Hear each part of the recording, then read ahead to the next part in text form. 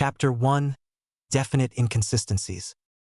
A middle-aged blonde woman sat comfortably in an old rocking chair, her first grandchild cradled in her arms. Once upon a time, in a distant age of magic and mystery, there were two almost identical countries ruled by two powerful and wise kings who somehow looked exactly alike. Death had cruelly separated them and life had forced their minds to grow apart. But deep down in their hearts they never forgot each other, and both kings devoted much of their time and energy to finding that other country with that other king, even though neither could imagine what he was really searching for. As a result, death kept them separated and life pushed them farther apart every day, but the kings struggled onward. To this day they remain in a subtle limbo, unable to reach one another and thus unable to truly live even as the years pass them by. "Mom," the woman's son said as he entered the room, "that's a horrible story." "Oh," she responded, thoughtful. "You liked it when you were little." "I remember," he assured her. "But it strikes a bit too close to home." She sighed. "Perhaps, but it's not like you'll ever tell him about your brother." He sighed explosively. "Mom, I love you, but it's hardly your business what I tell my son about my family. Besides, hearing about his dead uncle isn't going to do him any good. There's no reason for me to tell him. It's depressing and there are thousands of better things to take up the headspace that—" "Oh, Mom, please don't look at me like that. I'm not trying to disrespect you and I'm not in denial. I just don't see the point." Sternly, she reminded her grown child, "Your brother is still part of this family, even dead." "Of course he is," her son protested, offended at the implication that he did not care. "It's nothing to be ashamed of." "I am not ashamed of something that neither of us could control. But Mom, the only people who absolutely must know about him are you and myself. That's it. Telling others about him serves no purpose whatsoever. No one else had the chance to know him, and it would only make them feel awkward to be aware of what happened to him. If you go around telling the whole village, you're only sensationalizing an extremely private tragedy, and I will neither appreciate nor tolerate that kind of cheapening of his memory, no matter how little of it there is." She looked away from her son to her grandson for a moment. "That's very harsh." Her son let out a frustrated breath. "Mom, don't do this to him. My brother is dead. Let him rest. I promise that I'll acknowledge him should it ever come up. Naruto may not need to know, but he does have a right to, and I will tell him everything I know about his uncle if something ever happens to bring it up." She pursed her lips, but did not argue. Indeed, her son was an adult and such choices had become ones he had to make for himself, without interference. "All right, have it your way. But I hope you'll be able to tell him without hurting yourself. Otherwise you'll frighten him and everyone else who loves you." "I'll be fine, Mom," her son promised gently. "I've made it this long, haven't I? Were you here all night?" Sasuke looked up from the white tile floor, his dark eyes suspicious. "They were trying to take him off life support." "Why?" Tsunade shrugged. "How should I know?" He frowned. "I know you do." "Actually," she countered, annoyed, "I don't. However, I have a good guess, and if it's right then you'll be informed in the event that it pertains to you. It's not important." "They wanted him to die," Sasuke snapped, furious that she was so flippant. "Point out the ones responsible and I'd be happy to." "Have words with them," she said ominously. "Now I assume you were the one who found him?" Sasuke settled back in his chair, unsatisfied. "Yes, in Field 9. Were you looking for him?" "Yes." "Why?" she probed. "We agreed to meet for lunch and train in Field 4. When he didn't show up, I went looking for him." "Why did you check the fields?"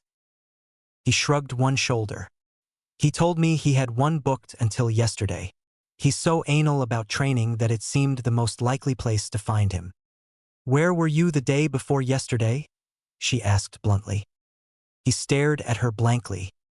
"Are you joking?" She shook her head. "I have to assume everyone is guilty." Oddly, that appeared to be a good enough explanation for him. Perhaps his closeness to Naruto meant that he approved of that particular view.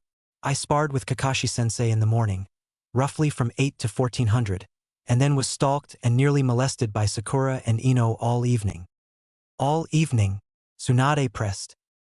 Sasuke frowned again, more deeply, and explained defensively, "They kept finding me." He noticed her expression and glared. "It's not funny." Tsunade kept careful control of her face. Even if they ended up happily married to men other than Sasuke, Sakura and Ino would probably continue to swoon over him for the rest of his life, much as he surely tried to ignore them. Still, age had taught the girls subtlety. Though they were not perfect at it, they were nevertheless slowly getting better. Eventually it would get to a point where it would be barely noticeable, but until then he would just have to take it like a man. "Was I laughing?" He scowled violently. "You may as well have been. Right?" she replied sarcastically, well aware that he hated being talked down to. "Well, I want you to go home and get some sleep for now. I expect a full report on my desk by tomorrow evening. And while you're at it, you better tell Irika. None of us will hear the end of it otherwise." "What about Naruto?" he demanded instantly. "He'll be fine. They tried to take him off life support," Sasuke growled. "Did you ever think," Tsunade pointed out, "that he didn't need it?" He stared her in disbelief. "Didn't need it? Maybe you haven't noticed, but Naruto manages to shake off virtually everything that hurts him. If he gets to a point where he's unconscious, he needs life support." She snorted. "Maybe you haven't noticed, but Naruto is hardier than that. When I found him," Sasuke grated angrily, "he had no pulse and was not breathing. I had to give him CPR for 10 minutes. I think that warrants at least a night's worth of life support." Tsunade blinked, surprised. "Excuse me?" It was a standard rhetorical question, so Sasuke did not bother to repeat himself. "Why the hell did you find it unnecessary to mention that before? I mistakenly believed you were an Irionin and that you would understand," he said scathingly. Before Tsunade could completely open her mouth to retort, the readings on the monitors around Naruto's bed began to shift. Rather than flaying Sasuke verbally, she moved to the side of the bed he was not occupying and reported, "He's waking up." Sasuke impatiently stood back and let her work, but his dark eyes were riveted on his friend's face. After a moment, Tsunade straightened up and unfocused blue eyes cracked open. They slid slowly to either side, blinked just as slowly, and opened a bit wider. Even when they were finally fully open, they still looked half-closed because of the sheer exhaustion apparent in them. Once more they shifted to either side, but that time when they fell on Sasuke they stayed, and he leaned in as Naruto's mouth moved beneath the mask that had been providing air.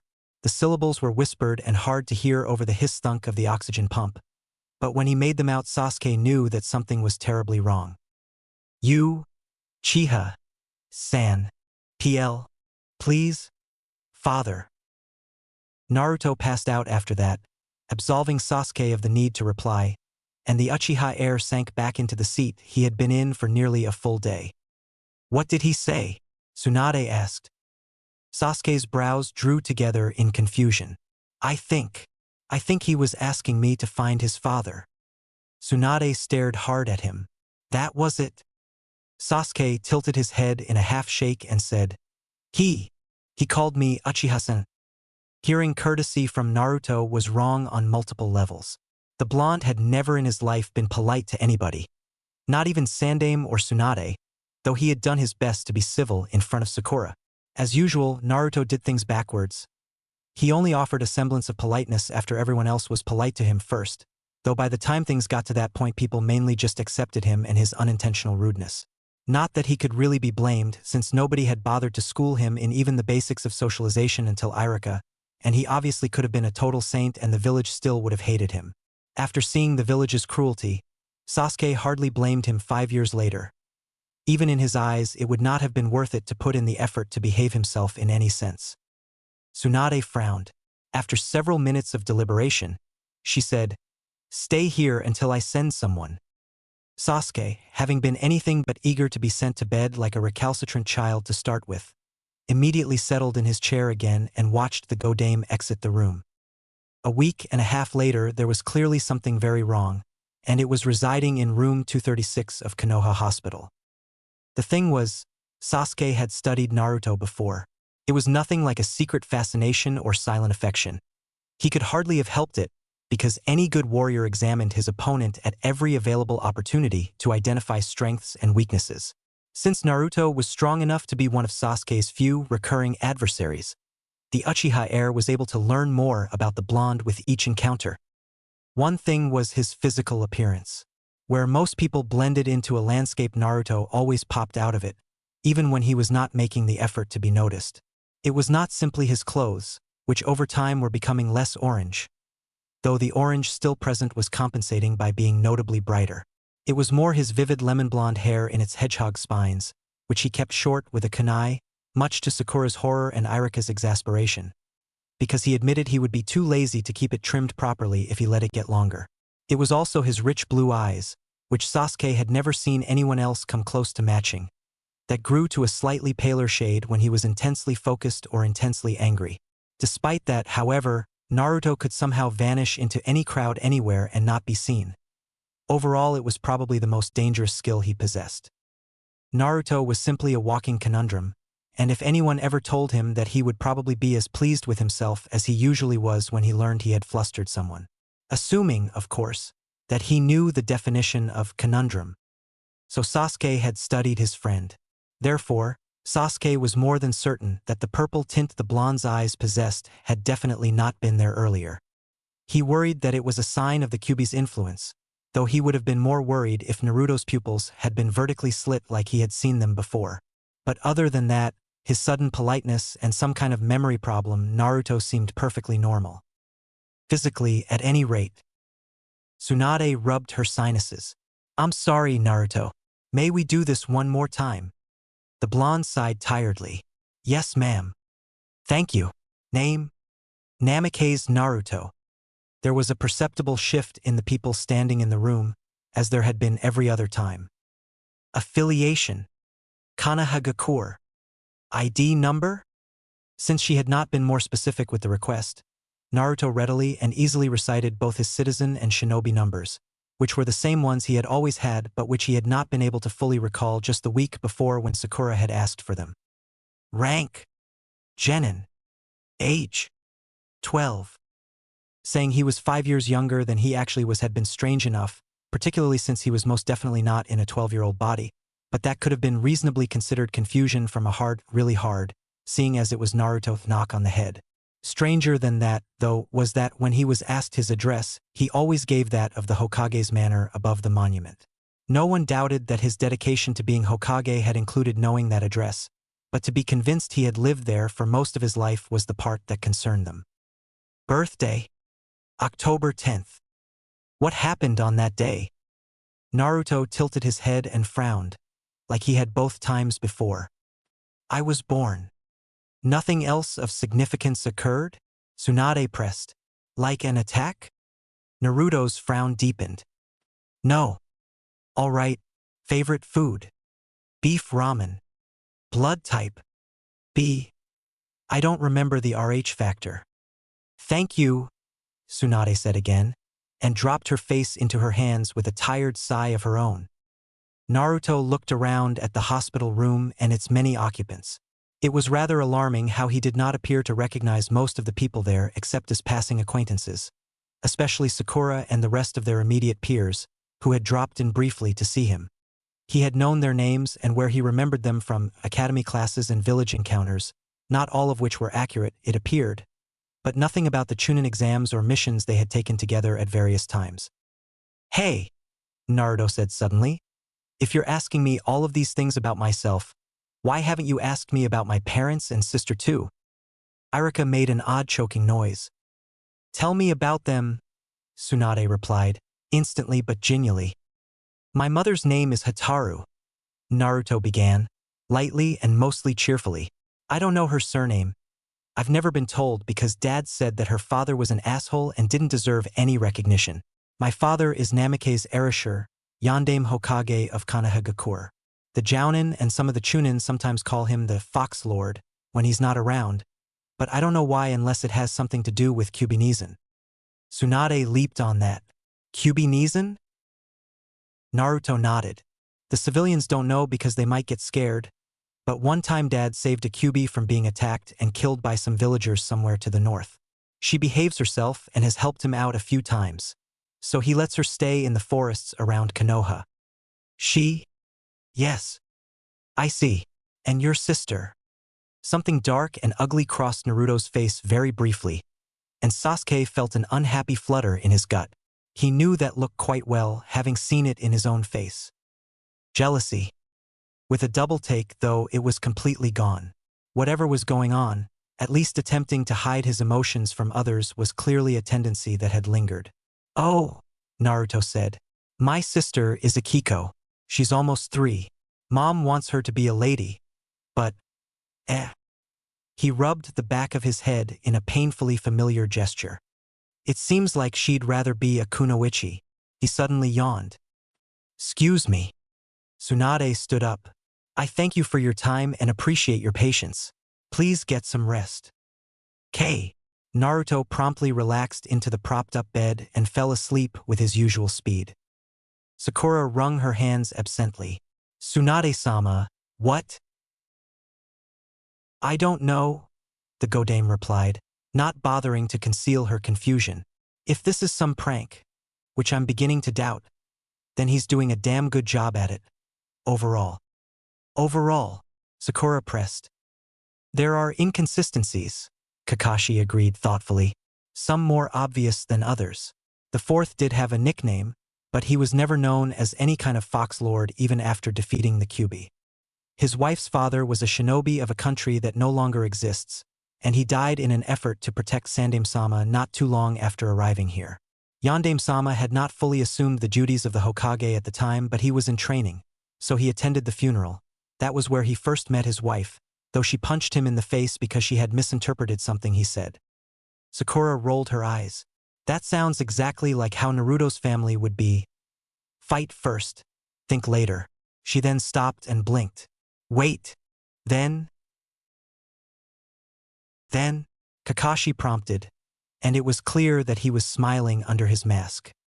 Speaking of assholes, Sasuke muttered. The Jounin made a dismissive motion in his one student's direction without even bothering to look over. Sakura's eyes were wide. Is Naruto really the son of the fourth Hokage? Sasuke blinked. It was actually a strange thought, which was exactly why he had not considered it himself. He had never known Naruto to be anything other than an orphan. In truth, Naruto was the orphan Konoha's poster child for the victims of the Kyuubi that the fox had not done any physical harm to, as well as for parentless children everywhere else. Everybody knew he was an orphan, and Naruto had always taken pride in that, proof that he could get by on his own, whether or not people liked him. It was, of course, impossible for Naruto to exist if he had not had parents at some point, but Sasuke had just not given it any thought. He realized then, with a pang of self-recrimination, that he had never even bothered to find Naruto's parents. Sure, Naruto, at least supposedly, had no idea of their names or faces or whether they were alive or dead, but certainly they were surrounded by people who would know or would have access to records that would be able to say one way or another. Though, on the other hand, Naruto had not really expressed much of an interest in knowing, and that was mostly why Sasuke had not made the attempt. With the blonde not harping on it, searching for something never mentioned had not exactly been on Sasuke's to-do list. In the end, Sasuke still might not have believed had he found the truth. It was extremely difficult to equate Naruto in any way with the fourth Hokage, who had been hailed as a genius despite having no Kekkai Genkai to rely on. Naruto, on the other hand, was anything but a genius aside from the few painfully unrelated leaps of intelligent strategy Sasuke had witnessed. Age and experience had allowed him to feign genius, but that was all. Yes, Kakashi said in response to Sakura's shrill guess, with a level of calmness and a muted evil delight that should have put him in prison, the bastard. Sakura made a high-pitched sound reminiscent of air leaving a balloon.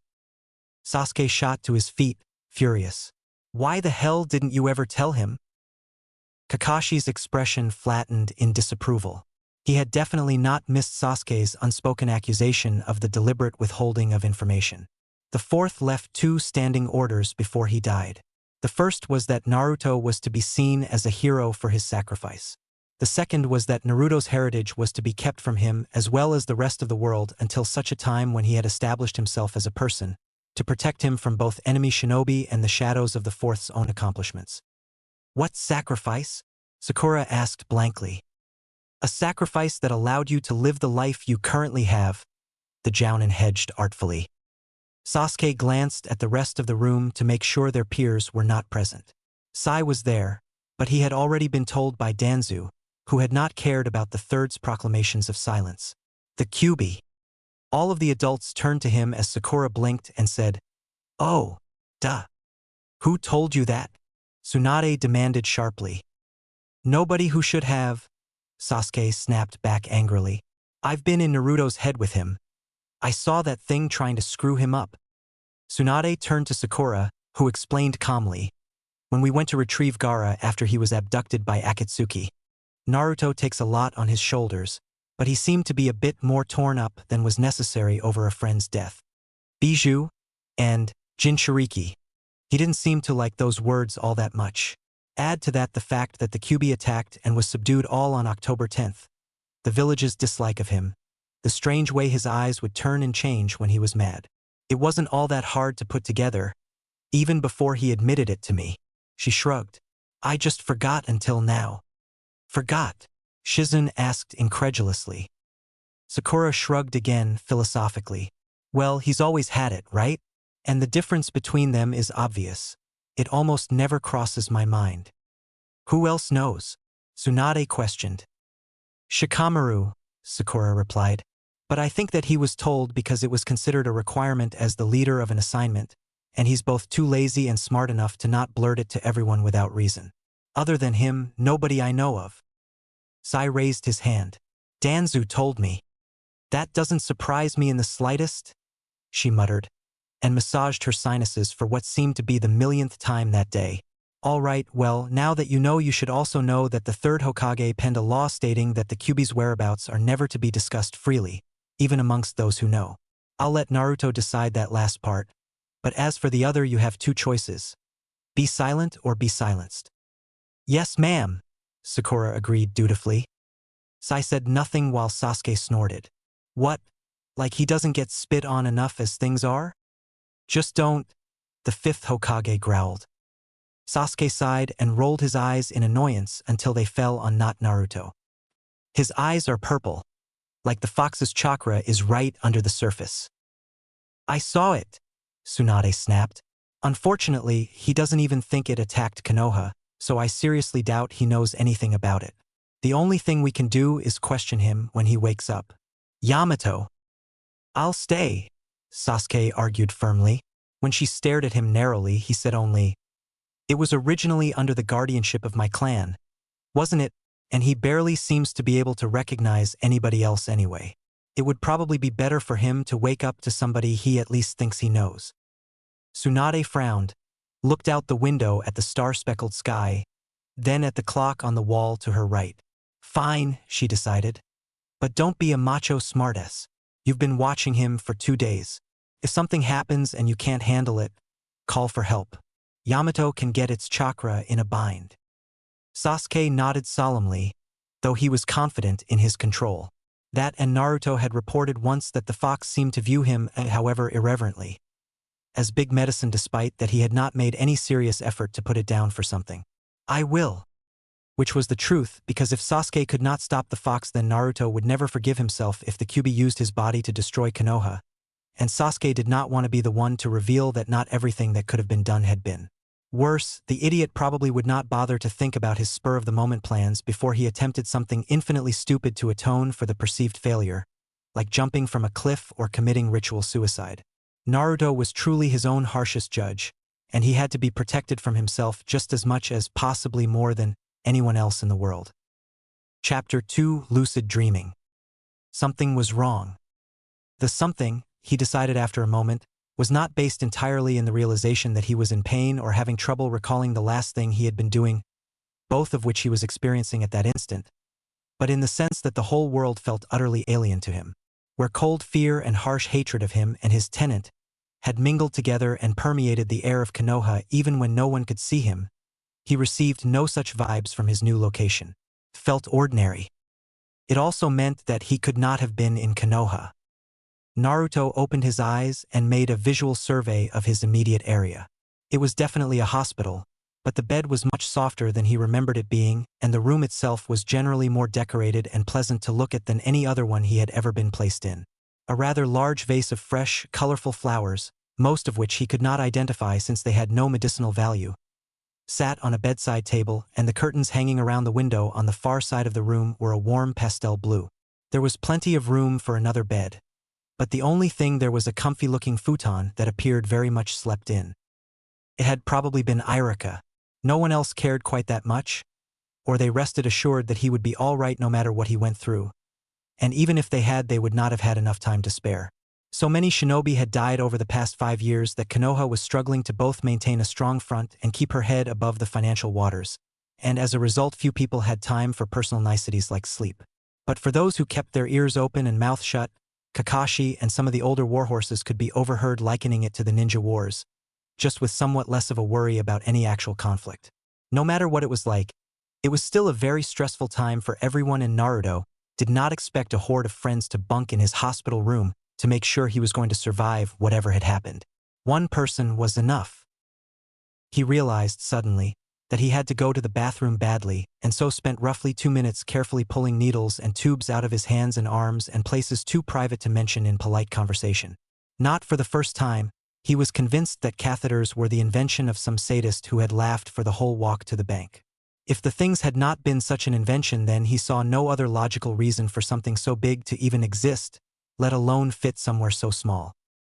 The heart monitor shrilled a flat line, and he winced at the obnoxious piercing tone as he shuffled sleepily across the polished floor and into the tiled bathroom that was, joy of joys, attached only to his room so that he did not have to share it with anyone else. Turning the unnecessarily bright overhead light on also activated a hidden vent that rattled rather noisily, but it made an almost pleasant counterpoint to the heart monitor, so he did not mind it all that much. When he was done, he flushed, washed his hands, rinsed the stagnant saliva out of his mouth, turned the light vent off, and stepped straight out of the bathroom into writhing chaos.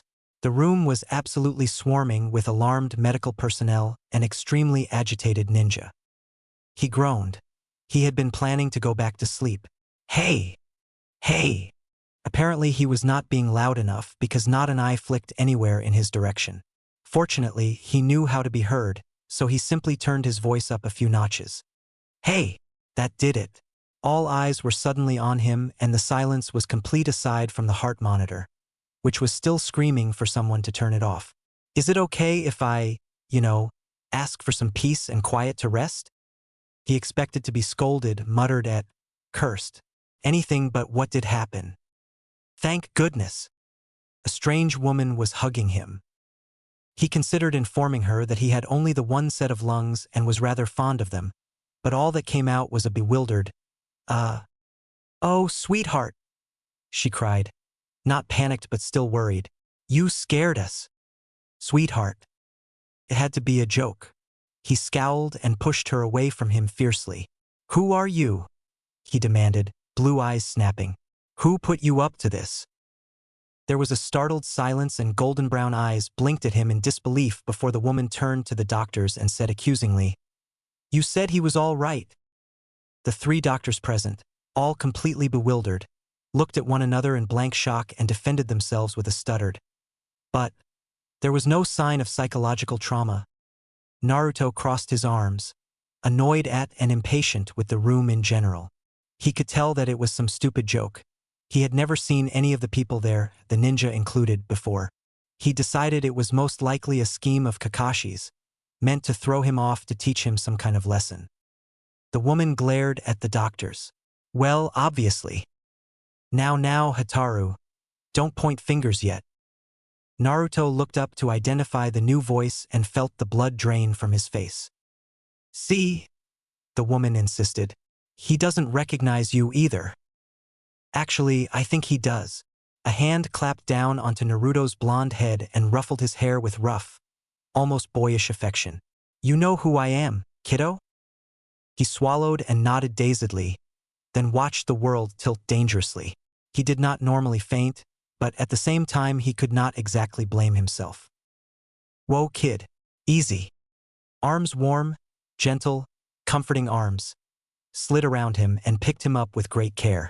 Even though it was doubtless not the brightest idea he had ever had, he was so completely starved for that kind of tenderness that he found himself leaning into the embrace and was distinctly upset when he was placed on the bed, no matter how soft it was. Frantic, He reached out for the man's sleeve and pulled on it. "Don't go," he pleaded, hating to sound so weak and frightened, but seeing no other way to keep that warm feeling close. No, what he really needed was information. He commanded himself to get a grip. It was no time to act like a clingy brat, especially under the circumstances. The woman, Hataru, brushed his hair back. "Honey, your father has to." Naruto's eyes darted back to the man who had been holding him, and he nearly passed out again. No one had ever mentioned anything like that in his earshot, but he had to admit that there was a resemblance. "No, Hataru," the man interjected softly. "It's all right. If my staying for will help him feel better, then I can certainly spare a few minutes." She hesitated, and he assured her, "It'll be fine. You really should go see your friend like you were planning to, and when you come back I'll go in and try to cut into that paperwork on my desk. After all, if there's one constant in the universe, paperwork is it. I'm not missing anything. So go on, and we'll just have our man-to-man time while you're out." Hataru sighed. "All right, you win."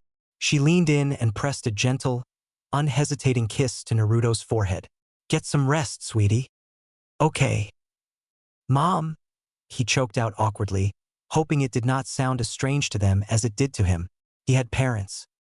That was, of course, not the brightest thought he had ever had. Naruto knew very well that he had parents, otherwise he would not have existed at all. Though he supposed he could have been part of someone's forbidden jutsu project, like what Orochimaru did in his spare time. Naruto grimaced mentally at the concept that he might be even less normal than he already was. If he was, he never wanted to know. That aside, Naruto was certain he had parents. He had just never really given it much thought beyond the idle daydream. Depending on his mood at those times, his parents had either loved him or hated him, and the myriad theories on what had happened to them were based primarily on those two choices. But with a man in front of him who could easily have been him in about 15 years, Naruto realized that of all the musing he had done in years past, he had, oddly, never tried to imagine what his parents looked like. Compared to not having parents at all, their appearances had hardly seemed important, and he had dismissed the need for any. Not that he could have imagined anything like that, he had to admit. He could not recall seeing a constant image of the man anywhere but on the monument, which did not exactly display any form of full-color spectrum, or even conform to reality, if what he was seeing was any proof. Once his mother had gone, his father dismissed the ninja still present while the doctors performed various checks on Naruto's unhappy person, presumably to make sure he had not done himself harm while answering the call of nature. "My apologies for the false alarm, gentlemen." The masked ninja hanging bat-like around the room saluted and vanished, and the doctors exited shortly after. His father turned to him. "So, kiddo, you say you know me. How so?" Naruto tried to keep his new grimace in his head like he had the first and wondered how he was supposed to lie to such a person. What do you mean?" Well, naturally, that was not the slightest bit suspicious. He was clearly off to a roaring start. Ice blue eyes, distinctly paler than Naruto's own, watched him sharply but without any visible skepticism. "Considering your reaction upon first seeing me, and then your response to your mother's apparent revelation that I'm your father, you didn't recognize me as such." Naruto wanted desperately to say, "It's because you're dead," and go along in that vein until he was blue in the face, but he had to be careful. He was finally thinking a bit more cautiously and was beginning to believe that his situation was more than a bad practical joke. It seemed to have traits that better suited an enemy genjutsu meant to wind him up and break him down. A way to get information out of him. And seeing as how he could remember being alone before he found himself in the hospital room, it would do no good to rely on someone else to help him break it. Until he could get enough chakra circulating to free himself, he had to be on his toes at all times, no matter what it was he heard or saw. Quietly and warily, he instead answered aloud, "No, I didn't." "Then tell me who you recognize me as," the older blonde coaxed. "So we have somewhere to start." "You're the Hokage." A pleased nod. "So you know where you are?" "Konoha." "Your name?" There he hesitated. Because of Kyuubi he had many enemies, even many people he had never met before fell into that category. And he did not want to give away something that could be used against him. He finally took the risk and said, "Naruto." The man frowned faintly. "Why are you so uncomfortable?" "I want to go home," Naruto replied. wherever that was in relation to his location. The older blonde scratched his head, and Naruto tried to ignore how much it was like how he scratched his head. All right, well, I'll talk to the doctors. Maybe they'll let you go if I promise to have Akiko's nurse watch you as well. Is it okay if I ask now? Sure. While the man was gone, Naruto tried to figure out exactly what was going on. It certainly did not feel like he was in a genjutsu, and all his attempts to cancel any possible genjutsu turned up nothing. Calls to Kyubi echoed hollowly, though he could tell that the fox was there. It was surely nothing but a residual reflex. After all, 17 years was nothing to an immortal kitsune. But Kyubi actually breathed, even as nothing more than a chakra formation. It had distracted and frightened Naruto a lot during his childhood, when he had not known the cause of the sensation that tightened his chest so regularly. But he had eventually gotten used to it because he had known no one would care enough to help if he had bothered to speak up. What had taken him so long to come to terms with it was that though the fox could breathe, it seemed that he could not do so without Naruto's help. One of the massive fox's inhalations equaled about 10 of Naruto's own, and each time Naruto inhaled, the blonde's chest would feel a little bit thicker and fuller, though never painfully so, until Kyubi finally decided to exhale, which eased the pressure but increased the temperature of Naruto's breath by 5 degrees or so and briefly left a charcoal-flavored aftertaste, which was always at its worst when he first woke in the morning or after a nap, and why he always rinsed his mouth out even. If he only had water at hand. Anything was better than nothing. He was willing to bet a great deal that no one had morning breath like his. It was as though he was the bellows to Kyubi's fire, and certainly the fox would not have been around for as long as it had been if not for Naruto's presence. Still, Naruto tried to avoid breathing on people, to not frighten them and to keep them from asking intrusive questions, as well as to not freely remind them that they thought he was a thing to be scorned. He was just glad Irika was used to it. So he knew Kyubi was with him, even if the stupid fox was not answering his questions, but that did not explain the condition he was in or his location, or who he had seen. He considered he might have been dreaming, right before his so-called father re-entered the room. Sorry, kiddo. The doctors say no. You'll have to stay overnight for observation and evaluation. You just woke up after all. Do you think you can handle that? I'm not scared, Naruto asserted. Hell no, he was not scared. He was merely a little freaked out. I want to go home, that's all. I woke up a minute ago and I feel like I've been here forever. 3 weeks, the man corrected. Naruto groaned and scrubbed his face with his hands. I don't want to stay here. I feel fine. Try telling them that. By the way, what are these? He flinched slightly at the casual contact with his whisker marks. He could not recall any but himself ever being so flippant. Even Irika hesitated to touch them, though he seemed to think that contacting them would harm Naruto rather than call out the Kyubi.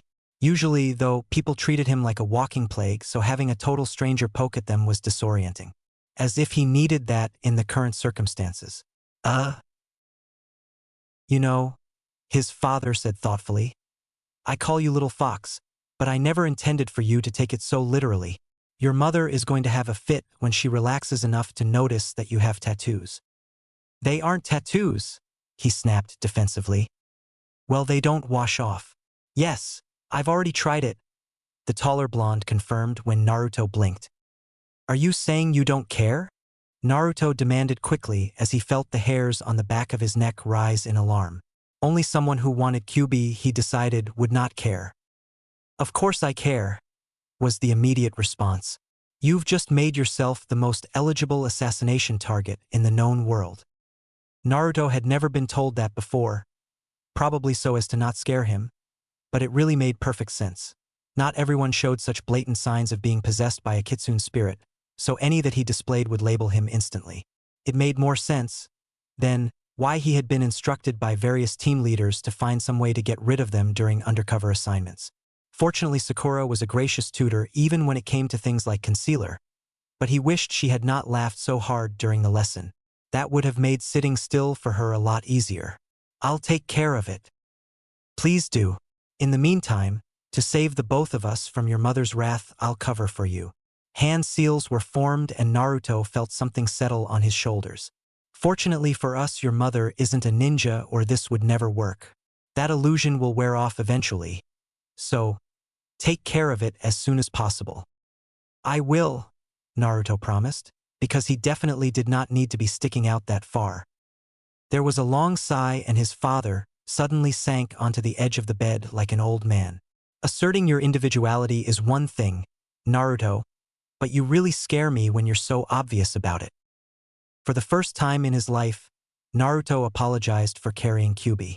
He could not say why he did it, as he had never had the urge to at any point before, but it seemed like the right thing to do in that moment and he was at a loss as to what else he could offer as reassurance.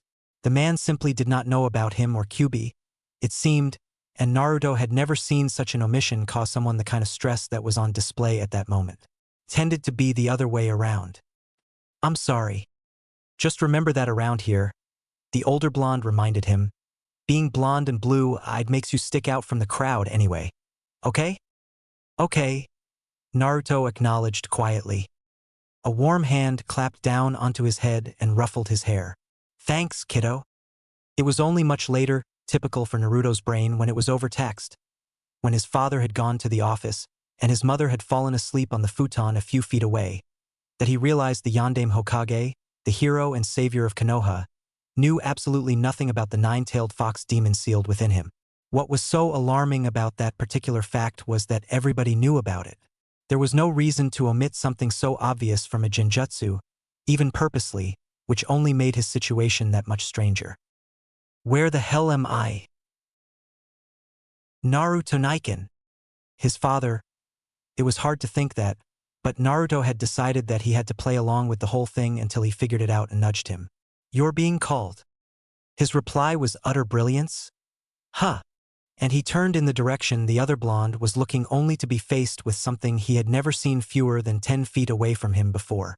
Startled by the new presence, he leaped back into his father's stable form. What is that? He actually did know what it was, but saying that was the first thing that had come to mind. The fourth Hokage chuckled and leaned down so that their heads were at the same level. Most people call them toddlers. What are they called where you're from? It was very irrational, Naruto knew, to be afraid of a toddler, especially when faced with such a cute one all by herself, but he knew absolutely nothing about children because he had never had the opportunity to be one. It had always been about the money he had never had, the weekly allowance they had forgotten to pay him. Rent, food, clothes. There had never been enough. He had not had the time, so he had given up trying to play with other kids and just satisfied himself with watching from a distance those times when he could spare a few minutes. He was sure that he would hurt the girl accidentally in his inexperience, or that Kyuubi would deliberately hurt her, and preferred the idea of not having to interact with her at all. It was surely much better for all of them if he kept his distance. That way she would not be injured. Naruto? His father asked in unveiled concern, gazing at him with unveiled concern. What's wrong? Why are you so scared? Comforting arms slid around him again and Naruto realized how ridiculous he was being. He would just have to make sure he did not hurt her, and Kyuubi could not hurt her unless he let the fox. She would be perfectly fine, whether or not he was in her company. He shook his head and forced himself to relax. He would have to make his excuse good. I just don't remember. Oh swell, sarcasm hissed, and Naruto fought to not roll his eyes. No wonder you're such a superb shinobi. Sarcasm was more or less a carryover from the village's rejection. His flat-out refusal to accept the biased criticism had caused it to dig its craggy, splintered talons into the same corner of his mind where a person's normal inhibiting thought processes lay and gleefully put down roots. As a result, any time he said or did something stupid, his new hyper-aware inner critic would automatically click on and let fly with some pointless invective. The single good thing was that the irritating, harping bile was generally drowned out by Kyuubi, who was more than scathing enough for Naruto's daily needs, but whenever Kyuubi did not bother to speak up, sarcasm was right there waiting to take the reins. It was not quite the same level of vicious bitterness as Kyuubi, though, so Naruto had less trouble with it than the fox. And seeing as it was not a separate entity like Kyuubi, he could usually simply tune out that part of himself, while the kitsune's imposing presence was a bit harder to dismiss. Shut up, Naruto said firmly, or I will have you exorcised. Sarcasm flipped him the bird, and Naruto briefly wondered what it meant about a person when he did that to himself, especially in his own head. Good luck, Silvertongue.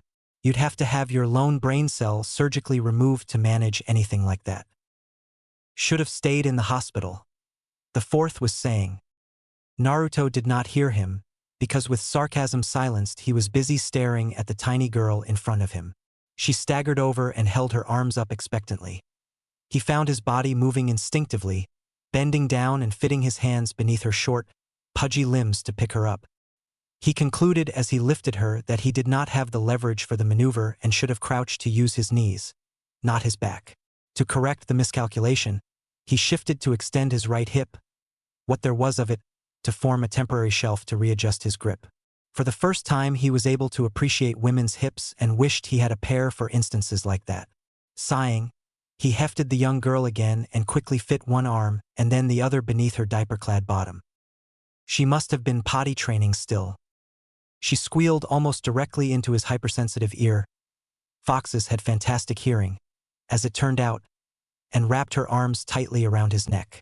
"Hi, Naruto Niken," she squeaked in greeting, and kissed his cheek with the sloppy, unbiased love only a child of fewer than 6 years was capable of. "Hi," he responded, returning the kiss hesitantly in the form of a quick peck. "I missed you." Gazing into those bright hazel eyes, Naruto came to the rather abrupt understanding that he loved the little girl dearly.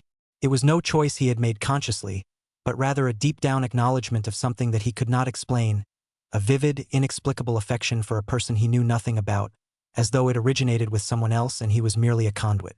"I'm sorry. I know I was away a long time." More stubborn than his mother. The fourth was still muttering to no one, and Naruto momentarily wondered if the elder blonde had been expecting someone to pay attention. Shouldn't have listened. An adult, for heaven's sake. Shinobi, too. More experience with injuries. Such a moron. Back now? The toddler wondered, obviously not any more interested than he was. "Yes," Naruto answered. She cocked her head, considering, then said slowly, "For ever." Not only potty training then, but learning big words. It was easy to talk to children, he realized as she blinked up at him. So easy to promise their innocent eyes the moon just to see them smile and make them happy for a little while. No one had ever done it for him in his life, but he still wanted to do it for those sparkling eyes. Even so, for a while, he could not betray those eyes with an impossible promise. Such soft thoughts, a familiar voice sneered in his mind. He had never been so relieved to hear that grating, condescending voice. "Kyubi." If anyone could figure their situation out, it was the caged demon. "Ugh, shut up before my head explodes. You little rat." "You sound bad," Naruto noted, trying to keep his amusement from being as obvious to the fox as it was to him. He and Kyubi had a stable hate-loathe relationship where they could not stand each other but worked together to find ways to get along for the sake of their sanity. Or at least whatever was left of it. Need chakra? It would be helpful, Kyubi admitted grudgingly. In most cases, Naruto made use of the fox's chakra.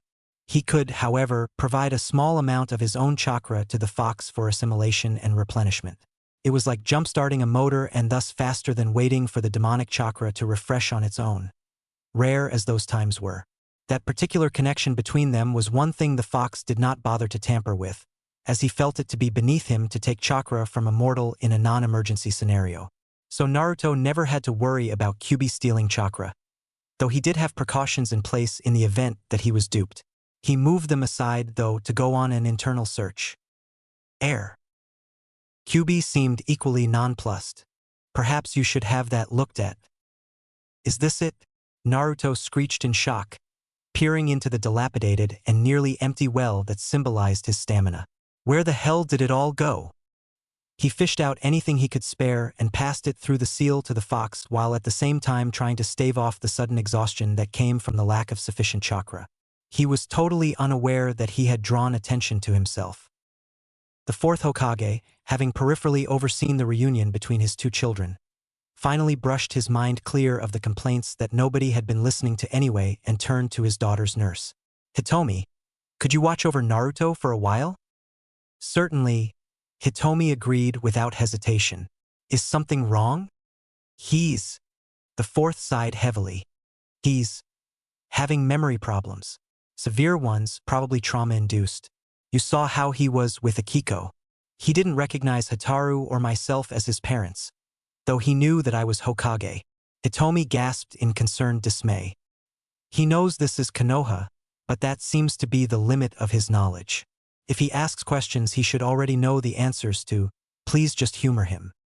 I understand completely, Hokage-sama, Hitomi assured him, her dark brown eyes worried. But if he's in such a condition, shouldn't he stay in the hospital? He shook his head unhappily. He doesn't want to be there. He asked yesterday if he could come home, but the doctors wanted him to stay overnight. Hataru was with him and said he was up all night staring at the door to his room. I don't want him to get stressed and break down, and if being here in a familiar place with familiar routines can calm him, his memories might return faster.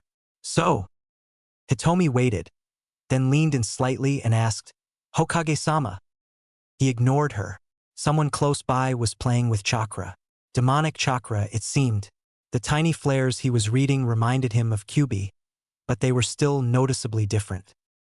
Naruto Niken? Niken? He looked down, startled, and saw Hitomi whisk Akiko from Naruto's suddenly limp arms. He reached out reflexively as his heart stuttered wildly with sickeningly vulnerable alarm and cradled his son carefully in one arm as the smaller blonde slumped toward the earth. Naruto? Naruto? Ready to rush back to the hospital, afraid it was some kind of relapse, he was stopped when worn-out blue eyes eased open. "I'm okay. A little tired, that's all." Too much excitement, between arriving home and meeting Akiko all over again. That made sense, and a quick sweep found that Naruto's body was operating normally, though his chakra reserves were a bit low. Nothing to panic over yet. The fourth sighed shakily and lifted the almost lifelessly relaxed body. "You want me gray-haired before I'm 40, don't you?" "S. Sorry." He carried his firstborn to the boy's own room and placed him carefully on the bed. "Get some sleep. I want to stay with Naruto Niken," Akiko shrieked from Hitomi's arms. The fourth turned and tapped his daughter warningly on her delicate nose. "Shoo, your brother is trying to sleep." She squirmed uncomfortably beneath his intense gaze, her hazel eyes alternately glancing up at him and then darting to the floor, intimidated. When she was sufficiently discomfited and silent, he continued, "Your brother was in a big accident and he's very sleepy. He won't be able to play with you or pay you any attention. If you want to stay with him, that's fine, but you have to be quiet and still so he can rest. Is that clear?" "Yes, Daddy," came the soft, obedient murmur.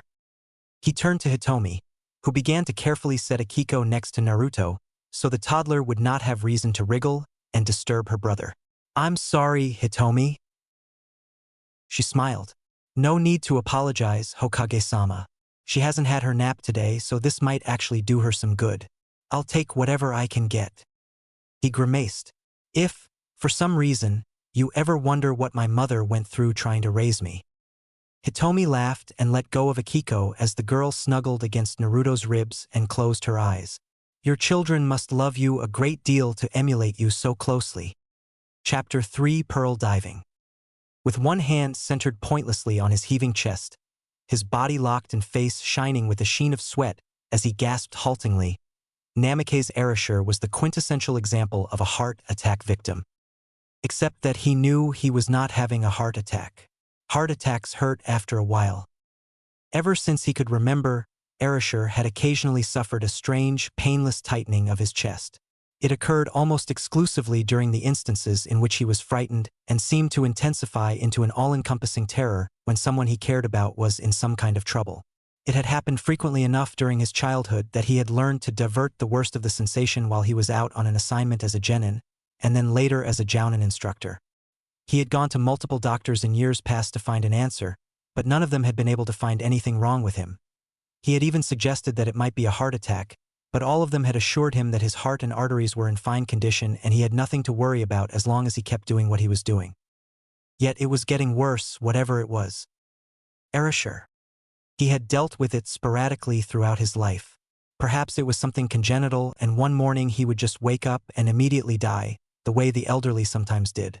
He could imagine that Hataru would love discovering that in bed with her. Erasure. He blinked and looked over.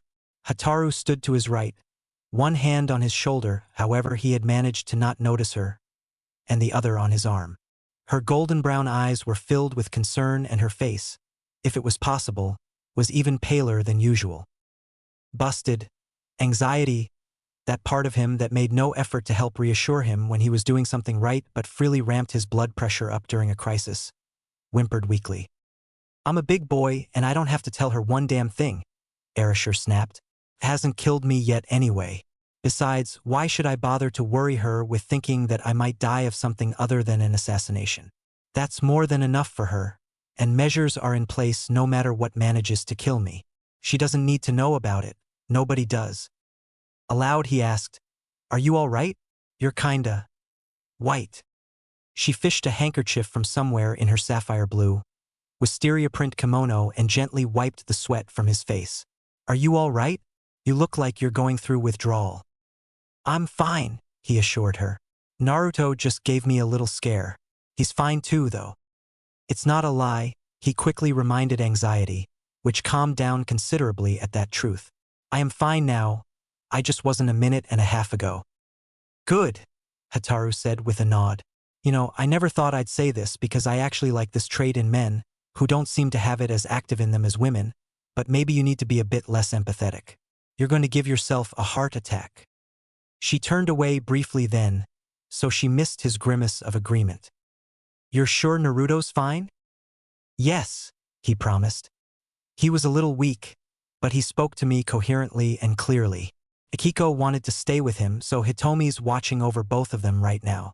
And speaking of that, I've asked Hitomi to keep an eye on him for us since she has some medical knowledge, so she might ask you if he did anything strange. Hataru nodded. He could be a spy, Erasure. Erasure and Hataru, who jumped and let out a startled gasp at being caught unawares, turned to the newest arrival. Hataru frowned slightly and asked incredulously, Naruto, Sandaime-sama? The old man dipped his head at her in greeting, Hataru-san, but did not answer. He returned his gaze to his successor, Erasure. Hataru looked around at the blonde, but his gaze had fallen to the floor, and he was most definitely trying to avoid hers. Her mouth opened a bit in shock. You must be joking. Erasure, he's only 12 years old. Erasure turned his head away to escape the questioning eyes of his companions. He knew that. He did, and it was suspicious, but he did not know if it was suspicious enough. Naruto seemed to be perfectly normal other than his memory, and the condition he was in when he was found was not exactly conducive to accusing him of any kind of espionage. Erasure simply wanted to give him the benefit of the doubt. Erasure. Hataru went on desperately, taking his silence to be agreement with his predecessor's statement. Erasure, think about this, please. Naruto isn't like Akiko. He's the last of an otherwise dead family line. You can't actually be considering doing something to him. He smiled faintly at her. She was so peaceful a person it was hard for her to even say kill. I love you, he said spontaneously, and she blinked at the incongruity of the statement. After a brief moment, he explained quietly, Hataru, please try to understand. Naruto may already be dead. Hataru's brows drew together. What do you mean? He sighed softly and closed his eyes. That was the one thing he regretted about her not being a kunoichi. Rather than having the blessing of speaking in nuance and euphemism and knowing she would be able to understand, he had to lay out on the table all of the painful realities of being a shinobi so that she could see them and hate them. If someone wanted to take Naruto as a hostage, he clarified, that person wouldn't have left a copy in his place. It would be better for us to notice his absence right away so that demands could be made. But if someone was trying to spy on us, a copy would be very useful. However, there wouldn't be any interest in Naruto himself, and it would be inconvenient if he reappeared while the copy was already here. He looked at her again, and Hataru's eyes widened in understanding, but he went on to be sure that she absolutely did understand. To protect the copy for as long as possible, it would be less trouble to kill him right away. But you don't know that, she protested. You can't just kill a child without evidence. Erasure frowned at her and said more sharply than he had intended. I can do anything I have to for the sake of the village. That could be one of the biggest lies I've ever told, Anxiety pointed out. She'll catch on. You could not, Hataru snapped. He's your own son. I didn't say that I'd do it myself, now did I? He snarled back. All I have to do is give the order, and any shinobi in the village would do it instead. Hataru stared at him, mouth open in shock, but then her face twisted and she brought her right hand up in an unusually strong slap. Just because he looks so much like you? She shouted, full volume, as he rubbed gingerly at the vivid red handprint on his left cheek. Doesn't mean he can't be my child, too. Erasure watched her storm off.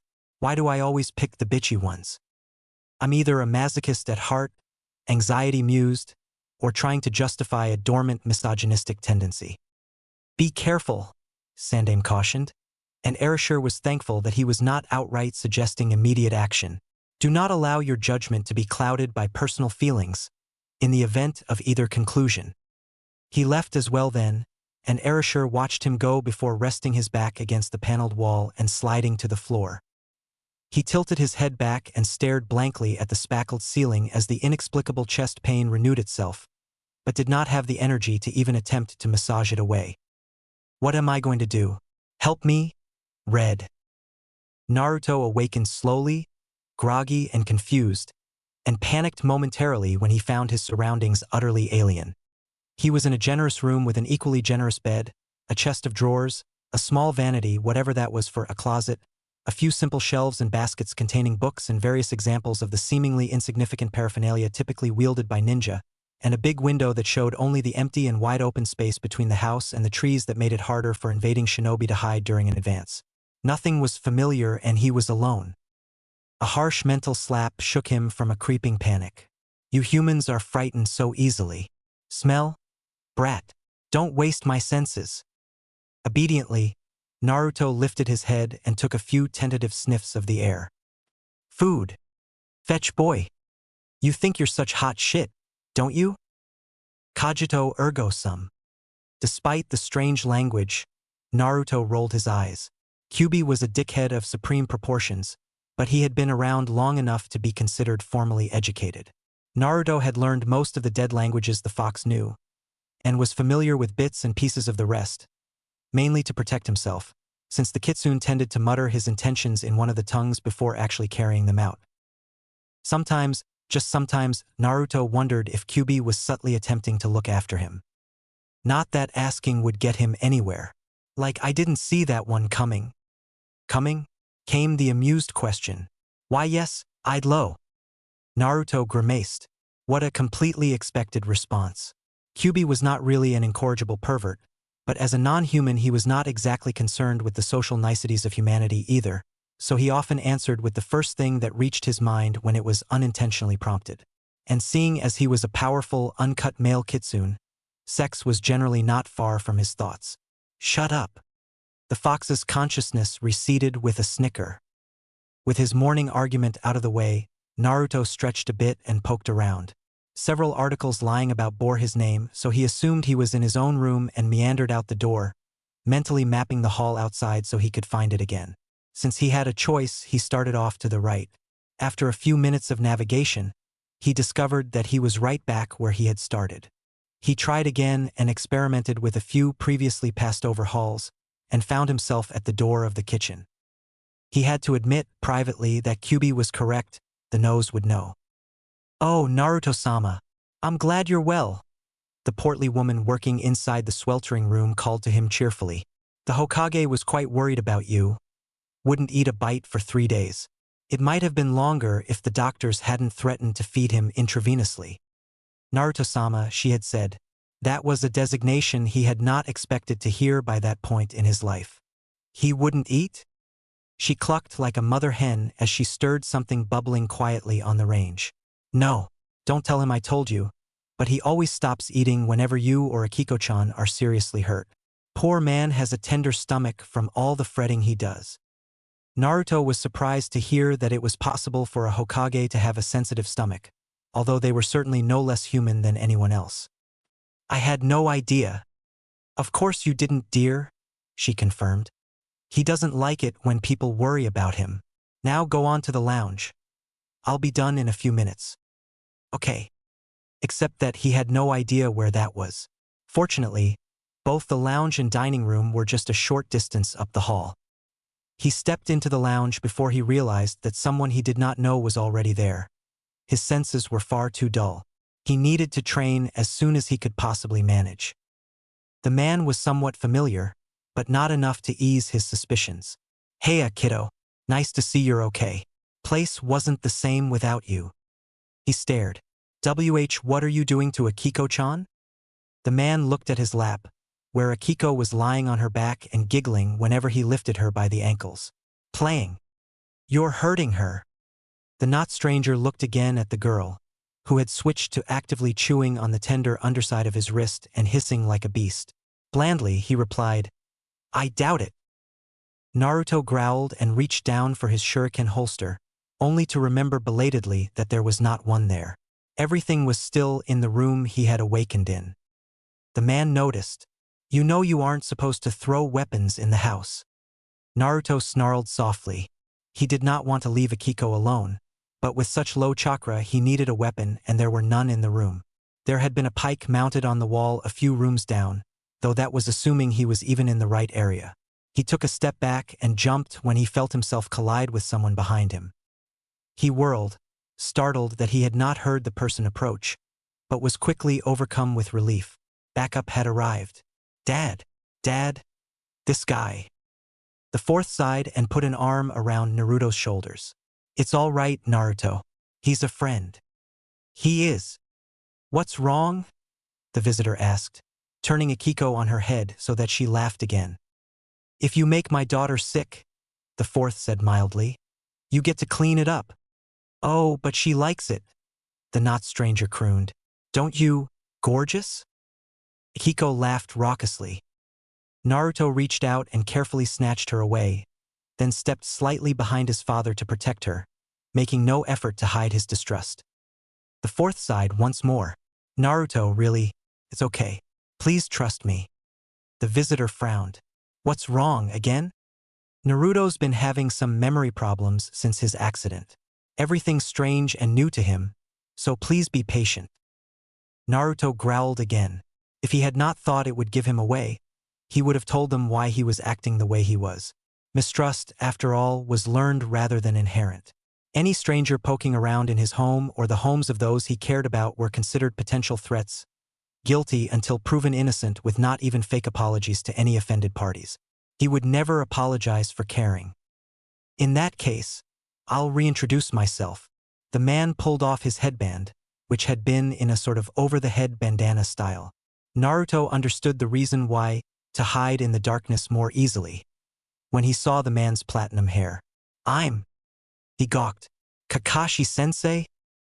"Sensei?" the fourth echoed, surprised. Kakashi rubbed the back of his head. "Does this mean I get a raise?" "Sensei?" the blonde insisted loudly. "I have taught him a few things, but I never told him to." Kakashi paused then and asked a very relevant question. "Am I going to get in trouble for any of this?" "Exactly what did you teach him, Kakashi-sensei?" Kakashi grimaced and desperately sought an escape. "I have to pee." "Kakashi." As entertaining as it was to see his teacher squirm so, Naruto felt responsible for bringing it up, accident or not. "Does it matter? I don't remember any of it." The fourth looked at him sharply. "Don't try to." "Hokage-sama." His father's frown deepened and he collected Akiko, giving them a venomous warning glare, which was shockingly intimidating despite the thumb-sucking toddler he was holding. He said, "You both better hope it wasn't anything dangerous or it will become extremely hazardous to your health."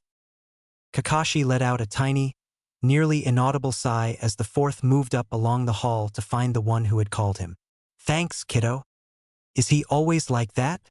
Kakashi blinked questioningly, so Naruto clarified with, "Suffering mood swings. Is this something I need to watch out for?" The Jounin shrugged. "No, your dad's usually a super nice guy. It's just that when he gets stressed he turns into a crab cake." "What's to be stressed about?" Naruto wondered. "I know running the village is hard, but it—" Interrupted by his not-teacher's sudden prodding of his stomach, he glared and snapped, "Stop poking me! You are what has him stressed. He's always been strongly attached to you and your sister, no doubt more than a good shinobi should. Your joys are his joys, your sorrows his sorrows, your pain his pain." Kakashi shrugged again. It's one of those father-type things, I suppose. He's been worried about you since your accident and seems to be taking it out on everyone but you and Akiko. What did happen to me? The third shrug. You're the only one who knows. That day you went off to train. When you didn't show for supper, your dad went looking for you. When he returned with you, you were covered in blood and bruises and had torn clothes. It all looked self-inflicted, but a couple of the bruises were in hard-to-reach places and too dark for that to be plausible. We know that you were attacked, but not by who or what. Considering the lack of evidence, a ninja seems the only logical answer in this case. Naruto let out a long breath and scratched his head. It seemed like it was time to investigate. Perhaps his fresh eyes would find something everyone else had missed. I guess I'll. Are you two going to stand there all night and chat? Hataru called from the dining room. Your supper's getting cold. Naruto spent the entirety of the meal gaping discreetly at Kakashi, since in his concern for his sister, he had not done so earlier. His teacher not only did not wear a mask, but was smiling and laughing like a normal person.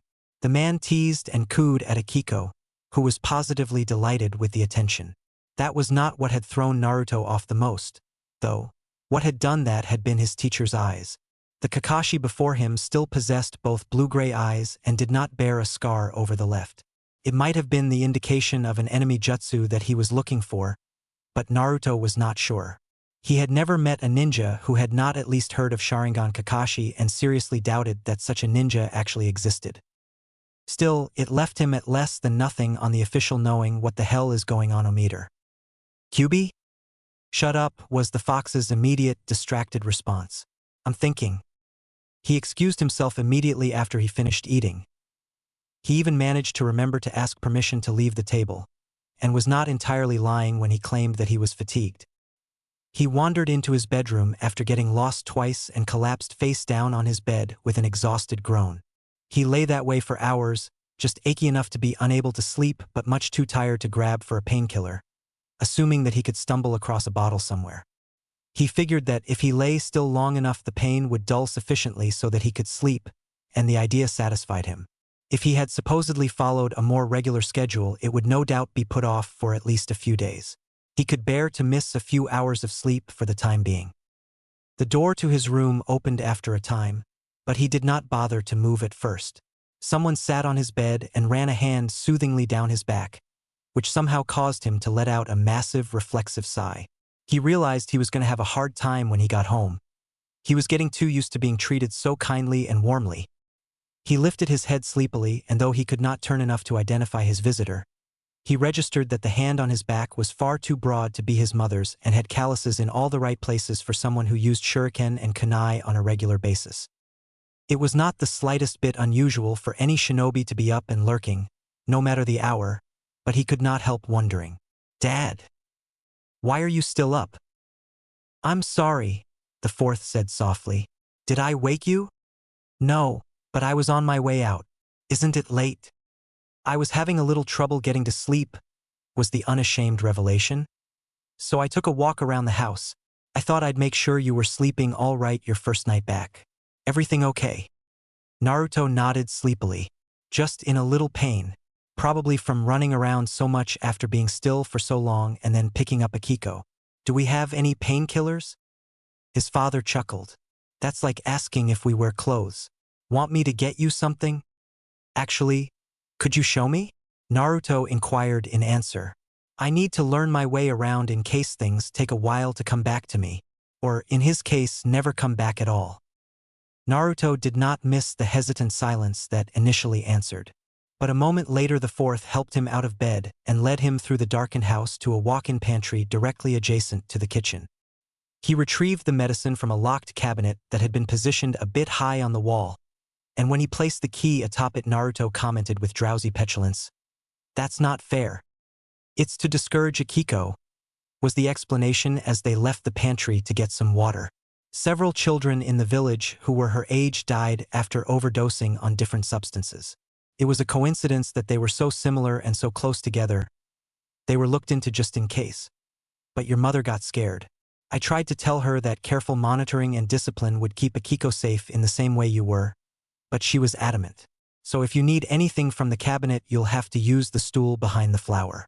But don't let your sister see you doing it because she's an extremely quick study and she'd figure out how to make the stool taller, which could end up worse than if she poisons herself.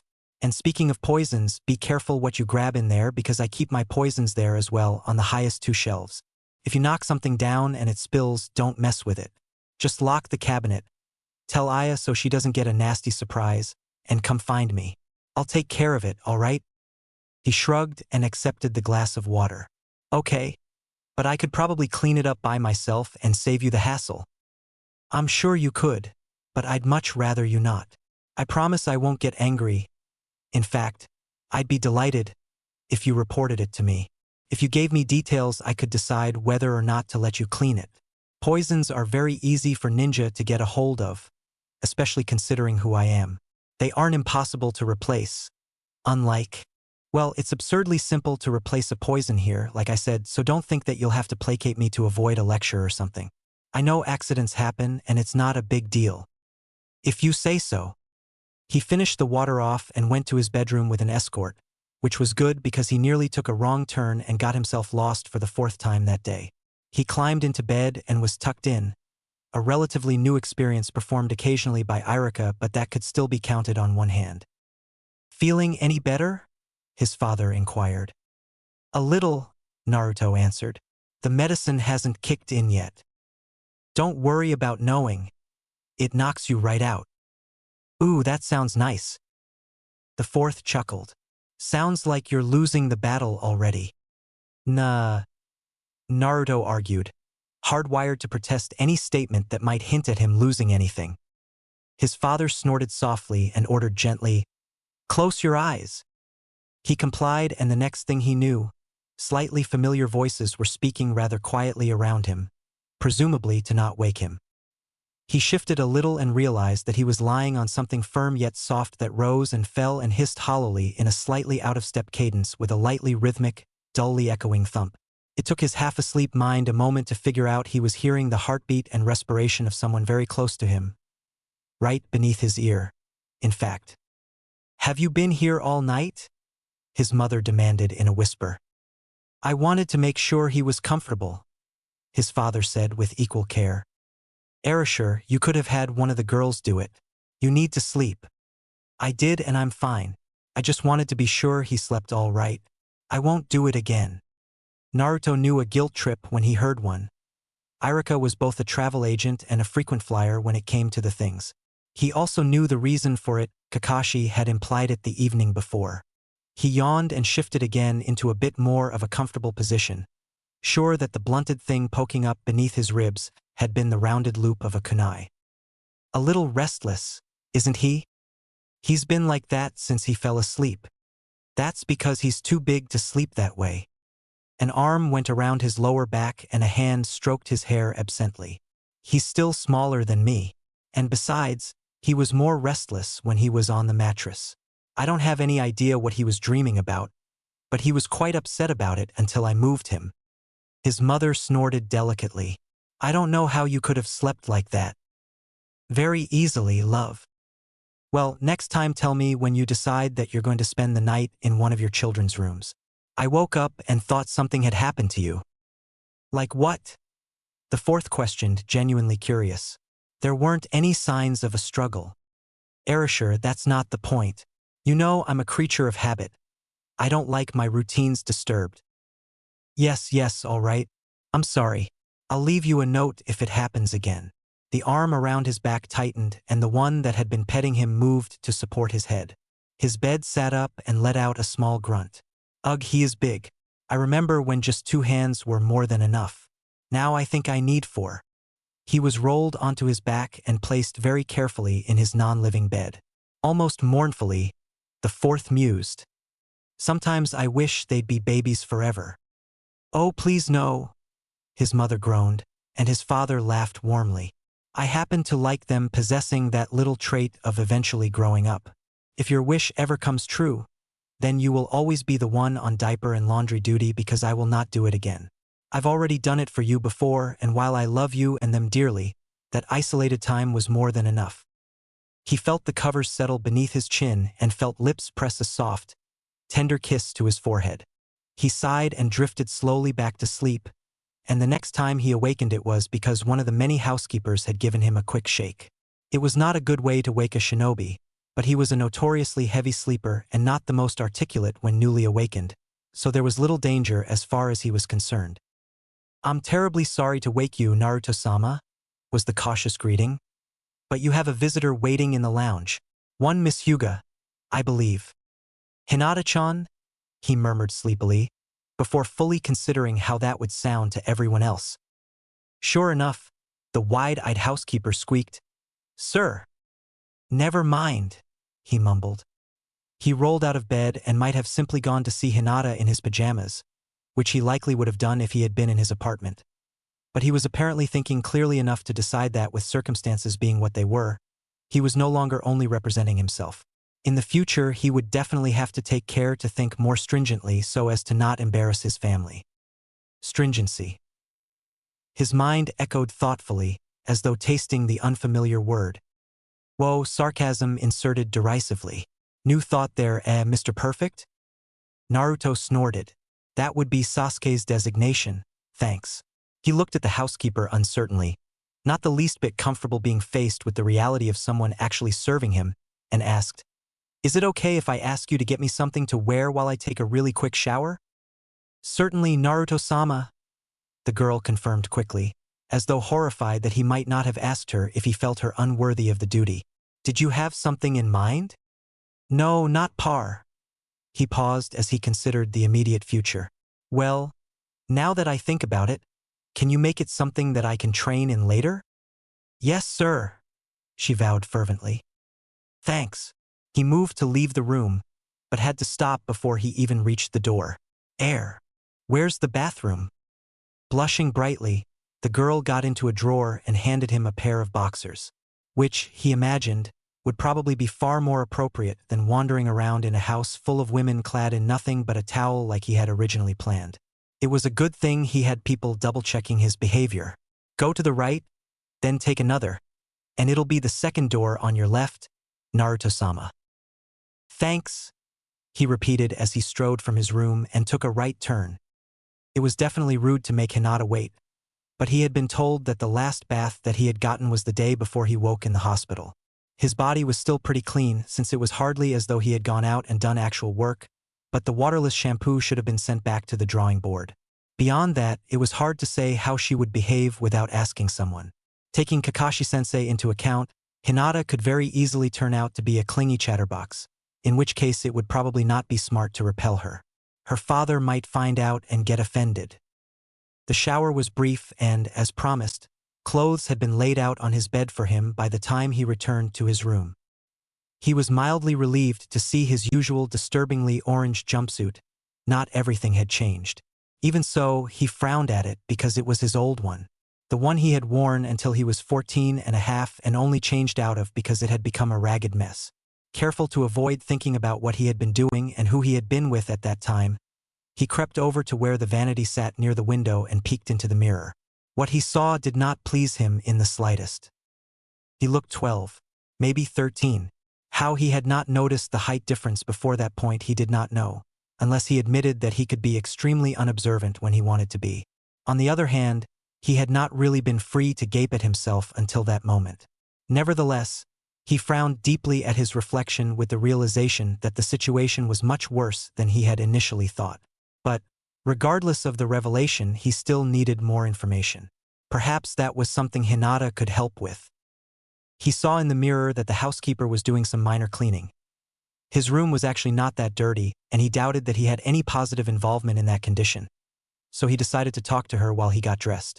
Fortunately, dressing himself was something he was apparently expected to be able to do. He doubted he could have stood still while people he barely knew touched him in places he was very defensive of. "I noticed you didn't comment on my not knowing anything," he tested. "Hokage-sama informed us of your condition, so you would not have to," the girl explained easily. "I see. In that case, refresh my memory. What's your name?" "Shinju, Naruto-sama." Pearl. She certainly had skin like one, if nothing else. "How old are you?" 16. He blinked. He was hardly an expert, but it seemed a bit old to be keeping house. If she had not intended to become a kunoichi and was not married, then she should have been an apprentice to a weaver or potter or something. Why are you here? After Hokage-sama rescued Hataru-sama, Shinju answered readily, as though she had rehearsed it. The lady wanted to continue with that gift of hope and save others like her. I am one of those, as are the other caretakers here. Only Aya-san and Hitomi-san are from the village. Naruto looked around the room and allowed himself to be impressed by the extent of its cleanliness. Are you the only one who cleans my room? Yes. Not that you aren't doing a good job, he assured her when she seemed to be distressed. But why? Because I'm closest to your age and Hataru-sama thought that you might appreciate it after Akiko-sama was born. She was a baby then, and a lot of the attention was shifted from you for a while. She shook her head and added quietly, it was very hard for you to accept Akiko-sama because you had been an only child for so many years. I was new at the time, so you were tasked with being sure I knew my way about. Naruto had already guessed the answer from her behavior, but inquired anyway, are we close? Not very, was the eloquent response. He made a mental note to rectify that. Her behavior indicated that she had never really settled down to life in the manor, and she seemed afraid of him. Are you ever going to leave this place? Shinju shook her head again, her face scarlet with her embarrassment. Hokage-sama generously offered to help us find husbands or acquire work or an education, and some of the girls have done those. But I'm far too shy to. This is the only place I know in Konoha. He managed to hide a gawk of disbelief and decided to mark the note, urgent. What sort of education do you have, if I may? Who the hell are you? Sarcasm demanded. Uzumaki Naruto doesn't have enough class to speak that way. Not all of us are as transparent as you, Naruto hissed back viciously. Surprise. I can read and write a little, Shinju revealed shyly. It was a place to start, at least. He glanced at the clock on the chest of drawers and winced. Hinata had been waiting for half an hour. I really have to go, but I'd like to talk to you later. Okay? Yes, sir, was the startled reply. He left his room, marveling at the sudden streak of goodwill toward the girl. Not that he would never have wanted to help, but normally he would have read her reluctance and, because she was a stranger and content with things, not pushed the issue. The difference, he realized with confusion, was that she did not feel like a stranger even though he was 100% certain he had not met her before. Fascinating, Kyubi murmured, though what he was remarking on was unclear. Any ideas? Naruto prompted. One, but I need to organize my thoughts. As you were, I'll explain when I work this out. Naruto sighed to the empty hallway. I hate being left in the dark. Chapter 4 Cluing In. He had to seek assistance from another one of the housekeepers to find Hinata. Oddly, it was not difficult to follow the request with a command that an energy drink be brought to him, though after his interaction with Shinju, he should not have been surprised. When he reached the room in which Hinata had been made comfortable, he was relieved to see that her choice in clothes had not changed at all. Hey, Hinata, he greeted neutrally, having decided to let her explain their relationship. Sorry you had to wait so long. She waved a polite dismissal in response and sipped at some tea someone had though to offer her. The blush she usually wore around him was completely absent, and despite telling himself repeatedly that he would infinitely prefer it if she did not blush incessantly, seeing the reality still came across as weird. It's all right. Father was being anal again, so Nijinizan and I agreed that we should vacate the clan grounds for a while. This was the first place I thought of. Your father won't mind, will he? If his father trusted him alone in a house full of female caretakers, then surely Hinata's presence would not be regarded as a problem either, despite her social position. I doubt it. Hanabi's here. A prim nod. She's playing with Akiko-chan. Her milky eyes gazed steadily at him for a moment. I heard that you were involved in an incident. I was, he admitted. Just woke up the day before yesterday. Are you all right? She questioned, sounding genuinely worried, though hardly hysterical. He shrugged. More or less. Can't remember anything before I woke up, though. You knew me, she offered, confused. He grimaced mentally and sarcasm spat. She's not from a Kekkei Genkai just because of her eyes. Idiot. Thanks to that unrequested interjection, He was able to feign frustration with little effort. Yeah, but I didn't recognize Akiko or Mom, and I only knew Dad as the Hokage. I knew Kakashi, though. It's either there or it isn't. There's no rhyme or reason to it that I can see. That there was a reason was not a clue he would share. It was not her business. Is that all that's wrong? I'm not having seizures, if that's what you're asking, he confirmed. My memory seems like it's the only thing askew so far, and his sanity appeared to want to follow in its footsteps. She made a sympathetic noise. Sounds rough all in all. Nah, he countered playfully. Dad's been great, making sure I've been comfortable and stuff. It's been kind of strange to be pampered, but nice at the same time. Hinata leaned in like a true gossip and said in a low voice, You know, the entire village was in an uproar when you were taken to the hospital. When word spread about your condition and how upset the Hokage was, all the available ninja in the area searched the village and the forest, even the sky. Of course, they had no idea who or what was responsible, but they went out anyway. It was a sight to see. He thought she was joking and nearly told her that the village would never do anything in regards to him unless it was some kind of demon hunt. It occurred to him where he was, though, and he shut his mouth. The village cared about him in the new world he inhabited, even if it was only as the Hokage's son. That was a new thought too. Excuse me, Naruto-sama? Both turned toward the door and he tilted his head. Yes, Shinju? She dipped her head like an apologetic bird. Please forgive me for interrupting your discussion, but the private training ground has been swept and secured. It has. Of course, it would only be expected that he would be treated so carefully, especially with the one who attacked him still at large and particularly if he was going to return to the place where he was attacked. Oh, all right. Thank you. She bowed deeply and left, and he turned toward Hinata. Want to train? Sure. Let me tell Hanabi. They found her still with Akiko and Hitomi, who promised to watch over her until Hinata's return. I'll never understand why babies fascinate her so much, Hinata mused as they headed to the training grounds.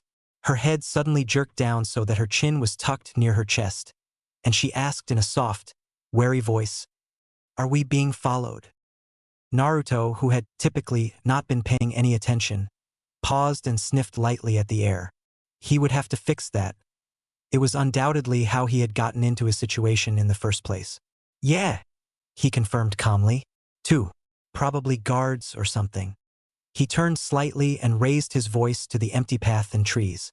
Whoever had miso needs to be more careful. It smells like you spilled half the bowl on yourself. Only silence answered, but by the sudden change in the previously neutral air to the conflicting sensations of amusement and annoyance, he knew they had heard him. Let's go, he prompted Hinata, in the manner of blithe unconcern he had unknowingly affected when he had, in the real Konoha, achieved a level of power that only the desperate or ignorant shinobi dared to strike at, though he had also typically not realized exactly what it was that made him so feared. He knew only that he was, and after so many years he simply assumed that they were afraid of him because of Kyuubi, the same way everyone else was. He had always intended to fix the problem, so that they feared him for his name and not something over which he had so little control, but it was a work in progress. If they attack us, I'll protect you. With what, Mr. Lack of Chakra? Sarcasm sneered. Kyuubi, Naruto responded, since he doubted his ability to remember how to fully operate the more compact body he had possessed 5 years ago and found himself suddenly occupying again. Stop talking to yourself, the giant fox in question commanded distractedly. I wouldn't have to if you were better company, Naruto shot back and wondered, not for the first time, if the kitsune could actually hear that part of him. Sometimes Kyuubi would agree with sarcasm on one thing or another, but other times it was as though he was unaware it even existed. Fortunately, in either case Naruto was used to having such conversations and not revealing them to those who already thought he was a little off. So Hinata did not notice anything odd as they strode along a generously tree-shaded path with a careful pair of Anbu, or at least that was what he assumed they were, since he had taunted them but they had not attacked and he sensed no killing intent, tagging along in the branches of the aforementioned trees. They arrived at the private training ground, and only then did it occur to Naruto which private training ground he was in. He stared in wide-eyed awe as he took in the cleared area.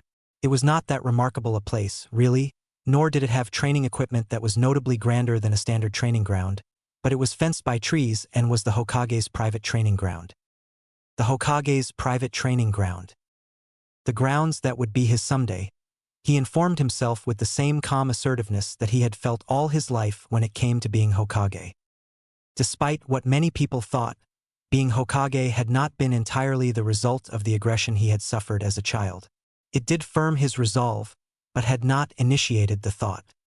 He had been nearly 6 years old the day he had looked out his apartment window, seen the monument lit rather handsomely by the morning sun, admired it, and then wondered with genuine curiosity, "Wait, where did my head go?" Ever since then, being Hokage had been an absolute certainty to Naruto, merely a matter of time. "Come here often," Hinata was saying. "They can't. I sometimes wonder why this is even here." Naruto desperately searched his memory for a hint as to what she was talking about. Finally, he exposed his lack of attention. "Huh." She looked back at him. Apparently, he had stopped at the edge of the grounds while she had continued in.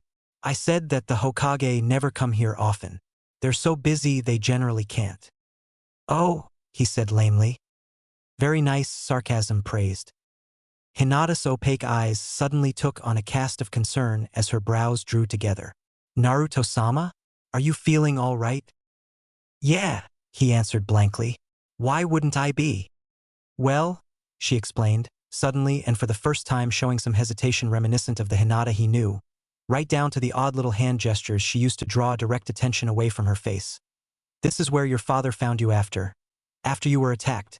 I just wanted to make sure you weren't feeling any post-traumatic stress or anything." "Nah," Naruto answered easily. "Can't remember a thing about the whole mess." He obviously could not even remember where it had happened, though it was interesting that he was there where the incident had occurred. He had never thought to ask about it earlier, so thrown had he been by the idea of seeing dead people alive and suddenly having a family. He peered around himself, thinking that there might be clues. "Ha!" Sarcasm shrieked. "You don't have a single idea as to what you're looking for. Maybe you think you're supposed to find a sign pointing to what you want? You're an idiot. Better shinobi than you have already gone over this whole area with a fine-toothed comb. Multiple times, no doubt, and found nothing. What makes you think a dweeb like you will find something?" Naruto nearly laughed. "A dweeb? Is that the best you can do, Tootsie Roll?" With sarcasm silenced for the time being, it hated being made fun of, oddly enough, though seeing as he had also refused to allow names to hurt him, he should not have been so surprised Naruto was able to focus on the training grounds again. The setup was humble enough, though its isolation made its importance clear. It would also be quite easy for any enemy to ambush anyone who was there alone, which would not be an issue for someone as great as a Kage with even just one guard, but someone less was something else. He wondered if he had been alone in the training field. There should have been at least one guard with him at all times. It was a disturbing thought that he might have somehow been without one. Surely he would not have been as much of a punk if the village had actually liked him and there had been a family for him to go home to every evening.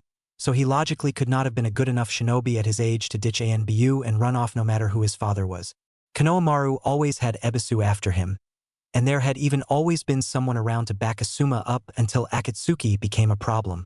If Naruto had been alone, he could only have been alone because he had either not been required to have a guard or because he had been deliberately abandoned. "Naruto-sama?" He jumped and looked at Hinata, who had moved closer and was staring at him in concern.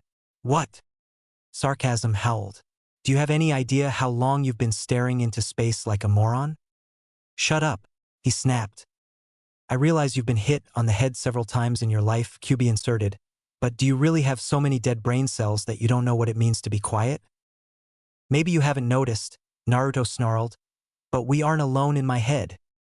"What are you talking about?" the fox demanded. "We aren't even in your head." Hinata frowned. "Maybe we should leave." "No," Naruto promised, discarding his internal arguments. "I'm fine, I swear. Let's just spar so I can focus on something or I'll start thinking again." "Oh, that didn't sound like a hint of post-traumatic stress at all," sarcasm cackled. "Fuck you," Naruto intoned coolly. "Excuse me?" QB asked darkly. Naruto turned his attention to the fox, whose presence loomed ominously. "Touch me and I'll scream." "Naruto-sama." The fox snorted. Oh right, because they'll only think you're crazy. No harm done, though, since it's more than clear that you are. Now shut up before I find a need to abolish some of your happy memories. It was a harsh threat that had silenced Naruto on several prior and mostly forgotten occasions. His happy memories were absolutely his most precious possessions. But for the first time he was much too angry to accept it and barked instead. Tell that to your tag team, bitch. Someone touched him suddenly, a grasp of his left shoulder, and Naruto's distracted mind and body simply reacted. He turned to his right and dropped the corresponding shoulder so that he could bring his left arm up and curl it around the arm the touching hand was attached to. Once he had a successful grip, Naruto twisted sharply to his left and down, yanking his assailant off balance and bringing the other into strike range. He then brought his right hand in and chopped his opponent on the back of the neck. Naruto-sama? He blinked and found himself looking at an obviously startled Hinata and a not quite as obviously startled Anbu, though the slightly updrawn hands gave the truth away. He shifted his attention downward and realized he was holding the dead weight of the other Anbu between his arm and his hip. Shit. Ha ha ha ha ha ha ha. Sarcasm offered sympathetically. Hinata seemed ready to leap away at a moment's notice, but was bravely holding her ground as long as he did not make a move toward her. I think we should go home, Naruto-sama. No, he protested again, only half aware he was defending a dead end. I swear, I'm fine. The Anbu looked pointedly at his unconscious comrade, and Hinata stomped one foot. Naruto-sama, you just attacked your own guard. Even if you're not feeling anything related to what happened here, you obviously can't focus effectively on training. We should go back to your house and find something else to do for now. I'll take a rain check on the spar. Okay? He sighed and gave up. Oh, okay. Maybe I'm moving too fast. I do need to work out exactly how I got here before I start playing around. I could hurt someone by accident, after all. And I don't even know what I can or can't do yet anyway. Virtually nothing, QB noted, at the same time sarcasm said, assuming you could do anything before. It actually did not take as long as Naruto had thought it might for the Anbu he had attacked to wake up, and he supposed he really was a lot weaker, since the hit should have knocked him out for at least 3 hours. He apologized for his lack of control, for that was what it had been, really, to so easily attack a comrade. And when the Anbu was sure he was fully recovered, the 4 of them set out from the training grounds. Less than a quarter of the way along the path that led to the manor, with the Anbu in the trees overhead, Naruto was briefly blinded by a flicker of silver. He blinked, then stopped and backed up until he saw it again. Naruto-sama? Hinata asked, confused and a bit concerned. I'm okay, he promised as he detoured from the trail. There's something in one of the trees. Naruto was not used to anyone being overly worried about his physical health, so he did not think to wait for the Anbu to return to his location and dig out the piece of reflective material, presumably some sliver of metal, for him. His response to being abruptly grabbed and hefted away from the tree that he had singled out, therefore, was a startled, IW arc. Naruto-sama, please, the Anbu holding him chided, while the other landed silently in front of the tree where Naruto had been standing and began to peer at the trunk. You do not know what it is. That's new, QB mused distantly. For them to fret so over your well-being. They must not realize yet that they'd prefer you to be dead. Naruto rolled his eyes but stopped struggling, and the Anbu set him on his feet, though he was not given the chance to roam the area. He watched the other Anbu do something to the tree trunk in a very careful way and finally turn, the debris held firmly in gloved fingers. It's odd, the one masked shinobi said, presumably to his partner, offering for viewing what appeared to be simple flake of silver. This has been here for weeks. We should have found it far earlier, whether or not it had anything to do with the attack. Unsurprised by that particular revelation, for QB's senses improved his own to a rather ridiculous degree, Naruto reached up and quietly plucked the piece from his guard's fingers, only to have both Anbu startle and then roll their heads on their shoulders in exasperation. He ducked away from the hands of his guards and in the process reawakened the glee of victory he had always felt when he had gained the attention of the village shinobi as a child. He darted away and grabbed Hinata's hand in his free one and called over his shoulder to the bewildered ninja, "Just try to catch me." Naruto-sama, Hinata said as she stumbled after him, her feet trying hard to keep up. What in the world are you doing? Just having a little fun, Hinata-chan, he vowed. Let's go. Where are it? She objected. The ANBU did not try nearly hard enough to actually achieve anything that could be considered stopping him. As he slipped into the manor, Naruto decided that he had dealt with far worse simply while trying to avoid Konohamaru. He ran Hinata to Akiko's room, where Hanabi still was, and took the opportunity to catch his breath as Hitomi stared at him in worried alarm. Naruto-sama? She asked. He waved at her, and Hinata filled in for him as she dusted off her jacket. He's having a moment, I think. Pleased by her lack of mortification to his lack of obedience, he responded to her exasperated sarcasm by sticking out his tongue, and she responded in turn with a weak smack to his head that was obviously not meant to be disciplinary. Naruto then held out the piece of metal toward Hitomi, careful to keep it out of Akiko's eager reach so that she did not accidentally cut herself on its jagged edges. Found this, he gasped. I'm gonna see if Dad can tell what it is. I'll stay here while you rampage, Hinata decided. Perhaps Father has cooled down a bit, but I will be expecting you to come through on training together. Naruto offered her a thumbs up as he turned toward the open window. Sorry it couldn't be today, doll. Doll? Kyubi echoed in disbelief. He narrowly escaped being captured upon his exit by performing a gorgeous twist and handspring to evade the grasp of one of his guards while he backflipped over the second. One of the first's hand wrapped around his right ankle suddenly, and he narrowly managed to break free. They were figuring him out much more quickly than he had thought they would. Of course, sarcasm reminded him. They are elite shinobi. He made a beeline for the administration building, which meant going straight down the face of the cliff the monument was on, but even having access to so little of his chakra, he had been walking on vertical surfaces for long enough that he knew how to conserve energy. It took almost no time to get to the bottom of the cliff and behind the wall that was meant more as a time-consuming obstacle than an actual method of defense, and he zipped around to the front of the building. He ducked into the hall on the bottom floor. It was a complete ring and he was positive they would attempt to surround him, so he hopped to the left, skidded through the first door on his right, and listened as one of his guards leaped past. Quickly, because it would not take long for the two ANBU to meet up and realize he had gotten away from them, he slipped back outside and hurried up the outer shell of the building. It was his luck that one of the windows to the Hokage's office was indeed open, and Naruto immediately dove through, then rolled up onto his feet to find himself staring at his father. It was the only thing he could think at first, despite that his childhood hero had apparently leaned back and fallen asleep with his arms limp at his sides and his head dropped onto the chair's shoulder-high back in such a way that his mouth was hanging wide open. It was not exactly a picture of grace, but there was no snoring right at that moment either. None of it mattered, though, because that was his father. As though approaching a wild animal, all thoughts of his strange discovery forgotten, Naruto crept in closer and pushed himself onto his toes to get a better look at the man he had never met but admired all the same. Possibly Konoha's most beloved leader, the fourth Hokage. My father. Mine. Oh, Kyubi muttered, well, that didn't seem the least bit fanatical. If it weren't for you, Naruto snarled back, I wouldn't have to seem fanatical. Wah, sarcasm sneered. You brought it on yourself, you know. Before Naruto could contest that, there was a knock on the office door. It had to have been his guards, so he ducked into the leg space between the drawers of his father's desk while the elder blonde snorted and lifted his head. Naruto picked himself off the floor to avoid detection. His hands and feet braced against all available flat surfaces of the area beneath the desk.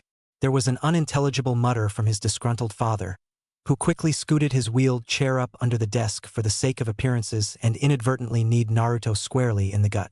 In response, Naruto made a noise rather like that of one of the soft squeaky toys Kakashi's Ninken liked to throttle and chew on in their spare time. The fourth shoved away from his desk and leaped to his feet. What the hell?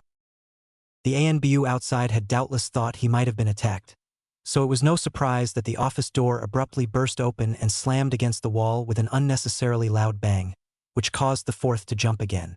Hokage-sama. Damn it. How many times have I told you to not do that? Erasure barked in aggravated frustration.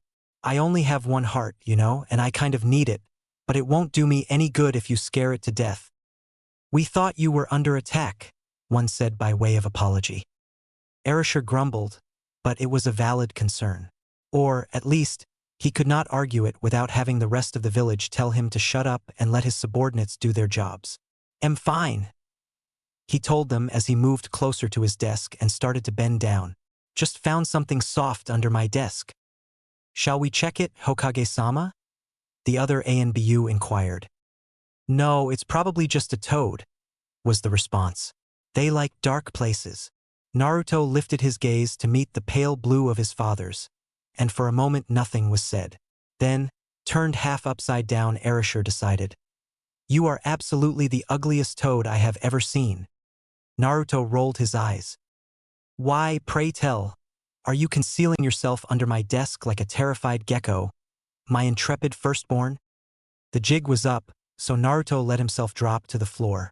"I didn't want to get caught before I saw you." One pale eyebrow lifted in query, and the fourth stepped back as the smaller blonde crawled from his hiding place. "If you broke something of your mother's, you are entirely on your own, pal." Naruto stood and dusted off his knees with the hand that was not tightly holding onto his discovery. "No, Hinata-chan and I went out to train, but I couldn't focus. But not because it was traumatic, for fuck's sake. So we left the field and I found this." He held up the hand that he had clasped the fragment in and felt a stinging pain as he opened it. The pain was familiar, so he tilted his hand toward himself to confirm that it had indeed pricked his palm, then offered it up again and added, "Well, not the blood." His father frowned at the upright fragment, then supported Naruto's small hand with his much larger one before he carefully plucked the shard loose. He dropped it onto his desk, retrieved a white handkerchief from his pocket, licked it, and looked down his nose at the tiny puncture as he dabbed at the blood that was drying around it. Naruto watched, mystified by a gesture that was so obviously and completely parental and most definitely not what one expected a leader of shinobi to allow himself to be caught doing. "Feeling okay?" the fourth questioned. "Yeah," Naruto answered. "Why?" "Just checking," was the vague answer. "You see, Naruto, the idea is that you find something strange and let your guards, whose primary purpose is to protect you rather than to simply decorate whichever path you choose to walk, collect it for you.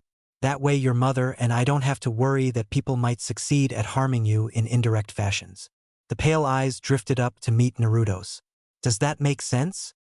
"I can take care of myself," Naruto informed him, chafing a bit at the idea of being coddled so thoroughly. A little coddling he could bear, but not when he felt suffocated. "Your mother is a hopeless case. She'll never let you grow up if she can help it. But give me some time to see that for myself, all right?" "Okay," Naruto acknowledged, careful to not sound as dismissive as he felt. Wherever he was, he reminded himself, things were different and he needed to be patient and play along for a while. "Thank you." The fourth paused in his cleaning and turned Naruto's hand so that the light would hit it at several angles.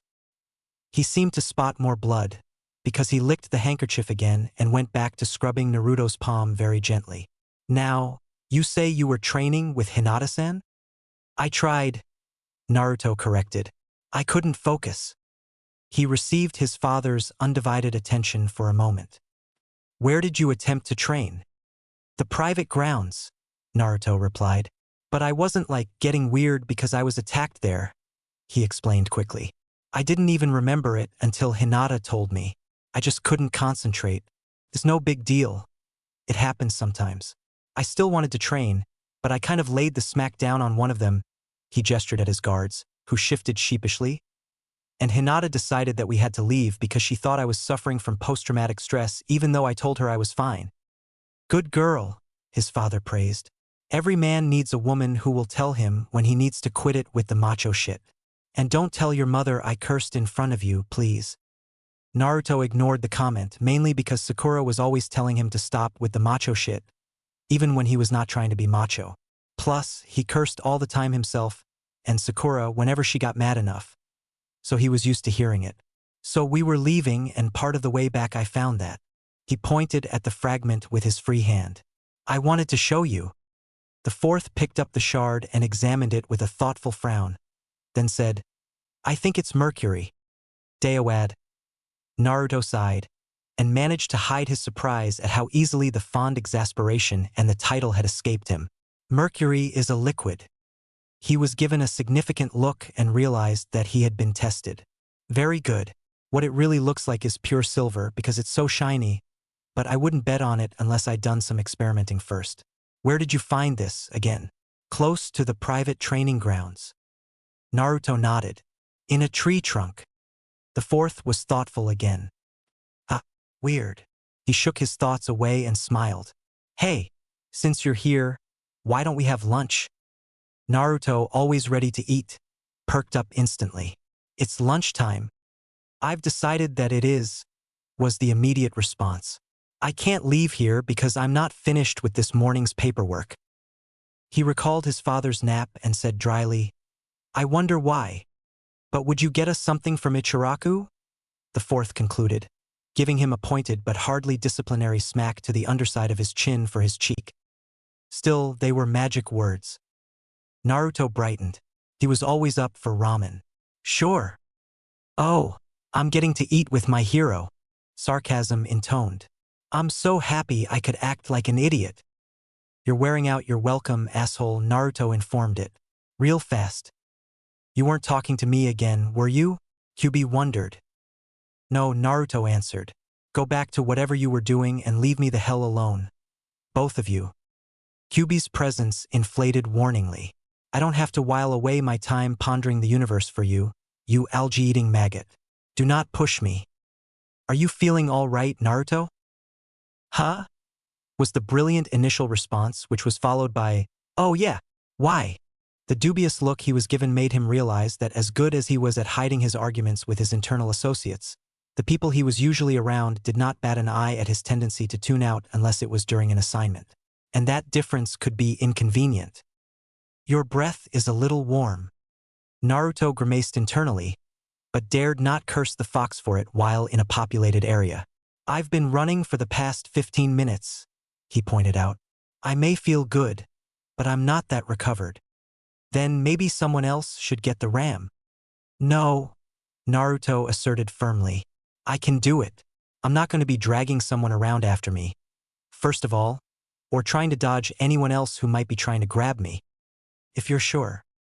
As a sunrise, Naruto confirmed. Give me money. Don't ask for much, do ya? His father asked as he reached into a pocket. Pay for yourself, you leech. It was your idea, Naruto pointed out, and you offered. The fourth made a rude noise, but slapped some paper bills into his hand. I want the shrimp special. And be quick, ingrate. Naruto normally would have taken offense at the word, but it was said without heat. Instead, he offered an insolent salute and slipped back through the window before anyone could point out that it was fine to use the door. Not that he necessarily would have, since ninja tended to enter or exit the location from multiple points depending purely on their approach or destination, whether or not they were worried about traps. In either case, it was simply better to not be consistent so as to not be predictable and therefore make oneself less of a target. With a fond smile, Erasure watched his son quietly leave his office, but after a moment the smile faded and his brows drew together as he reflected on the past several minutes. The interaction had seemed so natural, and yet it was almost nothing like how Naruto had acted before he was attacked. How strange. Erasure sank back into his chair and turned to the two ANBU he had assigned to keep watch over his firstborn. One had not been enough at any point before, and it seemed two were only barely adequate. He did not know if he could spare a whole squad to watch over his son. Who cares if I can? Anxiety demanded. I have to. This isn't just watching over him. I can't let something happen to him again. He pointed between the masked ninja. Which one of you did he trounce?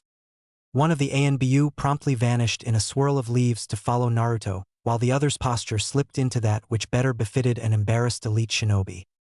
Chapter 5: Forming Attachments. The village did not appear to have changed much, something for which Naruto was very glad indeed. It was disorienting enough that dead people were alive and walking again. He did not need geographical inconsistencies to add to it. At the moment he was wandering the village streets alone, if being shadowed by a bodyguard could really be considered alone, and was essentially on his way to Ichiraku to acquire some lunch for himself and his father. He was taking his time because it had occurred to him that he might see other people on his way. People he knew. He would not necessarily stop to speak to them, but he might watch them to see how odd they were and perhaps pick up some vital information. Nevertheless, he did not expect to be inadvertently involved in a head-on collision, though seeing as he was looking everywhere but where he was going, it had probably been inevitable. "I'm sorry," said a familiar voice, a voice far quieter and calmer than Naruto had heard it in a very, very long time.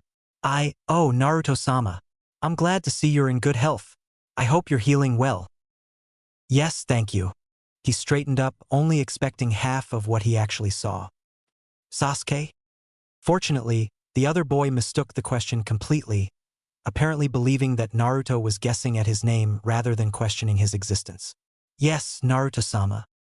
It was Sasuke. However, it was not the Sasuke Naruto knew. The one before him had his Sharingan active, though it was still mostly immature, and did not seem the least bit affected by its chakra requirements. He was dressed smartly in the uniform that was common to Konoha's military police, if the pictures Naruto had seen once had been accurate, and carried himself with the cautious confidence of actual experience rather than the oblivious, infuriating arrogance of some assumed superiority. In other words, he looked human, like a normal ninja. Most notably, though, he was smiling, not the super smug-assed, smirky, holier-than-thou smile that after a while had made it easy, with some practice, to figure out Sasuke's mood, but a real smile that actually reached his blood-colored eyes and made them not so creepy to see, though Naruto was still incredibly creeped out internally for its sheer unfamiliarity. Still, Sasuke looked much more friendly and approachable than he ever had been in Naruto's memory, and all in all he appeared to be someone who Naruto thought he would want to be good friends with under different circumstances. Call it morbid curiosity. Behind Sasuke was a slightly taller figure, not much so, but notably, and Naruto felt the entire left side of his face develop a nervous tic. "Itachi." The elder brother bowed and greeted politely, "Naruto-sama." Naruto fought a surprisingly powerful urge to recoil from him anyway. His voice was exactly the same as Naruto remembered it, smooth, soft, and extremely dangerous. Sasuke had once explained to him, after imbibing what had surely been enough sake to put even Tsunade on the floor, exactly why Itachi had whacked his entire clan -2. However, Naruto, who had been quite relieved to learn, even long after the fact, that Sasuke had never been in real danger from his brother, was not entirely sure that particular truth would have do anything to save him from undergoing the bijou sucking out thing. But he doesn't. Seem psychotic. If he grabs you, Kyuubi suggested, kick him in the groin and then use your little Rasengan to obliterate his head. That always works. Itachi was also dressed in a military police uniform. He and Sasuke were probably on a patrol of some kind, the former teaching the latter how things worked both in the MP and in the village. His Sharingan was active as well, fully matured and mastered, of course, though presumably not so mastered that he also possessed the Manjikyu Sharingan. But it was as warm and open as Sasuke's. They looked strange, behaving like normal people. "Naruto-sama?" Naruto twitched, drawn from his musing, and returned his attention to Sasuke. With an amount of class that he could not recall possessing before, though it was appropriate for the image he was going to have to maintain, he said, "I'm sorry. Since my accident I've had some memory problems and a lot of what I'm seeing seems new to me. You two are a bit different from how I remember you." He shook his head a little. Speaking of remembering, he was hungry. "Exit stage right, please. But I'm keeping you from your duties, aren't I? Please continue." "Ooh, very nice," he decided. "Very polite. I'm getting good at this." "It won't last," sarcasm snorted, and for once Naruto agreed with the random interjection. "It never does." "Are you sure, Naruto-sama?" Sasuke pressed, genuinely concerned. "If you're having trouble, we would be happy to escort you somewhere." "I do appreciate your concern, but I have." He lifted his head and shifted his eyes to the surrounding rooftops pointedly. "Friends, I'll be fine." They nodded, bowed simultaneously, and went on their way. He watched a civilian woman stop them and say something that caused Sasuke to blush and Itachi to laugh good-naturedly. Actually laugh in an honest and warm way, and then watched them bully a pack of civilian boys who had stolen a sobbing girl's doll. Restoring the doll to its owner rewarded them with enthusiastic hugs that they returned without hesitation. "Human indeed," Kyuubi murmured distantly, apparently only interested insofar as Naruto was paying them so much attention, and because the fox himself always made note of the presence of any nearby Uchiha. Naruto headed off again, intent on his ramen, but saw another familiar face almost immediately, one far more enjoyable than the Uchiha brothers. He could not stop himself from grinning. Iraka-sensei! There was someone who would never change, and indeed, the Chunin smiled warmly. Naruto-sama. Eaten yet? Naruto asked him eagerly, only vaguely registering the honorific that implied a polite reserve. Want to? My treat. He could, after all, have at least 2 bowls of ramen with Irika and still have plenty of room left over to have a few more with his father. It would not take long either. He just wanted to chat. So, without waiting for an answer and not even thinking that Irika might have somewhere to be, he all but dragged his academy teacher to a chiraku, put in an order for them, and spent what turned out to be a 3-bowl meal blabbering. And it was blabbering, no matter how controlled it was, about nothing and everything all at the same time. Irika nodded patiently every so often, made noises of interest or prompting inquiry, and slurped his noodles like he always had. Oh, Naruto said after recounting his day. I found a piece of metal in a tree by the private grounds and showed it to Dad. He lifted his right leg and reached carefully into the rolled-up hem of his pant leg, where he had always hidden anything he did not want found on him. Once upon a time he had been super careful to not let anyone see him paying special attention to those ideal hiding places, but 5 years later he had enough training to not be concerned that he would not know if anyone was getting too close. He pulled out the shard of metal he had quietly swiped while the fourth had been distracted with finding money for their ramen. He wished he could have been sure that the elder blonde would have told him what it was, but he was certain the fourth would not have, to protect Naruto or to simply keep him from learning that it was all an elaborate trap. And anyway, he needed to get out of the place on his own before he forgot that he did not belong.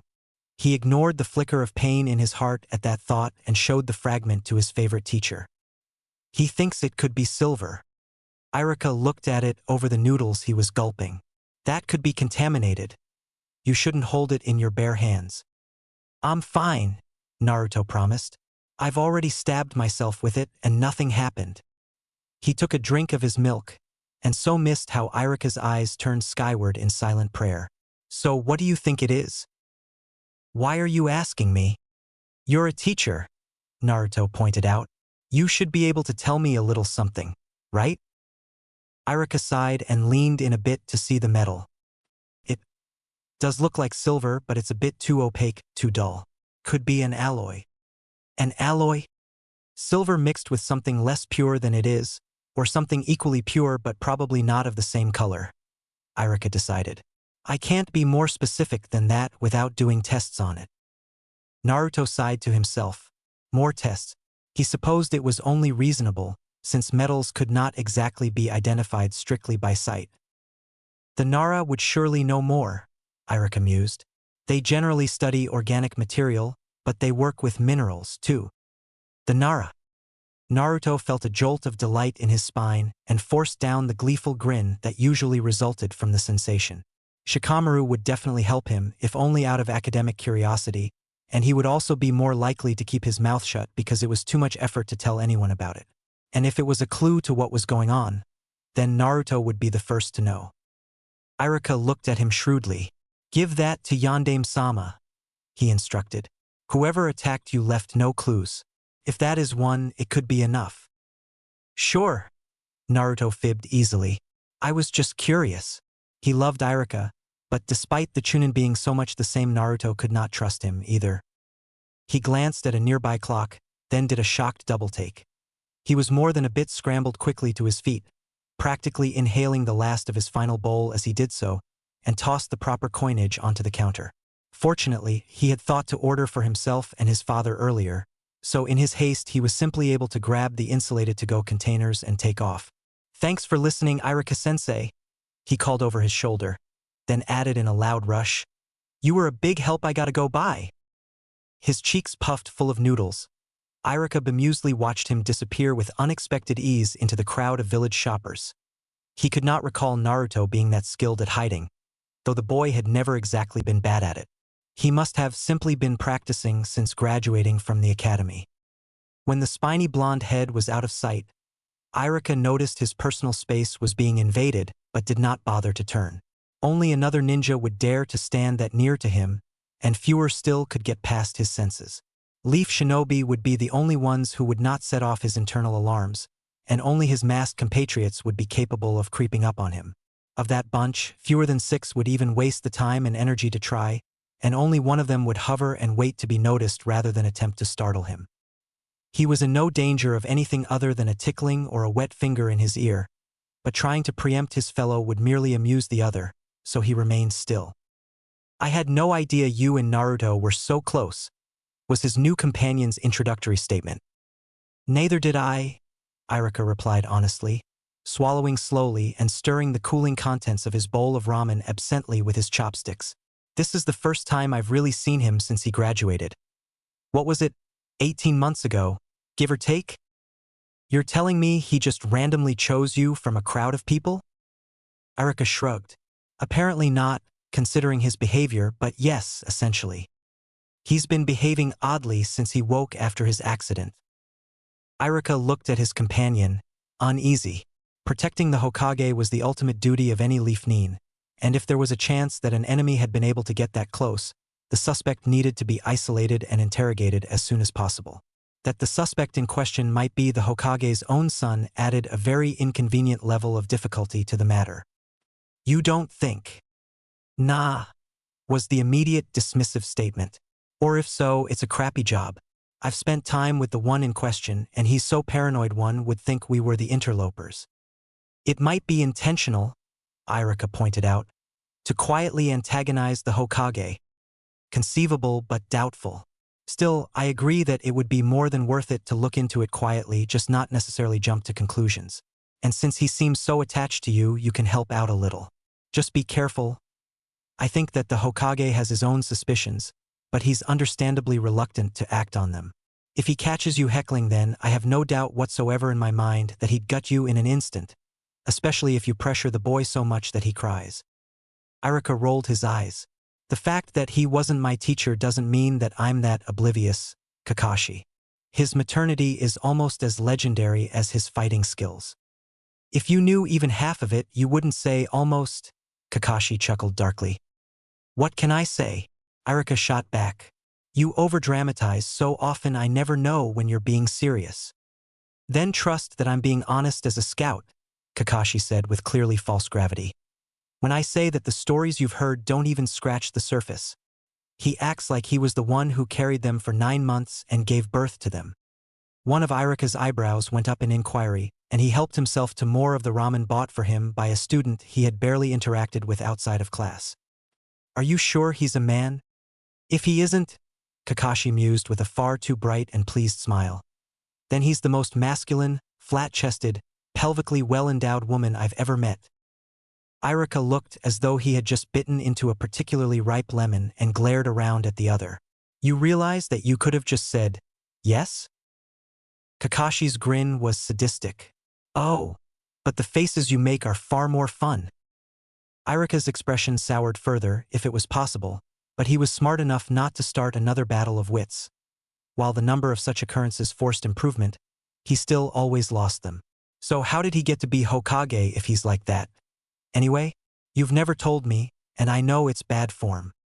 Kakashi pretended to think about it, then questioned, "Have you ever seen a bear sow when she feels her cubs are threatened?" Irika had, actually, and hoped to never be anywhere near one again. "Oh, yeah," was Kakashi's very simple reply. "Is that how they got him over that no exhibition fights thing?" "Bingo." Irika made a face. "That's cruel." "That's exactly what Onisama said. She called it betrayal and refused to help, but that only made it more authentic when Naruto's kidnapping was repper. Are you taking notes?" Irika snorted as he unrolled a scrap scroll and retrieved a brush. He was, in reality, making note of possible class discussion regarding how to deal with abduction. "You know that I'm a terrible brown-noser," he answered. "I need to know what not to say. Please continue." Kakashi snorted in turn. "Well, they got someone who must have had some serious brass balls dress up like a nuke Nin to challenge him. The idea was that he would be so panicked and distraught that he would confront his opponent openly and not risk harming Naruto." Irika tilted his head acquiescently. "Sounds reasonable. Any ninja with a child is also a parent, and if they have even the barest crumb of affection for the child, then the parent mentality will completely take over, if only for a short period. which is, of course, why it's so dangerous for shinobi to have children. They're exploitable. He shook his head and added hostages to the open scroll. I can understand the council's logic, though I don't agree with it in the slightest. They wanted leverage. Kakashi smiled widely, except that they made a rather severe miscalculation. They expected a protective, frightened father and not a protective, furious one. They wanted him hysterical, not focused. Fortunately, Kakashi stressed, the fake nuke Nin had thought to protect his vital areas with some lightweights. If he hadn't, well, he shrugged disinterestedly. As it was, blood ended up covering the arena. I can't even describe what happened. It was so incredible. It's on video file, I'm sure, but I don't know where or under what label. I managed to make a copy of it before it got locked up. Use it to study Sensei's style, though he's definitely not as aggressive or devious under normal circumstances. If you want to see it, come by sometime. I think I might, Irika said, curiosity stirred. What happened to the supposed nuke Nin? Him? Oh, he nearly bought it. Kakashi snickered. He had no idea what to do, since the original plan had been rendered obsolete instantly. Thought Sensei had lost his mind. Irika drew away. You don't have to sound so damn cheerful about it. If you had let me finish, Kakashi chided, you'd understand. Then finish. As I was saying, Kakashi went on with the voice of one telling a ghost story. The not Nukenin thought Sensei had his wires crossed and was worried that Naruto would get hurt by accident. He started a defensive retreat, ducking in to offer himself as a shield when he thought that the strikes came too close. Then, when Naruto was in the academy, did you see him really working on something? He'd drop his head and stop blinking, and his pupils would dilate and his irises would turn this extremely intense shade of electric blue. Irika blinked. It was a rather random question. Yes, he drawled cautiously. That's inherited, was the ominous warning. And when it's turned on you, you feel completely cornered even in a wide-open area. Jiraiya-sama said it's like being stalked by a tiger, and I have to agree. What relevance does that have? You're so impatient, Kakashi said. The relevance is that the not Nukenin noticed that Sensei's focus was entirely on Naruto because Naruto was the wild card, not to deliberately aim a strike at him. Sensei could let his training and instinct take care of a one-armed ninja, but if Naruto flailed unexpectedly, he could have been hurt. So the not Nukenin took a chance and put Naruto right in the path of attack. Sensei shifted and redirected his lunge, but it was enough of a hesitation that the not Nukenin let Naruto go and ran for it. It took a lot of ANBU to keep Sensei under control until things could be explained to him. Let me guess, Irika offered dryly. He was thrilled with the council's genius. Kakashi chortled. Something like that. He swore that if they made him Hokage, he'd force all of them to retire and replace them with something more human, like starving lions. And they elected him anyway? Irika wondered.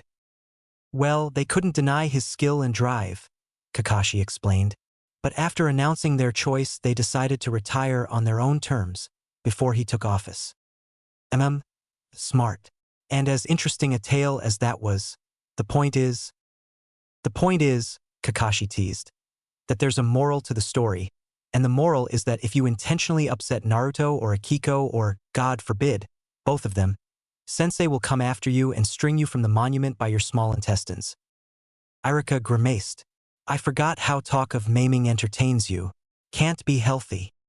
Probably not, Kakashi agreed.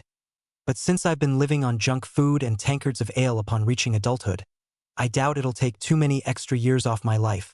He paused and let his eyes drift lazily over to a nearby clock. Oops. Haha. Late again. Irika groaned softly as he tucked his brush away, then rolled up the little scroll and slipped it back into its pouch. One of the not-so-affectionately named Lords of Procrastination had struck again. Kakashi and Obito were each terrible for deliberately forcing people of various import to wait on them to arrive at a designated location, and it was worse if someone needed to see both of them together. I have to go. Really have to go, Kakashi said, as though he actually cared. But the whole reason I came here was to tell you that we have a meeting with Sensei tomorrow morning around 8. Come in costume. Around 8, Irika knew, was simply foiling Kakashi code for around 10. providing Kakashi with 2 hours of leeway. Even though he did not know he was getting it, would ensure that he was actually only late by half an hour to 45 minutes.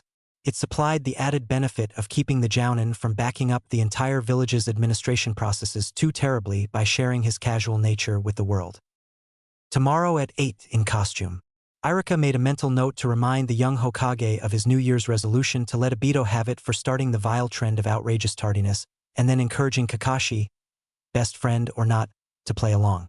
He bent over his bowl, but only briefly. Hey! Hey! Bye! Kakashi chirped, and vanished. You bastard! Irika howled after him. How dare you tell me a story like that, and then expect me to walk into his office with a straight face? There was no answer, not that he expected to get one. And he finished off his lunch slowly, as there was still plenty of time to get back to the academy. He finally set the empty bowl aside, savored his free meal, and got up to leave. He took just 3 steps before pausing and looking back at the bowl, curious. Then, with a helpless shrug, he continued on his way. He did have stray papers left floating around to grade, after all, and he had no idea where Naruto had been heading. I wonder how he knew that pork is my favorite. Naruto was hardly a stranger to disappointment. As a result, he at first did not register the sinking sensation in his chest when he was granted permission to enter his father's office and stepped through the door only to find the third sitting in an armchair on the nearer side of the desk. He further failed to notice the twinge of hurt because he was too busy gawking at the only person who had ever believed in him for his entire existence. The same person who had died when he was 13, as he slowly crossed the room. Good afternoon, Naruto, the third said with the same gentle geniality Naruto remembered. I'm glad to hear that you're feeling well after your unfortunate encounter. Not sure what else to feel, aside from quiet jubilation at seeing the old man alive and healthy again. Naruto felt it necessary to bow in the way he should have as a child but never bothered to. Thank you, Sandame-sama, he said, though it was not in response to the other's polite words. Naruto. The fourth began hesitantly. Naruto turned toward him in silent inquiry and picked up on the expression of regret without further delay. The sinking sensation became an anvil in his gut. No lunchtime, then. Oh, I'm sorry, his father apologized, in such a way that Naruto could tell it happened often. I promise I'll make it up to you. Though he was careful to not say when that would be. Naruto sighed internally. It doesn't matter, really, he consoled himself. We live in the same house. I'll see him later. Don't get attached, fool, Kyubi warned. We're not staying here. It was too late to be concerned with getting attached, though. When he had just turned 16, Naruto had discovered, after surreptitiously listening to myriad crowds of girls and women gossiping around him or in passing, that there were different ways for people to fall in love and be in love. He had originally dismissed the chit-chat as pedantic self-analysis, but the more he heard, the more he began to wonder. He had decided to do some research on it. The existence of such books was something else he had overheard. So out of a simple academic curiosity, he had taken a trip to the village library, which he had not done for ages. The reason that he had not been there for so long was because after he had carefully altered the location of every book on every shelf in the whole building back when he was 10, he had been denied entrance entirely unless he had a chaperone. It had not been a big deal initially, because Irika had made time to fill that role so he could write his reports the few times he had bothered to or otherwise been harassed into doing them, but after he graduated, Naruto had really had no need to visit. So when he had found a need, he had been at something of a loss. There had been no one he could have asked at first, because the few people who would have agreed to chaperone him would also have wanted to know why he wanted to go to the library when it was well known that he was not excited about books. His opinion was that they provided handy horizontal surfaces on which to stack other more important things, such as weapons or glasses of milk, so that his unvarnished wood furniture would not get any more scratches or water rings on them than they already had. A preference for privacy in that instance was why he had not merely gone to a bookstore that would tolerate him and settled himself in the love and relationships aisle with a bag lunch. Because if he had told anyone then, they would have all been worried that he was feeling neglected or that he was stalking some innocent girl somewhere. It had been easier to just wait for an opportunity. Which Sai, as socially deficient as he was, had provided quite nicely. It had not even occurred to him to ask why Naruto would want to accompany him to the library while he returned one of the human interaction books he had so unashamedly checked out, and sometimes, only sometimes, a Naruto wished he could be like that. They had gotten a cautious look from a new library girl, but Naruto had smiled handsomely at her, and that had seemed to be enough to erase her fears. He and Sai had gone on to spend the afternoon in the library being quietly companionable, each focused on his individual goal unless Sai had felt a need to ask, since Naruto had been a convenient source of information about some aspect of human behavior. Half the time Naruto had not known the answer himself, being a less than adequate example of proper human socialization, but he appreciated that Sai considered his knowledge to be trustworthy. So he had done his best to explain why people were so easily offended, why they said things they did not mean or whatever else, because Sai was trying and he was learning, just not very quickly or very well. The effort was what counted, as far as Naruto was concerned, and worth encouraging. Plus, it was entertaining to see Sai infuriate Sakura without knowing how or why, and yet Sakura would be polite enough to give him the chances she had once refused to let Naruto have to make up for it. In the end, Naruto had learned and understood enough to alarm himself. He would have scoffed at a lot of what he had read, except that he had thought about it and realized it was true, and thus the sad fact was revealed that Naruto fell in love very fast and very hard. Not necessarily a romantic form of love, which he was pretty sure he had never experienced, but any kind of love at all. That was how badly the village had screwed him over in his life, that he tended to grasp with all his strength at any strand of affection that drifted into his path, and that was why Mizuki had been able to pull the wool over his eyes so effortlessly.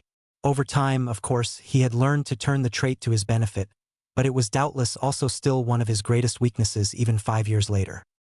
It had certainly hurt when he had thought Sasuke was dead during their first big assignment, and then hurt worse yet to know that he had failed so many people, including himself, when he had let Sasuke cross that river and disappear into the forest for 3 excruciating years. He had been unable to let go of his teammate, and it had not simply been because he had made a promise to Sakura. He was attached to Sasuke, had been for most of their lives, he realized upon reflection, and had refused to allow the ties that his friend brother had sawed at so harshly to unravel. The ribbons had been badly frayed, but Naruto had desperately woven and glued them together because the thought of them severing completely had been one of his most horrific nightmares. And though Sasuke had returned to the village, the nightmare had not gone away, and Naruto doubted it ever would. Losing even one of his precious people would be something he could not forgive himself for. So Kyuubi's recommendation to avoid any attachments was rather meaningless. It would have fallen on ears that were ultimately deaf even if Naruto had tried to obey, because Naruto fell in love so easily. And worst of all, it made the letdowns that much more like glass shards in his hand. "It's okay," he said finally, as he set the ramen he had been so careful with on his father's messy desk. "No, it's not okay," the fourth chided, frustrated with himself. "I always do this to you.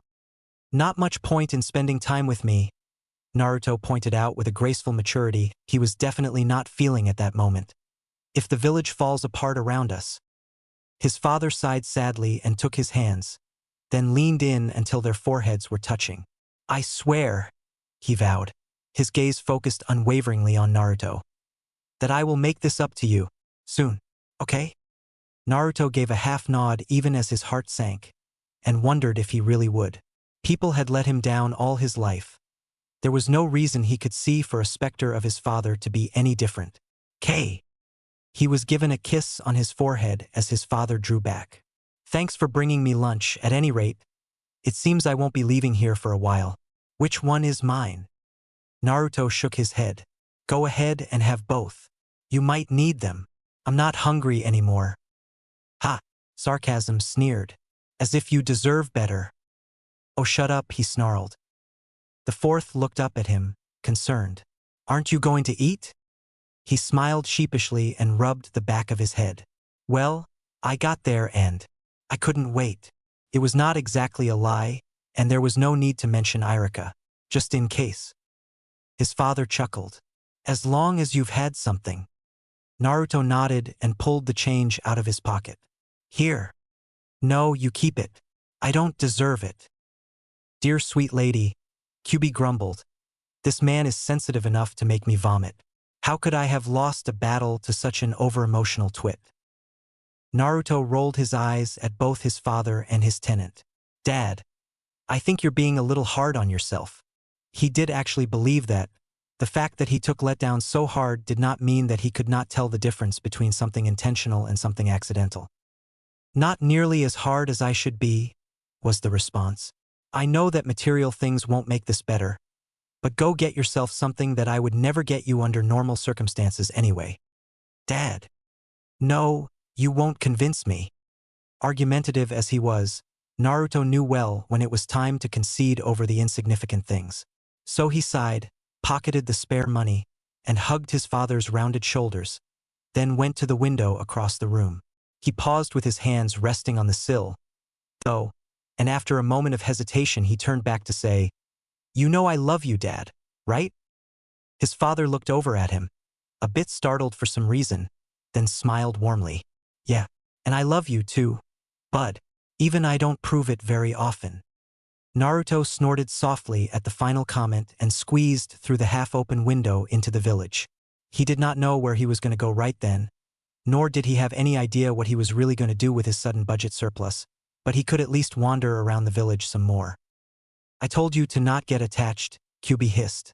"Idiot." "Ha ha, you grabby little brat," sarcasm agreed. "Trying to pretend you have something you don't, and look at what it's gotten you." He did not dispute the point because he already knew the truth.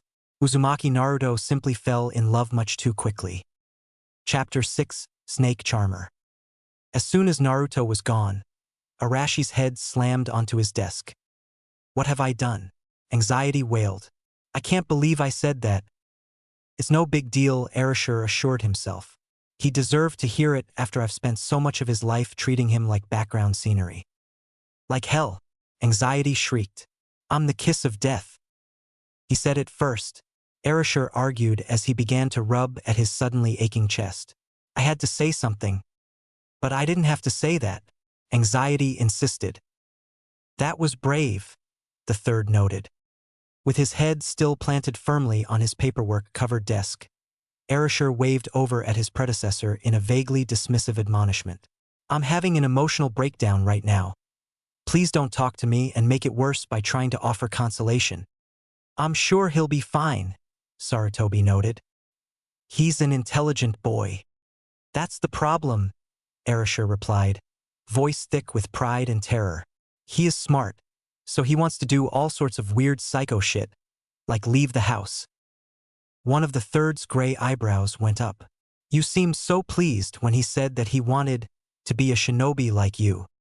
Arashir clapped his hands against his desk so he could lift his head. "He wants to leave the village and run missions, Hiruzen-sensei. Can you imagine?" "Now and again," the third answered calmly. Raising one's voice only made things worse. "It's his mother's fault," Arashir revealed. In both anguished despair and paternal delight, Red always told him to wander around and question things, even when he was in diapers. Of course, she always watched over him, too. I mean, Hataru's a great mom and all, but since he's not a baby anymore, she lets him roam off leash all the time. And Akiko. I already have to have a team of ANBU watching her because she tries to sneak off when Hitomi turns her back. She's worse than her brother. What am I going to do when she's old enough to know what she wants to be for the rest of her life? Which, by the way, could be very short if she decides to be a ninja. Am I supposed to smile and nod and then quietly go prematurely gray and start drooling and muttering to myself while she wanders off to parts unknown and exchanges sharp, pointy objects with people who want to see her die? Some would say that you already mutter to yourself. The older man did not care for the direction his successor was heading and contemplated hitting the blonde to get him back to the present. But it turned out that the measure was not necessary in that instance.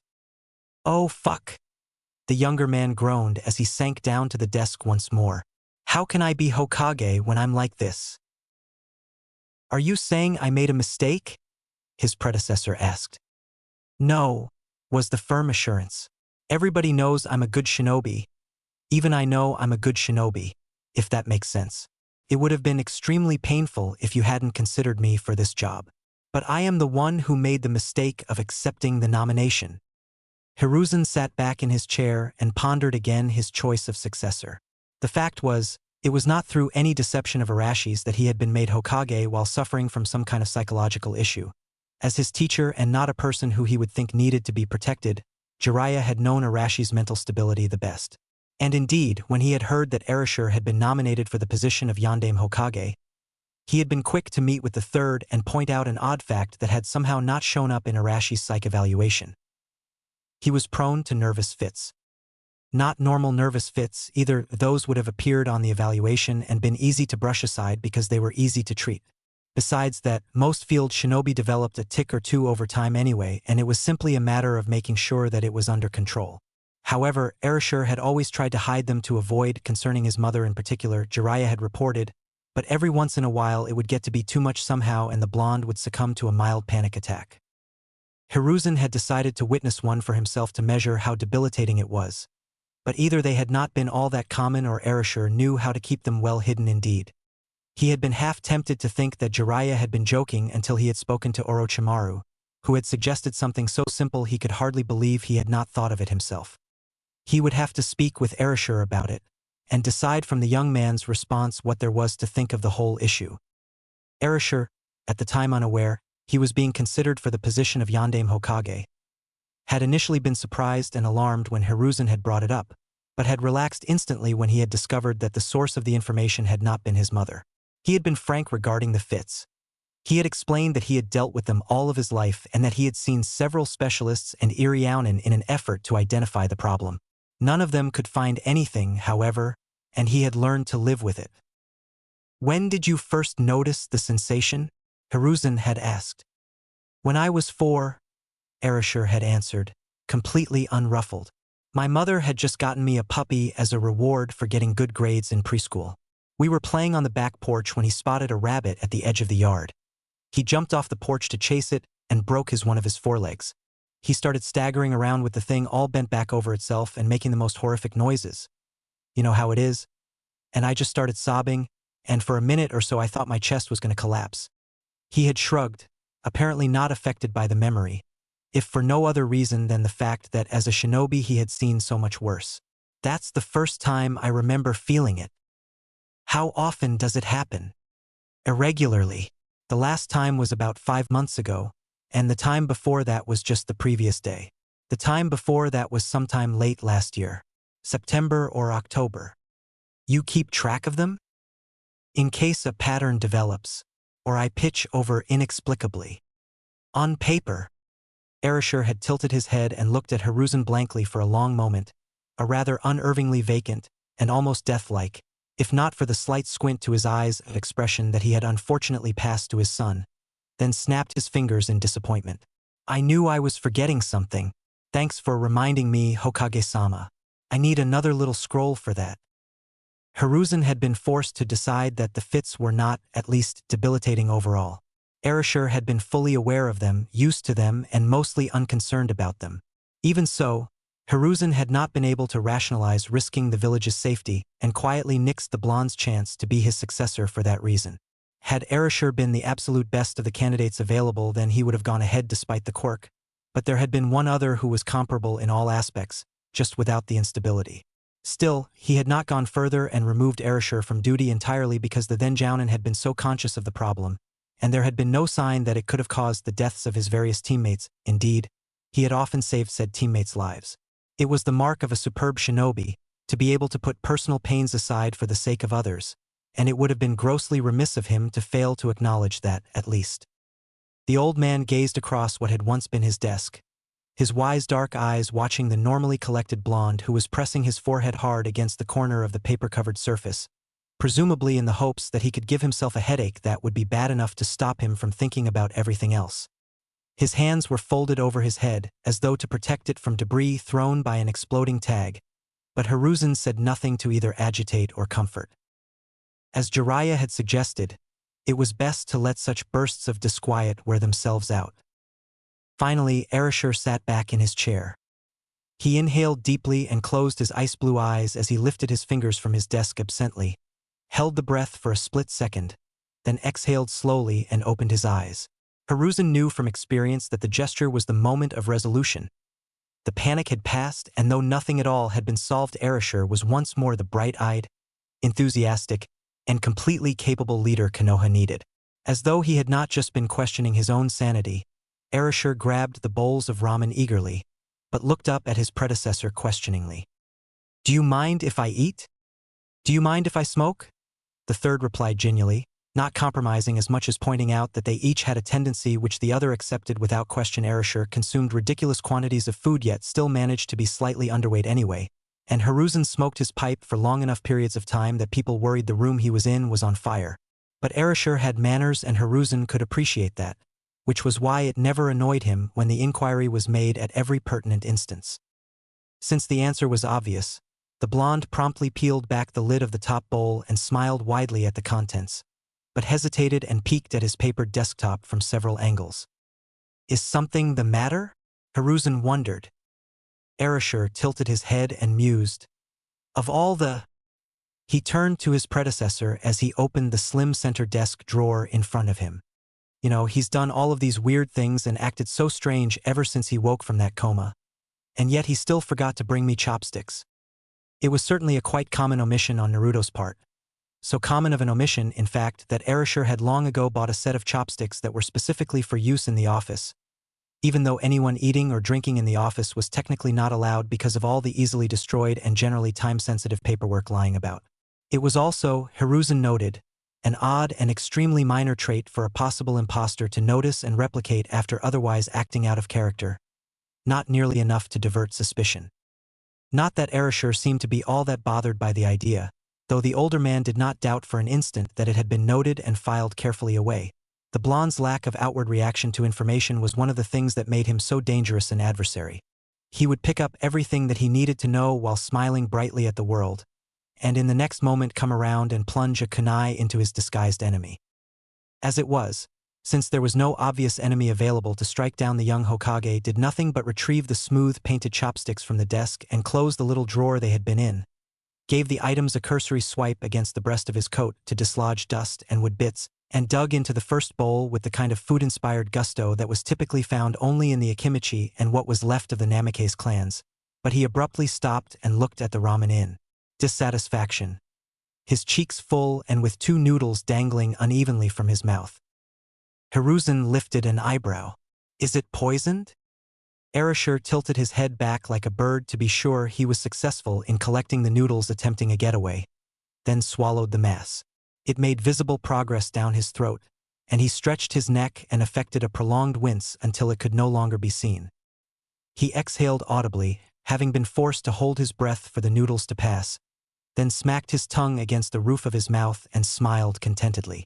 Only then did he appear to realize that he had been spoken to and stopped to blink at his predecessor. "No," he answered. "It's lukewarm." Well, that was certainly a tragedy for a man who had resorted to eating raw lizard eggs and fat grubs and skittering cockroaches in the past. The other of the old man's grayed eyebrows lifted as his successor began to form seals. "You're not going to do that," he said, careful to not give any indication that he might be amused. Erasure grinned mischievously. "Dare me? If I did, I would let you know." "I'll do it," the blonde vowed, in a voice specific to a little boy taking a risk. "At least make a list of the papers you're about to set aflame so you know where to get replacements from," Hiruzen suggested. Erasure frowned contemplatively at his paper-clad desk, then smiled and set his bowls of ramen on the floor by his chair. He then stretched his arms out in front of him and across the desk before spreading them out to either side so it was effectively cleared, though it also meant that important papers were all over the floor. Hiruzen rolled his eyes as the younger man retrieved his meal and returned it to the emptied surface. "I don't think Tucci would appreciate his bowls being returned scorched again," he pointed out. "I'll buy him new ones," Erasure replied peevishly. He whistled shrilly at the air, and a second later the 2 ANBU who were supposed to be guarding him discreetly appeared in the office nearby. They saluted both Hokage, the younger of which pointed at the papers scattered across the floor and ordered, "Pick those up." Hiruzen rolled his eyes once more. Erasure may have been a genius and worthy of praise and respect, but he was also incredibly immature at times. Hataru routinely beat him over the head with a long cardboard paper towel tube, which she kept with her for exactly that purpose. Not that it actually did him any harm, but it obviously made her feel better to have him at her mercy even if only for a short time, and Erasure was too much of a gentleman to try to fight her off in a non-emergency scenario. The ANBU looked at one another. "I saw that," Erasure said, his tone somehow both warning and playful. So the glorified nannies crouched and picked up the papers and scrolls recently spread over the floor. That's an abuse of power, Saratobi informed him. It would only be an abuse of power if I made them organize it, Erasure countered readily. Still, when the ANBU were done, he acknowledged his childishness by thanking them politely and then did one of the things that made him such a beloved leader. He spared them a few minutes of his undivided attention. His interest in their lives and general well-being, and the fact that he remembered things mentioned to him at previous intervals, erased any annoyance, particularly when one reported that his daughter was ill enough that she had spent the last night in the hospital. "Why are you here?" Erasure asked immediately, sounding vaguely offended. "You should be at home." "I offered to stand in," was the response. "Kenichi's wife went into labor yesterday afternoon." He perked up. "Oh yeah? Well, good for him. After all the times he's told me how to raise my children, he deserves the trauma, the meddling bastard. I can't wait to see all of his supposedly proven child-rearing tactics leave him flat on his face." Both NBU snickered softly. It seemed many people were waiting for that. Erasure sighed. "Well, thanks for telling me. His wife has probably already broken his hand and cursed 10 generations of his family. So I need to drop in on him and cackle nastily at his misfortune." He waved dismissively. "Both of you get out of my face.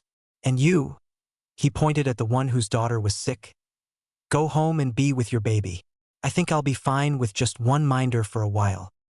"I can't, sir," was the response. "He's on medication and needs someone to keep him awake." "Medication?" Erasure echoed, looking at the other ANBU. "What the hell for?" "Pain," the second ANBU explained, and promptly yawned behind his mask. "I don't actually need it, but my left humerus was broken the last time I went out, and after she healed it, my Iriaunin threatened to paralyze me from the neck down if I didn't take the stuff. It makes me sleepy and I'm on restricted duty as it is. But this is something useful to do. Yeah, I know how that is. It was hard to be an injured shinobi, when the one who had been hurt had to stay behind all the time and simply wait." Erasure sighed and glanced across the desk at his predecessor, who was himself an accomplished healer. The mischievous part of him knew that he was tickling a sleeping dragon, but danger had never stopped him before. Those Iriaunin. They are the ones who abuse their power all the time, threatening us with paralysis and tranquilizers after we break a finger or catch a cold. The ANBU softly muttered their agreement. One of Hiruzen's pale brows went up, but he said nothing, which could have been taken several ways, unfortunately. Erasure shook his head and silently admitted defeat. "How much longer are you guys going to be on duty?" Two heads tilted slightly before the first said, 2 hours. "Okay then, I have an errand for you both to run in one. Go home." The masked shinobi saluted again and vanished. "They aren't going to do it," Hiruzen told him. Erasure snorted and returned his attention to his cooled ramen. "Of course not. Even if the village wouldn't have reviled them for life if something happened to me or you, for that matter, on their watch, they'd probably never forgive themselves." He nodded to himself and said, "The Hokage's safety is paramount." Unfortunately, the visit had not been sufficient enough to make Erasure forget his idea for reheating the ramen, which was an idea that he pursued with vigor, though he toned things down by holding the bowl in his hands and blowing the jutsu-induced fire carefully around the underside rather than dousing the whole thing in a firestorm. When he was done, he gave an odd, sissy little cough and blew out a small cloud of black smoke, then waved it away and picked up his chopsticks before digging in happily. With the first slurp, he exhaled sharply and cried, "Hot!" Hiruzen only sighed. Erasure frowned in turn and said around his next gulp, "Okay, so, remember that I damaged my son's self-esteem by breaking a promise again for this." The older man nearly snapped at the blatantly aggressive tone, but the blonde's children were kept close to their father's heart, and even an implied injury incurred sharp fury and cutting comments. He had never mentioned the tendency with any particular seriousness because Erasure was far better, or merely more careful, about hiding the emotion around strangers. "I've been informed of what happened earlier today, presumably at your order." He retrieved his pipe, tapped dried weed into the deep bowl and lit it. "We both know that Naruto isn't fast enough to outmaneuver ANBU, even if they're surprised." Erasure snorted and mumbled pointedly, "Who was the one to call him Chibi Senku?" "Abito," Hiruzen answered immediately. The younger man's brows drew together and he peered at the ceiling through them. Wasn't it? He shrugged and slurped up the last of the first bowl. Well, somebody did. Obito is a comedian, I know, Erasure interjected with a heavy sigh. Except that I taught him to be a ninja. He paused, then amended, or something at any rate, maybe not anything requiring reliable behavior. Hiruzen did not bother to point out that Obito was most like his teacher, absolutely serious and qualified for the job when steadfastness was needed, but irresponsible and obnoxious to the point of public outrage any other time. Kakashi was equally irresponsible but slightly more reserved, though not so much more that everyone between the ages of 10 and 30 did not shy away from him if he passed too close. You've been working with him? The blonde said after a moment. Is it really that strange? The veiled compliment was not missed, but it was not the issue under address. The third explained. In a year he has shown neither interest in nor any perceptible talent with being anything more complicated than what an average genin is required to know to graduate. Erasure exhaled a loud not sigh, then pulled the lid from the second bowl. He glanced down at the contents, then did a startled double-take. It's miso. Having discussions with the blonde was an exercise in mental multitasking. He could maintain at least 3 individual trains of thought simultaneously, without ever having to address any of them at regular intervals. Indeed, he tended to confuse those around him by making matter-of-fact statements meant to continue conversations that had begun and technically ended days earlier. You told me you wanted shrimp. I just ate it, came the clarification. Which means that this would have been his. But, Hiruzen prompted. He hates miso, Erasure revealed. Or rather, he doesn't hate it so much as he won't eat it unless there isn't anything else. He says it leaves a film in his mouth. It was another piece filed away for later. The blonde heated the bowl as carefully as he had the first and began to eat without any further comment or even a crease in his brow. He's not really that unmotivated, is he? He seems so gung-ho at home. Back to the first subject. It's difficult to interest him in anything other than reading mystery novels. Erasure stopped eating suddenly and unintentionally let out a thin zipper-like sound, like a small frog trying to learn to croak properly. He reads. You thought he didn't know how? Well, I know he learned or he would never have left primary school, the blonde explained. But sometimes I think so anyway. He never reads at home, and when I suggest it he complains. Hiruzen did not miss his successor's rising agitation, but had no questions as to where it could have come from. Putting aside recent changes, it was as though Naruto had a twin they had not known about. The older man voiced the idea as a sort of throwaway, and the blonde's reaction was strange enough to be alarming. That's not funny, Erasure said, his voice whisper-soft and low and devoid of even the barest twinge of humor. His normally fathoms-deep gaze was suspiciously shallow, veiling something that was obviously incredibly private and not intended to be shared. Don't even joke about that. Startled, Hiruzen noticed peripherally how his successor's left hand crept up to massage his chest absently. Still, he was not fool enough to point it out. I apologize. I didn't realize the idea would bother you. Erasure relaxed somewhat, but his eyes remained distinctly guarded. He returned his attention to his ramen, but not with the vigor of before. His thoughts were turned inward, leaving his unfocused eyes to stare blankly at his emptied desktop, and he idly stirred the miso ramen in front of him with his chopsticks. The pre-brooding behavior was a sign of something that would last all day. But just as Hiruzen opened his mouth to try to jostle the blonde out of it, someone knocked on the door. Buzz the fuck off, Erasure snapped, inadvertently revealing how much the one comment had affected him. The door opened anyway, however, and the reason why became clear when the visitor peeked into the room. Erasure brightened noticeably and stood. Ajisen. Bad day, Orochimaru asked calmly as he entered, being careful to shut the door fully behind himself. Erasure blew out a breath sharply enough to cause his unkempt locks to flutter. Bad month, more like. He embraced the slightly taller man briefly but warmly, then gestured to the only remaining empty chair in the office before resuming his place behind his desk. Welcome home. Any news on the immortality front? Orochimaru nodded a silent greeting at his teacher, who replied in kind, then settled in with a faint sigh of exhaustion. None. Tsunade pointed me in the direction of some texts she recalled from some of the more involved medical tomes, but all of them are vague, and to test them I'd have to experiment on live humans. Ew, Erasure said, and crammed ramen into his mouth.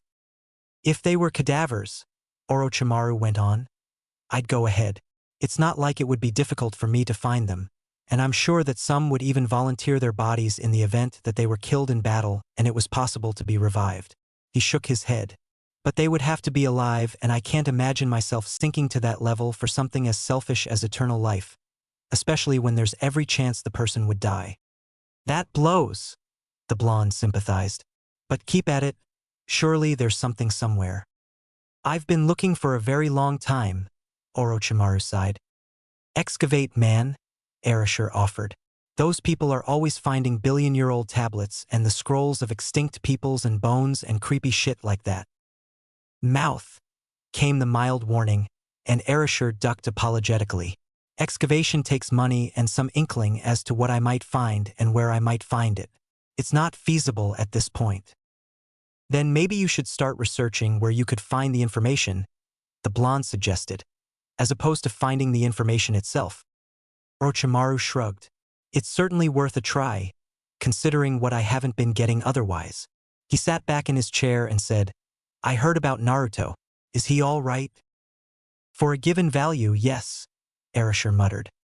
Hiruzen sat back himself and puffed at his pipe, content to simply allow his student and successor to chat in the hope that the former could soothe the latter somehow. Erasure did not like to burden or concern those around him, so he was always careful to pick and choose what things he revealed to whom and when, with the clear intention to not trouble those he felt closest to. Orochimaru, however, despite being considered an uncle, had the sole privilege of being Arashi's confidant. The blonde shared everything with him, as far as Hiruzen knew. Why it was only Orochimaru was a mystery, though Orochimaru himself had found Arashi's precociousness fascinating, and therefore supported the blonde's preference for his company. Whatever it was, each took care of the other, and Erasure had Orochimaru to thank for the seat he was sitting in right at that moment. Thank you, but I don't want it. There had been no words to describe Hiruzen's exasperation at that response. You wanted it before. Yes, but I'm busy now. Besides, I don't remember giving anyone permission to nominate me. Beyond even Erasure, Orochimaru had been the ideal candidate to replace Hiruzen as Yondaime Hokage, and he had said often that he would have been pleased to have the title were it ever given to him. But when it was given to him, he had already begun his quest for immortality, and that had taken up most of his interest. I don't have the time or energy to give such a position my full attention, which is what's necessary. Give it to someone else. There isn't anyone else. Orochimaru had slightly leaned over what had been his desk at the time and said, Looks like my oisin is capable enough. Hiruzen had scowled and moved the list of candidates to his other side. Technically, it was punishable by a week in prison to deliberately look at the papers on the Hokage's desk. But Orochimaru was easily one of the best shinobi in Konoha, and though in one instance he had been captured and interrogated, which included torture, of course, he had never broken. Everyone learning about that had been a proud moment for him, the village, and his teacher most of all. He had asked to be shifted to permanent inactive duty a few years later, though not that it was anything to scoff at. No one had begrudged him the early retirement. Indeed, everyone had been glad that he was finally taking it easy. He had always been interested in immortality, but it was after his request had been approved that he went looking for it full-time. Erasure had been inconsolable when he had heard that Orochimaru planned to leave the village, but promises to write had helped. Still, because of his trustworthy track record, the third had not bothered to even scold him for the infraction. He has psychological issues. I can't risk it. At that point, Sarutobi had been given a look which he could not decipher aside from its utter flatness, and then his student had pointed at the paper and replied, Just have him sign a release form. Excuse me? A release form. List a few names, yourself, the oaf, Tsunade, Kakashi, of those capable of taking over in the event that Erasure has any problems. He'll sign it because he knows it's important for the safety of the village, and then you won't feel a need to regret letting him have that chair. It had been a sound plan, and Erasure had readily complied with the requirement before assuming control of the village. This is a good idea, he had said as he skimmed the scroll, then signed it. I mean, assignments always have a hierarchy in case of a death or some other form of incapacitation, so if I had conked out on one of those it wouldn't have been that big of a deal, really. But the whole thing in the village is to maintain a balance of power, which wouldn't be possible if there wasn't someone capable enough to replace me who was available to take over in the event that I had an episode. It wasn't my idea, Hiruzen had admitted. It was Orochimaru's. Erasure had only smiled and picked up his new hat, and 6 months later Orochimaru had been present for his nephew's coronation. All right, calm down, Orochimaru advised gently, and Hiruzen refocused on the present. Stirred once again to distress, Arashi's face was struggling to not twist up and let loose the tears that were threatening to fall. It's natural for people to behave in different fashions around different people. That differently? Erasure demanded weakly. Sometimes, Orochimaru noted. You, for example, tend to be known to the general public as a powerful, dangerous person. When I tell people about you, they're surprised to know that you're fun and easy to be around. It doesn't really surprise me that Naruto appears to have 2 separate personalities. The important part is that they do have a distinct link to him, if one knows where to look. Now, Naruto is a bit serious in both cases, isn't he? That doesn't explain his recent changes, Erasure said. I didn't say that, Orochimaru replied with incredible patience. But I'm not sure that his behavior now is linked to his apparently dualistic behavior for the past year, either. Nor am I at all sure that there is even anything truly wrong with him at this time. Blows to the head have been known to cause significant character changes, and it's entirely possible that you're worrying for nothing. Still, I'll have to study him. Nothing invasive, of course. Seeing him in day-to-day life is what's necessary at this point. Could you? Erasure asked, sounding pathetically grateful. All of this information is blindsiding you, I imagine, Orochimaru offered, and Erasure nodded. It must be startling to discover that Naruto doesn't always act the way you thought he did, even if everything turns out to be fine. Erasure looked miserable. You think it won't? I'd like to think it will, was all that Orochimaru would say. Then, in a non sequitur that was either meant to truly distract the blonde or simply to point out that it was time to change the subject to something less troubling, he asked, By the way, what happened to your desk? Chapter 7, Harmless Danger. Naruto whistled a tune that just would not leave him alone as he hiked up a rather steep but thankfully mostly clear hill that lay a short distance from the village. In an open area at the top of the hill was a rather simple, totally nondescript building, something like a large shed or small barn, which he had completely forgotten about until he had asked around. He had only been to the place once or twice, after all, and had otherwise never had need to visit it. A sudden, swift twinge of death in his chest, registering as a momentary paralysis of his diaphragm and the abrupt cessation of his heartbeat, followed by an almost immediate influx of memories that both were and were not his, let him know that his plan was going off without a hitch. Part of no one figuring out that he was trying to discover what kind of situation he was in meant that he had to do a number of things on his own, without being trailed like toilet paper stuck to one's sandal. So after leaving the fourth's office, he had meandered around Konoha until it occurred to him that he could take his find at the training grounds to one of the people best qualified to tell him what it was. He had promptly turned into a dango shop. He had been passing one which he knew had a nice big restroom to hide in, bought himself a treat, gone to the restroom, created a shadow clone of himself, and then sent it out to take his watchdogs for a walk. Ideally, it would lead them around the village for a while, then find another location where it could dispose of itself quietly and leave his guards in the dust as far as following his trail went. Which, as it happened, the clone managed beautifully.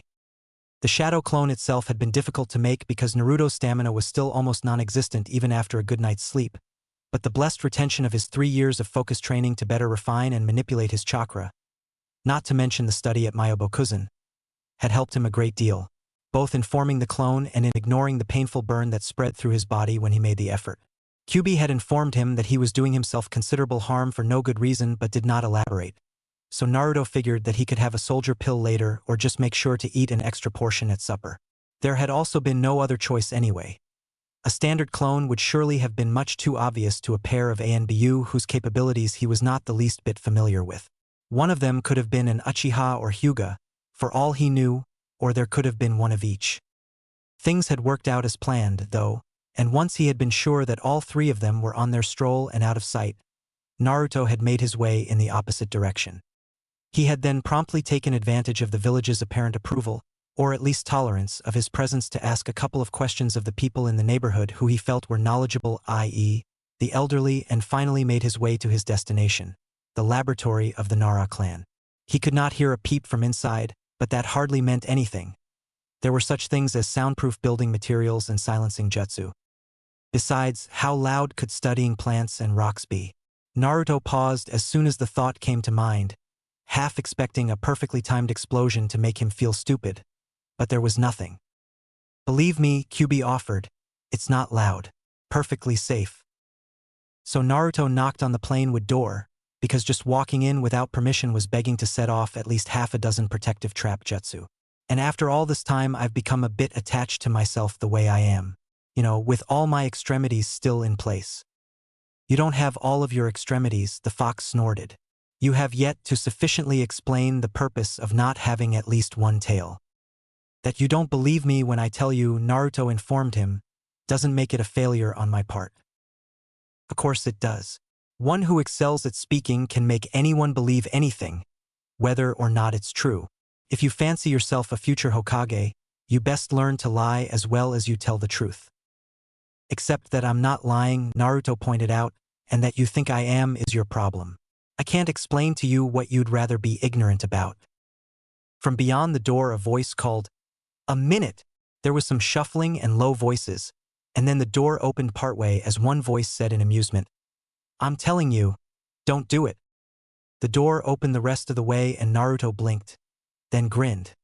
He was not actually surprised to see that particular one of his many friends there, and he was glad to notice that there had been no visible change in the other boy, either. "Hey, Chuji!" Chuji tilted his head an instant before someone else in the building cursed and shouted, "Fire in the hole!" Naruto ducked into his shoulders as a small explosion shook the building. Chuji's long, light brown hair fluttered to the side away from the explosion, but he seemed otherwise unaffected by the blast. "What the fuck? Is that what you call safe, you psychotic fox?" "Well, I have nothing to worry about," was the blithe response. The initial effects of the explosion died quickly, but it was followed by thick white smoke pouring out of the door overhead. Naruto stared up at it for a moment, then refocused on Chuji. There was more cursing from the depths of the knot shed. "What was that?" "Shikamaru's looking into the properties of the alkali metals for battle purposes," Chuji explained, with an amount of understanding Naruto did not remember him having before. Not that Chuji was stupid, it was just that, for the sake of ease, he tended to not attempt to comprehend any more of a situation than was strictly necessary. That was why teaming him up with Shikamaru had been genius on the academy teacher's parts. Shikamaru considered everything and, rather than expecting him to make his own deductions, could tell Chuji exactly what he needed to know about his opponent or opponents to perform optimally in battle. I mean, we already used them a little to make the exploding tags more efficient, but he wanted to refine it more. I told him that he shouldn't put such a big piece of potassium in water, because we both knew it would explode, but he wanted to see how much. "Oh!" He took a step back and offered graciously, "Would you like to come in and have a look at what we're doing, Naruto-sama?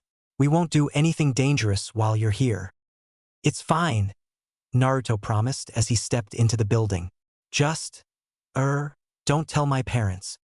That was certainly something he had never expected to say in his life. Chuji closed the door behind him, and Naruto looked toward the far end of the lab. The entire area was covered with water, and the centerpiece of the destruction appeared to be the jagged remains of a large glass beaker or pitcher or something. White smoke rolled from the immediate vicinity. Shikamaru, his back soaked, was getting to his feet and dusting his old gray shirt off as he rose. Chuji made a face at the aftermath. "That was way too much." "It was an accident," Shikamaru snapped irritably as he shucked splatters of water from the simple wooden stool he must have been sitting on up to the point at which he had abandoned it. "It fell out of the pincers when I was trying to move it." He waved his hands. "You think I'd do this on purpose? Now I have to explain to my father why our last large beaker is in pieces and why I'm going to need more potassium so soon." It was only then that he seemed to notice Naruto was there. He blinked at the blonde, clearly surprised, and said, "Naruto-sama?" in the tone of voice one might use when bearing witness to the vision of a dead person. Naruto found himself wondering, equally surprised, at the lackluster greeting. He wondered if he was some mythical figure who had for some reason never interacted at all with his friends. Or, at least, if they were technically not his friends, then his peers. He did not know what to think about that particular concept, though embarrassment was the one that came to mind quickest. He wondered further if he had been neglecting them, which he, as a victim of neglect himself, found to be an immensely uncomfortable thought. Even knowing that his friends had families had not been a fact he had ever allowed to drive him from their company. Worse still was what it must have meant about who he was as the son of the Hokage.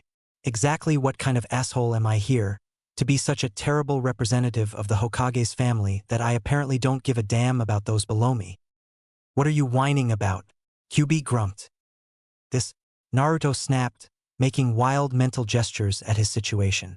I'm the son of the Hokage for the time being, right? Then that makes me a liaison between him and people my age.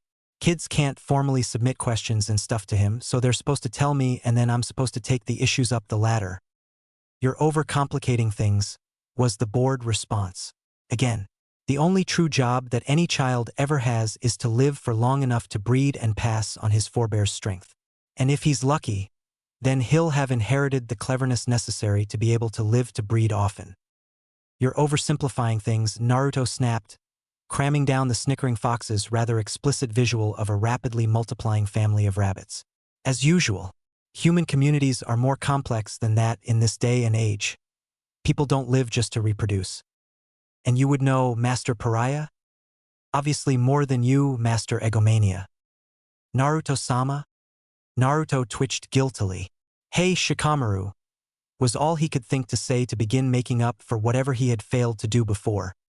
We heard you had been attacked by an assassin, Chuji said as brushed the water from a nearby stool and seated himself. He opened a big bag of plain kettle-cooked chips and began eating them with his usual absent-minded fervor. Are you feeling better? Naruto smiled and gave him a thumbs up. Lots thanks. Shikamaru reached behind his head and checked his ponytail as though he thought it might be Askew, then said, Is there anything you need, Uji-sama? That was even weirder than having Sama tacked to his name. Yeah, actually. Naruto tried to put it aside as he reached into the cuff of his sleeve, a place not unlike his pant cuffs, where he tucked things to protect them from most forms of theft, and stepped forward as he drew out the fragment of possible silver alloy. I found this thing in a tree trunk near the Hokage's training grounds. Is there any way you can do some tests on it and tell me what it is? Shikamaru accepted the shard and tilted it in the light. Yes. Are you looking for anything specific? I don't know anything about it, Naruto replied. So anything that you find will be news to me. It doesn't matter how insignificant it is. I want to know. Shikamaru drew his hand and the fragment back toward himself. He seemed intrigued enough, which was enough to reassure Naruto. I understand. I can take a look at it tonight or tomorrow morning, since it'll be a while before I can get my hands on more potassium. Thanks. Naruto retreated to grab a worn-looking stool for himself and hopped up onto it. It wobbled. So, you're working with potassium? What for? Chuji said it had something to do with exploding tags. Shikamaru slid onto his stool and set the shard inside an empty, shallow circular dish that he placed out of the way near a microscope. If he thought Naruto's interest in the potassium was strange, he did not say so. Well, the alkali metals are known for their varying degrees of sensitivity to moisture. We currently use small amounts of them on exploding tags. Do you remember how they work? He shook his head. I don't use them often, so I forgot. Which was true in that he generally preferred to use taijutsu. It usually meant he relied less on Kyuubi's power than he would have in using ninjutsu or jinjutsu. But it was also way too complicated an idea for me to feel any need to remember stuff like that when all I had to do was go to a store and buy them. Knowing your calligraphy, sarcasm pointed out, you probably would have killed yourself if you had tried to make them anyway. Entirely possible, Naruto conceded dismissively. His handwriting was atrocious on the best days, and after all the complaints he had gotten he knew it very well. But in unimportant situations it proved to be a subtle but amusing prank to force people to attempt to read it, so he had never worked all that hard to clean it up. Therefore he could certainly, at any time, have been trying to brush out some exploding tags and accidentally set one off in his own face, which kind of defeated the point if that was all he would be able to get them to do. Standard exploding tags are available in two formats. They have either a fire summoning mark or a water summoning mark on them, Shikamaru explained. Which one a shinobi will use is based on personal preference as a rule, though genin are usually restricted to fire summoning tags for safety since water summoning tags are more volatile. At the same time, however, the water summoning marks also require at least one alkali metal to be added separately. And since that can be added in the amount desired by the user, they allow for a more controlled explosion, and are therefore generally preferred in situations requiring not only precision, but discretion. He paused, and Naruto nodded to show that he was on the same page. With water summoning marks, once the mark is in place, a thin layer of one of the alkali metals is painted over it in an oil to protect it from moisture. When the tag is used, the water called from the mark both washes away the oil and reacts with the alkali metals. The more sensitive, or the greater the quantity of the metal applied, the bigger the explosion. This process works with tags that explode instantly as well tags that work on a timer. Cool, Naruto said, and leaned forward on his perch. So what's the problem?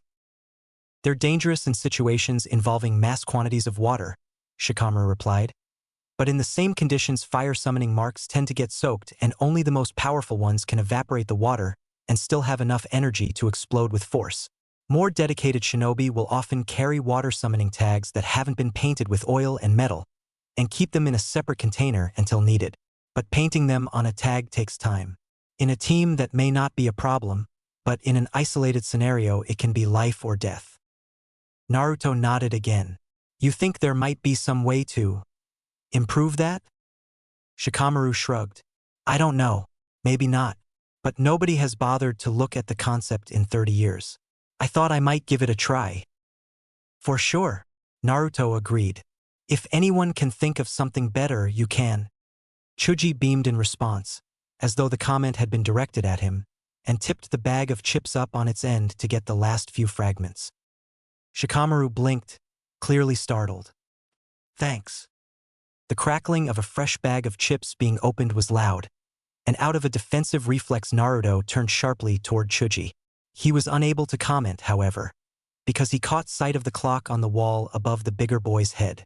It still had water flecks that reflected the not shed's fluorescent lights on its plastic-sheltered face, but Naruto was able to pick out the positions of its hands.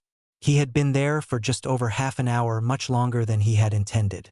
His guards had surely raised an alarm by that point. He jumped off his stool. Crap, I have to go. Bye guys. Thanks for your help. Uji-sama? Shikamaru called after him. A minute. Naruto paused, the door half open. Yeah. Shikamaru reached back and picked up the tiny shard of metal. Didn't you take this to Yandame-sama first? Did he not want to have it studied? Naruto scratched the back of his head. Yeah, but... He had to think fast and avoid lies, because they would only complicate things unnecessarily. Well, I wanted to know if it had anything to do with whoever attacked me, but Dad won't tell me if it does. He thinks I'll try to solve everything myself, which he would, but he also knew he could handle it just fine. So you brought it to me? Shikamaru asked, baffled. Why? Because you're smart, Naruto said, as though the answer should have been obvious. I know you're just as good, maybe better, than the guy's dad would have had look at it. Shikamaru blinked again, while Chuji continued to beam. Oh, you realize, Kyubi said, that its absence will be noted soon, if it hasn't already. You will be the primary suspect regarding that. What will you say? I could say I dropped it, Naruto offered, but silently acknowledged that since he was trying to keep his lies to a minimum and not arouse any more suspicion than he already had, he should continue to be as cooperative with the fourth as possible. Losing a potential clue would not look good. Hey, he called aloud. While we're talking about it, how much of that do you actually need for studying? Ideally, Shikamaru answered, twice what you gave me. Naruto winced. Can you cut it in half? Dad would kill me if he realized I was doing this. Shikamaru sighed, but it actually did not take long to slice the piece evenly. Naruto stuck the half fragment in his pocket and rushed over to the door once more. Thanks again for your help, He took a step outside, but had to stop and turn back again when a new thought struck him. He did not suppose it really mattered in the end, but he was curious. Shikamaru, this isn't going to be troublesome, is it? Shikamaru shook his head. Of course not, Uji-sama. It will actually be very simple. Chuji poked at his friend's narrow shoulder with a salty, admonishing finger. See? Naruto-sama hardly sees you, and even he can tell that you need to take a break. You work too hard. Shikamaru rolled his eyes. I'm fine, Fatso. It was apparently an old argument. Naruto, careful to hide his shock at the idea of Shikamaru working too hard, and Chuji not responding to being called fat, left them to it and slipped outside. Chuji in particular might simply have a delayed reaction, and Naruto did not want to be within the blast radius when it finally came. Thanks again, guys, he called back to them. See you tomorrow afternoon, or whenever. He raced back in the direction of the village proper as night fell, alternating between running at top speed and hopping on one foot as he tried to scuff the freshly cut side of the silver shard on the sole of his sandal to dirty it up and make it look less like he had done something he technically should not have. When it seemed soiled enough, though since the light was not the best there was no way to know for sure until it was in proper light, he put it back into his pocket just seconds before the western gate came into view. He knew he was in trouble when the Chunin standing guard there were shocked but relieved to see him. Yep, sarcasm informed him, words out, idiot. You're 5 minutes from an earful. Oh boy, Naruto sighed. You've done worse things, Kyubi pointed out. You'll have time to think of a story. Musuko-sama, are you all right? One of the guards asked as the other vanished in a thick swirl of leaves, presumably to alert the Hokage. Since blowing past the gate would be rude at best and suspicious at worst, Naruto stopped and grinned sheepishly and let himself be scanned for injuries or traces of lingering jutsu that might have indicated he had been harmed or was an enemy attempting to enter Konoha undetected. Sorry, he offered. I just wanted some peace and quiet, but I fell asleep. Two Anbu appeared inside the gate and the Chunin outside said, Please return home promptly, Musuko-sama. Hokage-sama and Okusama are very worried. Naruto snorted, as if he could go anywhere else with two Anbu right there. Home was almost literally a hop, skip, and jump from the gate, and the Anbu followed him into the house as though they thought he might make a break for it if he had an inch of space to try. Shinju was waiting for him in the foyer, a fuzzy green blanket draped over her folded arms, and said softly as he slowly kicked off his sandals, Oh, Naruto-sama, Arashi-sama has been frantic. He stepped onto the polished hardwood floor and let her flick the small throw over his shoulders. He was not cold at all but appreciated the thought. Frantic? He echoed, confused. That was decidedly more ominous than worried. Why? WL, she whispered shyly as she led him from the vestibule and down a hall to the left. He wanted to go look for you, but, well, everyone feared that you might have been attacked again and Hataru-sama and Kakashi-san didn't want him to be the one to find you. Just in case. You know. I heard that. The fourth called from a nearby room, and at first Naruto did not realize it was him because his voice had risen enough octaves to crack unsteadily. Shinju winced, ducked into a side hall, and hurried away, but Naruto could not blame her for wanting to avoid trouble. The lounge was apparently the command center of some search and rescue effort, Naruto decided when he stepped into the room. His parents were both there, as was Kakashi and two other shinobi of a similar age to him who Naruto did not recognize in the slightest, though one looked somewhat like Sasuke. The third was present also, near what looked like a collapsible card table that was covered with maps, some of which were unrolled and some of which were not. Maps? He noted aloud. What the hell? I wasn't gone that long. The fourth was lying on the longer of the two couches in the room, his knees bent over one arm. He had his sandals on, probably because he had tried or intended to try to slip away, and one arm flung over his eyes while the hand attached to the other arm was spread over his chest. He moved the first to emphasize the severe frown. He turned to Naruto. Calmly and in a controlled tone, he asked, Where have you been? Naruto opened his mouth to respond, but closed it an instant later and regarded his father with caution. It was the voice of a man, he noted warily, who was either on the verge of absolute hysteria or prepared to kill. I just wanted to be alone for a little while. His father stood up so quickly Naruto had almost not been able to follow it. As the older blonde crossed the room, Naruto grimaced internally. Wrong answer, I guess. Probably, QB agreed. Duh, sarcasm said. Naruto, Erasure said, sharply but softly and careful to enunciate each syllable of his son's name.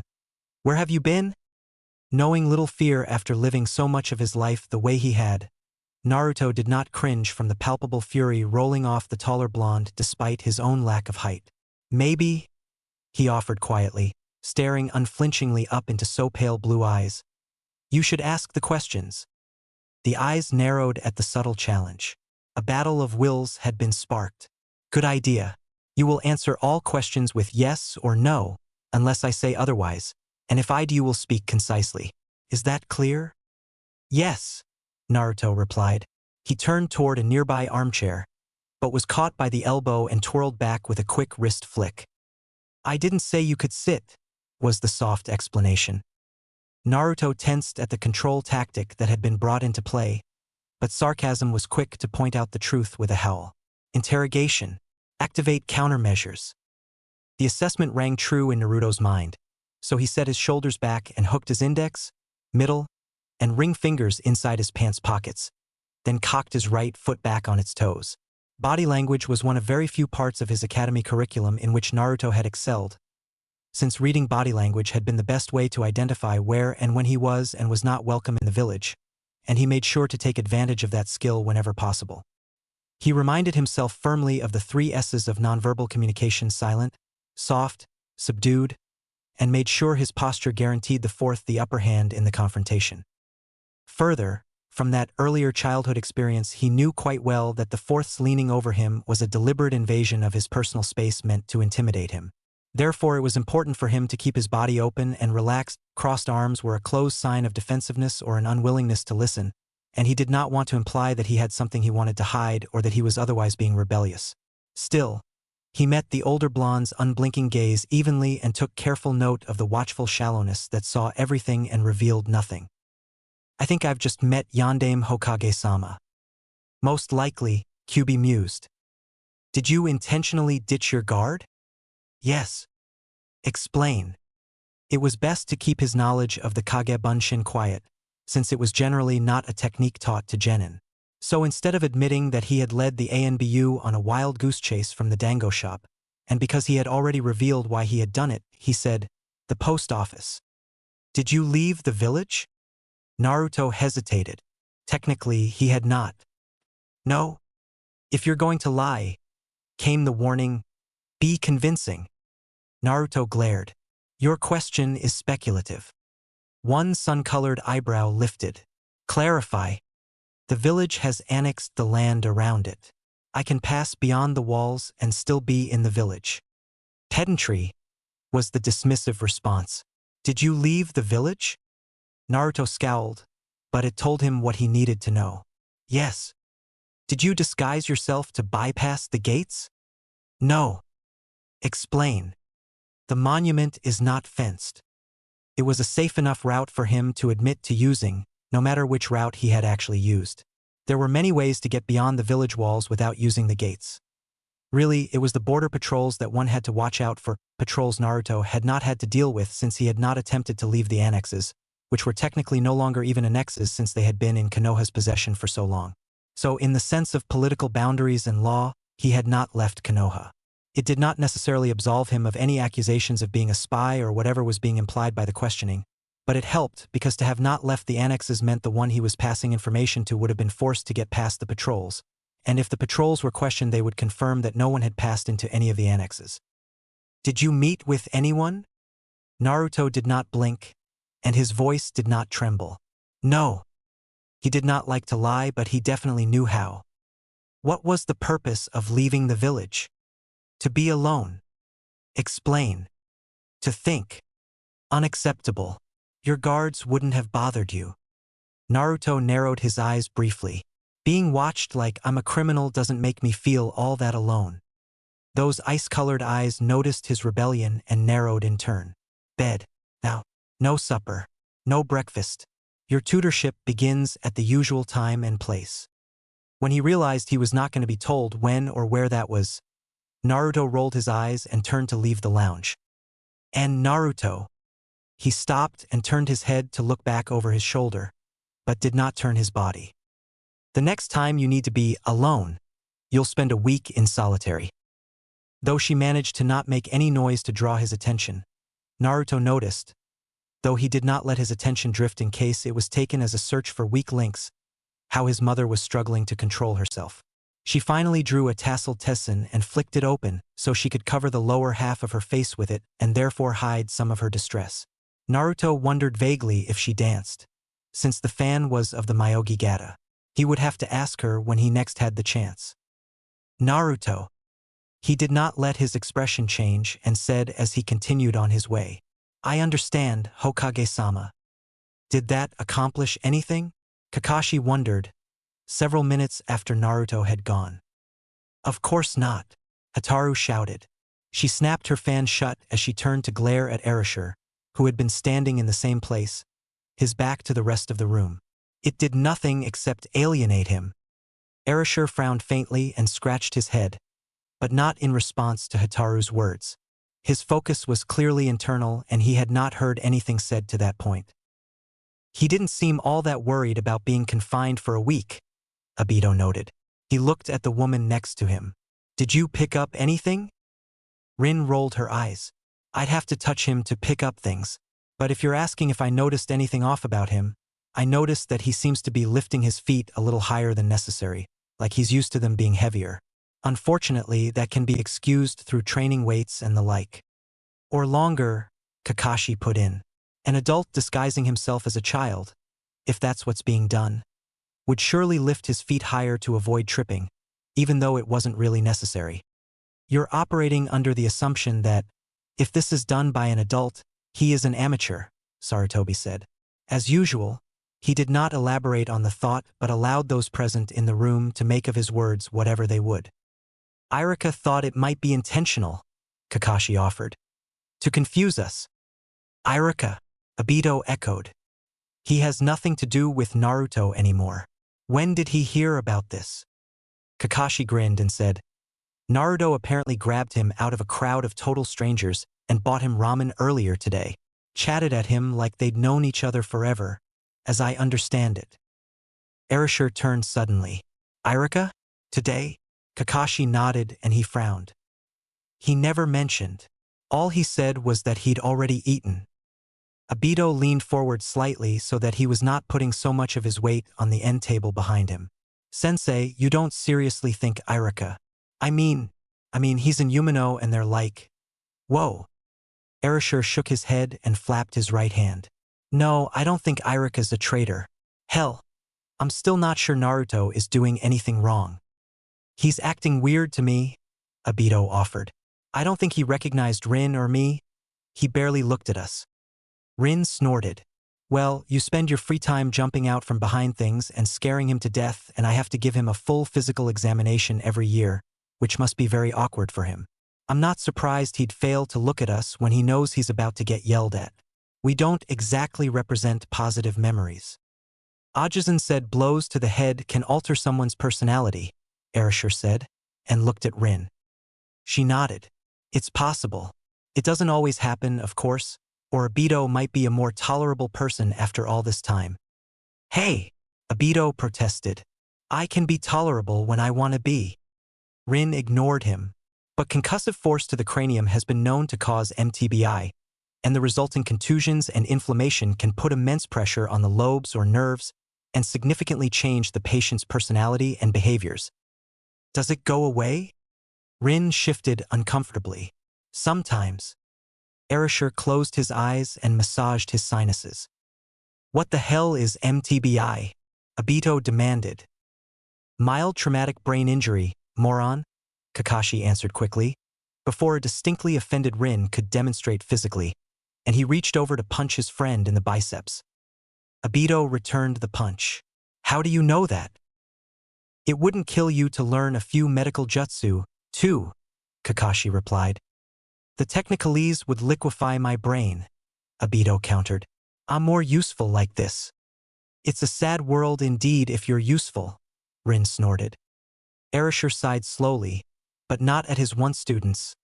They had always been that way.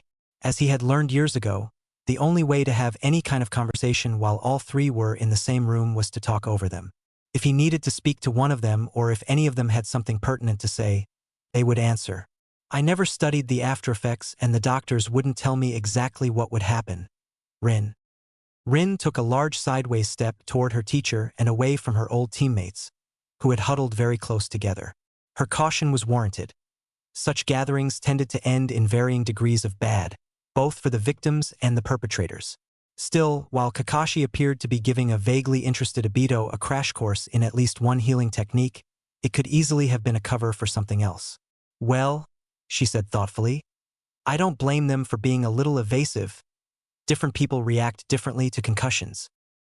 I'd like an idea at the very least, Erasure told her. I'm running blind.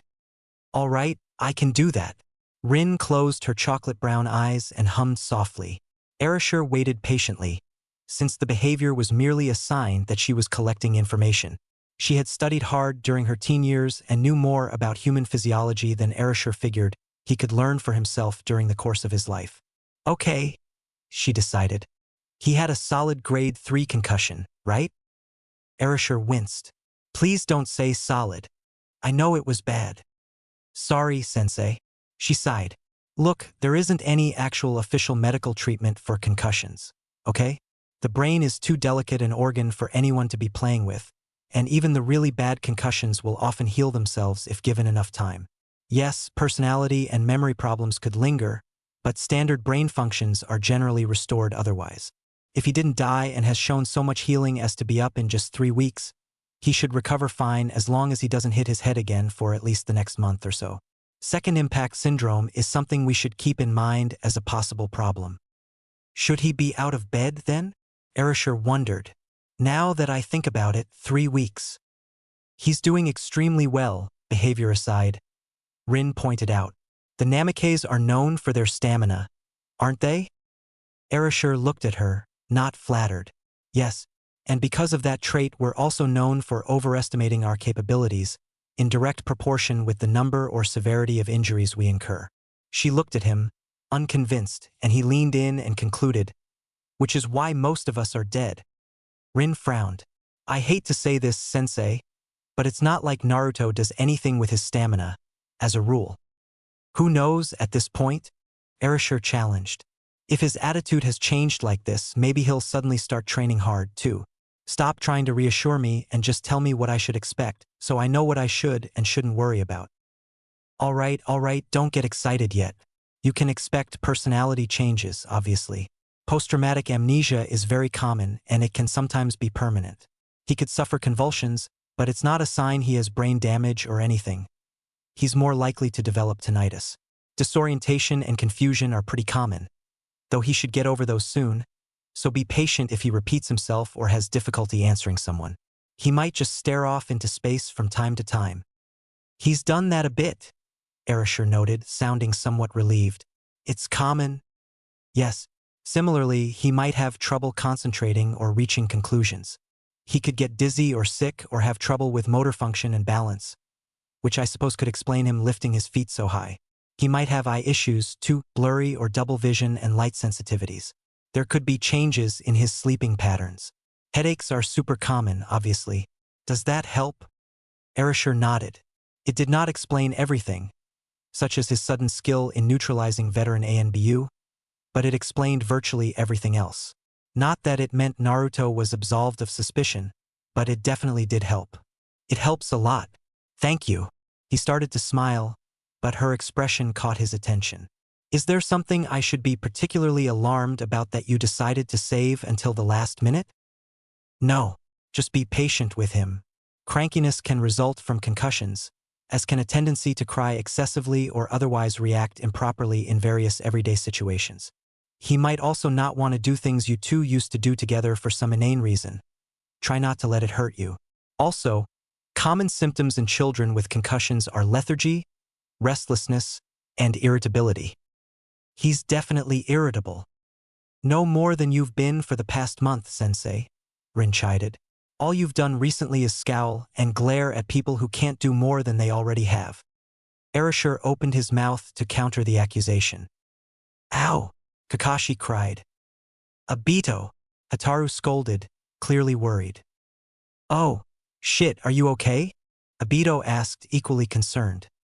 Rin and Erasure both turned toward the far side of the room, where Kakashi had crouched close to the floor and Obito was lowering to crouch beside him. Kakashi had both hands covering the upper portion of the right side of his face, and blood was running down it. Erasure nearly fainted when he processed the scene, but from the fear that the damage was irreparable rather the simple sight of blood. Kakashi. The Uchiha reject questioned weakly. Two thankfully intact blue-gray eyes snapped open in fury, and Kakashi freed his bloody left hand to prod his friend sharply in the chest as he snarled. Could you possibly have gotten any closer to my eye without poking it out, dumbass? I'm sorry, Obito whimpered.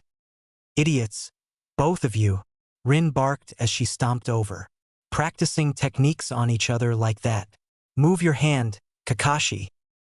It was an accident, Kakashi hissed. He had always had a high threshold for it, but pain nevertheless made him especially grouchy. Move your hand, Kakashi, she ordered. You're bleeding all over the floor as it is. He obeyed, and when Erasure saw the long cut beneath his youngest student's right eye, he pressed the heels of both hands to his forehead to alleviate an oncoming migraine and groaned in exasperation. Oh, dear sweet sanity, because that was always how things ended up with those two. One of them got hurt. How and why they were such close friends, brothers, really eluded him.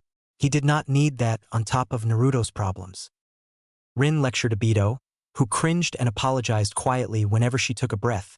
And once she was done, Kakashi said, Dad is going to be so pissed at you. Obito wilted.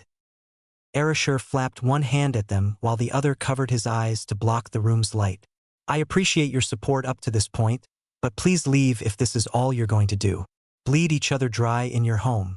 I'm going to bed anyway, so there's nothing interesting to stick around for. Take a guest room, Hataru told him coolly. His head pounding, Erasure was very tempted to inform her that she could take a guest room because he would raise his son the way that he felt was best, and she was more than welcome to keep her mouth shut for the duration of Naruto's life. Indeed, he even began with, Hataru, why don't you just let? But silenced himself. She was worried, too, and was expressing it in the only way she could, which was by coddling Naruto and letting him get away with everything, even if that meant demonizing Erasure. His aggression sufficiently strangled, he said as he shuffled from the lounge. Forget it. Me guest room. Good night. Good night, sensei. His students chorused softly, sensitive of his obvious cranial distress. Unfortunately, the pleasantness of their united voices was immediately followed by an audible punch to a shoulder and Obito's quiet, Ow, dick, that hurt. You owe me, Kakashi growled.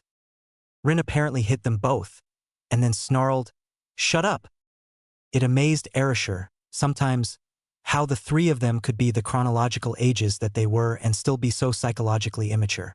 Not that he could imagine any of them being any other way, because he loved them the way they were. Really, he did. They were just. Though each of them was a distinct individual, much of the time they were far too much like him, and Erasure had no illusions about how others perceived him. Mainly because he had already analyzed himself and knew that everything said was true at one moment or another, which was more than a little frightening when he put that same analysis to the three of them. Chapter 8: Crazy Roommates. He was never going to get used to that. Uchiha-san. Sasuke cringed slightly, but quickly brought the reflexive motion under control. What, Naruto? There was a pause, a distinctly annoyed pause. Really? But the Uchiha heir was not going to start calling his friend Naruto-sama before the blonde earned every last letter, and maybe not even then. Besides, it seemed that the Naruto behind him was not his friend anyway, and therefore he owed the presumptuous brat less than nothing. And while he had been tempted to demand that he be referred to strictly as Sasuke, since Uchiha-san brought up all sorts of memories that he would rather not have running about in his head, at the same time he did not want to even think he might confuse one blonde for the other. So, Uchiha-san would be staying unless he could convince himself to let his new roommate call him Sasuke-san. His roommate. Unfortunately, he could not argue with the logic. Whether or not the Naruto present was serious about his past, it was clear that he was massively disoriented and not capable of looking out for himself adequately. He had been in the hospital since waking, and though the physical injuries that he had suffered had all healed, no doubt thanks to the QB, his psychology was still under question.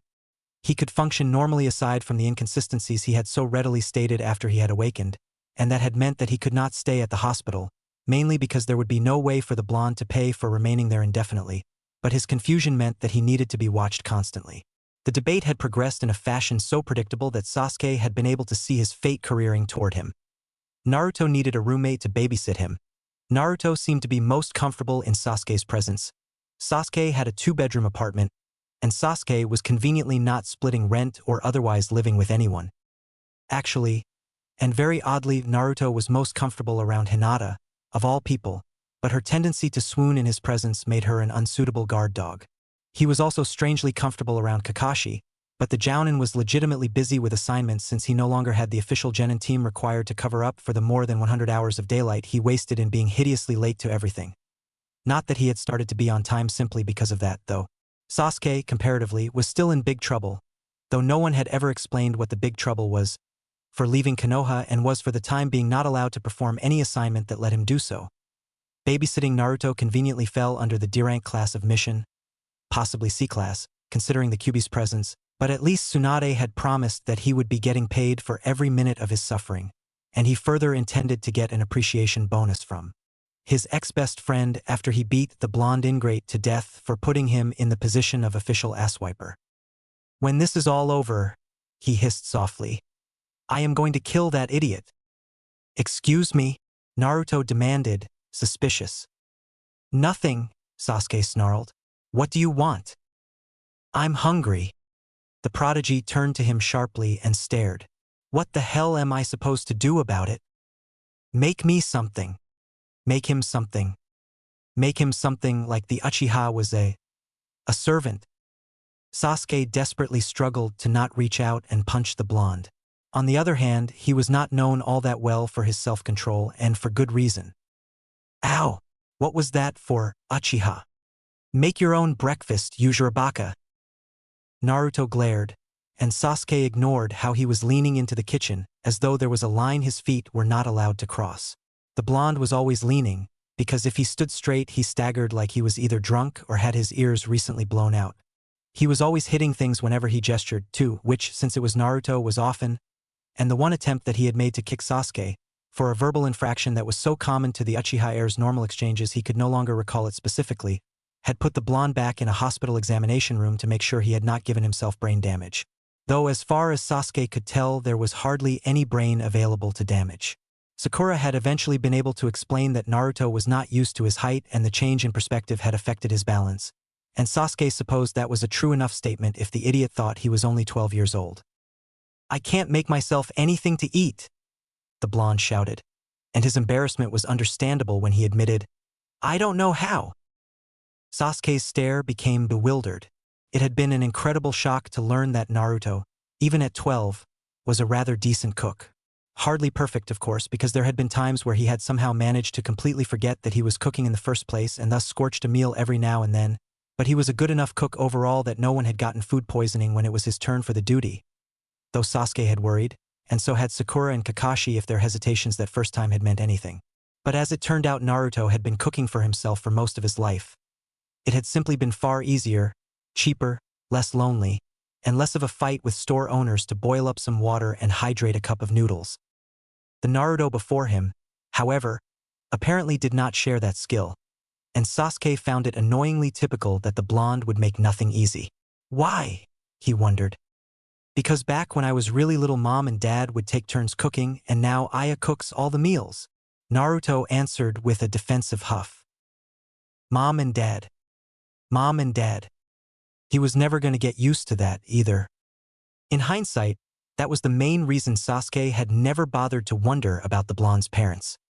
He could count on one hand the number of times Naruto had mentioned anything involving his parents, and all but one of those instances had been long before he had graduated from the academy. Oh sure, he could talk forever about someone else's parents and never suffer so much as a twitch. His own, however, discussing them, especially in his presence, as it turned out, was quite verboten. That mistake had only been made once at a small celebration Sasuke could no longer recall the purpose of and had surely been forced to attend. Team Guy and the old Rookie 9 had all been there, though, and sake had been available. Sakura had not really been particularly drunk, but she had definitely been uninhibited. Therefore her usual tact had died a swift and merciful death, and she had been able to innocently wonder aloud what Naruto's parents had looked like. From the way Naruto had reacted, one might have thought she had called them pigs. He had stood up very abruptly and left the restaurant they had been in. That was how Sasuke and Sakura, who had sobered instantly but far too late, knew how much of an impact the question had wielded. Generally, if a comment hurt Naruto, he would laugh it off, wait a few minutes so no one would make an association between it and his departure, then gracefully excuse himself to go to the restroom, or home if it affected him that much. For him to have revealed the extent of its injury against him that promptly, there was no doubting that the subject was too sensitive for Naruto to control his reaction to mentions of it. Sasuke had been the one to follow after him, being the only one who had any idea what he was feeling. The others all had close families still, and the only one who could keep up with him if he needed to vent. The Uchiha heir had spared Sakura a few pats on the head, since she had obviously not meant the question maliciously at all, but not stopped to offer any words. She would apologize later, he knew. Naruto had not appreciated his presence. The sharp blue glare had informed him when he had caught up to the blonde. But Sasuke did not care what Naruto wanted, so he had stayed right where he was, and his friend had finally given up and glowered at the street instead. "Fuck off, Uchiha. You'd like that, wouldn't you?" Sasuke had demanded waspishly. "You'd like to think you were the only one with that kind of pain." Naruto had crammed his hands in his pockets irritably. "What, you mean like you do?" "It was just a question, Uzurabaka. She didn't mean anything by it. You overreacted. Again. If I had hit her or yelled, that would have been overreacting. What was so terrible about it?" Naruto had shaken his head and said coolly, "Whether you noticed or care, Bakuchiku, people feel bad for you for your parents' deaths. That doesn't mean they've felt the same toward me." "So what if they didn't care about your parents?" Sasuke had wondered, unimpressed. "They did care," Naruto had corrected bitterly. "That's the whole problem." Sasuke had not responded to the statement. At that point, Naruto either would or would not have told him, and prompting would not have revealed the facts any quicker. "I gave up wanting to know about my parents when I was 8, Naruto had said after several minutes, in a way that meant he was not going to explain what the villagers had said about his parents. Not that Sasuke could not have guessed. "Nowadays, I don't want to know whether they actually hated me or loved me, because neither means anything when they're never here to express those feelings. I don't care about their names, what they looked like, or whether they were ninja or not. I don't even want to know if they're both alive or dead. I'm 17 years old. It doesn't matter." "Then why did you get so pissy about the question? Why bother to speculate when it doesn't matter?" was all the blonde had offered in response. The truth was, it did matter to Naruto. And the even greater truth was that it mattered because Naruto was still just a child, really. While Naruto had grown up, at the same time he had not grown at all. His outer growth was nothing but a clever mask for the inner growth that came to him in fits and starts. Physically and psychologically, the traits that were so needed for outward strength and future survival, Naruto was in fine shape and had been for most of his life. His own stubbornness and the village's collective dismissal of his existence had ensured that early on. But emotionally, he was still fewer than 10 years old. In some cases, it was his sheer immature bluntness that won over others by shaking them from their carefully constructed towers of ivory with naked facts. But that was not always true, and in those instances he had not often come away unscathed. That was doubtless why Naruto still cared so much about his parents, whether or not he realized it. Even at 17, with the emotional maturity of a child of single digits, he needed their guidance and instinctively sought for them, but his older-than-17 psyche reminded him coolly of the hard fact that he was an orphan and that the closest thing he had to a parent was an academy teacher who was barely twice his age and had been orphaned as well. The conflict was doubtless a very confusing one, and so he did the logical thing, which was to put it aside as long as it was not a life-threatening issue. "Uchiha-san, are you going to make me something to eat?" Sasuke glared in response, and the peaceful and forgiving thoughts that had managed to sneak up on him were slaughtered mercilessly and with great relish. "Hell no. But I'm hungry." "Then starve." That pout. That stupid, stupid pout. What kind of ninja are you if you can't cook for yourself? Sasuke snapped. He was not unreasonable, though, which could have been argued was because he did not want his apartment destroyed by either of them, and especially not himself. I'm going to sit at this table and eat. So you can make yourself something, and if you have questions then you can ask. In the end, Sasuke just cooked the idiot's breakfast for him, so he would not set the apartment afire. It had only been an egg and cheese and sausage sandwich anyway. Still, he insisted that Naruto stay there and watch him while he explained what he was doing step by step, and the blonde at least seemed to understand.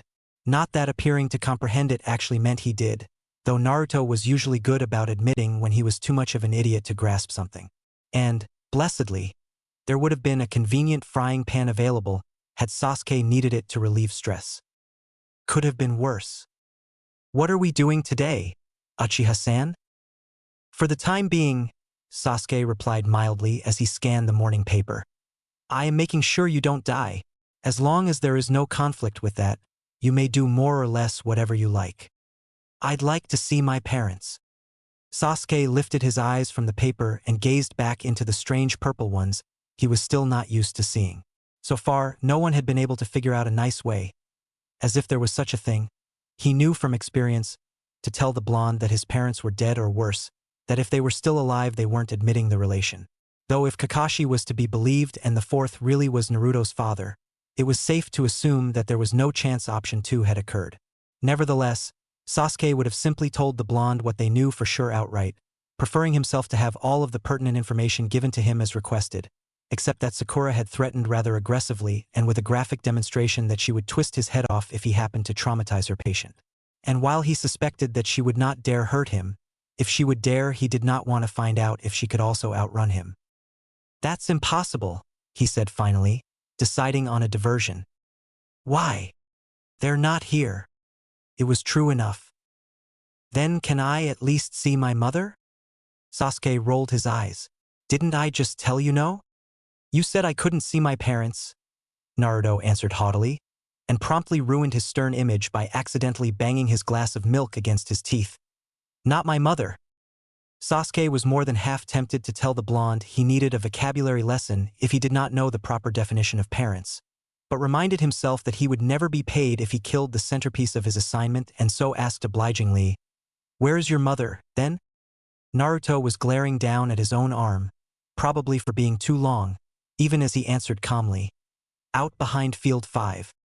Sasuke tried to remember what was there, opened his mouth, closed it, then said, "Fine, if it'll shut you up." When they had left the hospital, Sasuke and Naruto had initially attempted to reach the former's apartment the same way most of Konoha's ninja got around by roof.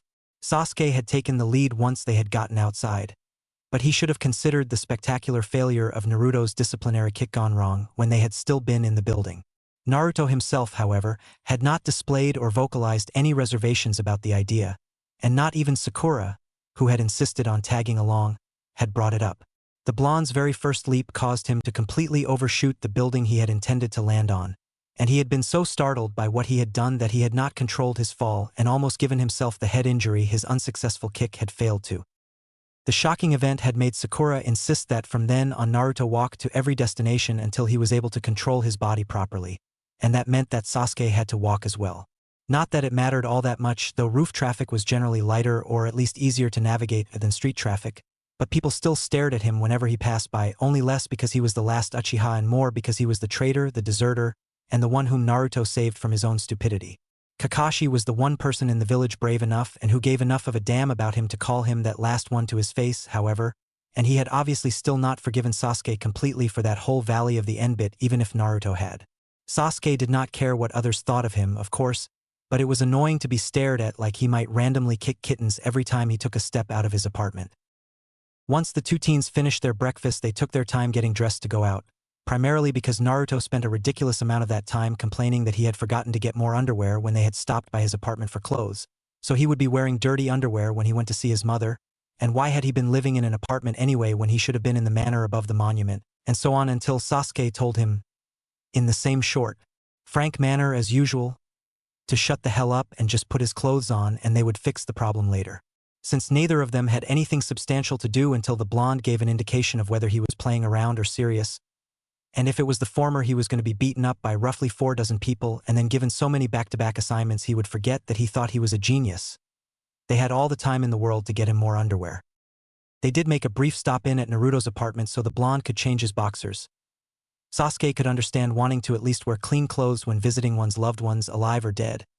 But the moron even complained about that, whining about having to put his pants on and then take them off 10 minutes later and change his boxers and then put his pants back on, and why the hell were his legs so damn long. And if dealing with your pants was that much of a problem, you could have walked naked from my apartment to yours, you know, Sasuke offered. He had no need or preference to witness such a scene, and people had stared more than usual, as it was merely because Uchiha Sasuke, the traitor, was walking around with Uzumaki Naruto, the leaning lush, but it had the desired effect of silencing the blonde and the bonus of earning a rather attractive shade of red on that usually obnoxious face. Unfortunately, the pleasant glow of his absolute victory did not last long, and a few too short minutes later Sasuke found himself looking from a fistful of boxers to the blonde who was holding them out to him. And that means, carry them, Naruto commanded imperiously. Sasuke blinked, incredulous. What? Carry them? Naruto repeated, and shook the repulsively colorful articles for emphasis.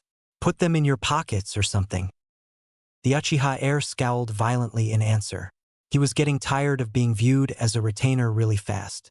I'm not your packhorse, Dobe, and even if I was, I would not carry your underwear in my pockets even if they are clean.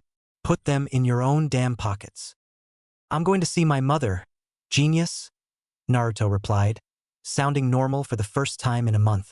I'm trying to pay my respects, not have her laugh at me. Tough, Sasuke countered. Either use your own stupid pockets or leave them here and we'll come back for them after we're done. Naruto frowned at him like he was the problem, then wandered from the bedroom, through the main room and into the kitchen. He rustled around there for a minute and made a noise of triumph before waving a plastic takeout bag at him. Uchiha-san, will you carry them if I put them in here? Sasuke glared, but it was obvious that it was something the blonde was not going to let go, and he had some old clan scrolls he wanted to study anyway. And he reminded himself again it would not do to kill his mission. Put that in another bag and tie it at the top so no one can see inside. And if you breathe a word about it to anyone, I will fold you up like a pretzel and leave you in a dumpster. That was why, 15 minutes later, Uchiha Sasuke could be spotted trailing a bouncing, leaning Uzumaki Naruto through the streets of Konoha with a bulging white plastic bag that read, "Thank you, thank you, thank you," dangling from his left wrist. Sasuke caught sight of the bright red lettering in his periphery and rolled his eyes for the umpteenth time, fully intending to make sure that the blonde said that very thing when it was all over. What are you doing now, Yujirabaka? Sasuke sighed, exasperated, when Naruto made a sudden turn into a Maimono, the dango shop. They were taking what seemed to be the longest possible route to get to Training Field 5 and had already stopped at a Chiraku for 4 bowls of 4 flavors of ramen, which the blonde had insisted on but not explained. Naruto said nothing until they were seated and he had consumed 3 of 6 sticks of the sweet dumplings. The mere idea of eating so many made Sasuke ill.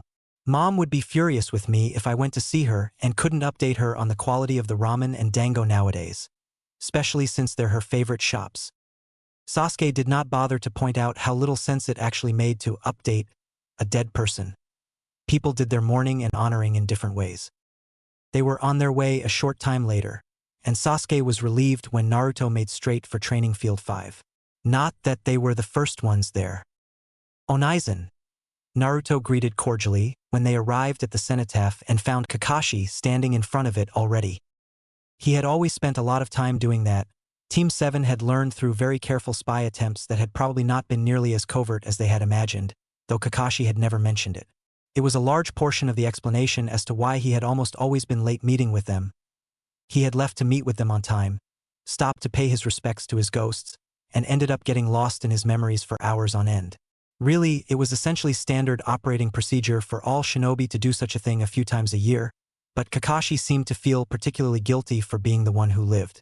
Team 7 had deliberated and decided to never ask about it outright, both because it did not really matter and because they knew that Kakashi would tell them when he was ready, which they readily admitted could easily end up being never, but that was simply the hazard of associating with the tight-lipped copy ninja. Naruto, Kakashi returned quietly. He glanced back at Sasuke, who was keeping a polite distance since he had no business there, and they nodded at each other in silent acknowledgement before the former refocused on the blonde. Sasuke knew the Jounin thought, like everyone else did, that Naruto's sudden address of him was strange, but he was not questioning it or apparently even privately wondering about it. It was just something he was accepting as though he had expected to hear it one day. "It's a bit late to start training for today. Didn't you sleep well?" "I've slept worse, but you know I prefer my own bed." Which was also odd because Naruto was known for being able to sleep anywhere under literally any conditions. It was one of the few academy subcourses in which he had excelled, though he had negated much of the instructor's approval because he failed to be able to consistently sleep lightly. Naruto frowned and scratched his head.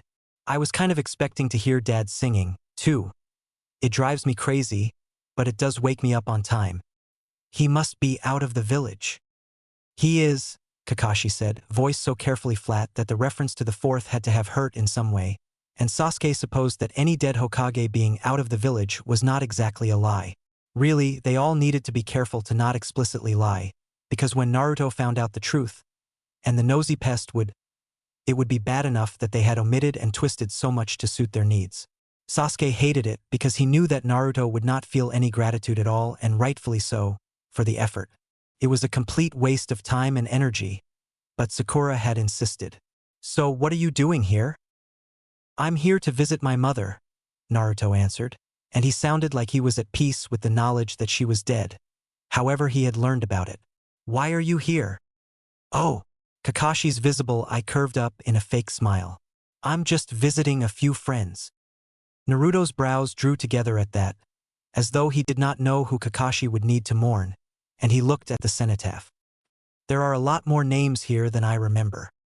He moved closer to the black stone and trailed his fingers over the engraved characters, but after a moment he paused at one name and frowned, then moved to another nearby, then another and another, and his expression of confusion became noticeably more alarmed as he touched seemingly random names that Sasuke was too far away to be able to read. But Kakashi was watching Naruto closely, as though he expected the blonde to burst into a hysterical frenzy of kicking and screaming. Naruto finally looked up at Kakashi and then back at Sasuke, showing a very real fear of his surroundings for the first time since he had awakened. "You told me I wasn't unconscious for that long and there's no sign of any attack, nor could so many assignments have gone that wrong at the same time, so how can all these people I know possibly be dead?" he demanded in a trembling voice. "And if the fourth Hokage is dead, too, then why is someone else's name here? What is this place?" Had it been in Sasuke's nature, he might have cursed and hit himself for taking Naruto to a location where the blonde could find out far more than he would have had he looked at a standard newspaper, and in a far more blunt fashion than he would have had he looked at a standard tabloid. Kakashi extended one hand in a staying gesture. "Nair it!" He seized the panicking blonde and wrestled him to the ground, at which point Naruto began to writhe and howl like one possessed. "Naruto, listen to me." "No!" Naruto shrieked. "Damn it! I'm so stupid. This is a trick. Genjutsu." Sasuke scrambled to help and grabbed Naruto's shoulders just as the blonde got the long fingers of one hand hooked in Kakashi's mask. Between Sasuke's forceful restraint and Naruto's death grip, the stretchy fabric peeled off their field instructor's face like wax paper. Sasuke glanced up to be sure that the Jounin had not been scratched too badly but did not stare. As usual, the situation was pressing and therefore the hen's tooth rarity of the unmasking could not be properly taken advantage of. Naruto was still struggling, and in a burst of power that must have been supported by the Kyuubi, he broke Sasuke's concentration just enough to yank off Kakashi's headband. The blonde stared in horror at the Jounin's closed left eye. "Who are you?" Naruto cried, but he was not doing so the way Sasuke was used to hearing him, angry at being fooled. He was, in fact, quite the opposite. He was absolutely pants-wetting terrified. "What happened to your face? Where's the real Kakashi? Where's Obito? There's no way he's dead. He's too good a ninja. You must be hiding him somewhere." Sasuke scowled and slammed the blonde's shoulders to the earth for the 7th time.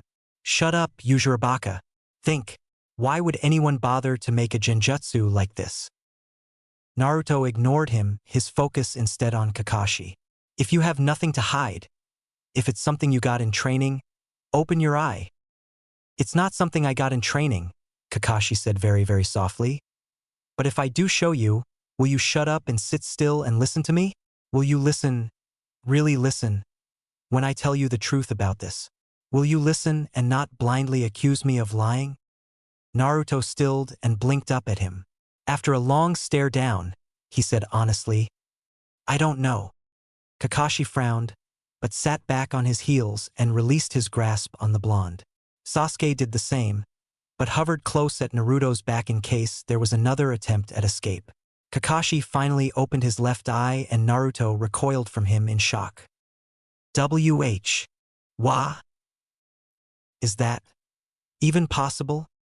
Apparently, Kakashi replied, his voice hollow with pain. Obito is dead, Naruto. So are Rin, Sandaime, Jiraiya-sama, and Sensei. He shook his head. I don't know where you came from, or where you think you came from, but whatever perfect life you were enjoying, it isn't here. Naruto gazed up at the Jounin, down at himself, then back at Sasuke. He turned to Kakashi again, face hard, and said, Tell me. Maybe he would believe them when they told him that he was an orphan and people hated him because of the fox his loving father had sealed into him, or maybe he would think that it was a lie and that he could walk home and his parents would be waiting for him. Not that the austerity of the reality would be any comfort, even if he believed them. Either way, it seemed Sasuke was going to find out if Sakura would really attempt to twist his head off for traumatizing the blonde after all. But he intended to give her an earful before his windpipe got too misshapen to allow air through. And he further intended to be sure that everything he said would echo inside her meddling, know it all skull until the day she died. Chapter 9, 10 Bricks. It was not the light that awakened him, though the light could hardly be called such considering how dim it was. But Naruto threw his arm over his eyes anyway so as to not be distracted by it. Weird. Was that a dream? When there was no response, he prompted sharply, Kyuubi. The fox snorted. Do you have any idea what time it is? What the hell do you want? Naruto's brows drew together behind his arm. Yes, it's 5:30 in the morning. The idea that the question had been rhetorical hit him belatedly, and he accidentally pointed at the ceiling with his free hand while he indicated the fox in a similar manner inside himself. Wait a minute, were you sleeping? What the? You're dead. What the hell do you need sleep for? Kyuubi growled irritably. I'm not dead, you idiot, merely separated from my body. And I don't need sleep. However, though you make ridiculously poor company while awake, you're still the only other being in the universe who I can actively communicate with at this point without my presence creating an unfortunate distraction on its own. You sleeping doesn't give me anything better to do. I might as well, even if it's nothing but an imitation of the actual exercise. Now what do you want? Naruto dismissed the concept. It was not important. I think I was dreaming just before I woke up. So? Naruto rolled blue eyes behind closed lids. So was I? I'm not a fortune teller, brat. The fox sighed. But you might as well tell me about it now so I don't have to hear to you whine all day about how I never listened to you. I was home, our home, Naruto explained, immune to the insult, but I wasn't in control of my body. Sasuke and Kakashi were there. I was living with Sasuke for some reason. We went to my apartment because I wanted to visit my mother, but I didn't want to do it while I was wearing dirty underwear. I told you that you don't need to wear those things. They don't do any good, Kyuubi inserted, exasperated. You humans, so fragile without clothing. But at least I can see the value in wearing them when you barely have any fur to begin with. I've never understood the purpose of undergarments, which no one ever even sees. Naruto snorted. That's why you weren't privileged enough to be born human. Thank the lady, Kyuubi shot back. If being born human is considered a privilege, I'd hate to think of the kind of terror necessary to overthrow such supremacy. Naruto did not bother to point out that the fox was speaking of himself. After we got clean underwear, we went to Ichiraku and Amaemino.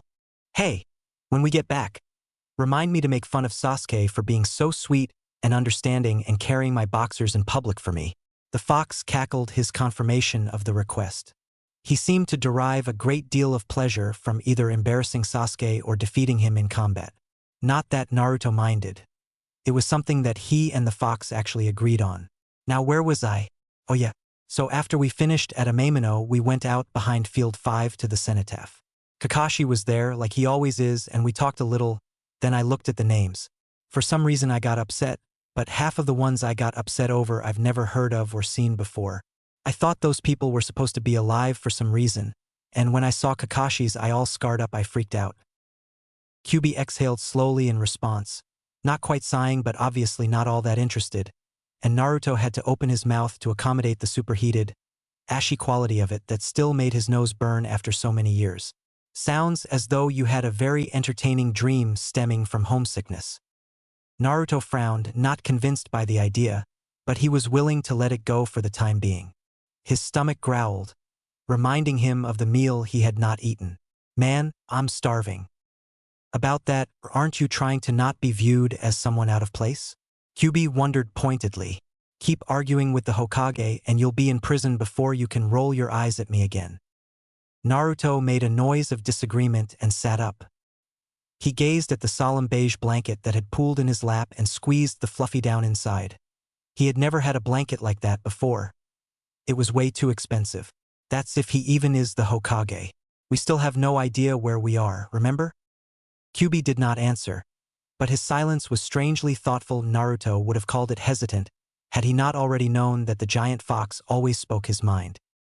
The door to his bedroom opened slowly, without a knock, and Naruto stiffened in preparation of something as his right hand slid back for the kunai he had tucked under his pillow.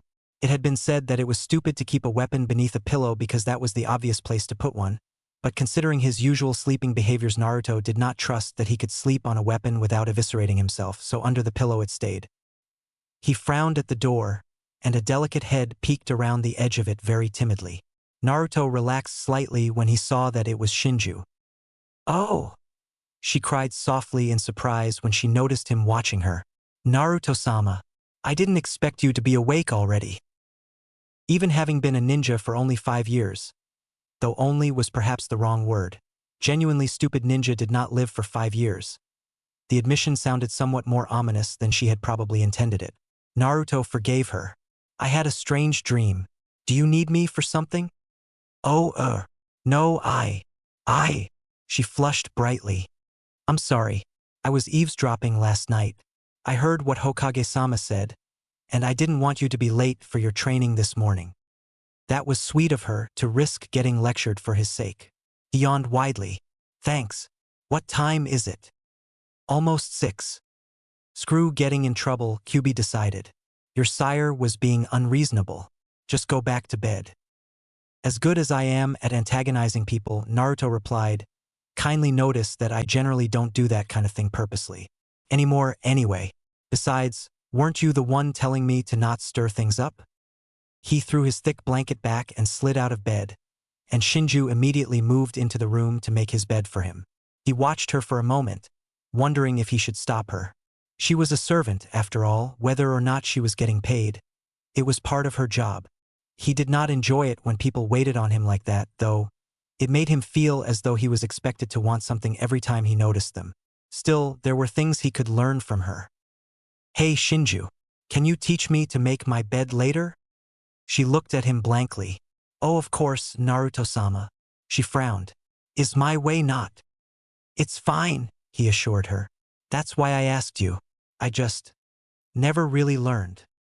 It was one of those non-essentials Irika had always mentioned teaching him, but attempting to correct his general lack of manners tended to take far more time than the Chunin had available. For simplicity's sake, everyone else had more or less given up trying to teach him anything in that regard. So Naruto just made sure his bed looked made, and even though it obviously was not perfect, or even halfway decent, Irika was satisfied with continuing to put it off.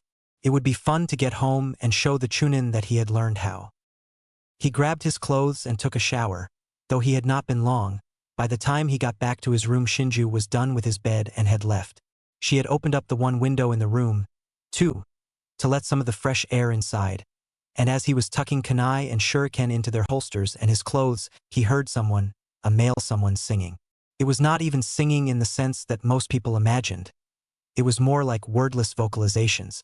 It was odd to hear, since he was rarely around people who sang at all, let alone well, but at the same time pleasant to his ears. He moved to the window as he stuck a few final shuriken in his pants pockets and poked his head outside cautiously. The morning air was cool and clear, and since most of the birds were not awake right then, the sound was not distorted or hard to follow. Naruto climbed out his window, immediately face-planted on the bare, frostbitten ground when his legs failed to touch it in the way he had intended, and then at last tracked the noise to its source. It was the fourth. What a freak, QB snorted. Birds of a feather, any, brat? That would explain why you came to Konoha, Naruto replied, without missing a beat. He stopped by the western corner of the manor and watched the older blonde stand at the edge of the cliff, facing east, and sing or whatever he was doing at the blood-red horizon. Naruto crept closer slowly, not sure why he was bothering after the previous night's cluster farce, and nearly went back into the house when his father turned toward him, obviously aware the whole time that he had been there, and held out his nearer arm in some kind of invitation. Naruto hesitated, still annoyed about being treated like a criminal, but did finally step closer and allow himself to be trapped lightly against the fourth side.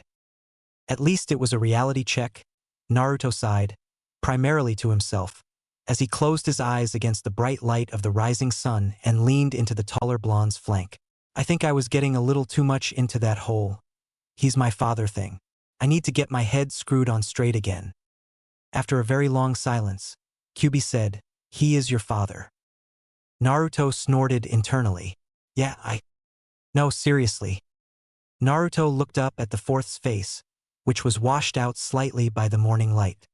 He remembered what he had thought in the hospital, that the older blonde could have been an image of him in 15 years. He took a moment to process the idea, then growled, "Don't piss with me, Fox." QB huffed, annoyed. "Oh, but if only it were so simple, you little yellow rat. I have been examining our situation like you wanted me to and, after many re-examinations, have come to a reasonable conclusion. I'll explain it if you promise to not interrupt me with asinine questions or blustery denials." Naruto considered that not asking questions would be easy, but not protesting would be more difficult. The yondaime had always been his hero, the pinnacle of ninjadom to which he aspired. Legends regarding the fourth, more about his many achievements than his title, had continued to circulate even when Naruto had been old enough to be thrown to the tender mercies of the academy instructors, and he had decided that he wanted to be that kind of Hokage. QB would doubtless make obnoxious observations about the older blonde, which Naruto always had and would bristle at. But, in hindsight, the fox had never truly lied to him, either. Complained, exaggerated, and scorned, yes, but never outright lied. Finally, he said, "Deal." He sensed QB shifting, as if settling into a bed like a cat might. When a living being is offered a choice, the giant kitsune offered thoughtfully, thousands upon thousands upon thousands of possible outcomes. In other words, potential futures will become open for exploration. Such choices are what form parallel universes. This happens even with something as simple as whether or not you choose to brood about being lonely. And while you yourself may choose to not brood, there was another version of you who chose to brood. Then the manner in which you decide to carry out your choice further affects your future, and there are yet more possible futures. Any choices you make at any time during your life will open sets of entirely new and completely different lines of possibility, thus creating unexplored universes that the Narutos who chose differently from you now live in. Each of the starting points of these universes is unique by a single choice, and they then overlap with the single choices of others to form a stable universe agreeable to all. Naruto frowned. "I don't." "The vastness of the concept is difficult," QB confessed, patiently and with a surprising hint of kindness, "for even one such as myself to completely comprehend. I do not expect you to understand perfectly." "It sounds like you're telling me," Naruto noted unhappily, "that destiny is real. I don't believe that. Destiny, or fate, or whatever inane label you would prefer to give it, and free will are not at odds with one another," brat, the fox spat. "They never have been and never will be. It's only your human genius that changed them. Now pay attention and I'll do my best to dumb it down for you." Naruto absently leaned harder into the fourth side. "Good luck convincing me." "Think of each universe as a house," QB instructed. "To make it easier to imagine, we'll say there are 10. Now, to stand properly, those 10 houses need foundations, yes?" "Fine," Naruto agreed grudgingly. "You are a mason," the fox informed him. "Before you are 10 bricks. Each of the 10 houses needs 1 brick to complete its foundation, but you are not the only mason to have worked on them. For the sake of discussion, we'll say that there were 99 others. As a result, the foundations are of very irregular designs, but the other bricks that compose them fit together quite well and make it stable. None of the bricks lying before you has the same shape as any other one, so there is definitely only one brick that will fit into each foundation. And though the shape of the bricks does mean that you have only one available choice, or, if you'd rather, one fate per foundation, it is your choice which of the bricks you choose. In essence, fate or destiny or whatever is indeed an operating concept, but you choose your fate every moment of your life. Cannot be forced upon you by some outside influence. The people around you are not illusions, QB reminded him. They are as real as you, and like you, they have every right to choose the direction in which they travel, which is why your bricks are of different shapes. None of their 10 bricks could fit just anywhere either. It is not your right to impinge on their choices with your own, nor is it their right to impinge on yours with theirs, so a middle ground must be reached. That is why you may only place a specific brick into a specific foundation, but why the choice of brick is yours. Naruto considered that. It sounded close enough to what he believed for him to accept it. I think I get the gist. You're saying we're in a different house than we were? Yes. One significantly unrelated to the one we had been in, apparently, since both of the recent Hokage are still alive and there is no sign of an attack from myself. It's not an enemy jutsu or a dream. It does not appear so. It's far too complex as far as simply distracting you for information, and I have no power beyond observation and vague influence in your dreams.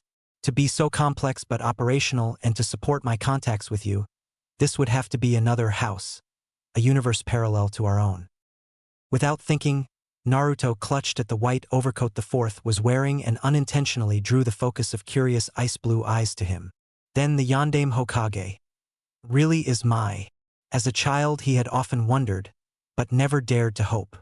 He swallowed anxiously at the realization that he was about to use such a word in conjunction with himself. Father? In every universe in which you were born, yes. And yes, I'm certain of it. Despite his being dead for years, you've smelled like him all your life. I've had plenty of time to check and recheck myself. Naruto's grip on the overcoat tightened and he struggled to hold in a howl of outrage. It was too much. He had family. After so many years of being nothing except that fox child and that nuisance, he had family. After all those years of dodging shouts and newspaper swats like a stray dog. I'm practically royalty. The village reveres the fourth. How could they? Why would they? Fear and prejudice overcome competent thought, QB said wisely. No shit, he muttered darkly. He shook himself internally. There would be time for such ruminations later. So, damn it, this is overwhelming. So how, exactly, did we get here if this is a parallel universe? Parallel doesn't mean the universes are actually parallel, moron, QB explained impatiently. It just means that they had similar origins and follow a similar timeline. Universes overlap on occasion, where someone's choice has the potential to affect another universe. Like two bricks that are different, but may have similar shapes. This overlap won't go away until the one whose choice created it dies, and as long as it exists it produces thin spots in the dimensional barrier between the universes, making it easy to cross over if one knows how. Except that I don't, Naruto reminded him. Nor do I, QB admitted, as it never interested me prior. But it's the likeliest explanation for your 3 weeks of unconsciousness. I checked your procedural memory, and as bad as your injuries were, there's no way the injuries your body received caused it. Procedural memory? Naruto? Ask me later, QB decided. Naruto blinked into the too bright morning sun and looked up. Yeah. The Yondaime Hokage, his father, was gazing down at him with gentle concern. Are you all right? I'm fine, Naruto answered, cautious and still a bit dazed. Father. Family. The taller blonde frowned faintly, then turned and crouched to put both of them at roughly the same height, though Naruto was old and grown enough to be a little taller. Listen, I'm sorry I was so rough with you last night. I was just worried about you and it made me. Naruto lifted an eyebrow and suggested, a jackass. His father blinked, then nodded and smiled slightly. Exactly. Even though you're out of the hospital now, it doesn't mean you've healed completely. Ditching your guards. If you had been attacked. I get it, Naruto promised. Please don't do it again, the older blonde pleaded. Please. Naruto cringed internally. Knowing that he was in the company of his blood-related family made the idea of lying even worse than it had been at home. But I can't agree to that. I have to figure out what's going on. Even though I know where I am, I still need to figure out exactly how I got here to begin with. And I need to figure out the who and why of the attack as well. But actually saying that is out of the question. Anyone I told would think I was crazy, including my family. If my son told me that he was from a parallel universe, I'd think he was crazy. So he said to his father, "I won't." The fourth nodded, noticeably relieved, and Naruto felt like a snake. "I'm a jackass too." His father straightened and stood. "A truce, then?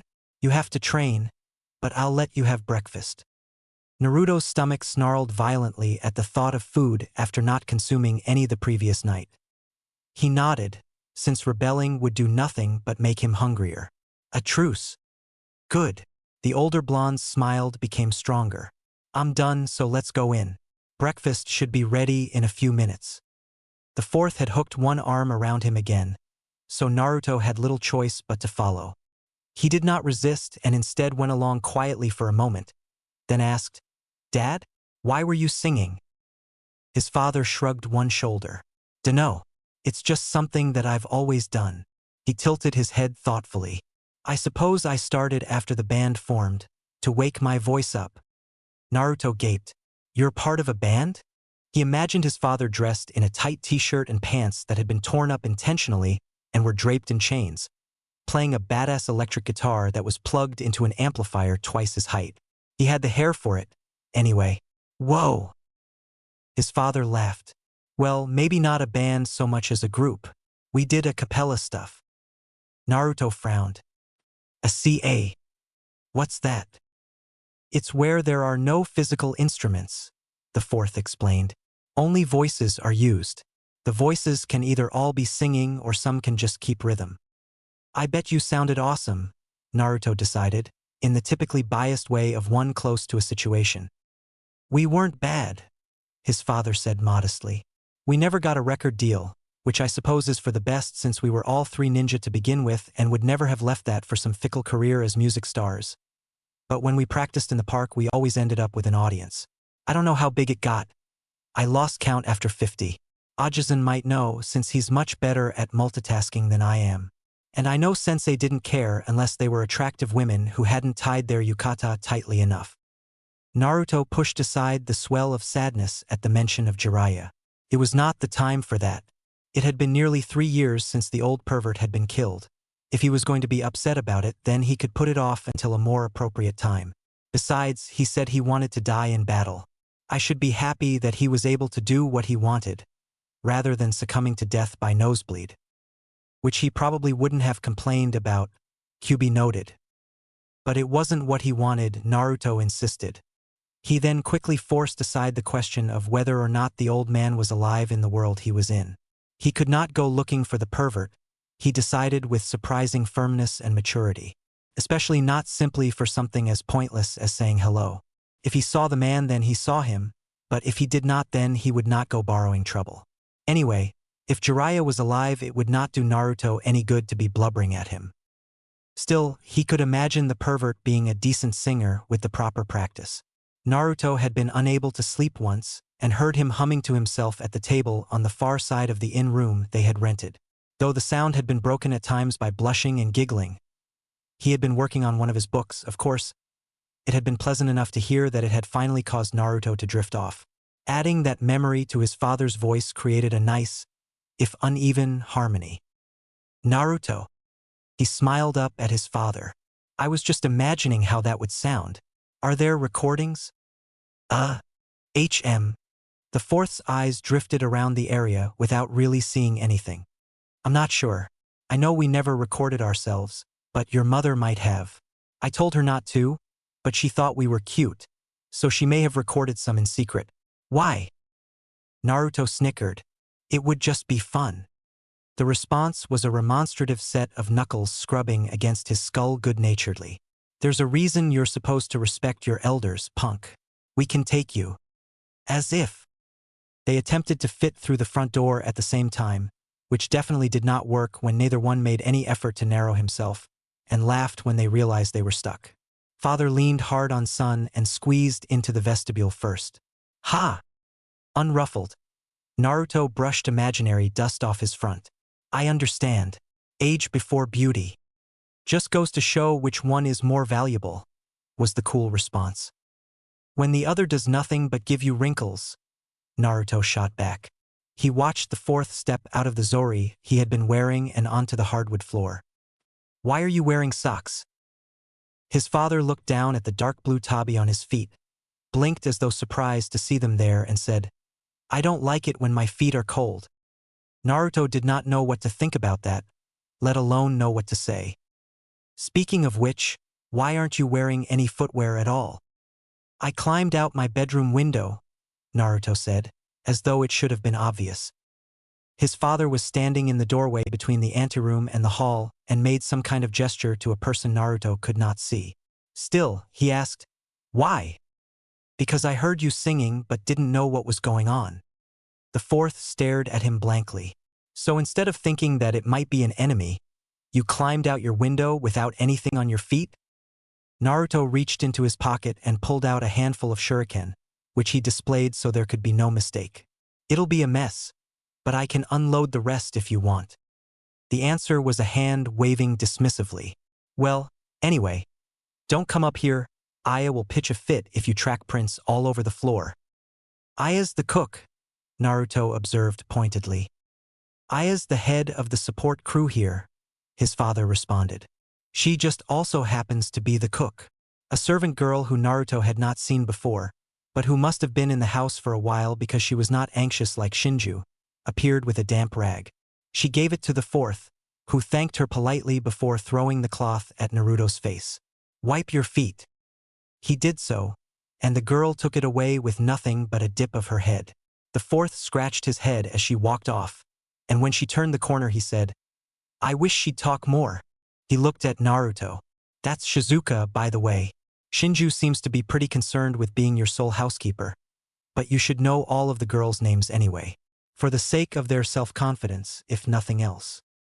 Naruto, his feet clean enough to not enrage a ladle-wielding Aya, drifted down the hall after his father, who was presumably headed for the dining room. Why are there so many girls here? Shouldn't there be at least 2 or 3 guys? His father chuckled. I made the mistake of telling your mother that since I already had you, I'd be satisfied with 1 or 2 more kids. However, it turns out that she wanted a big family, so whenever she went out of town she generally came back with a girl she had picked up for one reason or another. Most of them had some form of a bad home life, anything from abusive relationships to being on the verge of taking up residence in the red light districts to make money.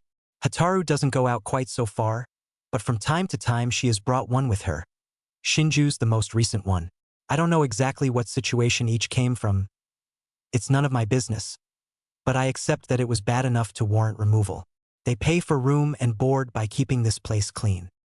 That made Naruto think that Shinju's circumstances must have been particularly desperate for her to be so eager to please. Do they ever leave? Eventually.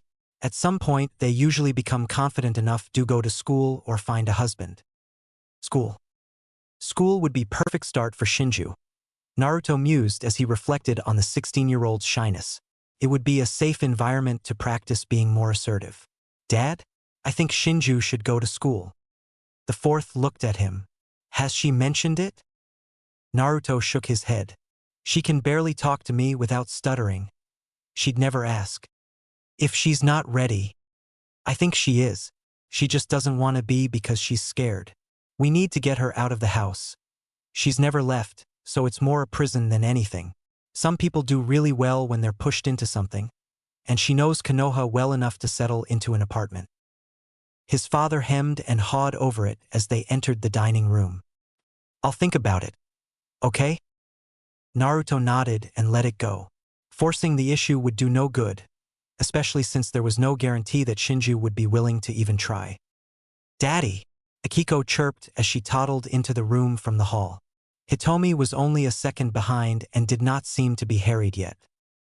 Hi, sweetie, the fourth answered warmly. The 2-year-old ran over to where he stood, the slim shape of her little violet kimono nearly tripping her, and held her arms up to him expectantly. He smiled and bent down to lift her, and the speed at which he straightened earned a squeal of delight. "Thank you for behaving yourself for Hitomi this morning," he said as he brushed a lock of long, perfectly straight black hair behind a delicate ear. "I'd be most appreciative if you'd continue to do so for the rest of your life." He set her in her high chair at the table. When she fidgeted, he touched the end of her nose with his finger, which stilled her and made her hazel eyes cross with curiosity. "Be still," he commanded firmly, and with a tiny huff of rebellious frustration she obeyed. When his father turned back in his general direction, Naruto held up his arms like his sister had. The fourth stared at him for a minute, and though he had been joking, Naruto suddenly found himself being lifted off his feet as though he was half his age. Startled, he held still so as to not cause the elder blonde to lose his balance. And in the next moment there were arms supporting him from below, and he was looking his father in the eye. The fourth laughed. "You should see your face." Naruto blinked and peered over his own arm and his father's overcoat-clad shoulder at the floor, which seemed to be alarmingly far away despite the heights he had fallen from throughout his life. "I wasn't serious."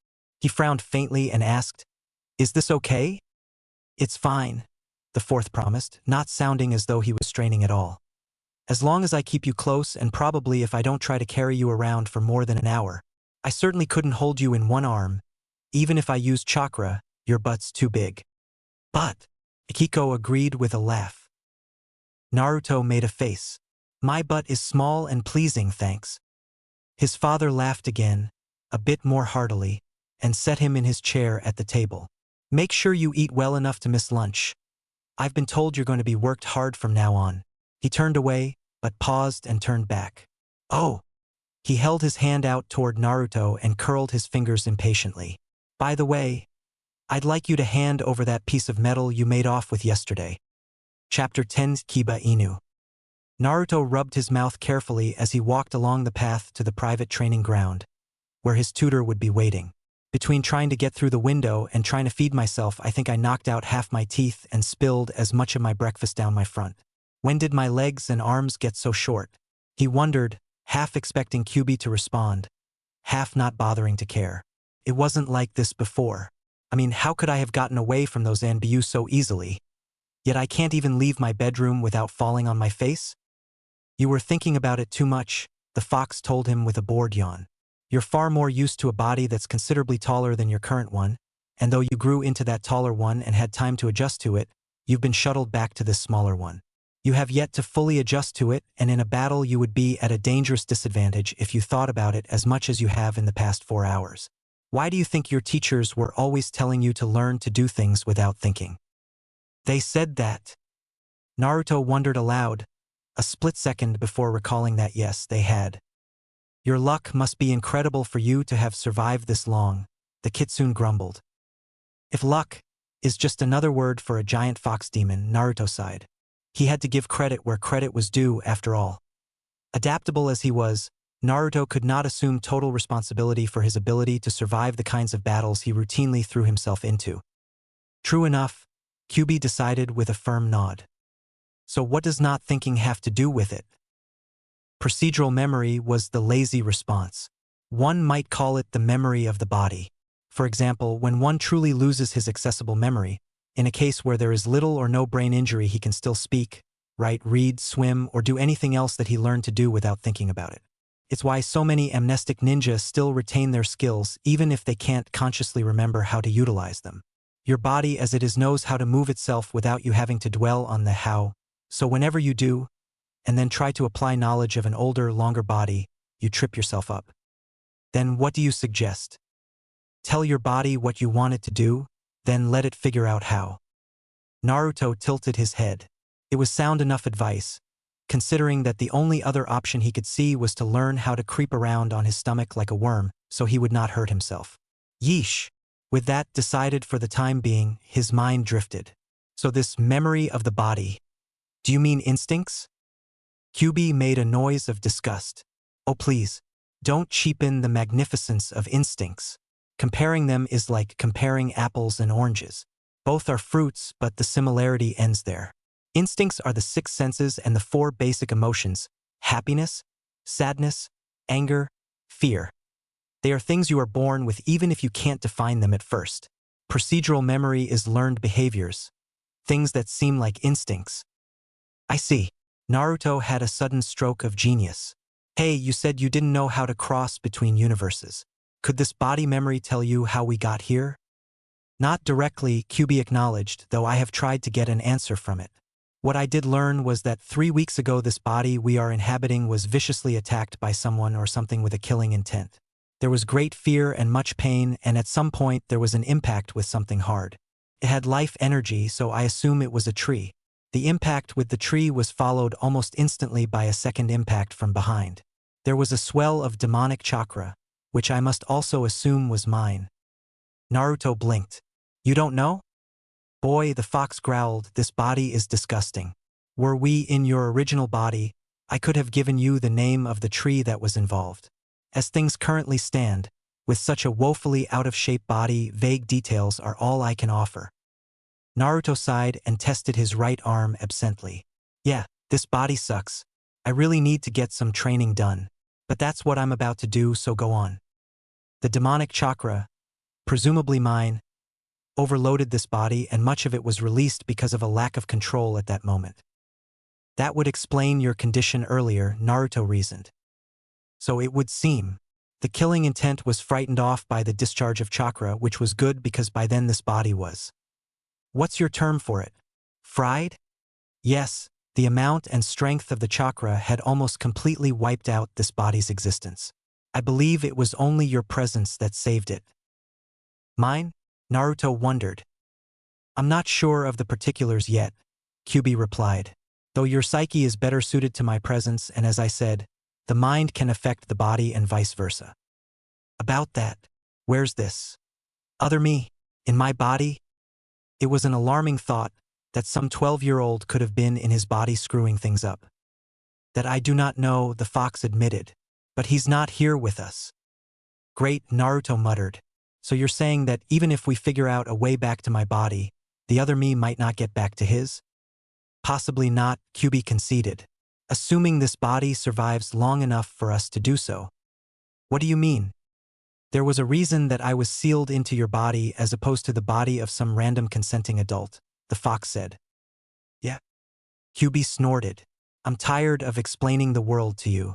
Figure it out yourself. Naruto made a face at the kitsune. The fox would only lead him in a large logic circle and leave him even more lost than he had been, so he did not bother to pursue the subject. First. Kyubi? Go away, the fox grumped. Naruto paid no attention. If I'm in a parallel world, why am I younger than I should be? Kyubi sighed. The overlaps between the universes don't necessarily happen at the same time or place, he responded. One's choices can affect oneself at any time during his or her life.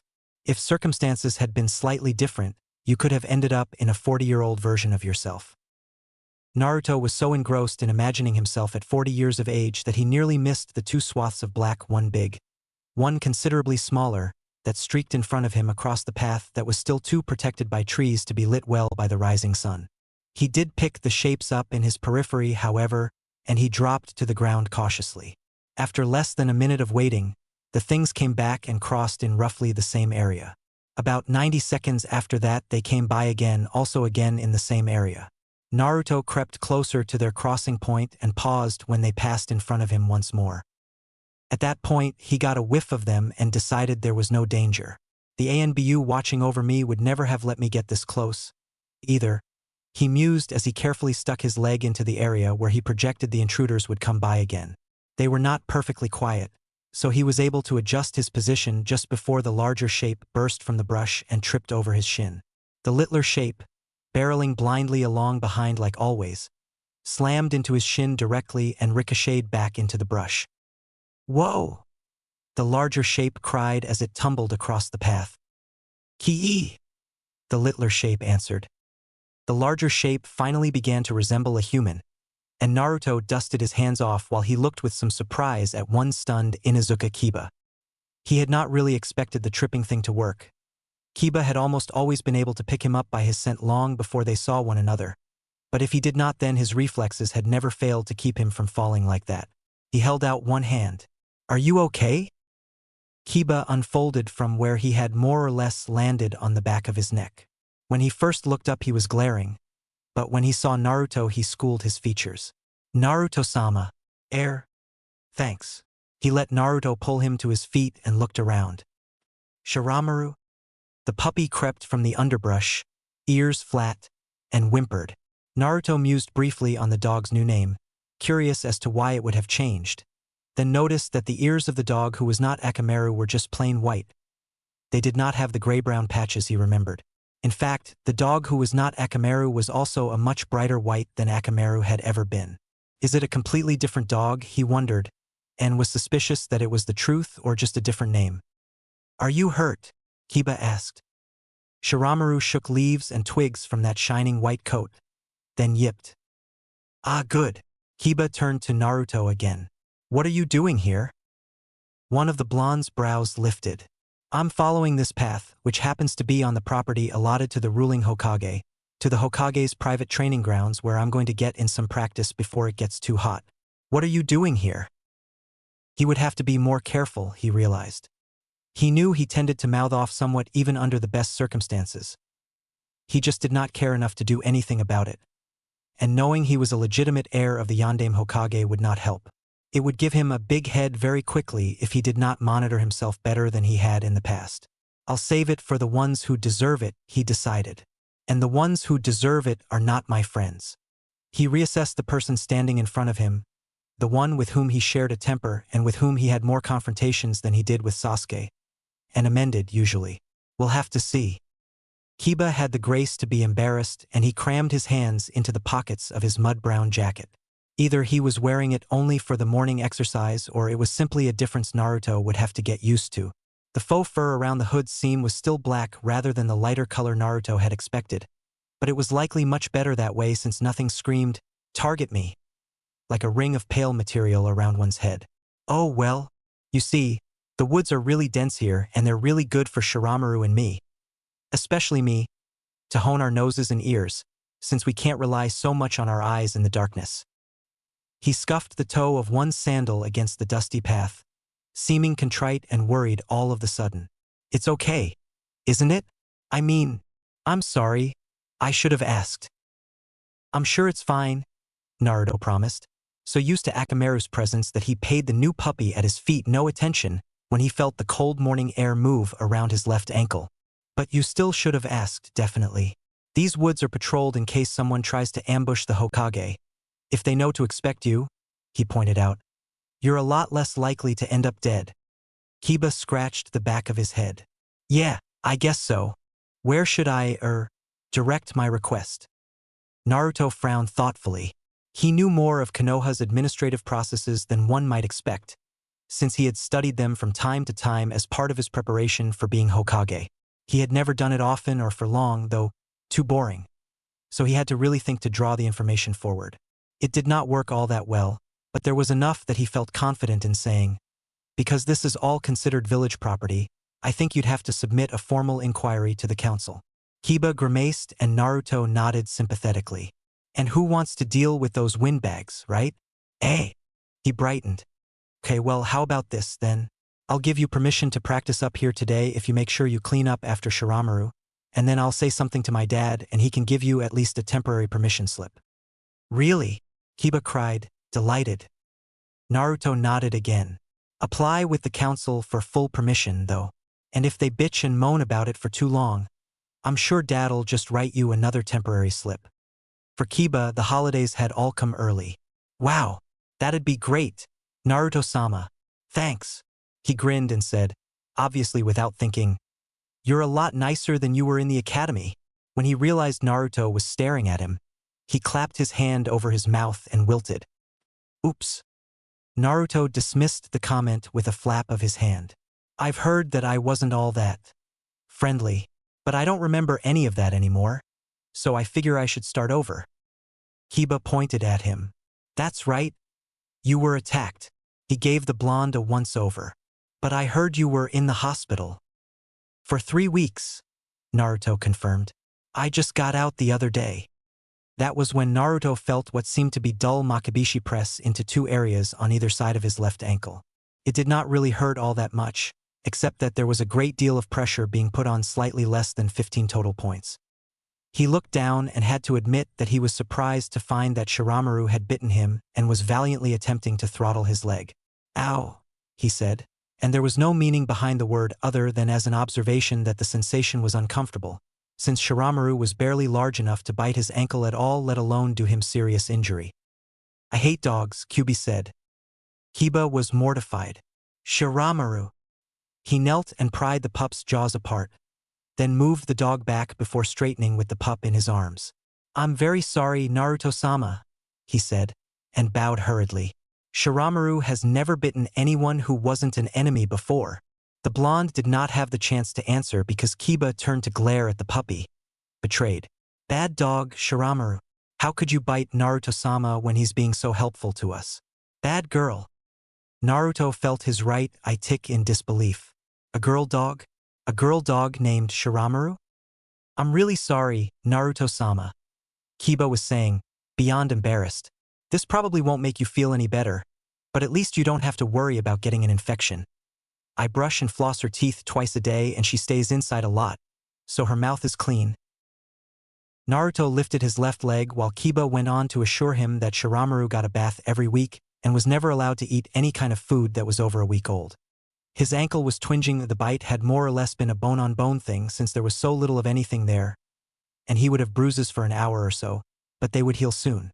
It would be a bit tender, but there was no reason to fuss about something that would be gone by midday. "It's fine," he decided magnanimously, making another dismissive wave with his hand. "I'll discipline her anyway," Kiba promised. "I don't know why, but, I mean, if you had been some little kid." He apparently had a thought because he became even more horrified. "Does your sister come through here often? Or even your mother?" Naruto frowned slightly and peered up at the branches overhead. "I dunno. Akiko's not supposed to go anywhere without either Mom or Hitomi, but as I understand it she does escape sometimes and then wanders around outside." "You have a point," he conceded, and added with that strange high-class inflection he had used with Sasuke and Itachi, "Do whatever you feel should be done." Kiba nodded fervently. "I will. I promise." He then dropped his attention to Shiramaru and hissed sharply, so the puppy would not forget that she was in trouble. "Bad dog!" Shiramaru barked what even Naruto could tell was some kind of protest. Kiba grimaced. "That doesn't mean you can just bite someone, stupid." "What is it?" Naruto asked. "Do I smell weird?" Kiba's grimace deepened and he hedged. "Well, yes."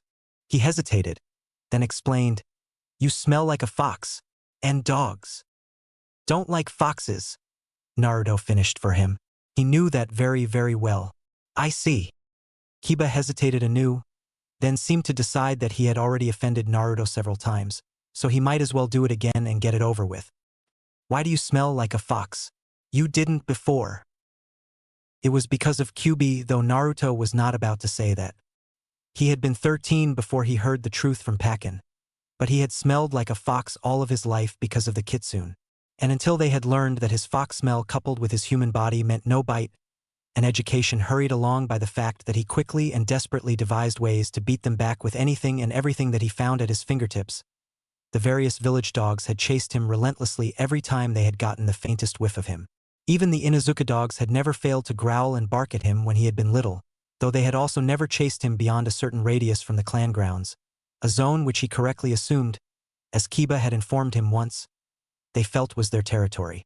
Akamaru had barked at Naruto incessantly during recesses at the academy, though the pup had eventually stopped, probably because it had not done any good and earned him nothing but a punt, gentle as it was, in Kiba's direction. Before Naruto could come up with even a half-assed reason for his scent, Kiba pointed at him. The other boy was apparently rapidly losing whatever cautious respect he had felt in the blonde's presence, whether because he felt more comfortable or because he just figured his behavior had already shown him in a bad light, and there was no point in trying to make up for it. "And what are those marks on your face, anyway?" Naruto rubbed one cheek with the side of his hand. "I forgot to cover them up." Well, at least his mother had not seen them, or so he guessed, since she had not addressed their presence over breakfast. "Just something that I got recently. Don't tell my mom, please." He reached casually into his left back pocket, pulled loose the liquid concealer and compact mirror he had bought the day before while on his way to get ramen for himself and his father, and began to smooth the concealer over the marks. It's kind of a shame, 'cause I like them, but one must do what has to be done, and this is a small price to pay to avoid suspicion. Kiba watched him, then recoiled and said, "Dude, that's weird." Naruto shrugged. "Dad doesn't want Mom to kill us, so I have to." "Then why did you get them?" Kiba queried. Naruto grinned. "I don't care what she thinks about them, but I have to do what Dad says for now, since I'm living in his house and everything." "What are you planning to say when she finds out?" Because it was, of course, not a matter of if she found out. The grin widened. "I'll just tell her that it was either these or a huge tattoo on my ass that said, 'Property of Kanehagakure.'" Kiba made a strange half-snort sound, then laughed. "It'd be true, wouldn't it?" Naruto asked as he finished blending the concealer. "I mean, I'm a ninja, so my life is pretty much forfeit in the name of the village anyway." "Yeah," Kiba cackled. Naruto slipped the concealer and mirror back into his pocket. "Look, I have to go. I'm totally late now, but I don't suppose it really matters." "I don't care. Just answer me one question." "What is it?" Kiba wondered, sounding vaguely nervous. Naruto pointed at the puppy, which was glaring at him, cradled in the other boy's arms. "Shiramaru?" Kiba frowned. "So? That's a guy's name," Naruto replied. "You gave a girl dog a guy dog's name." "No way," Kiba said. "She likes to sleep all curled up. Her name is White Circle." Naruto squinted at him, examining him in an exaggerated fashion as though to check to see if he was lying. Finally, he said, "All right." Kiba rolled his eyes. "Glad you approve." Naruto grinned impishly and waved as he stepped past the brunette. "I'll try to talk to my dad today, but don't expect anything before tomorrow. Okay?" Kiba nodded. "Thank you, Naruto-sama. I really am sorry about Shiramaru biting you." "Forget it," Naruto told him as he continued on his way. "The marks'll be gone soon." He had taken several more steps before he had another thought. He turned back in time to see Kiba toss Shiramaru into the underbrush in a way that would have seemed careless to someone who had not handled animals much. "Oi, Kiba." The other boy looked over at him. "Yeah. Is Shino up here too?" "Aburame Shino?" Naruto nodded and Kiba frowned. "No. Why would he be?" "Just wondering." Naruto would have let the subject go at that, except that, thanks to Kyubi's sensitive fox ears, he heard the brunette mutter something about freaky bugs. "Don't diss the bugs in Izuka," he called back without turning. 10 will often succeed where 100 dogs fail." The rest of the walk to the clearing was a bit warmer thanks to the brief dawdle with Kiba, though Naruto felt it necessary to loiter just a bit longer when he reached a certain point along the path. He glanced around at the trees, stubbornly refusing to move on until he found what he was looking for. Finally, he spotted it and waded through the underbrush to one of the trees, over which he ran his fingers thoughtfully. He dipped one finger into the gouge mark there and frowned. He was aware that his guards were watching, but since they were not the same ones from the day before, he hoped they were not aware of the tree's significance. This was too careless and too harmful to have been made by an animal, Naruto decided. And it's burned. But from the inside? He peered into the scar that so callously exposed the tree's delicate sapwood. "No, this is an acid burn." He sniffed it. "Can't tell what kind. Damn. Have to bring Kiba up here sometime." "If you'd use my nose properly," Kyubi growled, "you wouldn't need him." "It's not that," Naruto snapped. "All the scents are gone. At the very least, it's been about a month since this was put here. Kiba has, or had, an interest in corrosive stuff at some point." He tilted his head. "Shino might know too, now that I think about it. Some of his bugs secrete acids." "What about that deer boy?" "Deer?" Naruto echoed blankly. "Oh, you mean Shikamaru? He might, yeah. I can ask him when I go back for that shard of metal." The recollection of the silver fragment made his frown deepen. After breakfast, because Naruto had left the remaining portion of the metal on a chest of drawers, the fourth had followed him to his bedroom. The older blonde had accepted the sliver, looked at it for a moment, then looked at Naruto for a very long time before saying, "You have to get to the training grounds, don't you?" Naruto had used the inquiry as an escape route from any further questions and fled to think. He noticed that something was wrong with it, but how would he have known? "You moron," sarcasm interjected. "Does Yondaime Hokage mean anything to you?" Naruto had to agree. It's like I told Konohamaru, being Hokage isn't so easy that just anyone could do it. But then why didn't he have me arrested? He wants to believe that you are who you say you are. Kyubi sighed impatiently. It's distressing to see one's kit acting against the pack, even in non-aggressive ways. But the more you act out, the more difficult it is for him to accept that. If you don't shape up, eventually he will have you arrested. That made sense. Naruto resolved to behave as much as possible. After all, he could not be exactly like the fourth son was before the attack, but he could give the man a reason to not worry. And that would theoretically be a lot easier, since he knew that he was not trapped in some elaborate genjutsu. With a quiet exhale, he looked at the gouge mark again. Even if Kyubi could not hear it with the body they were in, the tree was surely crying and in a lot of pain. He would have to flush all of the wood-eating insects out of the wound and then fill it in or cover it with something. Maybe, if it had the opportunity to heal itself, it would live. He wondered if Yamato could do anything for it. Naruto turned away from the tree and stepped back onto the main path to continue on his way to the private training ground, only to catch sight of what appeared to be the silhouette of a cloaked human standing deep in the trees opposite him. He stared at it, wondering who might be so stupid as to wander around a ninja village wearing a cloak with the hood up. Not that it was illegal, but it was good manners to prove one's intention against doing harm by revealing one's face, and doing so would make one less likely to be targeted by patrols. Just as he was about to call out a challenge, the person turned toward him. Naruto did not see anything, but a shock of unease ran down his spine. It was simply wrong. No one was supposed to be there. Kiba was different, as he was a friend and ally and had not been hiding himself at all. It helped that his guards registered his disquiet, but it did not help when they left their tree perches and took protective positions on either side of him. The only reason that the ANBU would leave their advantageous hiding places would be if there had been an attack to deflect, which there was not, or they themselves had been unable to detect the source of Naruto's focus and were trying to identify it by checking from his range. That ANBU would have to do so was unsettling, and Naruto bit back a shout of alarm when he shifted his attention toward his guards and the cloaked person vanished from his periphery without a sound, just faded into the strengthening morning light. Worse, the two ANBU had not seen the person themselves. They did not seem to disbelieve Naruto when he explained what he had seen, but they did not appear to be particularly concerned, either.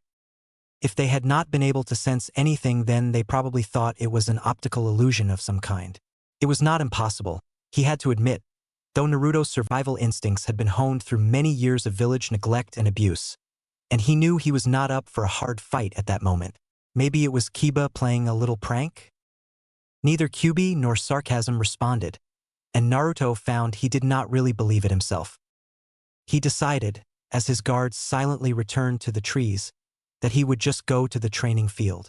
Whoever would be teaching him will be there, and the odds would be 4-1 if they were attacked. Problem solved. The remainder of the trip to the training ground was swift, and he knew that his tutor was there long before he actually saw the person. He had been half afraid that Kakashi would be his tutor and that forcing him to get up so early was his father's way of punishing him, no matter the excuse about training being easier in the early morning.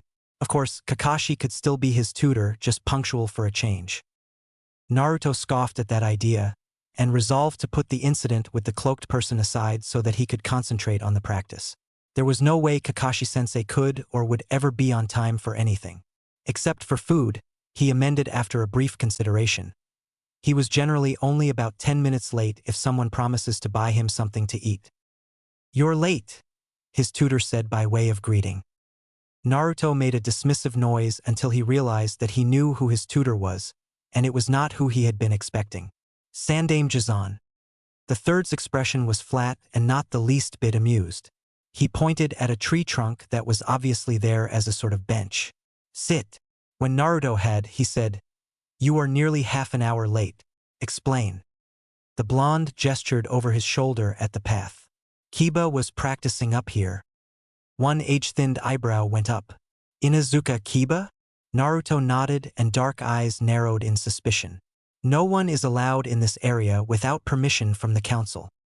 Naruto nodded again. He didn't know. Or rather, he figured he should have asked, but thought it would be okay since no one is up here on a regular basis. He looked at the old man for a moment, then said, "You don't think he's a spy or something, do you, Gramps? Who would bother to pretend to be Kiba? I mean, he's great to work with once you get used to his mouth and Shiramaru's nose is keen and all, but he's not exactly on Konoha's Who's Who list either. He's a genin, nobody would impersonate him. And anyway, his movements were a lot less like a spy and a lot more like a person who had lost something." The third regarded him blankly. "It will be looked into." Naruto, hands planted between his thighs on the tree trunk, shrugged. "Please yourself." He beamed at the elderly man and thought fondly that he had really missed the old fart. "So, what awesome stuff are we doing today? Are you going to teach me a kick-ass sure-kill technique?" "Introductory kata," was the response. Naruto stared in shocked disbelief. Outrage soon followed, and his comfort with the presence of the person he was with allowed him to act more like himself. "No way. Introductory kata," the third insisted calmly. "Wahaya," Naruto protested. "Come on, be serious."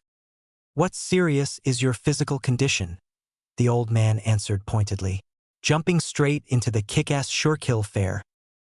"Ha ha," Naruto snickered. "You said asked. As you put it," the third continued as though he had not heard, "would put you back in the hospital."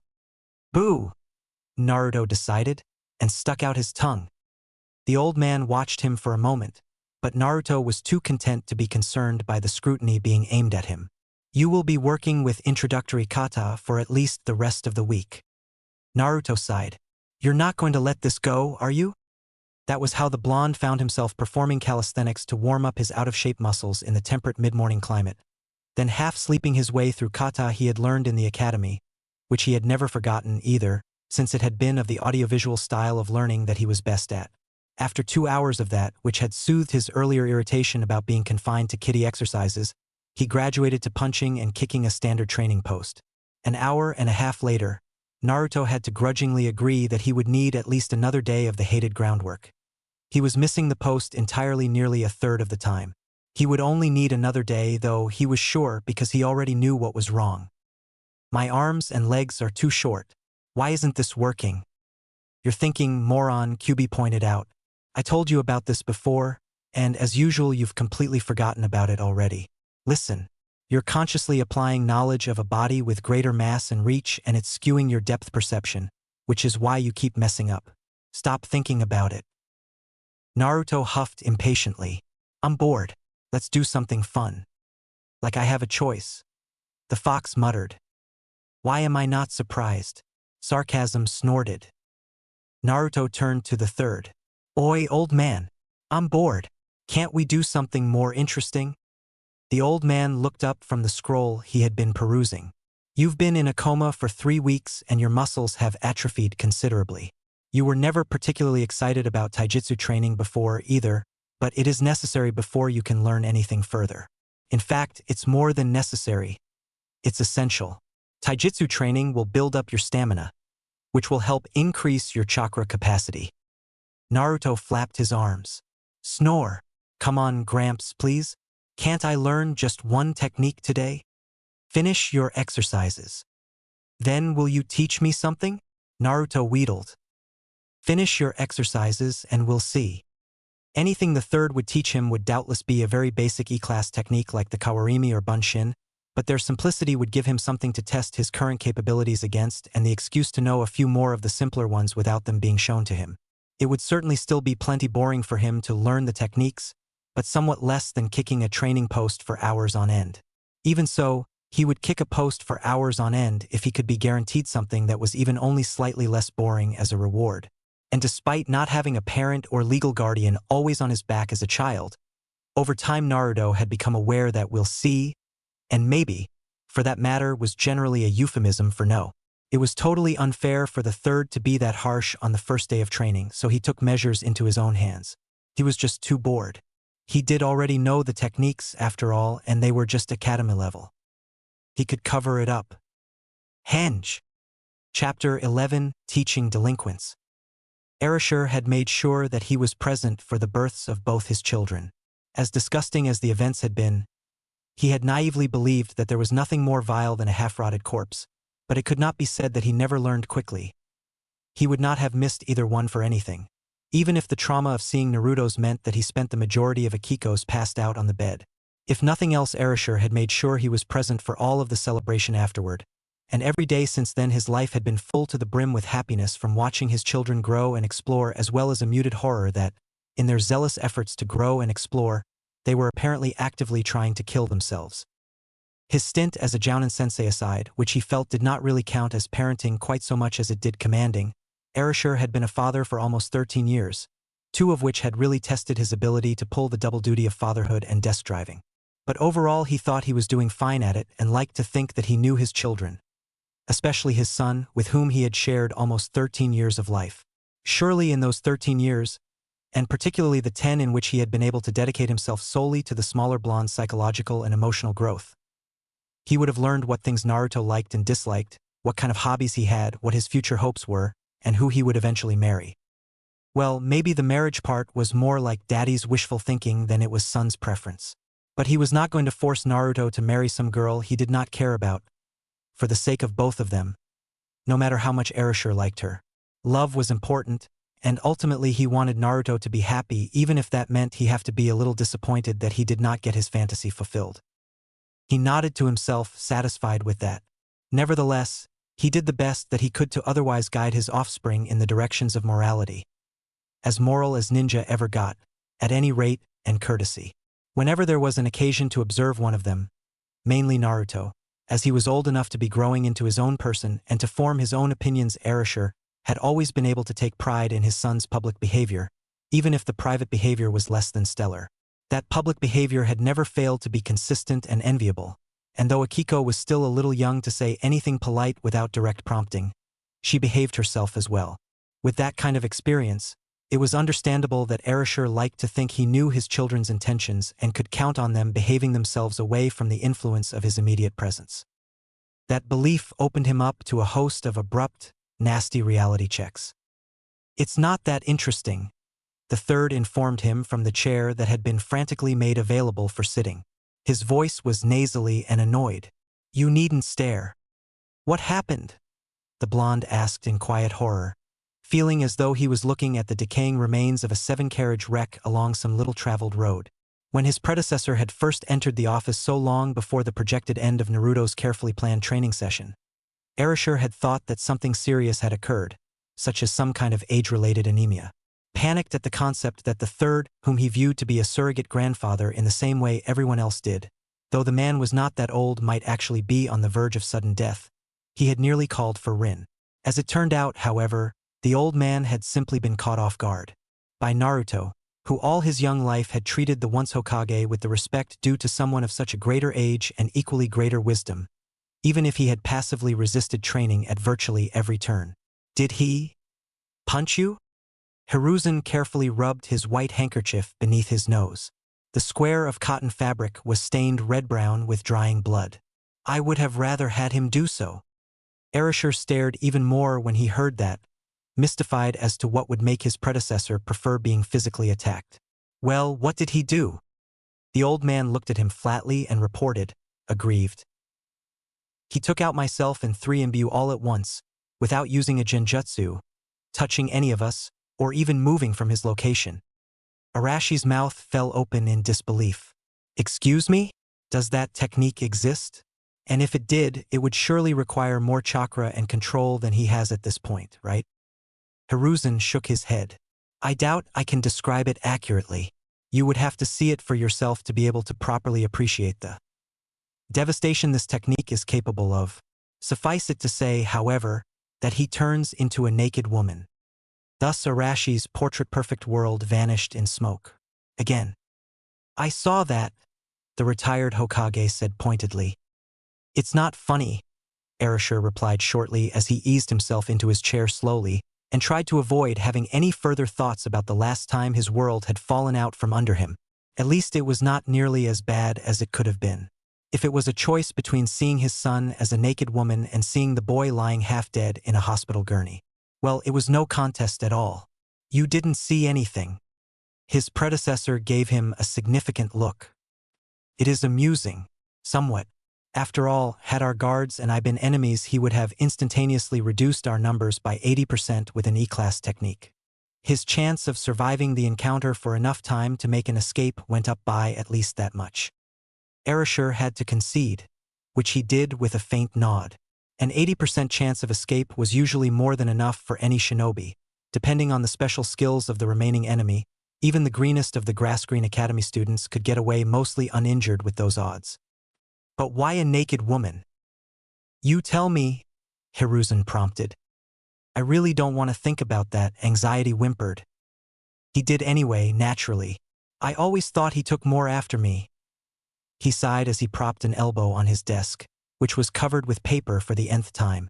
He had stopped keeping track after the first 3 weeks of his tenure, when he realized that much paper was the rule rather than the exception. He dropped his chin into his palm.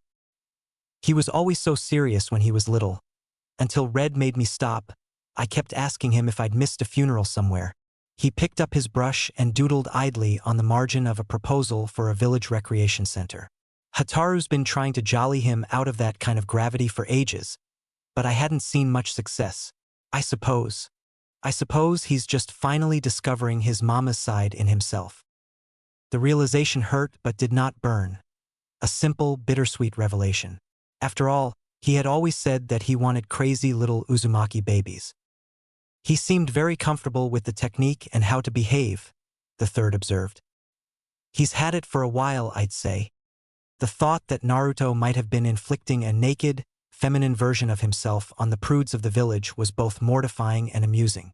Since he had never heard complaints about such a thing, and he certainly would have remembered it, the latter of the options won over and a tiny smile pulled at Arashi's mouth. He rather hoped Naruto nailed Danzu with it. On the other hand, it was entirely possible that nothing at all would happen if he did, because the senile old bastard probably had himself surgically castrated so that he would never be distracted from his search for power with which to protect. Erasure snorted at that, well aware that Danzu did not have even one clue as to what real power was. Erasure himself had not known for most of his life, until Naruto had turned 5. He glared at the smear of papers on his desk and muttered, "Fucking prick. Beg your pardon?" Erasure blinked at his predecessor. "Oh, sorry. I was thinking of Danzu." Hiruzen gazed at him quietly for a moment, then exchanged his handkerchief for his pipe. Calmly and with the ease of years of repetition, he tapped some weed into it, lit it, puffed at it, then said, "It's natural to dislike others' ideals, but Danzu has resources that are separate from the village." Erasure exhaled through his nose and stabbed the recreation center request with his brush. The ink bled to the documents underneath, but the blonde did not care all that much. The blasted things came in triplicate anyway. I know.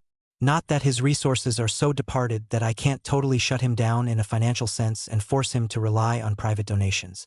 But his patriotism is useful. He lifted his pale blue eyes to his predecessor. I'll be careful, I promise, but I suppose I should take my target off the door, in case he ever finds some need to drop in to visit me unannounced. Seeing that probably wouldn't be good for his blood pressure. Hiruzen turned in his seat and found himself looking at some kind of custom-made door poster. It was of Danzu, of course, and had kunai and shuriken protruding from locations ANBU were specifically trained to aim for whenever performing assassinations. Erasure had never been part of the ANBU, less from a lack of skill and more from a lack of interest, but Kakashi and Obito both were, and it was apparent that the blonde was somehow finding time to assist them during practices. There were also a few shuriken embedded in places that were less conventional in the realm of assassination, but no less effective. Despite being Hokage for almost 10 years, Arashi's aim with the steel projectiles had remained impeccable. Painfully so, even had the poster of Danzu been the actual man. The third Hokage was careful to mask his amusement, but his successor smirked at him anyway. "Gee," a third voice inserted abruptly, though neither Hokage so much as flinched at hearing it. "If you wanted him gone, you should have just said so, and Obakasan could have wiped him out ages ago." Erasure continued to diddle with his brush. "Don't be so eager to see your brother die." "Ha! You haven't been paying attention to him recently, have you? Dad ignored me for 2 years to make him better. He's your best assassin and you don't even know it. Ice-colored eyes drifted lazily to the ceiling, where a platinum-haired NBU was crouched. Why do you think that? Because I spend so much time in my office, I have no idea of what's going on out of it. Because you don't, was the matter-of-fact response. Erasure dipped his brush in the inkwell to his right. Should I tell you, then, about the fact that you've been regaling your impressionable young associate with stories of my protective tendencies? Lucky guess. The blonde flicked his wrist almost too fast to be seen, and though the dog-masked ANBU tried to duck out of the way, he still ended up with a big streak of runny ink, like it was some kind of mutant tear on the right side of his mask. The brush stuck in the silvery hair briefly, which allowed the masked shinobi to catch it before it fell on the semi-retired Hokage, because Hokage never really retired below him. Erasure scowled unconvincingly and made a dismissive motion with his newly freed hand. Go away, child of evil and spite. I'll tell him, was the offer. Don't you tell him anything. Danzu surrounds himself with incredibly skilled people, much as it annoys me to know that. If I want him dead, I'll have to do it myself. You could take the old raisin, came the assurance. I appreciate your vote of confidence. And while I suppose I'm glad to see you even though you didn't put a bag over your head like I asked, why exactly are you here? Assignment, was the response. Though I did wear my special stripping edition uniform, if you'd rather let off some steam. Erasure blinked, then straightened up, stretched tightly enough that his spine cracked loudly, and inhaled deeply. Where's Dolphin? Would you prefer him over me? Generally, he's a little more flexible. Well, if you're going to be like that, I'm sure he's outside behaving himself so you'll make a booty call, the kiss ass, was the cheerful response. Go get him, then, and next time, mind your own damn business. The last thing I need is Obito thinking I want him knocking off my incredibly dangerous political opponents. The dog-masked NBU vanished and a few leaves fluttered down around Hiruzen, whose expression was so solemn Erasure had to struggle to not burst into the obnoxious sort of laughter his fire had been known for. Sorry. NBU dog re-entered the office through the door. A bounce in his step, and NBU Dolphin crept along behind him with hunched shoulders. Obviously, he had heard the innuendo that had been thrown back and forth like a bean sack and been as humiliated as he possibly could have been. Not that it was all that odd. Erasure was known for having a strange relationship with his students, particularly Kakashi and Obito, as Rin was a bit too mature to play along in most cases. Still, whenever they got bored and decided to visit him, which was often, though Erasure was almost always bored too and welcomed the distraction, regardless of how loud and vulgar it got, things would get entirely out of hand. His exchange with Dog had been downright tame compared to some of the stuff the three of them did while important people, especially if it was Danzu, were right outside the door waiting to have some sort of audience with him. It's his fault, Erasure said as he pointed at Dog. Aren't I awesome? Dog agreed shamelessly as he leaped back onto the ceiling. Dolphin ignored the words of both and said in a strangled tone, You summoned me, Hokage-sama? Yes. Erasure pulled open the middle left drawer of his desk and lifted a small scroll from it. I need you take this to the daimyo. How quickly? Not very. Dog and his boyfriend hit a rough patch in their relationship and need time apart. Dolphin put one gloved hand to his mask in tolerant exasperation. Yes, sir. Dog stood up and grabbed Dolphin's shoulders. Love me, please. I'm starved for affection. Let go. Dolphin commanded. Erasure sked. Don't jump into a new relationship so quickly, idiot. He smiled and straightened a small stack of papers to his left as he instructed. Tease first. Dolphin made a sound not unlike an animal dying and pleaded weakly, Hokage-sama, please? The blonde pretended to consider it. Well, you asked nicely. I suppose I can make some space in my schedule. It should only take 10 minutes. But don't be late or my stud fee doubles. I'll be in touch to arrange the date and time. In the meantime, you... Erasure pointed accusingly at Dog and then the third, while Dolphin stood to the side and quietly attempted to set a speed record for death by mortification. Coffee. Now. Dog vanished again without comment, which caused more leaves to fall around the third, who asked, Do you think he's doing that on purpose? Erasure, in his effort to not laugh, let out a controlled snort that failed to fully convey how not amused he was. mainly because he was amused. Doubtless. He tossed the scroll to Dolphin. Wait for a response so I don't have to worry about one of the daimyo's messengers getting ambushed. Hokage-sama, Dolphin acknowledged with a sharp nod and tucked the scroll away. Your team captain, Erasure told him. If he mouths off, stab him in the face. Dolphin sighed, but his posture had eased. Dog reappeared with a very fine porcelain teacup and set it demurely on Arashi's desk in front of the third. 1 sugar, 1 cream. You didn't put anything stupid in there, did you?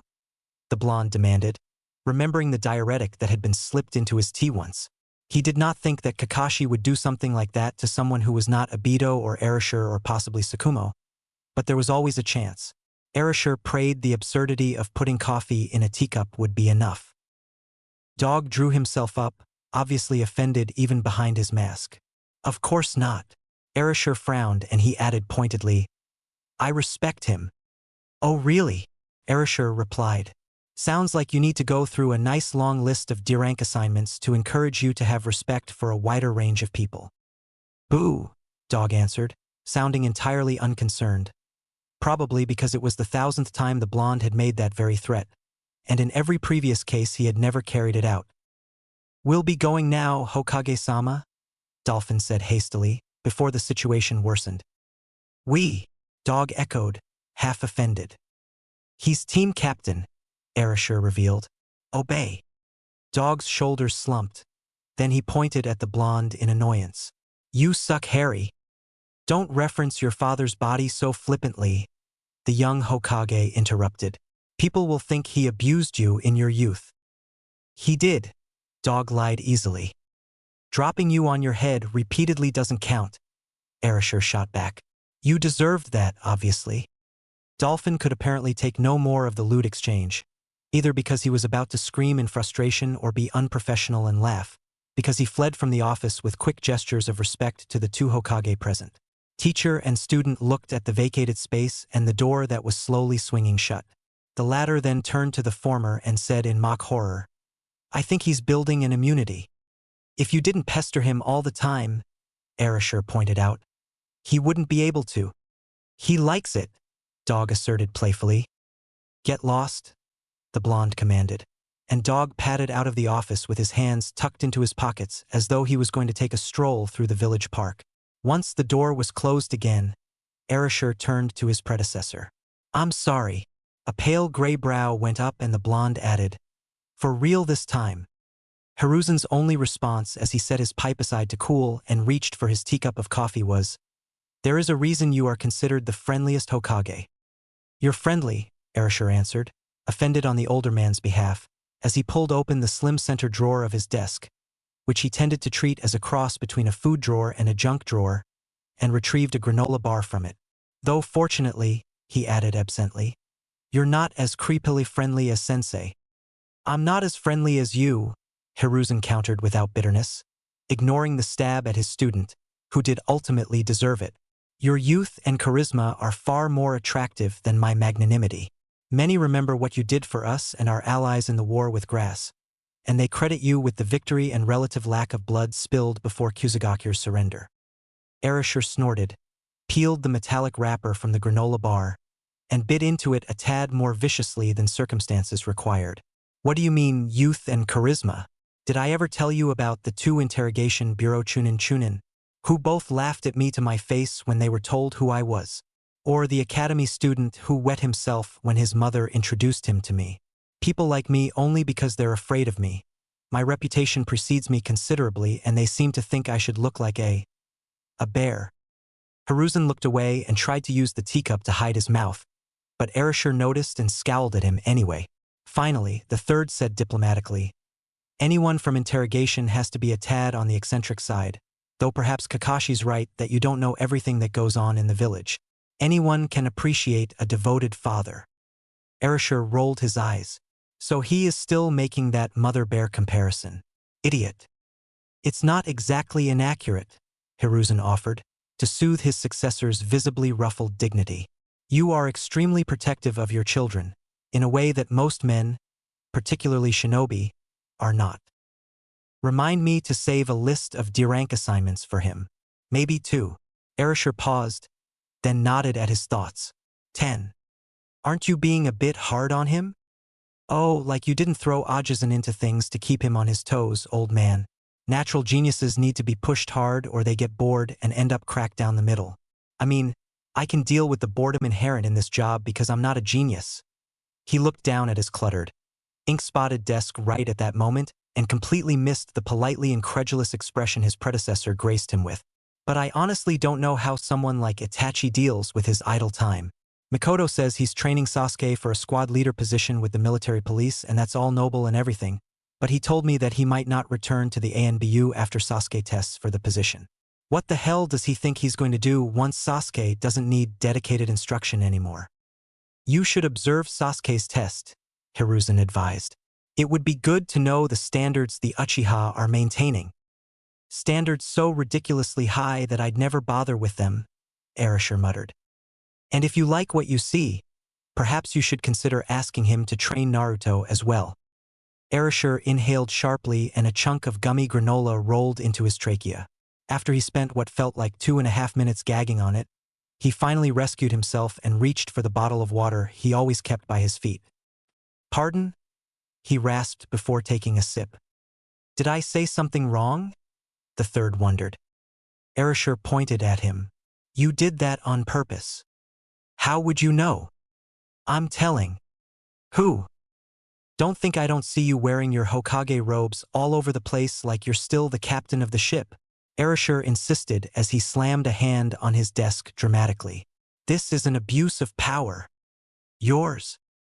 Erasure snorted and dropped his forehead onto his desk. Okay, he said finally. I give you quasi-retired despot. He sighed in defeat when his predecessor smiled. One day, he warned.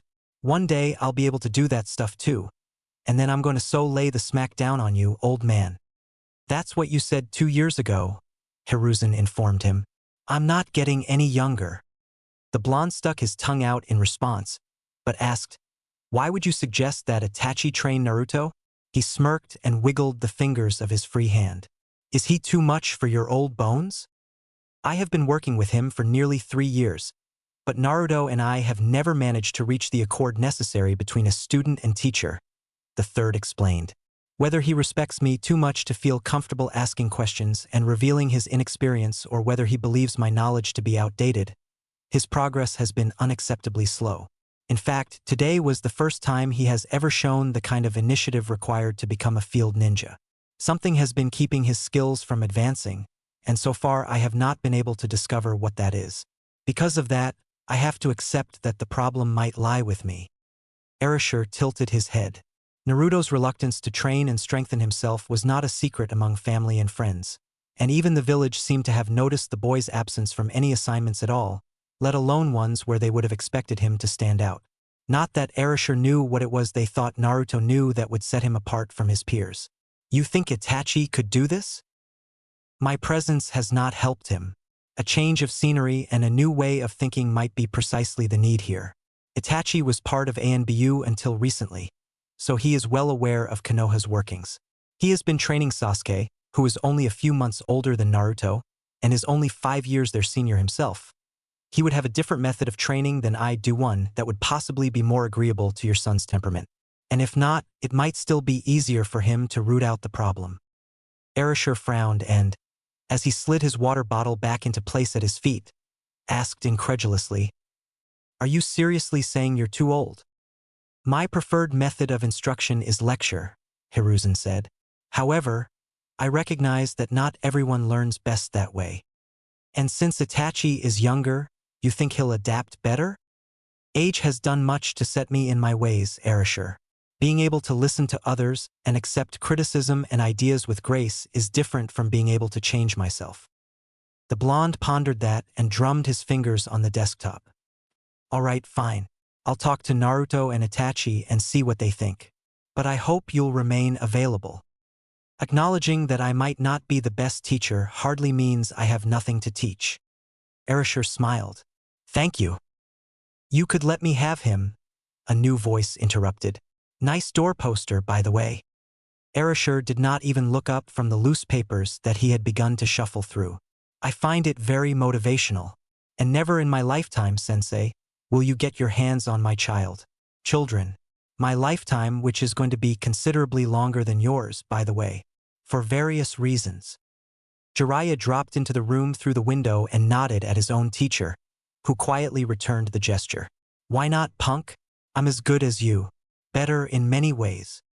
If you could swear to me that you wouldn't go anywhere near naked or partially undressed women, or near any location in which such women congregated, I'd be more likely to consider it. My son is 12 years old, a tad cloistered, and you think he'd be able to adapt to that? You. I spent most of my life around women, Erasure pointed out, listening to them discuss various feminine body functions. Going on excursions with you only gave me a convenient visual aid for the things I had overheard years earlier. It did not vividly introduce me to the concept. All right, fine. Be an ingrate. I'll remember this the next time you need my help. Erasure smiled absently as he pulled up a piece of paper that looked like all the others and set it just to his left. You know I contact all the bathhouses to warn them when I know you're in town. If you deliberately revealed yourself, then you need my help. I've been here for a week, Jiraiya sniffed. What I said still applies, Erasure answered coolly as he scanned the paper he had retrieved. If you seek my genius, then seek it and don't wait for it. It gets lost easily and tends to cry. Jiraiya looked at him for a long moment, a bit put out, then turned to Hiruzen, who explained, he just sent Kakashi on assignment. You mean he's already warmed up and I should cut my losses? The Toad Sage replied with a huff. There was no answer, but he still strode over to Arashi's chair and poked the blonde in the side of the head. I wouldn't seek your genius if my ass were on fire and you knew the world's only water technique. Erasure snorted and kept his features carefully schooled so that he would not smile. But for your information, I had lunch with the twig right before he wandered off to spy on your eldest. He says the brat's been acting strange and you're trying to decide whether you should be dismissive or panicky. Erasure dropped his open hand onto the papers so it made a loud smacking sound and turned to look up at his teacher. You know, I learned something very important from the Inuzuka, or rather, a couple of their dogs. When I was a Chunin, I credit it with my advancement to Jounin. Hiruzen and Jiraiya both blinked, surprised. Few credited the Inuzuka for anything beyond their tracking capabilities, and fewer still credited the Inuzuka dogs at all. That Erasure did. Well, it was just one more way that he distinguished himself as an outside-the-box thinker. Oh, Jiraiya prompted. Handle stressful situations like dogs do, Erasure explained as he returned to his desk. If you can't eat it or play with it, just pee on it and walk away. One pale eyebrow went up. Is that your life philosophy? Erasure readily ignored his teacher's disbelief. It's my problem philosophy. If I come across something that seems to be important but doesn't do anything for me immediately, either positively or negatively, I make a mental note of it and put it aside. If I come back to it and realize I can play with it, then I will, but when I find that it's too complicated to be any fun, I'll walk away again until I get bored or have an idea. And that got you promoted to Jounin? Until now, Erasure sighed. I only had to walk away once. You'll figure it out, Jiraiya assured him, sounding as though he really believed it himself. Until then, you need me to do anything? The blonde peeked at him through a long fringe of hair, and he added, other than keep my distance so my creepy old man cooties don't mutate your child into a mini-me? Someone attacked him 3 weeks ago, Erasure responded quietly. Probably another ninja. I don't know if there's any information to find, but I'll look into it, Jiraiya promised. Erasure nodded gratefully as he looked back and forth over his desk. But soon he began lifting the scattered papers and peeking beneath them one and two at a time. The older men observed the action for a while before Jiraiya asked, Lose something? The blonde frowned, scowled, and then those strangely light blue eyes popped open and he slammed his fist onto the desktop. Kakashi, that pale little bastard. I threw my brush at him and he made off with it. He stood up and glared down at the papers that were not going to get done that day. Damn. Boo-hoo, Jiraiya said unsympathetically. You must be heartbroken. I need an ambulance, Erasure exhorted theatrically, though not so loudly that one of the secretaries in the outer office actually heard him and obeyed. Surely there are spare brushes, Hiruzen pointed out. That was when something supremely odd happened. Erashur seemed to go stiff and his blonde locks bristled in alarm. Ice-colored eyes widened and locked onto one of the papers in front of him. After watching him for a long moment and seeing no further change, Jiraiya leaned over the desk a bit and prompted, "Any survivors?" Erashur lifted his head sharply and smiled. "Gotcha," he teased, but sighed at the papers again. He took the top one, glanced at it, then balled it up and threw it in the small wicker wastebasket to the right of his desk. "Build a recreation center. Eh? What a mess. Suppose I'll have to have that resubmitted." He grinned at his predecessor and teacher, then stuffed his hands into his pockets like his own student had a short time before. "Maybe there are some spare brushes, but if I don't know about them I can't be confined to this black hole, now can I? If you gentlemen will excuse me, I might as well go see what my son is doing and figure out where he got the material to accurately transform himself into a naked woman capable of flooring any man who gets a halfway decent look." Of course, Jiraiya perked up instantly. "Oh!" He must have sounded a little too curious, because Erashur stopped at the door to the office and turned to him thoughtfully. "Sensei, Obaheim told me once that she cut off one of your balls for trying to peep at her in the baths. Did she really?" "Of course not," the tall Sannin responded with a disgusted harumph. "She must have been drunk to have been telling stories like that." Erashur smiled brightly in answer, but his eyes were sharp with warning. "Wanna lose the other one?" Jiraiya rolled his eyes and flapped one hand at his one student. I get it already. No corrupting your precious child, even if he seems suitably so anyway." Arashi's final answer was a disturbingly cute little grin before he strode from the office. There was a stretch of quiet before Jiraiya mused, "Do you think he thinks we won't look?" "You know him better than I," Hiruzen replied calmly. The super pervert snorted. "I've never seen a more stupid genius, unless you count his little clone as a separate entity." He went to the overflowing wastebasket, which was obviously an inadequate article for the room because no matter who was the one sitting in the plush chair behind the desk, he had never seen it in a less occupied state, and plucked out the most recent edition. He unfolded it carefully, then grabbed it top and bottom and ran it over the edge of the desk to flatten it out. When it was as smoothed as it was going to get, he looked it over, frowned to himself, and handed it to his teacher, who examined it thoughtfully, specifically the characters that had been stroked out delicately along the paper's right margin. "Uzumaki Minato. What were you two talking about when he wrote that?" Jiraiya asked. "Or were you present?" Hiruzen closed his dark eyes and hummed softly as he carefully re-examined the past half hour. "We were discussing Naruto's new technique, and I recall him playing with his brush when he mentioned the boy's similarity to his mother. That would explain part of this, but what does the rest have to do with it, I wonder?" He looked up at the man who had probably been his least promising student. While Jiraiya had surely not superseded either one of his teammates in strength or cunning, he had become an inarguable force in his own right in the same unique manner as his own student had. "Do you know of anything?" The Toad Sage frowned slightly and shook his head. "Not off the top of my head." He extended his hand to collect the sheet, which he folded carefully and tucked into his clothes. "I know I'll never get anything out of the big brat if he reacted like that, and no matter what's wrong with the little brat, he obviously won't know any longer if he ever did. The only other person who would know, well," he shrugged. "Anyway, I have some roundabout connections. I'll look into it so he doesn't come after us."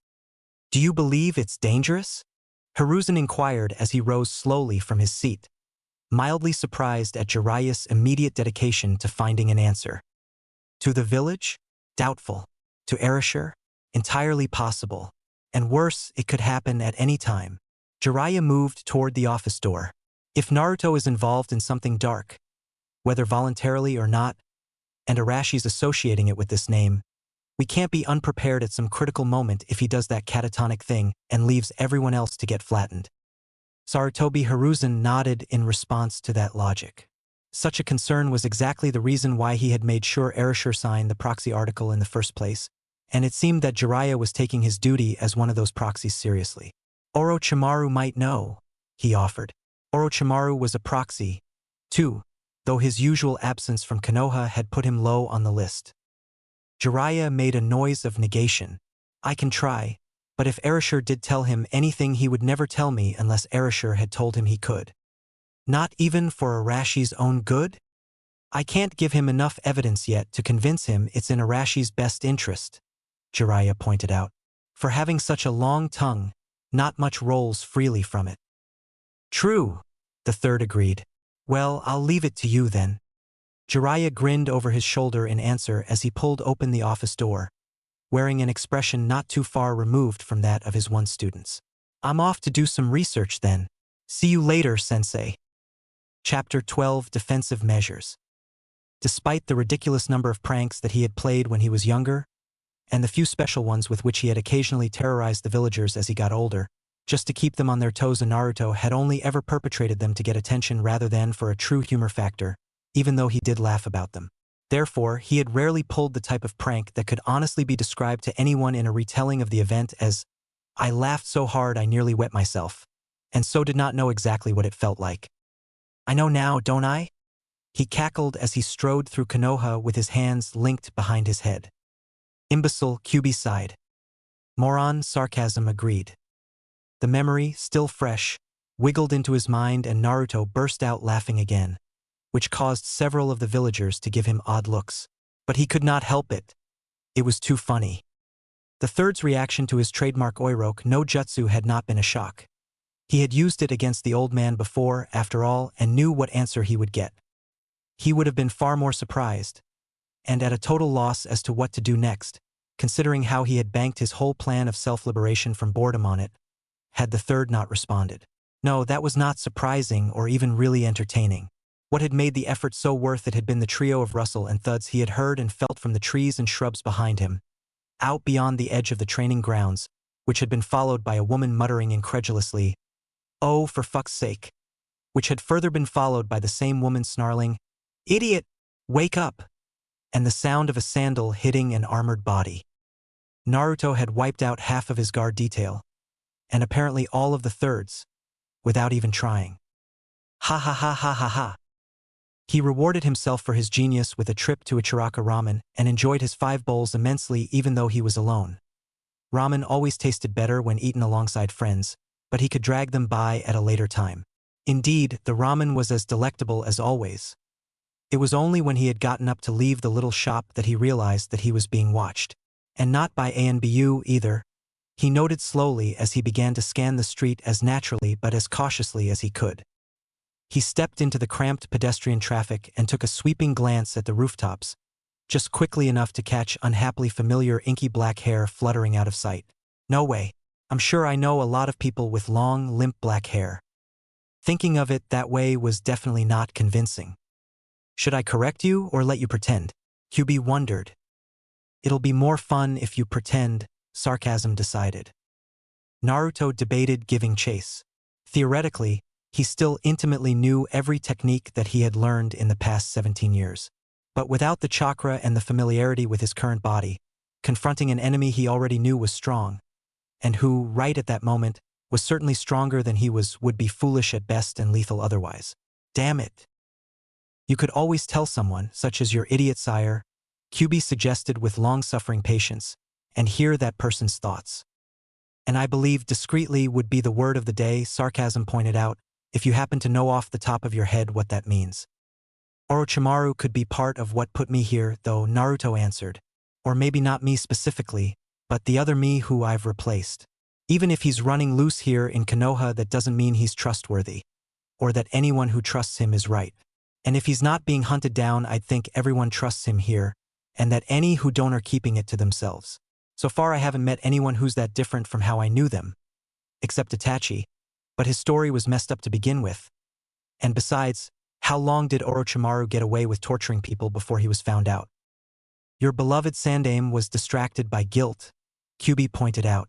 He suspected Orochimaru's evil but felt responsible. Your sire would presumably not be quite so stupid, particularly if the Orochimaru here is indeed as he was where we are from. By which I mean he was angry that he was not allowed the title of Yondaime. But you wouldn't want to chase Orochimaru away, either, if he's responsible for your presence. You'll at least need to get information out of him, if not find some way to encourage him to send you back. That was true. Naruto-chan. Kyubi laughed as Naruto whirled. What the? Someone dressed in what appeared to be a thin black running jacket with white seams enveloped him in a tight bear hug, which squashed his head against a muscular chest and what felt like one point of a shuriken. Naruto writhed and then dropped straight down to get free. He staggered back from whoever had grabbed him and took a glance up to be sure he was not being pursued. "Oops," the man said, and held up his hands in supplication. Sorry, I forgot. I didn't mean to scare you, I swear." Naruto eyed him skeptically. The man seemed to be distinctly Uchiha-like in his facial structure and looked vaguely like Sasuke. He was at least in the vicinity of Kakashi's age and had a pair of orange-tinted work goggles hanging around his neck that were so worn he had to have owned them since his childhood. Naruto decided that the matter of the man's affiliation was clear when he caught sight of the small red and white fan on the wide off-white frame of the goggles. "Who are you?" the blonde demanded shortly, annoyed to have been caught so off guard. He paused, then added, "I remember. I saw you last night." The man nodded so enthusiastically that his short, jagged black hair bobbed. He offered a half-assed salute, his black eyes sparkling in a way that Naruto had never seen in the two Uchiha he knew. "Uchiha Obito, I'm one of your dad's students. Or I was anyway. I'm kind of not anymore since I'm a jounin and all. But your sensei's always your sensei, you know?" "I guess," Naruto agreed. Really, he more than guessed. Whether it was laziness or a subconscious confirmation that their experience was yet greater than his, he had never completely stopped referring to either Irika or Kakashi as sensei. "And he can still totally kick my ass," Obito admitted with shameless pride. "So that means he can also still teach me stuff." "Why are you talking to me?" Naruto asked bluntly. "I'm kind of busy." Obito stared at him, then blinked. "Doing what?" "Standing in the middle of a crowded street, blocking traffic and trying to catch flies in your mouth." "Drowning?" Naruto returned immediately, annoyed that his actions were being questioned when they were not having an effect on anyone else. "It's supposed to rain today, so I have to practice." Obito snorted. "You're awful. Sensei would never forgive you if you said that in front of him." "Then it was a tasteless joke," Naruto answered dismissively. "And he's not here anyway." In response to that, someone smacked him in the back of the head and Naruto let out an indignant yelp as he whirled around. To his dismay, the fourth was standing behind him, immensely displeased. "Oh, I'm here all right," his father corrected. In hindsight, it occurred to Naruto that he should have realized that the Uchiha snickering in the background had only been baiting him because that was his tactic. "Hi," he greeted lamely. "I hear you've had an exciting morning," the fourth noted, far too flatly for comfort. Naruto grimaced and looked away as he offered, "Probably more exciting for others than myself." "We need to talk," his father decided, and Naruto cringed. He was familiar with that particular tone thanks to Irika, and it had never meant anything good. He should have thought through his self-liberation from boredom plan better. "Now." "Ouch. Bastard fox. Save me." "Hell no," Kyubi guffawed. "Suffer." The fourth's expression became severe. "Nah. Drop." A new voice barked, and the Hokage grabbed Naruto and twisted sharply downward without even the briefest hesitation. A second later, Naruto found himself effectively folded into a rather neat ball, his head pinned between his father's knees and chest and unable to move. It was difficult to breathe, but not impossible. "Dad?" he mumbled into the older blonde's pant leg. He flinched instinctively at a ringing clatter of metal striking metal. By the frequency of the sound, Naruto deduced that the weapon being used was senbon, but that told him very little about who could have been attacking. In response to his motion and the sudden hysteria of the surrounding civilians, the fourth tightened his grip and murmured into Naruto's hair, "Shoo, it'll be all right. Just be still." "Fucking coward," Obito shouted, infuriated, and his voice grew quieter by degrees as he presumably gave chase to whoever had attacked. "Get back here." "Be careful, idiot," the new voice called. There was the scrape of a sandal sole on the packed-down street, and the voice continued. "The path's clear for now, Hokage-sama. Please hurry." "Thank you, Tsukumo-san," the fourth said calmly. He straightened abruptly and lifted Naruto off his feet. "Let's go, Naruto." Under other circumstances, Naruto might have protested being carried like he was a 5-year-old. But right then he was so startled that all he could think about was getting more information. It had been a long time since he had been protected like that. Only Irika, Sasuke, and Hinata had ever offered up their own lives for him in that way, and the lattermost of those had been the previous year, the next 4 years earlier, and the former had been 5. Any other occasion he had essentially been left to himself mainly because of the healing abilities the Kyuubi's presence allowed him, and being out in the open had allowed him acquire all of the information he wanted for a fight. He was not at all used to being kept in the dark in a battle situation. What happened? Quiet. The fourth commanded softly but firmly. Just be still. Naruto hooked his right arm around his father's neck and peeked cautiously over the older blonde's shoulder for pursuers, as he reached into his pocket with his left hand for a kunai and a handful of shuriken. Both arms, the fourth instructed. So Naruto obediently looped his left arm around his father's neck as well. A moment later, father asked son, "Are you holding weapons?" "Gotta watch your back, Oyaji," Naruto told him matter-of-factly. "Don't do anything stupid," the fourth ordered. There were a quartet of ANBU Naruto could see, obviously the pair meant to guard the fourth and the pair meant to guard Naruto, the same ones he had temporarily immobilized with his Oiroke no Jutsu that morning. So there was no need for him to do anything stupid. Yet, anyway, there was no way to know how long it took Naruto to spot it, or him, presumably, as the person had been utilizing some kind of invisibility technique to remain unseen. The only reason Naruto had noticed at all was because the invisible shinobi had dropped from the cloudless blue sky to a roof on which a wildly patterned blanket had been left hanging to dry, and he had seen the colors waver like rising heat on the otherwise cool, still day. And in the same way that Naruto was not used to being protected, he was not used to not being part of a team, so his first response to spotting the enemy ninja was to strike out with anything he had in hand and defend the members of his team who had their backs to the trailing foe. Never mind that his teammates were all ANBU and probably aware of the intruding shinobi, but had not been hurrying to attack when no attack was being offered to begin with. The 4 shuriken flew out first, and one of the ANBU barely ducked in time to avoid getting cracked in the face with one. Naruto followed them with his kunai and wished he had enough chakra to create an army of shadow clones. A Shihuhapu shuriken would have done nicely as a time buyer, at the very least. He frowned unhappily as the shuriken were cleanly evaded and the kunai deflected with something else metal, likely another kunai. Clearly, he had been too far away. The force of Naruto's 2 throws caused the fourth's balance to tip in mid-air, and he did not allow it to go unnoticed. Naruto. He twisted sharply to complete a rotation and touched down on a roof a bit short of the one he had been intending to land on. "Naruto, what are you doing?" "There's someone there," he insisted. "Of course there is," his father snapped shortly. "Who do you think we're running from?" Running. That was too much. Uzumaki Naruto absolutely did not run. "Dad, it's just that one guy. We can totally take him." "You are not taking anyone," the fourth barked, sounding frustrated. More softly but no less sharply he added, "We were trying to trap him, but now he knows that we know he's there." "Oops," sarcasm snickered. "Shut up," Naruto snarled. "I didn't say anything," Kyuubi grumbled. "I wasn't talking to you," Naruto hissed. "I'm getting quite tired of this other voice that you're hinting at having, brat," the fox growled. "I'm the only one here, as you are never adequate company no matter the circumstances, so stop aggravating me." "It's my insecurity, you ignorant fuck," Naruto spat. "You can't hear it because it has nothing to do with you, which is the way I prefer it."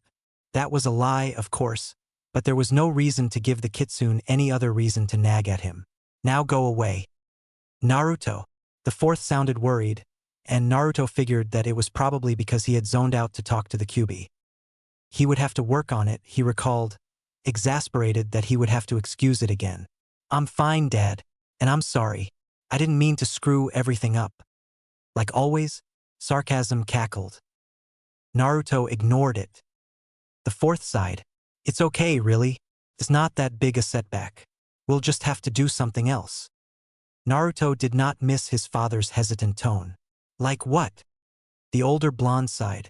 "It'll be dangerous, but we need to discover what this is about. To do that we need him. If he's invisible then he's after me and trying to even the playing field a little by forcing me to track him with something other than my eyes. So I'm gonna set you down and I want you to run to the house." I'll have to send the ANBU away to draw him in, and that'll leave you unprotected for a minute or so. But he's not with anyone, so that works in our favor.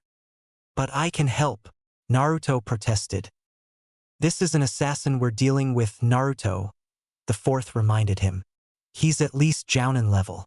I'm sure you'll hate hearing this, but the best way you can help is by getting the hell out of here. But, all right, his father demanded. Just agree already, Kyubi interjected with a sigh. You're wasting time and breath arguing with him. And he's right anyway. Naruto scowled, annoyed, and muttered grudgingly, K. Thank you, the fourth said, and his voice held relief. Get ready. They touched down and the two blondes separated. The fourth veered away to hurry deeper into the roofs of the village while Naruto continued toward the monument and home and plotted on helping from a distance. The four ANBU vanished in roughly the same directions as their charges. But Naruto knew they were hiding and looking for an opportunity to grab the disguised shinobi. No one was watching his back, at least not closely enough to support him sufficiently. To make sure he covered everything, therefore, Naruto sought for the enemy's presence, expecting it to be distant, and ducked a split second before his head would have been lopped off. Though in possession of weapons, Naruto was in too close quarters to have time to retrieve them.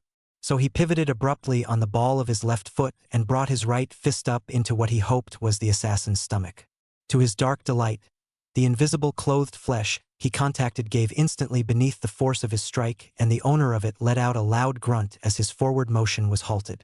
Naruto hopped to the side to avoid any retaliation and kept his eyes on the wavering air in front of him, only to be forced to duck again as another invisible assassin tried to chop off his head.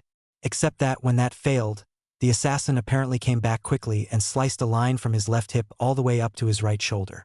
Naruto had intended to respond with an elbow to the gut, which was always a good target, honestly, but a familiar howl reached his ears and without even really thinking about it he twirled away to his left and knelt as close to the roof as he could without putting himself in a completely disadvantageous position.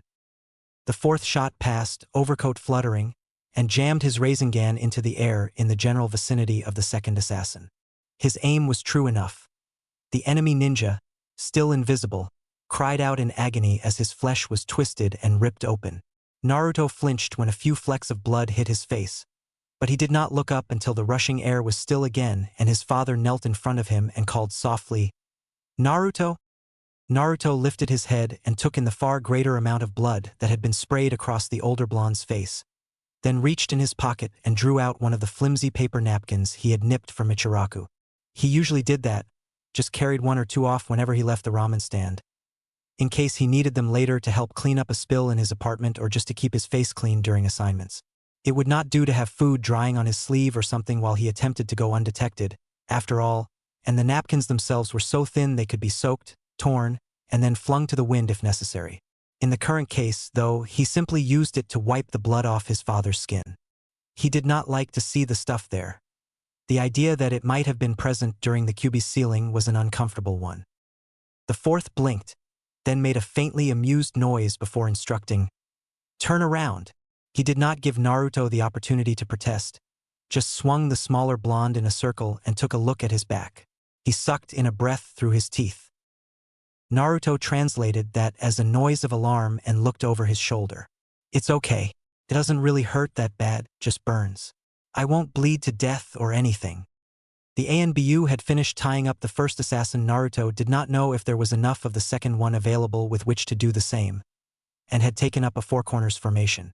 The fourth looked up at them and said in a strangled tone, "I think there was an anticoagulant on the blade." Immediately, the ANBU to Naruto's right reached into a pouch and retrieved a small syringe filled with a pale bluish liquid, which he or she, rather, taking into account the slimness of the gloved hand, stabbed into his shoulder. His response was equally immediate. "OW!" he yelled at the top of his lungs, and threw his left hand up over the injection site. "What the hell? Couldn't you have given me 10 seconds to get ready?" There was no response from anyone until he added in a sullen growl, "Bitch!" The ANBU looked at him for a long moment, then behind him to the fourth, who said in soft exasperation, "Yes."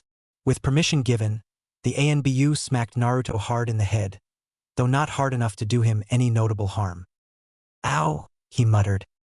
It was then that the ANBU bent down to be level with him. Naruto lifted an eyebrow at the subtle challenge and leaned in himself to glare back at her. He had not needed a shot for any reason, whether or not there had been an anticoagulant on the enemy's weapon, and resented their decision to treat it in a place that was totally exposed to the other enemies he could hear engaged in battle with Konoha shinobi. Anticoagulants did not work all that fast. Unlike pure venoms, which were active destroyers and generally wiped out everything regardless of what the target actually was, anticoagulants had to specifically infect and inhibit blood cells. As a result, they could only move as quickly as the blood flowed, and even if he had been in a panic, the wound was not deep. They could have gotten him indoors or in the trees where they all would have been safer. They all should have known that, and it seemed stupid to stay right where they were when nothing was stopping them from moving. "Enough, Naruto," the fourth ordered. So Naruto did what came naturally when he felt he was being treated unjustly. He pranked. With a speed that Gamabunta would have been proud of, Naruto flicked his tongue out and licked a line straight up the ANBU's mask. She, understandably, recoiled in surprise at the action. Naruto, imaginative enough to envision her expression without actually seeing it, collapsed into uncharacteristic giggles. It must have been the adrenaline. "What the?" one of the male ANBU murmured. Naruto felt his father's hand grasp his head warningly and turned. "Dad, I'm okay. All right? That's what I said before. Now, shouldn't we be MOV?" The fourth suddenly collected him and leaped away from the roof with the ANBU right behind. Naruto squeaked in his surprise and looked at the roof. A senbon with an exploding tag was buried in the shingles where the fourth had been. It exploded and sent a harsh blast of heat into the already burning slice wound, which caused Naruto to arch his back and hiss involuntarily. "Naruto?" his father demanded worriedly. "It's just hot," Naruto assured him as the pain faded. It did not take long to get home, and while Naruto was figuring out how he was going to get his sandals off with his injury the way it was, the fourth simply stepped onto the wooden floor with his sandals still on and began glancing into each of the rooms he passed as he made his way to the kitchen. "Aya!" The matronly cook turned toward him. "I, Hokage-sama? There are enemy shinobi running loose in the village," he told her in a rush as he entered the kitchen and cut off the range for her to save time. "They seem to be after Naruto, but they could be after me or anyone close to us. Gather the girls in the pantry and keep them there until I come back." "Certainly, Hokage-sama," Aya promised, and she swept out of the room without further ado. Naruto could hear her striding purposefully down the nearer hallway, clapping her hands twice every so often and calmly calling for the housekeepers to join her. "No questions, dear," she told someone politely but firmly. "This is the most recent order from Hokage-sama, so it supersedes whatever you were told this morning. Don't worry. I'll be taking full responsibility for your tasks, as always." The fourth set Naruto down, but kept hold of the younger blonde's hand so he would not wander off. Naruto resented the idea that he was so young he needed his hand to be held, but the way that he was being dragged around changed his mind. Obviously, his father did not have to focus any of his attention on Naruto's exact whereabouts if there was a tangible connection between them instead. By holding Naruto's hand, the fourth was able to dedicate his thoughts to directing the ANBU and nearby Jounin in hunting down the other invading shinobi, all of whom were presumably invisible like the assassins had been. So rather than protest, Naruto hurried his steps and tagged along in silence, watching his father's face morph into that of a hardened shinobi. He was impressed by the change. "Do I look like that when I'm pissed off?" Kyubi snorted and answered, "You should hope that I find that you bear far more of a resemblance to your damn idiot. The more you look like him, the more I want to peel the flesh from your head." Naruto snorted. "I can't help the way I look." "You could run a cheese grater over your face a few times," was the unmoved retort. "That in itself would be a major improvement as far as I'm concerned." "Hokage-sama." Hitomi rushed along the hallway toward them, a cheerily oblivious Akiko bouncing in her arms. "Hokage-sama, Aya-san said you wanted to see me." The fourth blinked, apparently startled by the statement. "Well, no, not exactly. But since you're here." He held out his and Naruto's joined hands. "I need you to take Akiko and Naruto to the pantry and keep them there. Especially Naruto, he's hurt." Naruto did not want to be left behind, and he hated being dismissed without even being consulted about his condition. He would always tell the truth about it, or at least not exaggerate things badly, because outright lying would likely get his teammates hurt if they relied on him beyond what he was actually capable of handling. Still, the slice wound on his back had reduced in pain to the point that it only burned if he turned too sharply. He was plenty tough, though, and could both account and compensate for it without even a moment's hesitation. "I can help," he insisted with surprising petulance. "You can help by going with Hitomi quietly and then not sneaking away from her," the fourth replied. Naruto was caught off guard by the accuracy of his father's prediction, still unaware of how parents learn to read their children by examining past events and behaviors. But his father bent down a bit and grasped his shoulders, the right one a bit more gently than the left. "Naruto, you're hurt. I recognize that it's not a deep wound, and I'm sure you don't feel all that bad right now. But there was an anticoagulant on that blade. I know the ANBU countered it, but not all toxins and antidotes work perfectly with each other, and what you were given may only be temporary. What if you went out there, helped me to capture those assassins, and then bled to death when the antidote failed?" Naruto rolled his eyes at the drama. "At the very least," the fourth said, "you could pass out from low blood pressure, and where would that leave us?" Naruto doubted that, but ordered Kyuubi, "Heal my back so I can show him I'll be fine." "Like hell," the fox responded lazily. "I'd like to live as long as possible, thanks. Heal naturally. Just do what you're told, you nobody," sarcasm sniffed. Naruto scowled up at his father, who frowned back unrelentingly, and finally caved. "Fine." His father let out a sigh and kissed his head. "Thank you. Help Hitomi keep an eye on Akiko, all right?" "K," he mumbled as petulantly as before. "Hitomi," the fourth said suddenly, "where's Hataru?" She went out," Hitomi answered, her worry renewed. "For tea with some of the merchants' wives. I don't know where that is." The fourth ran the fingers of one hand into his hair. Shit, Akiko chirped, oblivious to the urgency of the situation. "Don't repeat that," her father ordered swiftly. "Your mother will have my head." He shook his head and waved dismissively at Hitomi. "All right, thank you."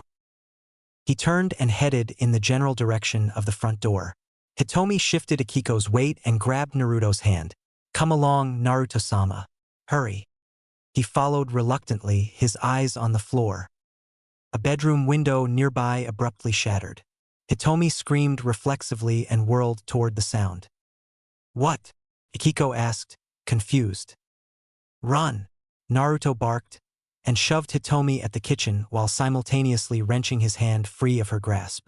He retrieved a kunai and waited in the middle of the hall, trying to pick out the soft tack of sandaled feet on the wood floor while Hitomi shrieked for help in the background. He heard 3 such steps, spotted the waver of the walls, and realized that the invader had been positioned dead center of the hall and therefore determined that he was, fortunately, deemed to be a more suitable target than the hysterical 20-something behind him who was burdened with a bewildered 2-year-old. He lifted his kunai blindly and, in a spectacular display of the sort of sheer luck he had been graced with in his life, managed to deflect the intruder's initial attack. He was unprepared for the second one, though, and let out an involuntary shout of pain when what felt like a kunai pierced his right deltoid. The pain radiated to the slice wound on his back and set that one aching again as well. His right arm was rendered useless and his kunai fell to the floor. As the kunai in his arm wiggled either to torment him or to be removed, he rapidly retrieved another of his own with his left hand and thrust it forward desperately, hoping his assailant would not realize he was smart enough to pick out the distortion the invisibility technique caused and step aside. Naruto really did not have the power for more than a single swing in his condition, and since his new body was soft and untested, his threshold for pain was low too. He could knock himself unconscious if he moved too sharply. Alas, Kyuubi mused disinterestedly as the warping area shifted and Naruto's kunai slid through empty air. "You're not helping," Naruto snarled. "May I remind you that I'm not the one who was so prideful that I wanted to do things without utilizing my chakra?" the fox queried loftily. "And thanks to your asinine sire, there's no other way I can help." Naruto's breath caught as he was blindsided by a punch to the gut that was so hard it actually tossed him up the hall a bit, and the same breath rushed out as a startled cough when he hit the floor. He tried to get onto his feet, but with the wind knocked out of him his vision was dark and star-speckled and he could not inhale. The sensation of his lungs collapsing with each attempt induced a vaguely animalistic panic. At what seemed to be the last possible second before unconsciousness, he gasped a long breath and turned to see the distortion of the invisibility technique curled overhead. He was cornered. Alas, Kyubi said again, still somehow completely unconcerned. Ah shit, he sighed. Now what am I supposed to do? Daddy, sarcasm squealed. Help. Naruto rolled his eyes. Pussy. That achieved a response from the kitsune, who asked ominously, beg your pardon? Not you, Naruto sighed again, even more exasperated. It was more than a little bit ridiculous that he was arguing right before he was going to die. Unless you're going to call for help too. I am the great demon Kyubi, the fox sniffed, the supreme king of the bijou. I never need help, and even if I did I'd never stoop so low as to call on a mortal for assistance. Then do something. There was no response. A hand grabbed the collar of Naruto's jacket and lifted him too high off the floor for his knees to support him, but not high enough for him to stand properly. Naruto grabbed the arm holding him and tried to break free, but dividing his attention between not choking to death and not getting stabbed without warning was taxing. Finally, an instant before he felt that he was going to be struck, he tried one last desperate thrash to escape. It was weak, though, and ultimately pointless. His ears caught the howl of a newborn Rasengan, but it was far away. It was impossible for his father to get to him in time. There are worse ways to die, he decided philosophically. It's nice to know that when you're tired you'll definitely give up at the very last minute, regardless of what chance you have to live when there's an ally not 50 feet away, Kyubi snorted. Maybe you'll get your ass in gear and heal me this time, the blonde shot back. We'll see, the fox returned shrewdly. Trust in your blood. When no explanation was forthcoming, Naruto muttered mostly to himself, whatever that means. There was a surge of power and a bright flare of white light, and he knew that everything was over at last. Chapter 13, Waiting Game. Naruto. Naruto. Wake up, little fox. Come on. The first thing Naruto remembered was that he had been about to get killed. He did not hurt as much as he had before, so he felt less helpless, and he responded to it by writhing, and, unfortunately, bringing the pain back. He opened his eyes but could not see through the bright light shining into them, and though he twisted, whoever was holding him had him gripped too firmly for him to break free. For an instant he panicked, but in the next moment his Kyubi-enhanced nose caught his father's scent, and in the silence he realized that the immediate threat had been neutralized somehow. Dad. He called hoarsely, vaguely startled to realize that he had memorized that scent so quickly. The light vanished, leaving only darkness. I'm afraid he hasn't gotten back yet, Naruto, said a male voice that was not the fourth's and which he did not recognize. But you're safe. Safe was a relative term, but Naruto did not bother to argue the point. He was more curious as to why he was able to smell his father if the man was not present for the scent to be as strong as it was. His eyes adjusted to the encompassing darkness finally, so he took a look around. There were more than a dozen people in the dimly lit room. Most of them were girls who took care of the house, but there was also a quartet of ANBU who were loitering watchfully by a door.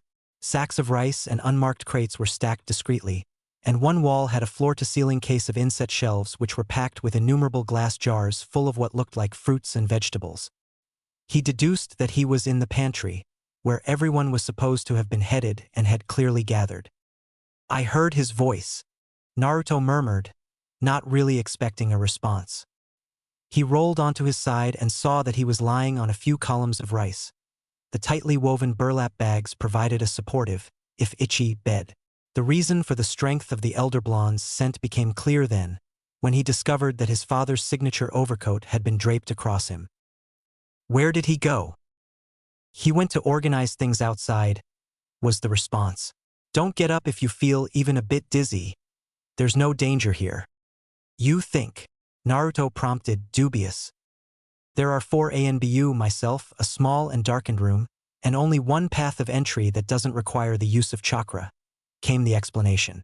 Chakra-based attacks could be sensed and fended off, and the number of shinobi required to act in a more subtle and usually successful fashion would fill this room to the point where no one could breathe, let alone draw a weapon. What about enemy ANBU? Nothing more than a four-man squad is ever assigned for any political assassination. Too many chefs and all that. They'll stay outside because that's where the Hokage is, and therefore where they're needed. Naruto frowned at the ANBU by the door as he slid off the rice sacks and tested his sense of balance. His father had probably ordered them to stay behind, and though every one of the ANBU in the village, on duty or not, would be out and about, it was a little worrisome that not all of them were actually with the older blonde. Except that a political assassination doesn't make sense. Not when your sire is a superior target, QB agreed. They had the element of surprise and, apparently, the advantage of immediate numbers.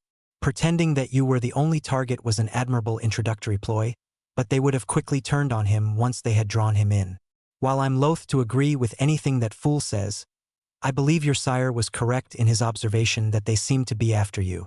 Something as simple as a political assassination is unlikely. By the way, congratulations, you're still alive. Damn, sarcasm spat. Before Naruto could give voice to any of QB's ruminations, there was an odd knock on the door, a pattern. One of the ANBU gave a response, also a pattern, and from outside came a third. The ANBU moved to open the door while another positioned himself right in what would be the door's opening so that nothing could slip past, and whatever was exchanged allowed the outsider in after just a few seconds. Why is it so dark in here? Obito demanded once the door was shut. Surely lights aren't forbidden. Shut up, the female ANBU hissed. The idea is to not be found. We're fine, Obito snapped as he fiddled with what looked like a flare. I already told you. You've been wrong before, a second ANBU noted. Obito turned sharply. Under serious circumstances?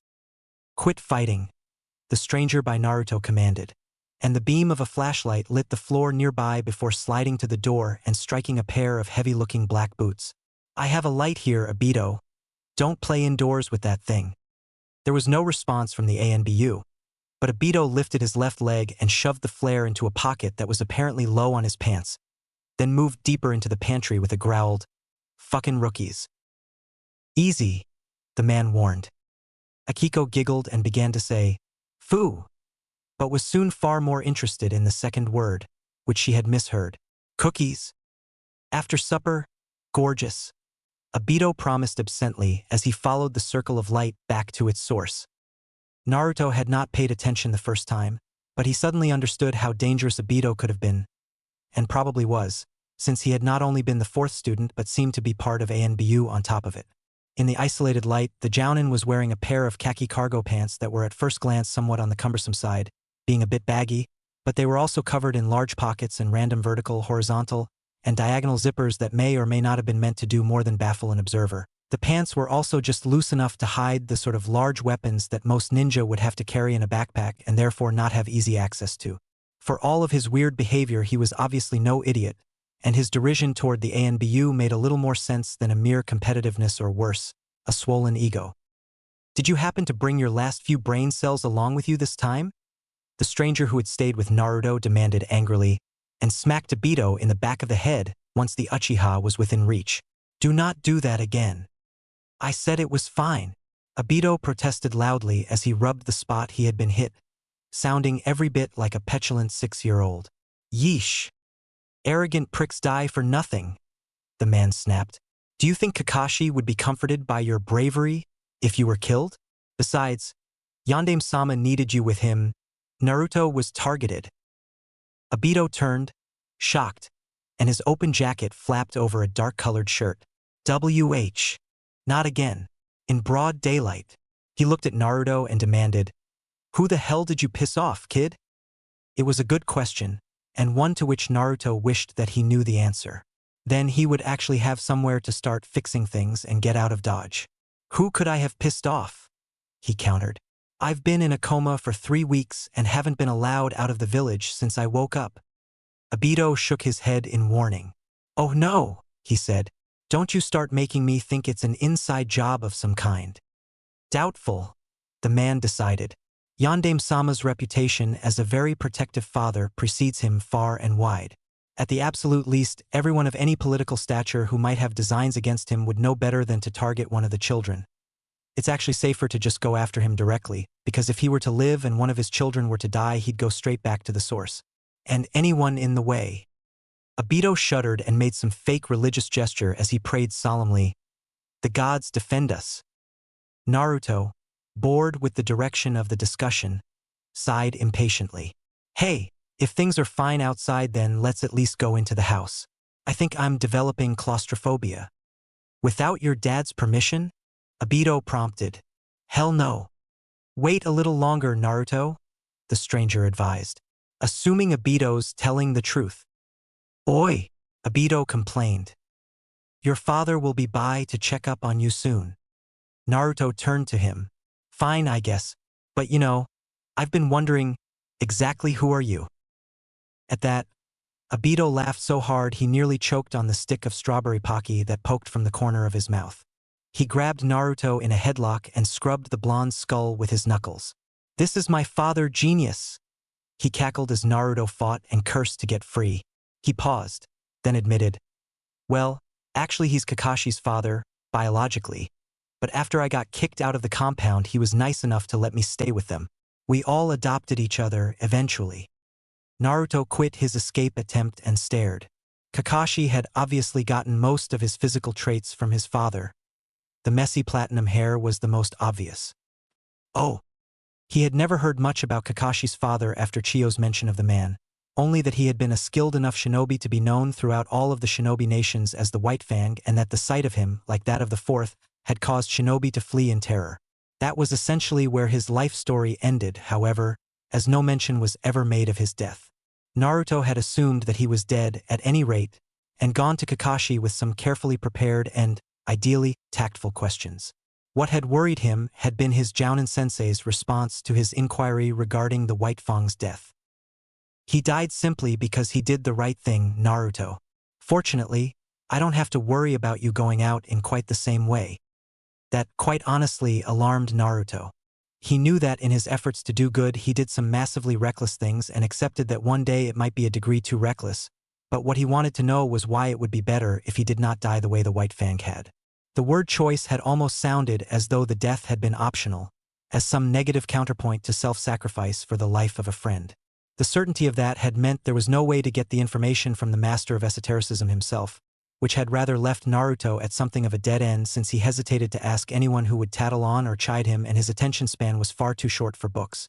Things were obviously different where he had found himself, and he thought he might be able to dig up something valuable. "He's the one who saved your life," Obito hinted, jarring him from his thoughts. Naruto looked at the White Fang, who was only visible thanks to the ambient glow from the flashlight. "I thought it was Dad. I saw a white light." The man reached behind his head and drew what looked like a glorified tanto. He pushed some chakra into it as he swished it toward Obito. The blade crackled with lightning-natured chakra, and a wide arc of white light was left in the wake of the blade's movement. "Did it look anything like that?" "Yeah," Naruto confirmed, shocked. He had not even sensed the man's presence then. The White Fang must have been either very fast or very good at disguising his chakra, possibly both. "I suppose I should thank you in that case." He grinned. "So thanks." There was another patterned knocking on the pantry door and everyone grew still, though the White Fang did not turn off his flashlight. One of the ANBU lifted a hand to respond, but Obito suddenly darted forward with an eager whisper cry.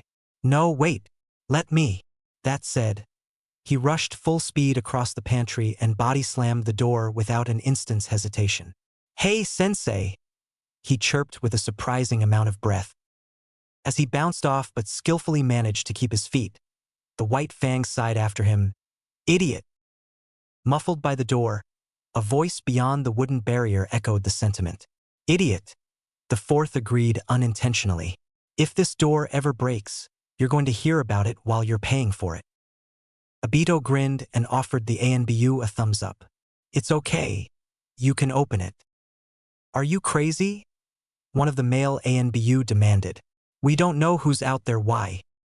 Obito, instantly annoyed, shoved him against the door and snapped, Not having the rulebook superglued to my forehead doesn't mean I can't accurately do things. He reached past the rookie and yanked the door open in a way that made the masked ninja stumble away. The happy grin returned and he opened his arms wide in a romance movie-worthy embrace.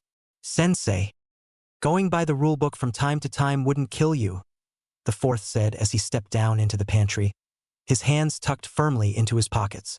Though I agree, he added with a pointed look at the rookies as he bent down and shouldered an advancing Obito over his back with an enviously easy motion. That going solely by the rulebook will. Why did you do that, anyway?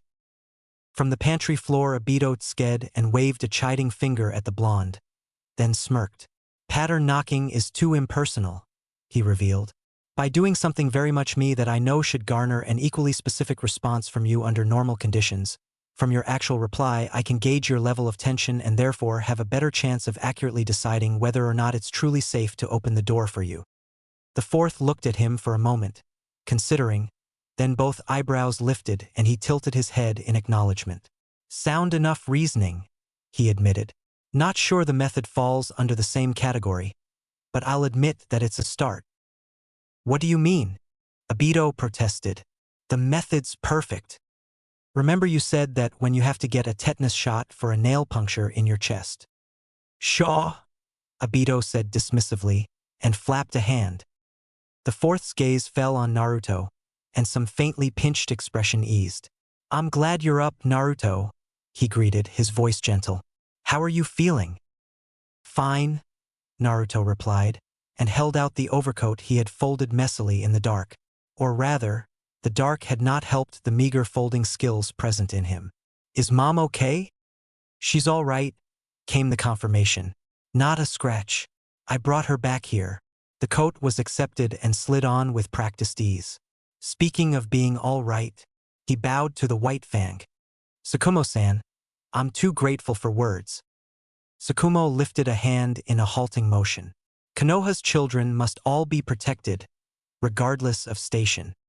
Nevertheless, twice in 30 minutes is more than should be asked outside of an assignment.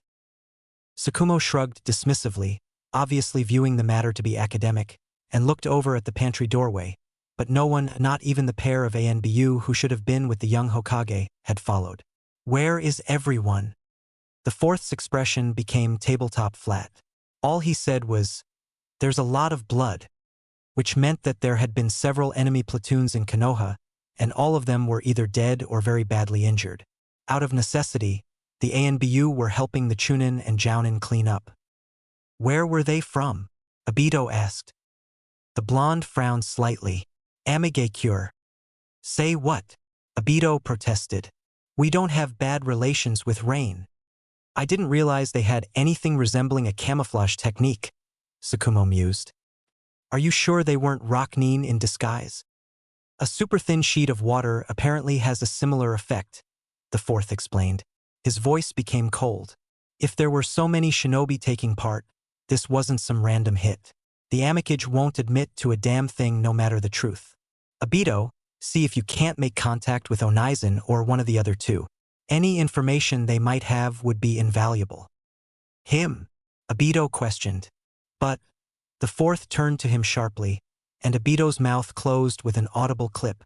He dipped his head and lowered his eyes and murmured, Hokage-sama, before scurrying out of the room in a manner not unlike a dog with its tail between its legs. Naruto barely noticed, being stuck as he was on one particular concept. Aim, Kage. The fourth turned to him with an expression of what could only be described as fond distress. Look, it's a long story, but... He dug through his pockets and finally came back up with a brush and ink bottle. With care, he stroked out a character on Naruto's palm that was not the same as what was on the back of his overcoat.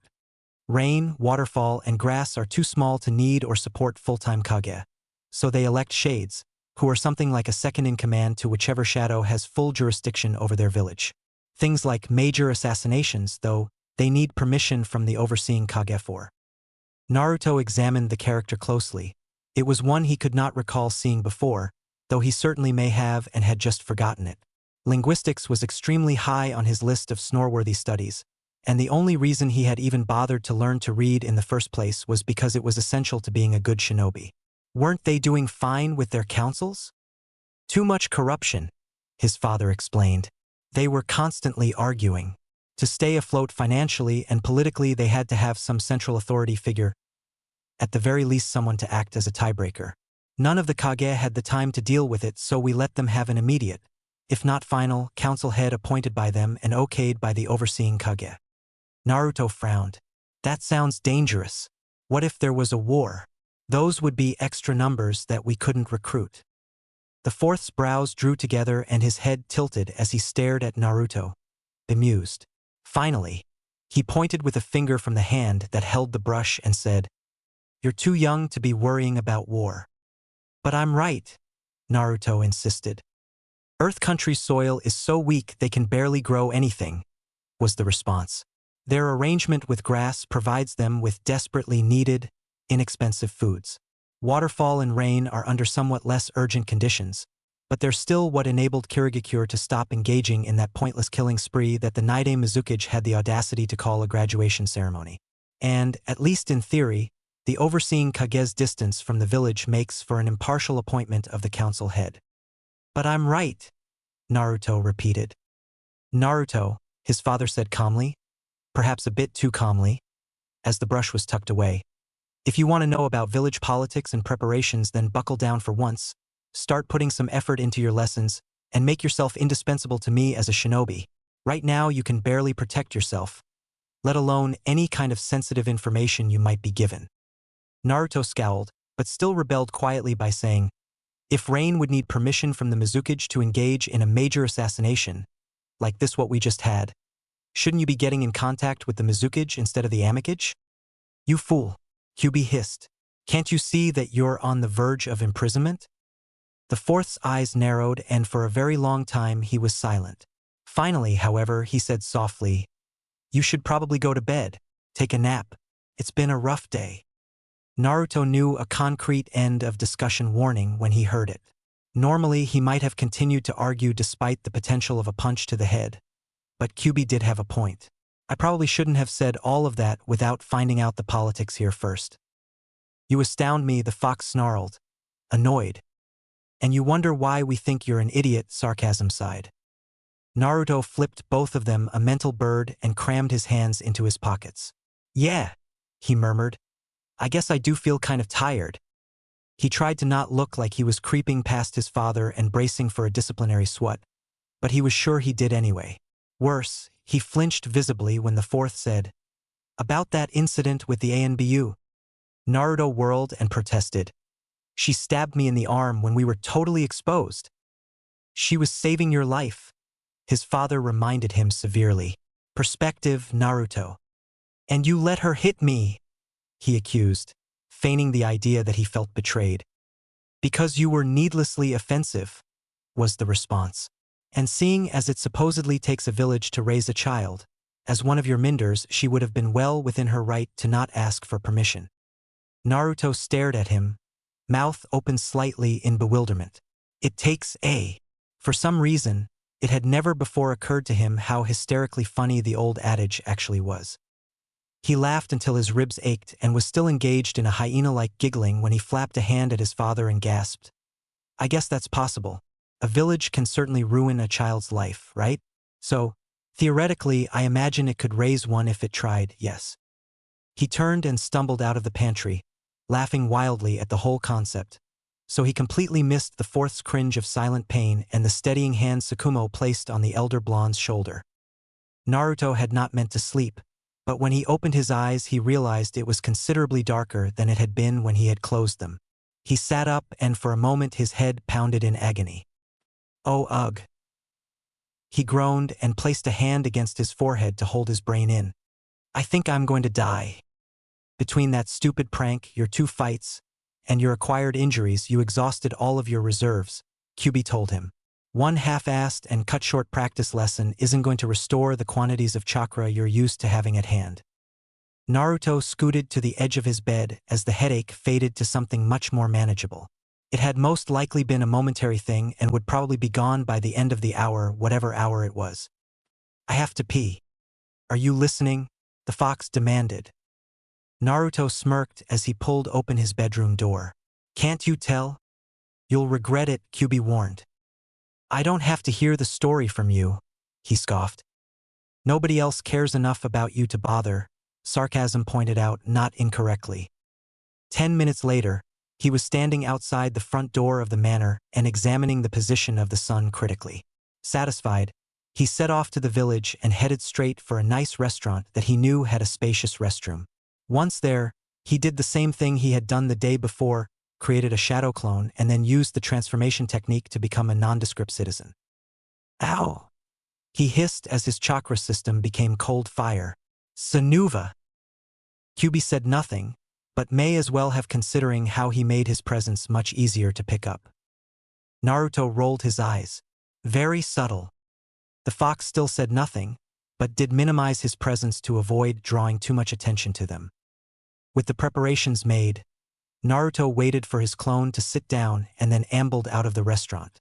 To avoid drawing attention to himself, he did not dare to search for followers until he had snuck out into the annexes and was relatively sheltered amongst the trees. It was risky to use the same trick so soon after its first application, but after the day's attack he was positive he would never have been allowed beyond the village walls, and he really did need to start gathering information if his life was not guaranteed to last. Certain there was no one, he headed for the Nara lab and hoped Shikamaru had been able to examine the shard of silver for him. He stepped up to the door of the small building and knocked as he canceled the transformation. There was a metallic clatter inside, a rather harried cry of, "A minute!" And then the door was yanked open. Naruto, generally being a source of that sort of harassment, was unfazed by the audiovisual disaster. He beamed cheerily at a flustered Shikamaru and greeted the ponytailed genius with a Kakashi-esque, "Yo." Shikamaru frowned faintly. "Uji-sama. Oh right, the fragment." Clearly preoccupied, he wandered away and left the door wide open, so Naruto invited himself in. He took in the interior of the laboratory, which was definitely not showing improvement over the previous day's conditions. "Rough day, I take it?" "Thereabouts," Shikamaru muttered, and Naruto was unsure if he was being answered. "Shikamaru? Sorry, was the distant response. "The lab's been through something of a metaphorical tornado. Yandame-sama asked for a rush study of a piece of metal. Everyone only just left." "A piece of metal?" Naruto echoed thoughtfully. "Must have been what I gave him, right?" Shikamaru moved to the far side of the lab and picked up a notepad that was dark with copious scribbles. He flicked through it briefly and confirmed, "Yes, it looks like it, anyway."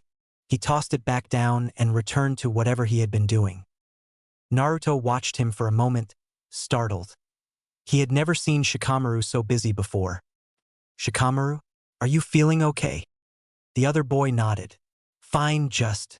I apologize for ignoring you, but this is a delicate stage, Naruto brightened.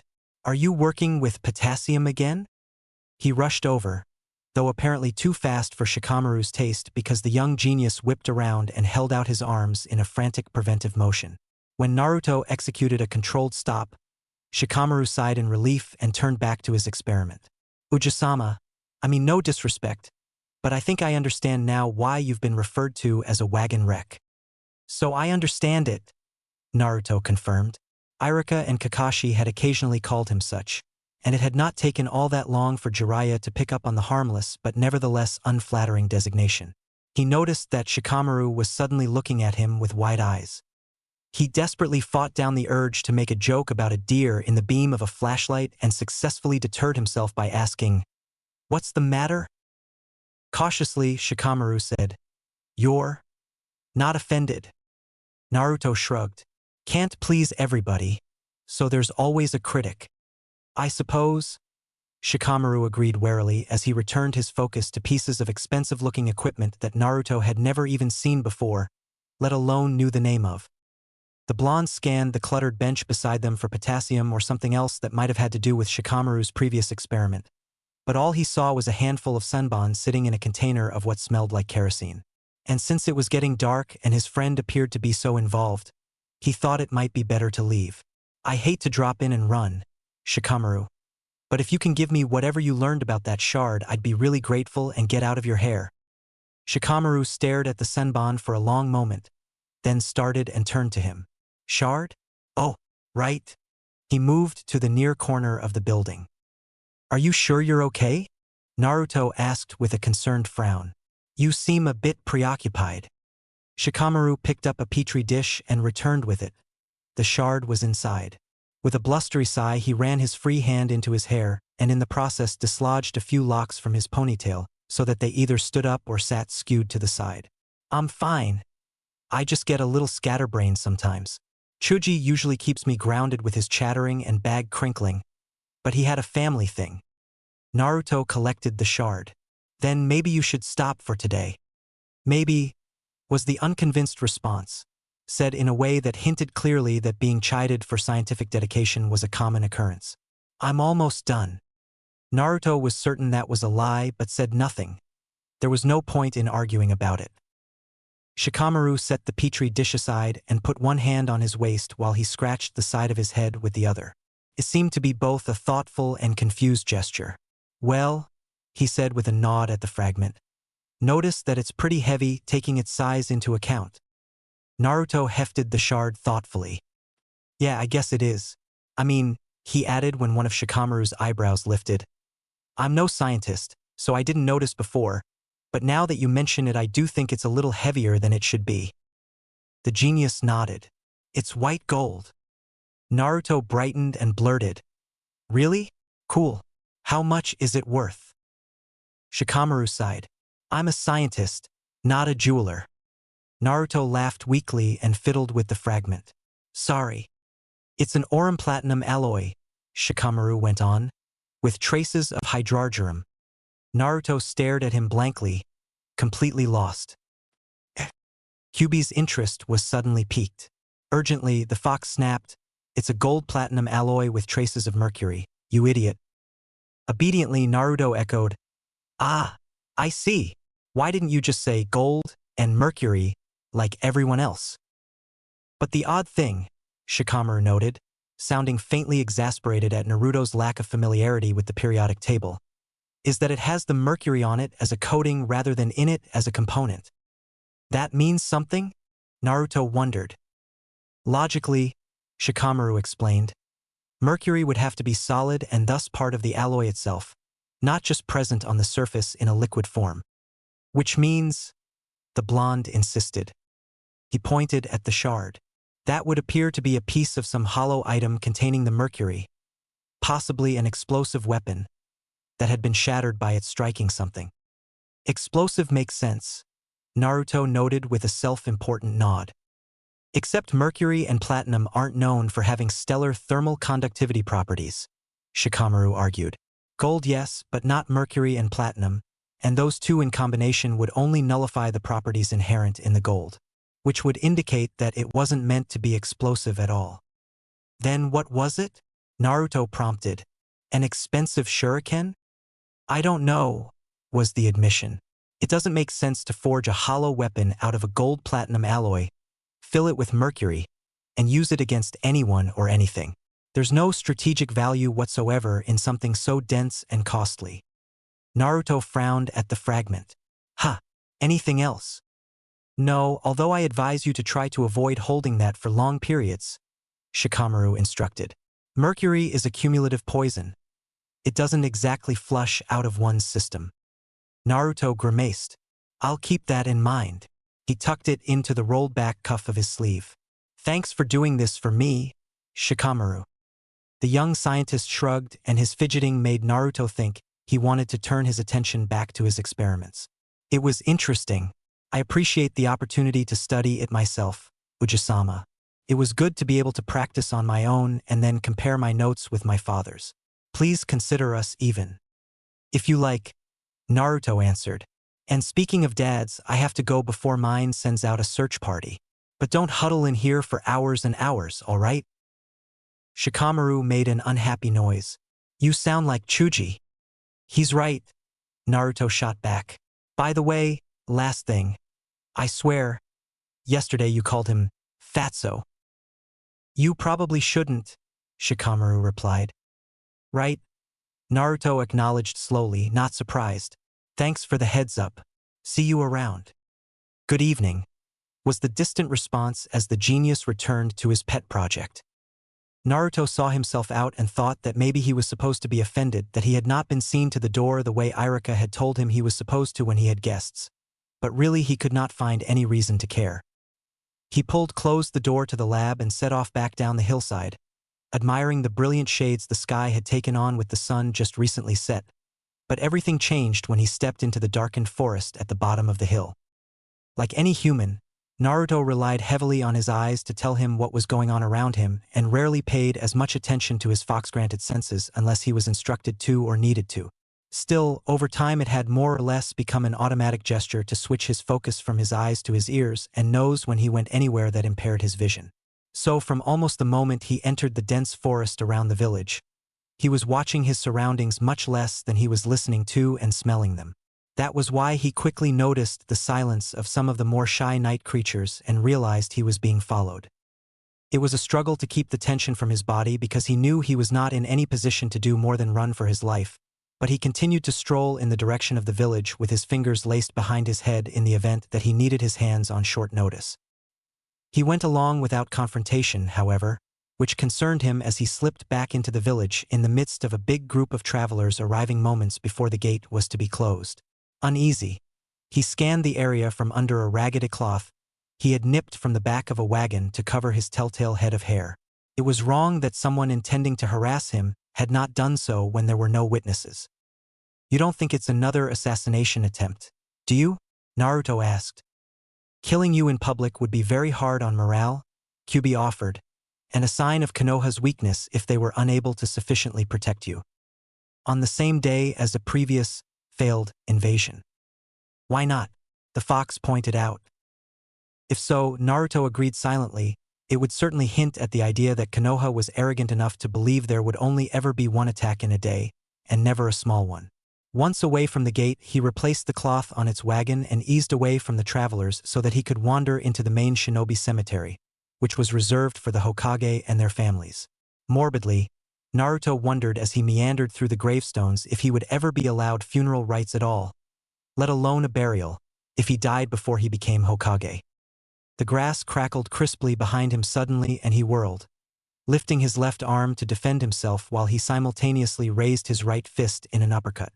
Both arms were caught easily by powerful gloved hands, and an instant before Naruto lashed out with a kick, he looked up to identify his assailant. It was Obito. The adrenaline drained almost immediately and he was released as swiftly, but Naruto still wanted to kick him. "Were you following me?" he demanded, furious that he had been alarmed for nothing. "I heard you were looking for a jeweler," was the response. "Not many know the value of white gold." At first Naruto was confused by the strange statement, though sarcasm lashed his mind with a stream of violent epithets, but he soon understood. The Uchiha reject had been clearly shamelessly eavesdropping on his conversation with Shikamaru. "Damn it." Obito smiled broadly. Chapter 14, Playing Cards. "I wasn't doing anything," was the first thing out of Naruto's mouth. In immediate hindsight, it was too defensive a statement and therefore an obvious lie. He smacked the heel of his hand against his forehead. Obito laughed. "Look, just tell me what's going on, okay?" Naruto frowned at him, distrustful. "How do I know you won't tattle?" Obito made a face. "Tattle? How old are you, again?" Naruto opened his mouth, but Obito waved his hand dismissively. "Never mind. I'll just put it in a way you can't mistake." He leaned in and said, "If you don't tell me, I'll definitely tell on you. How about that?" Naruto folded his arms across his chest and scowled. "Don't bother," the Uchiha countered blithely. "I don't cater to your temper like everyone else." "I'm not." Naruto cut himself off and looked away, even more annoyed as it occurred to him that he had no escape. Sure, he could run, but anywhere he went Obito could find him again. "Now I'm in it." "Quite," Kyubi replied. Haha, sarcasm snickered. So he did the best he could under the circumstances. "If I tell you, are you going to tell Dad?" "I don't know why you're so worried about it," Obito answered. "But I'll bite. It depends entirely on what you're doing and how you're doing it, kiddo." I make you no promises and reserve the right to squeal to sensei about your activities at any time, but I recognize that he can be a little smothering. Naruto wished he knew more about Obito. That would have made the decision easier. He concluded that he could make a small confession to cover a bigger effort and said, I wanted to find out who attacked me. You know that piece of metal I found? Obito scratched at his hairline. Sensei's doing that. He'd never tell me what it was, though. Naruto protested. So I'm trying to find out myself. That's all. You're gonna give your dad a heart attack if you keep on. Obito chided. Why do you give a damn? Because I do, Naruto sniffed. Think about the circumstances that have led to this. I realize I'm not the best fighter right now. That's putting it mildly, Obito put in. You suck, dude. Frequently. Naruto punched him in the flank, which did not have nearly the effect it would have had once upon a time. Don't you think it's weird that I apparently didn't have any guards? Obito looked at him flatly. No. You ditched them all the time like you have been recently. They and most of the other ANBU were already out looking for you when Sensei found you in the training grounds. Naruto opened his mouth, closed it, and frowned. Then came that stroke of genius which he dredged up on only the rarest occasions. I just want to know what happened, Obito. My life is gone. And what's not gone is all screwed around itself. You think I'm going to give Dad a heart attack doing this, but have you seen what he does when I get something wrong otherwise? He doesn't want to tell me, I guess because he's afraid I'll be traumatized if I hear it, but I need to know what happened to me. Even if I can't get my memory back, with all of these attacks I have to have some idea of who or what has it in for me or I'm going to get killed. Obito bobbed his head in reluctant agreement. Naruto waited to see if he had played the harp strings properly. All right, Obito said finally. I guess I'll let you continue to do this stuff, though I have no idea how you intend to follow it anywhere. I won't tell Sensei either, but if I keep my silence then you can't do anything that would require you to leave the village. And by village I mean the annexes, since a ninja can go crazy confined to just the village proper. If you get to a point in your investigation where you think you have to leave the annexes too, tell me and I'll go out for you. If you don't tell me and try to sneak out, he warned with a severe tone, I will hear about it and then your dad is going to hear about it. Okay? Naruto nodded. Anything to get the inquiry over with. Okay. Swear on your mother's grave? Obito insisted. Mom's not dead yet, he replied, puzzled. Obito stared at him blankly, then shook his head. Just swear, you delinquent. You'd get yourself in trouble? If I misjudge a situation then I'll definitely cut my losses and sink the whole ship, pal, Obito confirmed. Swear, punk. Fine, Naruto grumbled, even though he failed to see the significance of it. I swear. Obito smiled brightly. Good. Now that we have that settled, tell me everything. Naruto groaned. I have to know what's going on too, Obito said, and I'll be checking in for updates on your progress. Naruto squinted at him. Are you just trying to make this as complicated as possible, so I'll give up? I'm only being thorough, was the response. Though I don't imagine I'd weep tears of despair if you did. It'd make my life a hell of a lot easier. Well, come on, we have to get back to Sensei before he freaks out like he did yesterday. Zap your shadow clone and let's get a move on. You can tell me on the way. Ooh, busted, sarcasm sighed. Naruto looked at the Jounin, wide-eyed, and tried for innocence. What? What do you mean? Obito snorted and pointed at his own eyes. Dude, Sharingan. But my guards are in the trees behind you. You are so lucky that I was the one to figure out what you were doing, brat, he said ominously. Without me telling them to maintain a low profile until we found you, they would have sent up another alarm and your dad would have been pissed. At all of us, he conceded. But mostly you. Don't do it again. Is that clear?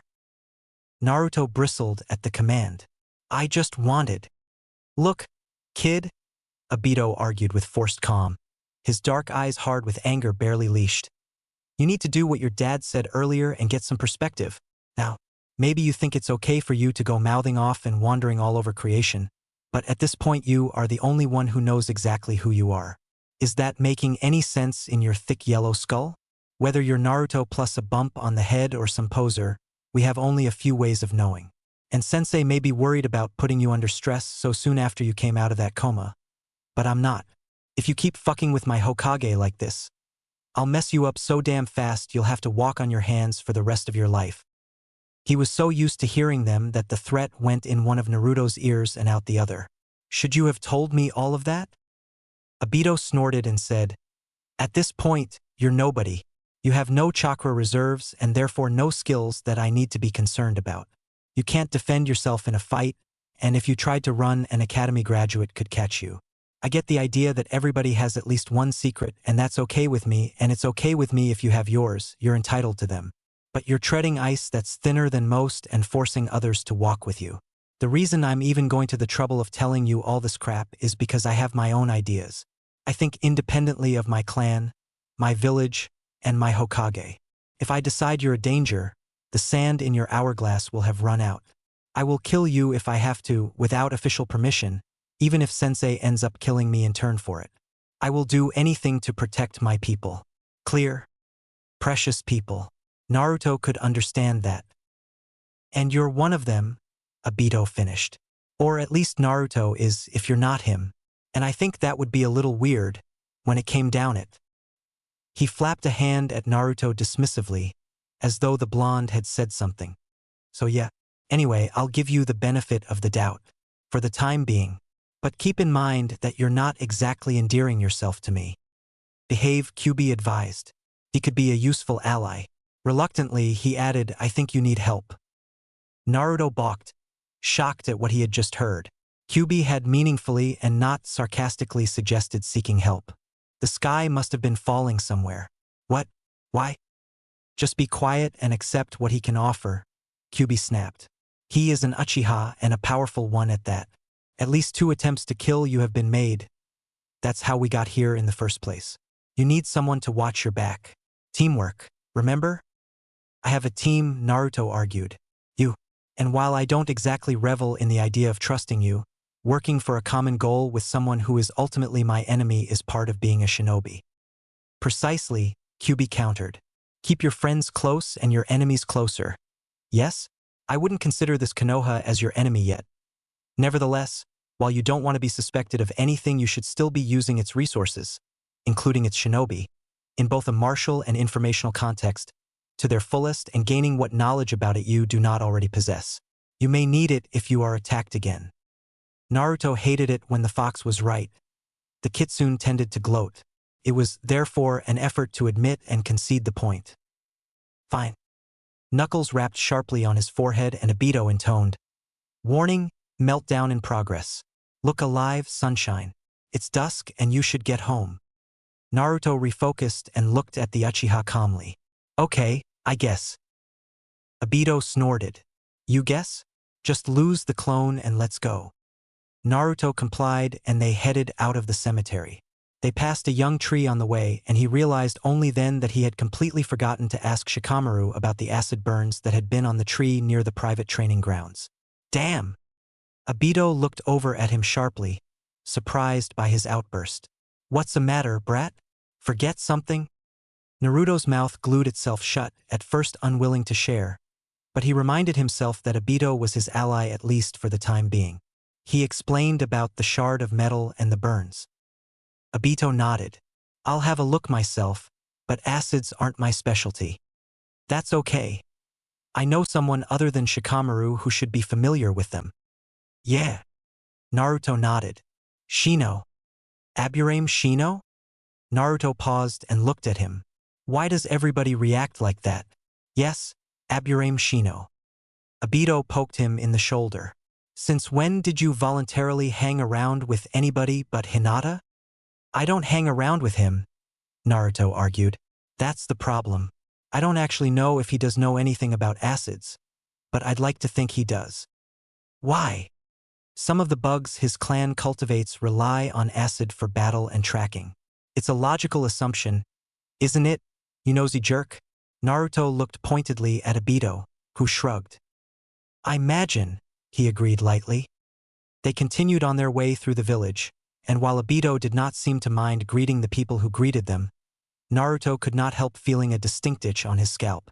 Even though he shouted for attention, He was quite used to not getting it at all when he did not explicitly insist on having it, so it was unsettling to be noticed. As novel as the experience was, he felt a bit exposed. As a precautionary measure, regardless of whether he was being paranoid, he extended his senses as far as he could. Sensing others' chakra required a small portion of one's own, which he did not really have to spare, and while he assumed Obito was also being careful of who might be nearby, he did not want to be caught off guard if the Jounin acted suddenly. Almost immediately, he felt a faint surge.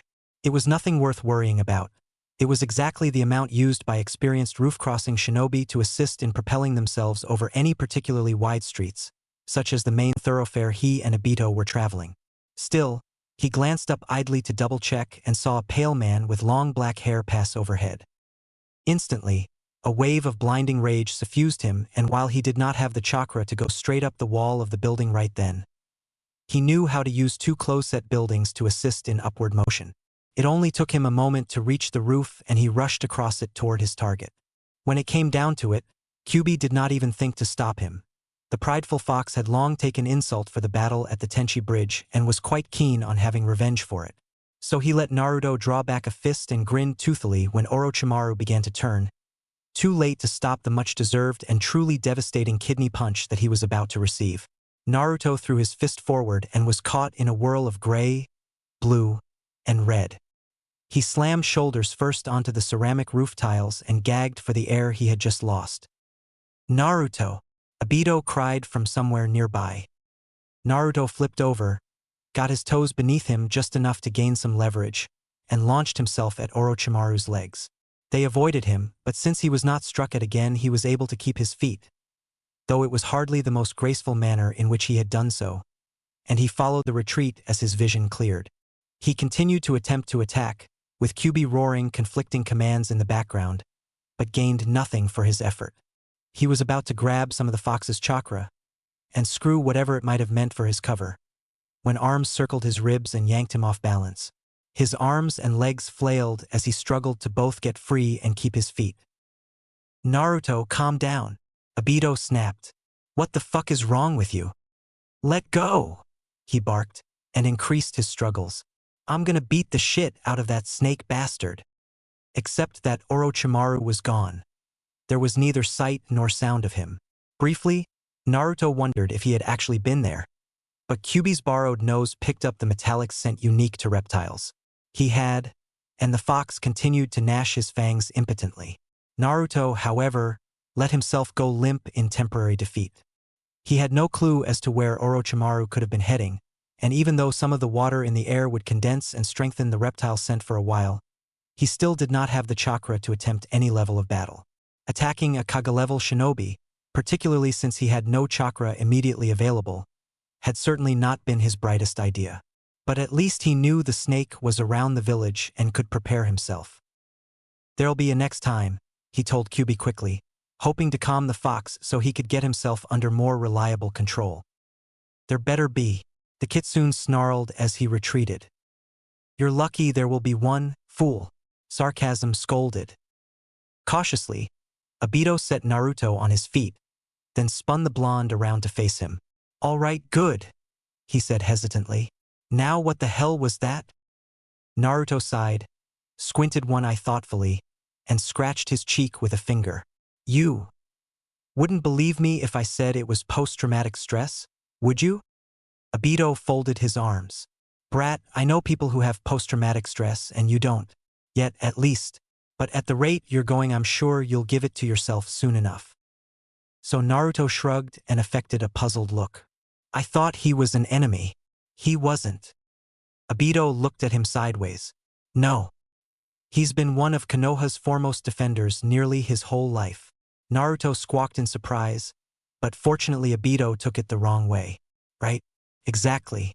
You're lucky he didn't accidentally kill you the instant you got within arm's reach. Idiot. Let's go before your guards have strokes." Naruto took a last look around as Obito jumped back down to the street. There was no sign of Orochimaru, so he leaped from the roof as well. However, what little chakra he had regained since the attack of the rain shinobi was not enough to cushion his drop. It gave out a second after he tried to use it, so he landed a bit hard. His right leg was the most unprepared, and he, much to the mortification of his pride, collapsed to the street like an inexperienced academy cadet. "Oi!"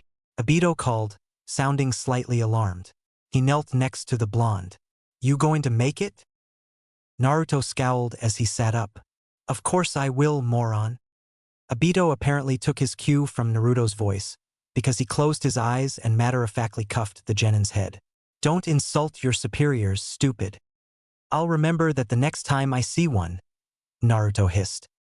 Obito hefted him to his feet by the collar of his jacket and gave him a gentle but distinctly pointed push in the direction of the administration tower. Naruto kept his eyes open and his head turning, but there was no other sign of anyone or anything potentially dangerous. Much to his agitation, Obito immediately assumed a noticeably idle, hands-in-pocket style of walking that Kakashi had often utilized when attempting to silently point out, whether or not it was true, how there was nothing in the world to get excited about. Just to be irritating, Naruto ran ahead as though he meant to get in trouble elsewhere, but Obito simply watched him go. When Naruto reached the door of the Hokage's office, he found Obito leaning casually against the wall beside it as though the Uchiha had been there for hours, so that rather than being irritating, he was the one who was irritated. "And you want me to team up with this show-off?" Naruto demanded of Kyuubi. The fox chose to not respond, but sarcasm snapped. "Oh, so his gloriousness can dish it out but not take it?" "I said home, dumbass," the Jounin said. "You said we had to get back to Dad," Naruto argued as he reached for the door, amused by Obito's visible displeasure. "And here we are. Even you have to have an appointment when you're here," Obito hissed. "You can't just walk in a—" The Uchiha grabbed him and yanked him away from the door handle, so suddenly that once again Naruto's legs kicked out automatically as he attempted to regain his balance. A sandal-clad foot hit the varnished brown wood and the door's latch, stuck partway open thanks to Naruto's initial interrupted effort to enter, opened up completely with a surprisingly ominous click. The door swung easily on well-greased hinges and Jounin and Genin froze when the narrow stares of three displeased eyes was revealed. "If it's not one thing, Kyuubi growled, wringing his tails furiously. Orochimaru, Naruto had to admit, was one thing. He was obviously evil and, whether or not he agreed with that particular assessment, he did not appear to mind if everyone thought so.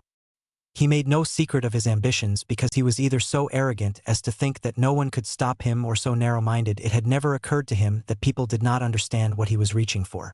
Either way, his goal was clear and he, at least back home, had pursued it with an admirable vigor. If nothing else, Naruto had always been impressed by such a level of unswerving dedication. It was simply unfortunate that he had focused it on something so stupid. Danzu, however, was something else entirely. If ever there had been a phrase coined for a person, stupid like a fox was his. Danzu was the kind of evil even Orochimaru could not hope to equal. Whereas Orochimaru had no interest in anything beyond personal satisfaction, Danzu truly believed that the things he did were necessary to the future safety of Konoha, even if that meant coercing someone to attack the village to prove a point that he had not had proof of to begin with. But forwarding his plans necessitated slyness so that no one knew he was the cause of them or else his argument would be shouted down. And as a result he was very good at avoiding direct links with those instances. Most of the people in positions of power who did not agree with his views already suspected him of many of Konoha's problems with other nations, but no one had ever been able to find decent evidence. Naruto had never met anyone who truly liked Danzu. Even the greater majority of his underlings were brainwashed in some fashion and, on top of that, lived in low-grade terror of his retribution. And he could tell by Obito's suddenly tightened grip that things seemed not so different for once. Intense care would have to be exercised at all times around the old hawk. "Is there a problem?" the fourth asked calmly, his gaze cool. "No, sir," Obito said quickly, and nearly slammed Naruto down in his haste to straighten respectfully. Naruto bowed. "I apologize. It's my fault. I wished to see you and forgot protocol." Uchiha-san attempted to stop me, and in the process the door was opened. "I will immediately close it and be on my way." "Very well," his father responded, clearly stuck in Hokage mode. "Go." Naruto bowed again carefully. "Hokage-sama. Danzu-sama." As he closed the door, Obito bowed hastily at the room in general. When it was shut, he walked away, and Obito followed, a bit stunned. "What the hell?" Naruto glanced back at him and smirked devilishly. "Surprised?" More than a little, Obito snapped. Naruto put one finger to his lips and continued on his way. Obito was able to wait just until they were inside the manor a few minutes later, at which point he blurted impatiently, I said, "What the hell?" "Tell me about Danzu," Naruto instructed. "He's an asshole, you should stay the hell away from him, and that's all someone your age needs to know. If you want more than that, ask your dad. Now explain what that was back there." "Some people just look like trouble," Naruto answered dismissively. "For sure," Obito muttered. "So you altered your behavior based on his appearance? Why give the buzzards reason to circle closer any faster than they absolutely have to?" Naruto countered. Obito inclined his head in agreement. "Odd though, is it?" One of Obito's dark brows lifted in question. "You freely attack some people but act like you're well-bred around others? That's different." "Don't see how." Naruto was not going to bother to attempt to explain his reasoning, particularly under the circumstances. He might need to use the tactic again later. "You're smart, or so you imply. You figure it out." Aya had not quite finished supper by then, which left the two hanging somewhat. To pass the time, Obito wandered off somewhere in the manor, which allowed Naruto to entertain himself without the concern of coming under suspicion from skeptical people. He flipped over on the couch so his head was hanging off the seat cushion and closed his eyes. Strangely enough, he actually thought pretty well while he was upside down, perhaps because the sound of his blood rushing through his head drowned out external stimuli which might have distracted him in any other case. Whatever it was, and like usual, he did not question it as long as it worked. "This complicates things. The Uchiha is probably trustworthy," Kyubi replied distantly. "That clan prides itself on its virtuousness." "Not the way I've heard it," Naruto argued. "Fool," the fox snapped. "I mean here." As a pointed jab, he added, "Your selective hearing irritates me."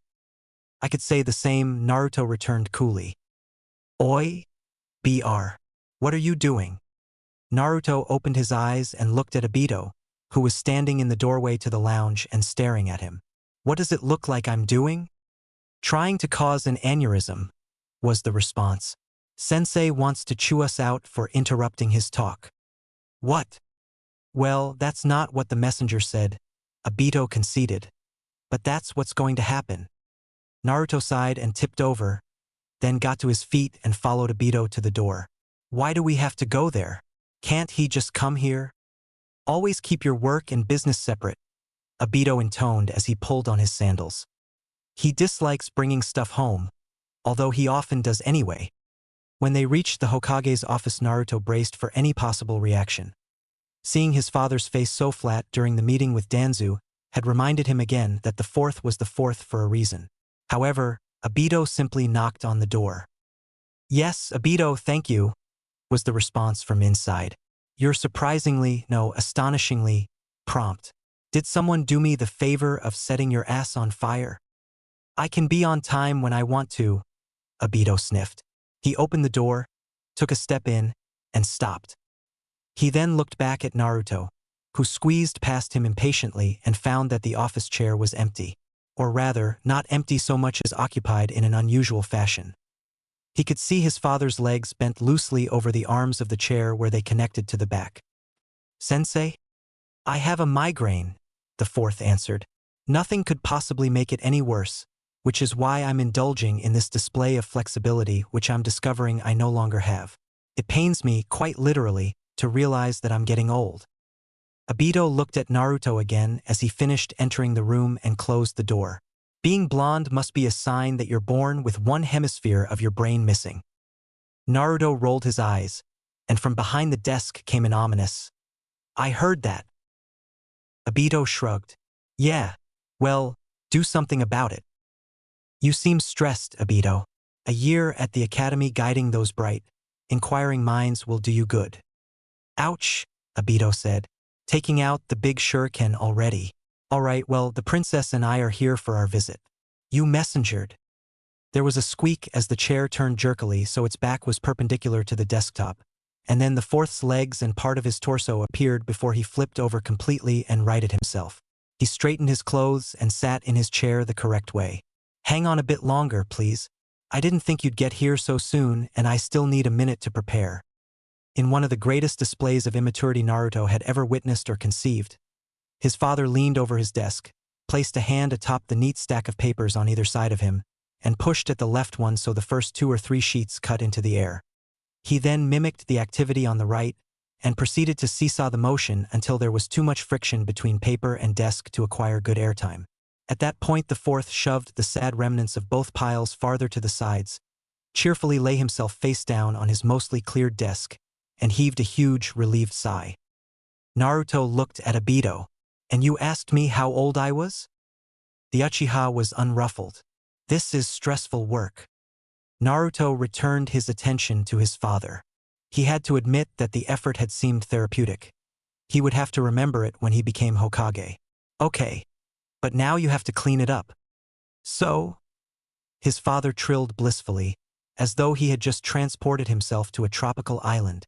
If I wanted, I could have someone pick it up for me. But if not, the time that I spend doing so myself is less time I have to spend getting eye strain and hand cramps. Good point. Still, as Hokage the Fourth was not irresponsible. He had visitors whom he had specifically summoned to his office, and he was going to give them the attention due. He sat up, looked pointedly at Naruto, and cut right to the chase. Stop wandering off. Naruto grimaced and recoiled, but asked, What makes you think I went anywhere? You snuck away from your guard again, he answered. How do you know? Naruto pressed. I'm the Hokage, his father countered. Challenging my methods insults the power and knowledge that title carries. When I want accurate information, I get it. He wasn't doing anything bad, sensei, Obito wheedled. The fourth turned stiffly to the Uchiha and said, For example, Obito has been involved in a bar fight once a week every week for the past 3 months because he hits on the female patrons. I'm not hurting anything and they're not telling me to stop. The boyfriends start it. As I'm sure all present are aware, the fourth continued, doing anything but defending against the attack of a civilian or civilians is an offense that carries a sentence of demotion at best, dismissal at worst. Obito hunched his shoulders defensively and looked away. Contrite and aware that he owed the retention of his rank to his teacher's position and lenience, he mumbled, Thank you, Hokage-sama, but then added to it with a softer but notably cheeky, May I have another? Whether or not he heard, the fourth seemed satisfied and returned his attention to Naruto. Normally I'd applaud the caliber of stealth you're employing, but I told you to stay home. Perhaps I didn't make myself clear enough, but I'm certain I did say that you'd get a week of solitary confinement. When would you like to start? You said that the next time I wanted to be alone I'd get solitary, Naruto argued, perhaps a bit more boldly than was reasonable. On the other hand, he never had been impressed by those who waved their political power or any power, though at least physical power could be backed up adequately, in the faces of others, and his own father was not going to be the first exception he made. And the fact is, I didn't go into the annexes to be alone this time. The fourth looked at him for a long moment. But what could possibly be so interesting out there that you would have to go back the same day your life was at risk? I was just visiting friends. A dark blonde eyebrow went up. Friends? What? Naruto asked. Too busy watching me to notice what I'm actually doing? Or am I not allowed to have friends who could corrupt me into being less of a prick? His father looked at him for a moment, then gestured for him to get closer. Naruto did not feel as though he was under threat, so he approached readily. A stare down ensued in which father and son gazed at one another with what the latter realized were very different eyes. Both sets were definitely blue, but Naruto's were a much deeper and richer shade than those of his father, whose irises were so pale as to be nearly white with darker streaks forming random spokes amongst the individual fibers. Had Naruto been younger and more inexperienced he might have been intimidated by such a uniqueness, but as he was he thought it was interesting and little else. If the circumstances had been more pleasant, he might have even gone to the trouble of asking about them. In Naruto's mind nothing else happened, but the fourth finally sat back and said, The other thing I wanted to address with you is the method you used to escape Sandaime-sama's training this morning. Obito perked up and looked at Naruto. You fooled Sandaime? Fooled is definitely not the word. The fourth corrected. Naruto, where did you get the material to enact that technique convincingly? Naruto looked at his father sideways, hesitant to answer when there was a risk he would get some kind of lecture he did not care about. Magazines, mostly. And the rest of the time? The village baths.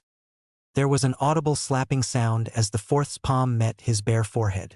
The older blonde leaned on his desk, his eyes closed. The baths? Obito echoed loudly, insanely curious. What the hell kind of technique is it? The fourth made a circular motion with 2 fingers. Show me, Naruto. Naruto decided to keep things morally friendly, so when he at last performed the technique his female self was still wearing clothes. Obito stared. No, Naruto, his father sighed. Demonstrate the exact technique. Why? You obviously already know. Just do it, Naruto. Naruto frowned, but obediently brought his hands together in the proper seal again. Henge! He had expected anything to happen. A nosebleed, a scolding, laughter, or 2 or all of those. Except for what actually did happen. Nothing. Nothing happened. Well, actually something did happen, belated though it might have been. Obito's stare became a gawk. Then he broke into hysterical laughter and clapped one hand over his nose. Holy shit, that's awesome! He crowed as he pointed at Naruto. Can you do that again so I can copy it? Please. His father just sat there for a moment and gave him a long once-over, then said, anatomically accurate, proper proportions. A little sarcastically, he added, you clearly studied quite hard. Congratulations. His prank jutsu was being critiqued. Naruto let the change dissolve and admitted, that's never happened before. The fourth smiled knowingly. For that to work, one has to be shy about the opposite sex or otherwise thinking very specific thoughts. Seeing as I more or less grew up around women who were always in varying stages of dress, I have reached a point where it no longer has an effect on me. Please, Naruto-sensei, Obito howled as he wiped his nose with his jacket sleeve. Please teach me. Be quiet, the fourth ordered. Or I'll have you arrested and charged with contributing to the delinquency of a minor. Obito cackled. I think it's a little late to worry about that, sensei. I'm not sure you appreciate how close to a demotion you are, Obito, the fourth said as though discussing the contents of a fruit cart. Unlike before, however, Obito's mouth clipped shut instantly and audibly, and he looked at the floor in an abashed quiet. Naruto found it more than a little interesting that such an idle-sounding comment could have such an impact. He had never heard any Hokage really threaten anyone from the village, and it was extremely instructive to see how, as usual in the ninja world, body language spoke just as loudly as a voice. I'll take my leave, if that's what you'd prefer. No, I want you to stay. See it as an exercise in controlling your mouth. Yes, sir. The fourth turned to Naruto. You, though, are dismissed. Supper's probably ready by now. Dad, Naruto said quickly. I want to hear about Danzu first. No way, was the response. Considering what I went through before you came back, it would require too many expletives. Maybe later. The only thing that you definitely need to know is that he is not to be trusted under any circumstances.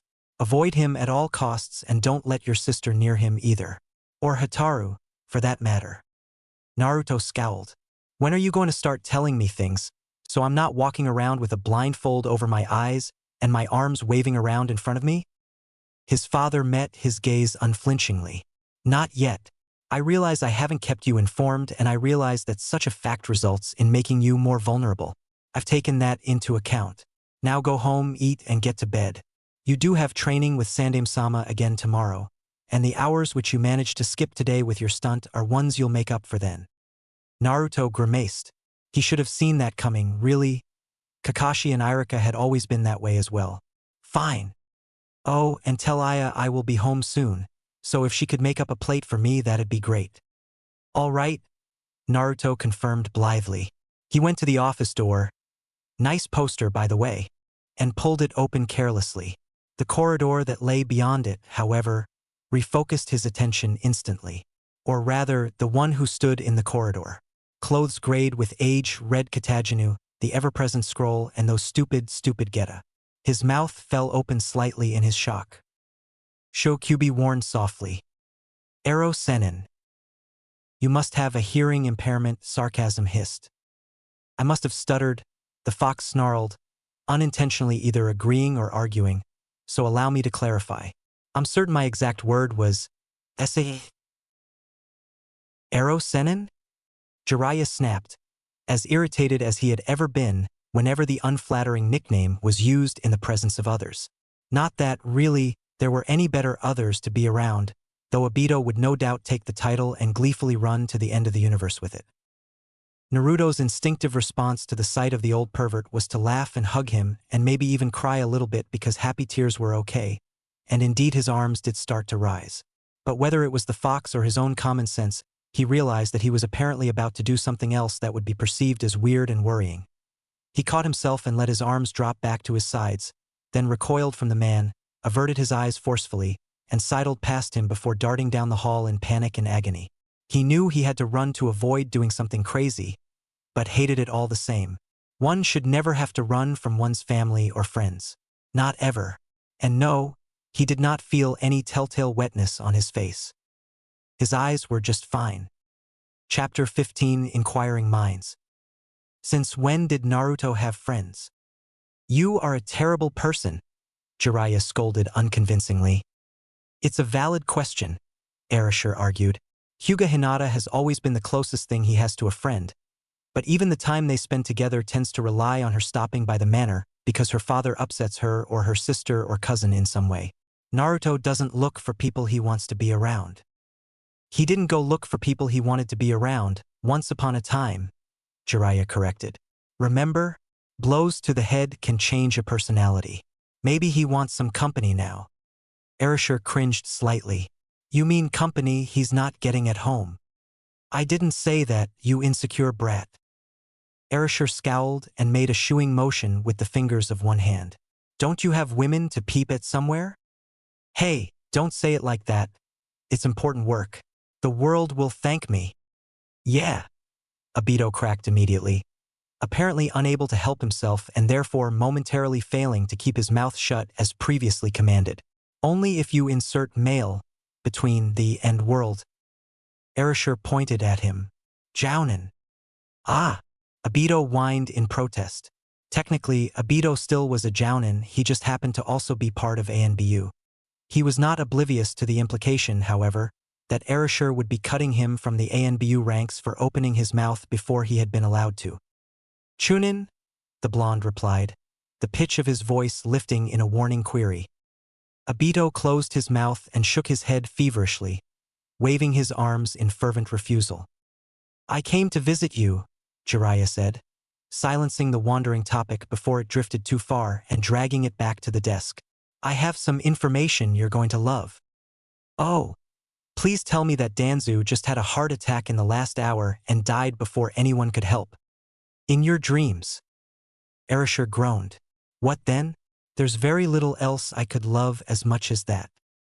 Grass, it seems, is starting to cock its leg to everybody's pants. Erasure made a face.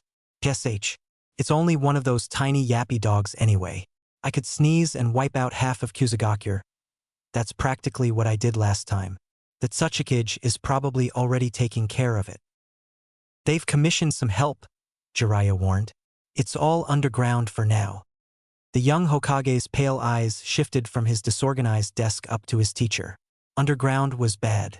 Underground meant that the Tsuchikage had most likely not given his permission for such a commission to be made, nor was the Tsuchikage probably even aware of it because he was very likely also a target.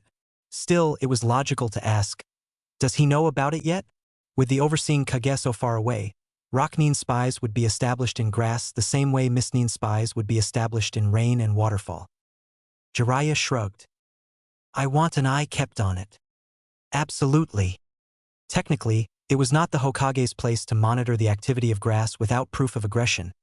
He was supposed to send an inquiry to the Tsuchikage, who would formally investigate and provide a public report. But as far as Erasure was concerned, anything underground was aggressive on mere principle, regardless of whether or not the Tsuchikage knew about it. Besides, if the Tsuchikage did not know about it, alerting him would cause him to investigate and make the activity stop, and the fact was that Erasure wanted to know exactly what was going on there before he put a stop to it. He leaned back in his chair. Anything else? Rain is wetting itself in both contexts. The blonde perked up. Obito couldn't get in contact with Onizen. Did you? Don't expect much. Cure's a mess. One group keeps saying that it's Hanzo's fault, another says Hanzo's the only one who could have resolved it, and a third is just outright panicking. Negotiation is taking a long time and the general infighting is nasty. It? Hell if I know. And the amicage? AWOL, or holed up somewhere. No one seems to know. I've heard 20 people say 20 things. Erasure snorted. Way to be a leader. Hey, Jiraiya cautioned. Speaking of leaders, you need to keep your eyes open. Erasure frowned. Naturally. Kono. I don't mean the village in itself. I mean you and everyone around you. Erasure tilted his head and Jiraiya explained. Remember that you almost single-handedly defeated Grass in the last war. If they're gathering anything at all, you can expect they'll target you at some point in one way or another. Arashi's head cocked sharply. You think Naru? I don't think anything right now, was the response. But Naruto is definitely your weakest flank. Akiko and Hataru stay in the village. It'll be easy to step up the guard around them.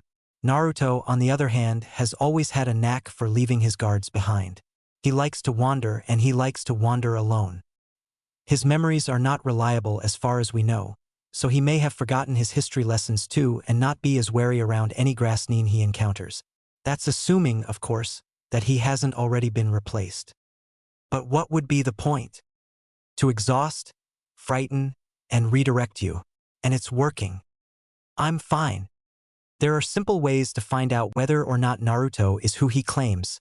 A new voice interjected.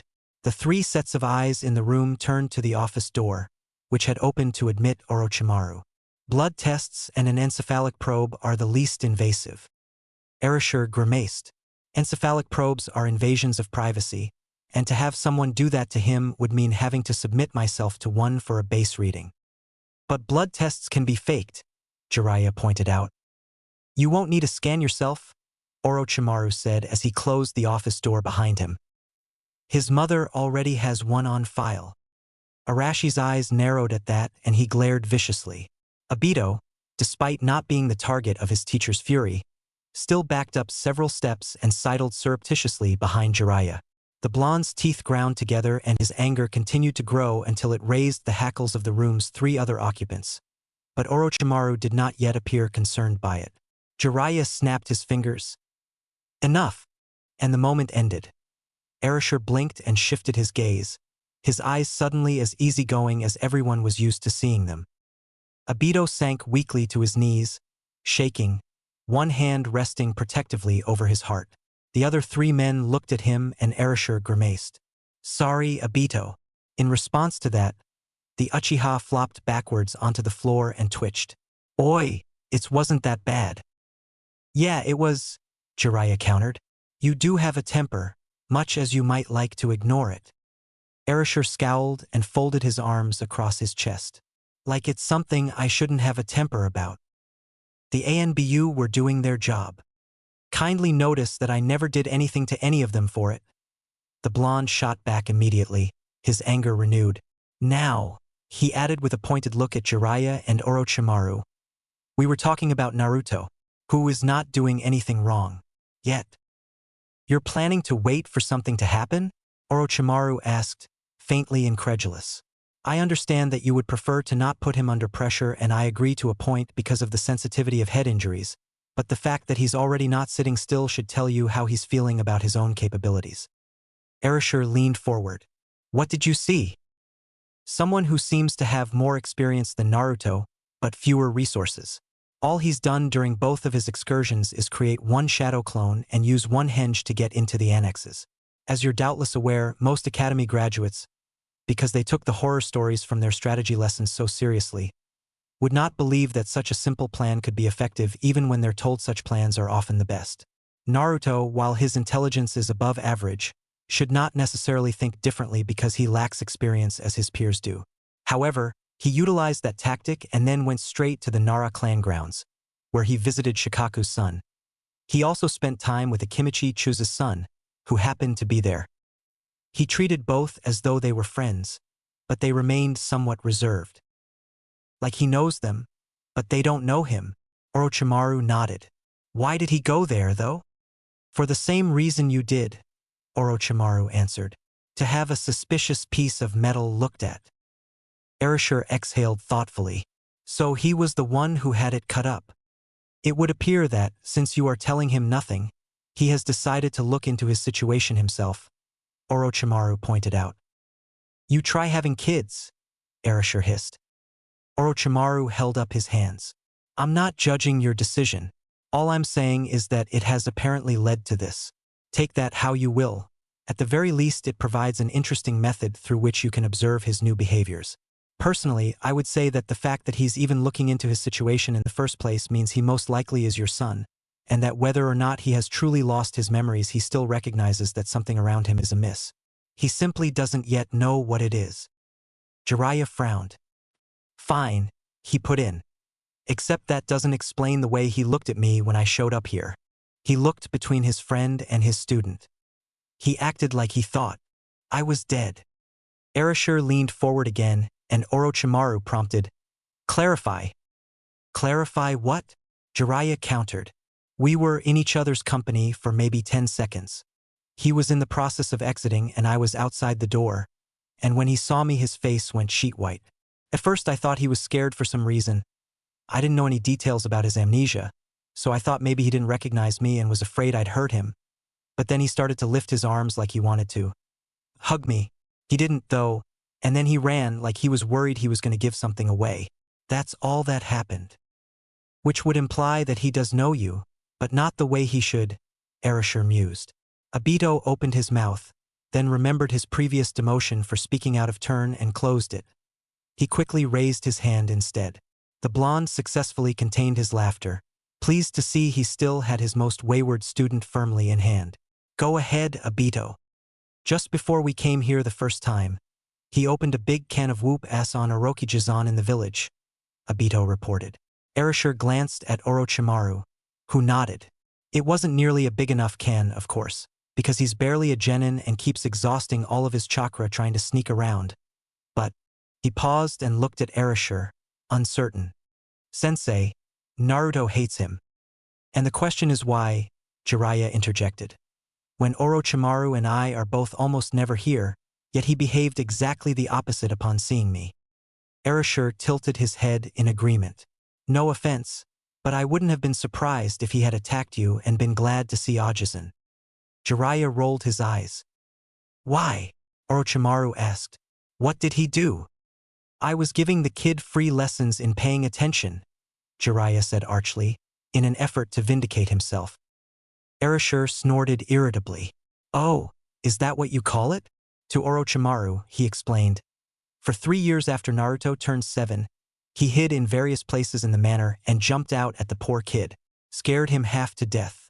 It traumatized him so badly that he refused to even walk around inside the house unless one of the guards was right beside him. Erasure glared at his teacher. And he never got over it either, even after you left. Nothing Hataru and I said or did could convince him you weren't there. It seems his memory loss, if that's what it is, did him the favor of making that go away, at least. We can find out, Jiraiya said brightly. No, Erasure answered, loudly and immediately, his eyes sharp with warning. Don't you even dare. Then it sounds like a blood test and encephalic probe are in order. Erasure scowled violently in response, but it was obvious that neither Jiraiya nor Orochimaru was planning to budge on the matter. It was one of the things he hated most about being Hokage. When it came down to it, nobody actually listened to him. It was more like they humored him because he was a child who had temper tantrums on a regular basis, and it was merely easier to placate him between disasters by letting him have his way until it came down to the wire on some horrible event. That's because you're Hokage, Jiraiya told him pointedly, and we are your subordinates. Our ultimate duty is to protect you, but that's hard to do when you don't give a damn about your own safety. Stop reading my mind. I didn't, Mr. Mutters. Erasure made a face. The reason he did not give a damn was because his fire had gone. All he had was his will, and even his will was wounded and scared. Yet people kept wondering why he acted so strange. Under those circumstances, he would have been an idiot for acting like things were peaches and cream. You do realize that the point of this is to help protect Naruto as well, right? Jiraiya prompted. Erasure glared again. This time it was your face, Orochimaru put in. You're very expressive. Fine, Erasure said forcefully, annoyed. Do your stupid blood test and your stupid encephalic probe. Thank you, Orochimaru said. It will be discreet and you are not, of course, forbidden from attending. You're damn right I'm not, Erasure snapped. I'll make the arrangements then. Orochimaru vanished in a whirl of leaves. Erasure stuck out his tongue at the empty space and then exhaled slowly. He's trying to help you too, you know, Jiraiya noted. The least you could do is not pout about it. I don't need help, Erasure countered. I beg to differ, was his teacher's immediate and harsh response. Seeing as you're apparently content to sit with your thumbs stuck up your ass, you obviously need someone to do what you refuse to. Erasure ground his teeth again, although his anger did not grow to a point where Obito felt a need to flee the office. You know, he said finally, I have tolerated this mommy Hokage thing for quite some time because even I find it vaguely amusing. But if everyone thinks he's like his mother and believes I'm trying to shelter him because I'm that unstable. Nobody's thinking that, you fool, Jiraiya barked. There's no proof of anything right now and everyone knows it. If anyone is thinking like that, then they're doing the smart thing and keeping it to themselves, or they know every shinobi in earshot would be all over them. He jabbed a finger at his once student, who frowned sullenly. I heard that you told Naruto to get some perspective earlier, but maybe you need some yourself. Stop thinking that the world is out to ruin you. Maybe it is. You're just being paranoid, Jiraiya argued fiercely. Take some time off and cool down. Time off? When was the last time you had a vacation? Erasure opened his mouth to continue the argument, but could not. Vacation was not a word that was in the vocabulary of a typical shinobi. Though certainly a form of employment in itself, ninja did not actually tend to care much about vacations. It was a very specific sort of person, either in a personal fortitude, a personal experience, or both, who could handle the violence and stress and general unpleasantness of the profession, and the few days a month they were allowed to have for themselves was usually enough to keep them refreshed. For those who needed more time, a few weeks of training, not following the precise definition of the word, but something very much like it, tended to be satisfactory to refocus and rehabilitate the mind and body.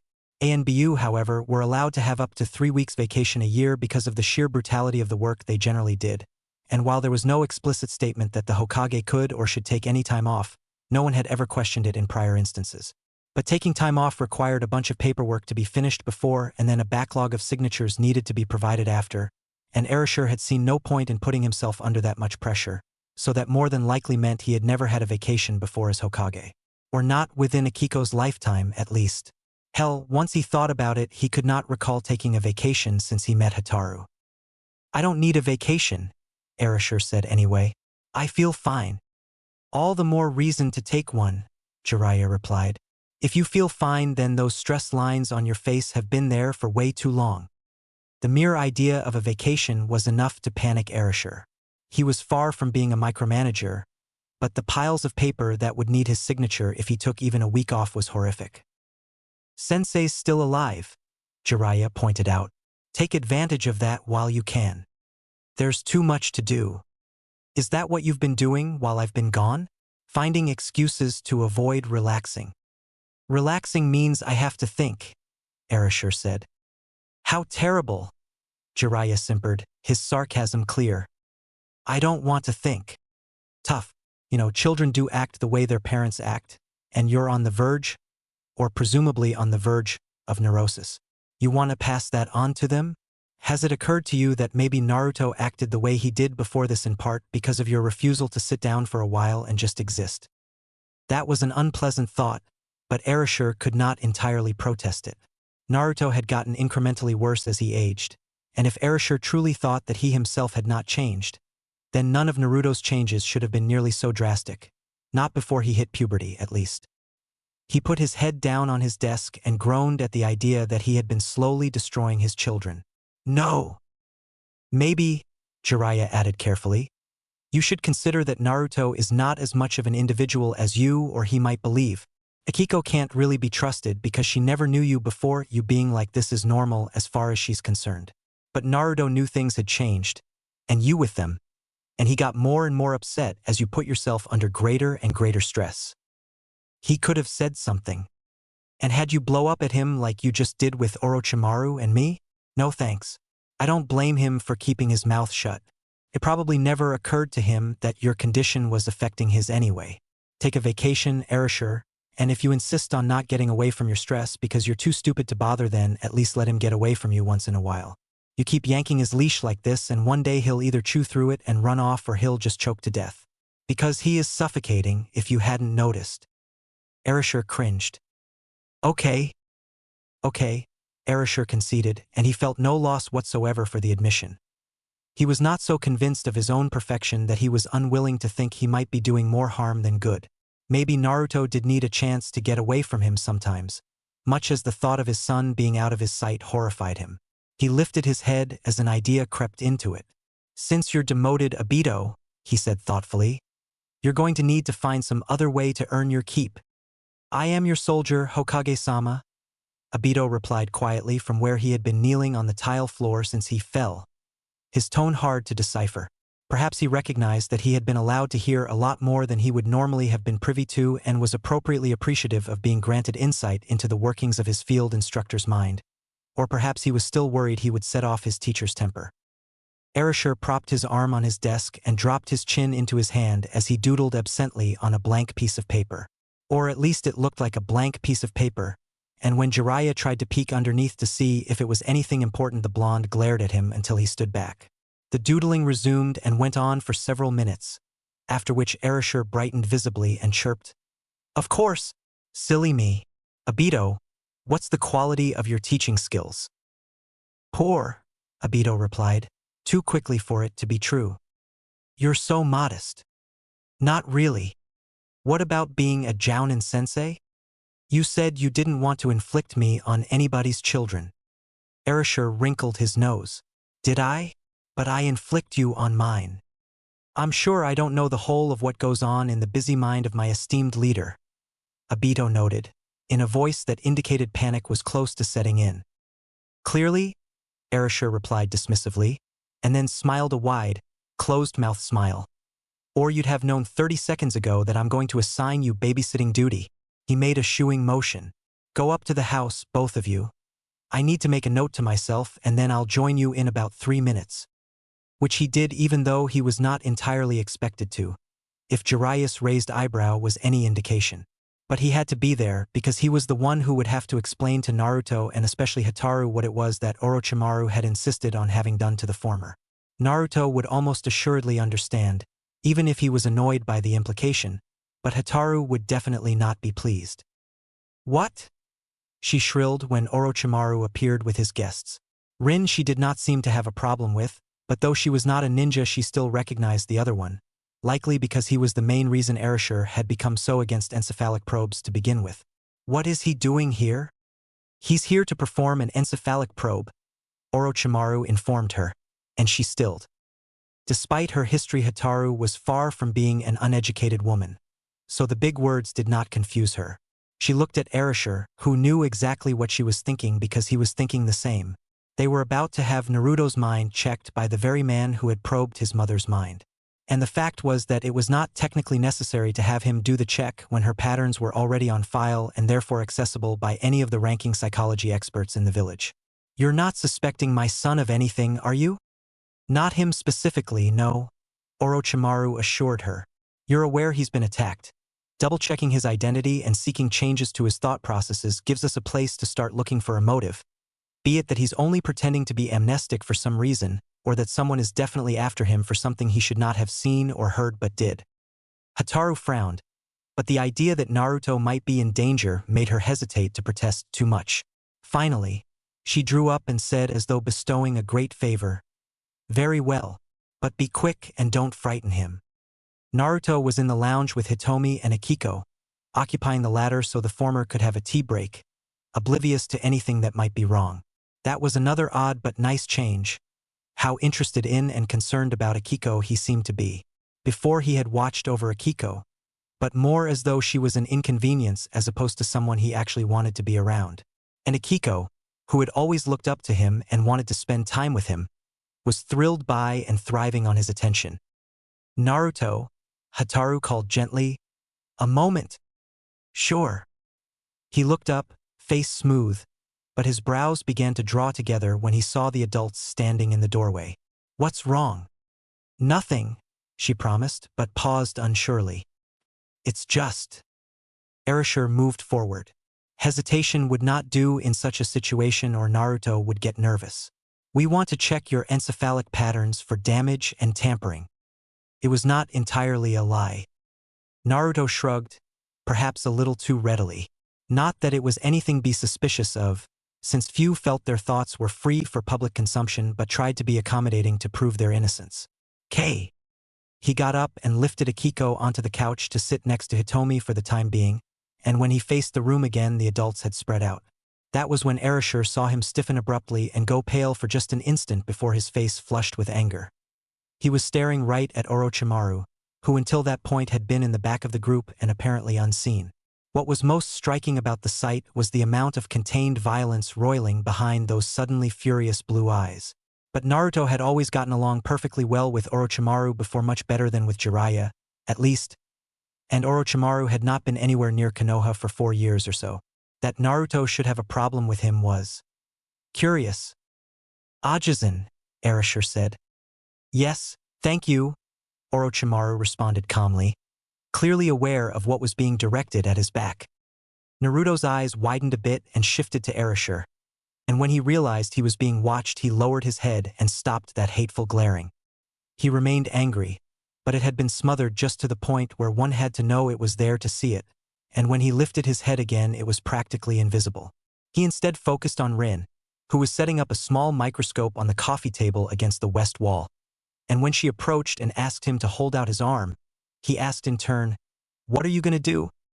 "I'm just checking for toxins and things," she answered airily. "Especially that anticoagulant you got nailed with earlier today. I need to make sure it's gone, or at least neutralized."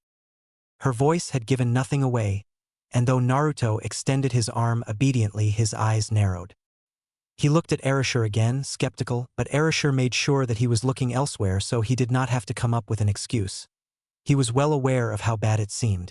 The truth might have been better, but Erasure had no idea what the truth even was.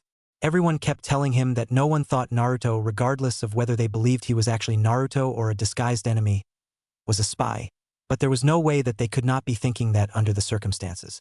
Even Erasure had been wondering, much as he tried to avoid it. "Sensei." He turned sharply toward Rin, who was standing right by his elbow. "Huh? What?" "Your arm, Sensei." "Oh, of course." As Jiraiya had said, blood tests could be fooled. Someone's blood and bone marrow, even that of the dead, could be cultured and sustained through various scientific methods and kinjutsu. Once there was enough, it could be transplanted into the body of a completely different person, and though it was extremely expensive in a medical sense, it was surprisingly low risk. It would be worth it for a long-term project like spying on a Kage. Naruto himself had never been in any situation where someone could have acquired a sample of his blood. But his mother was a different story. That meant that Erasure, who had also not had his blood carried off by someone, had to donate a bit of his own for the cause so that Naruto's could be compared with that of both his parents. Whatever Rin took from Erasure would be the control, of a sort, since his was the only sample that could be fully trusted. Once she was done, Rin meandered to her microscope, humming to herself, and sat down on the love seat there as though everything happening was purely routine. No one except Akiko was fooled. Still, Naruto did not seem too worried when Yamanaka Inoichi knelt in front of him.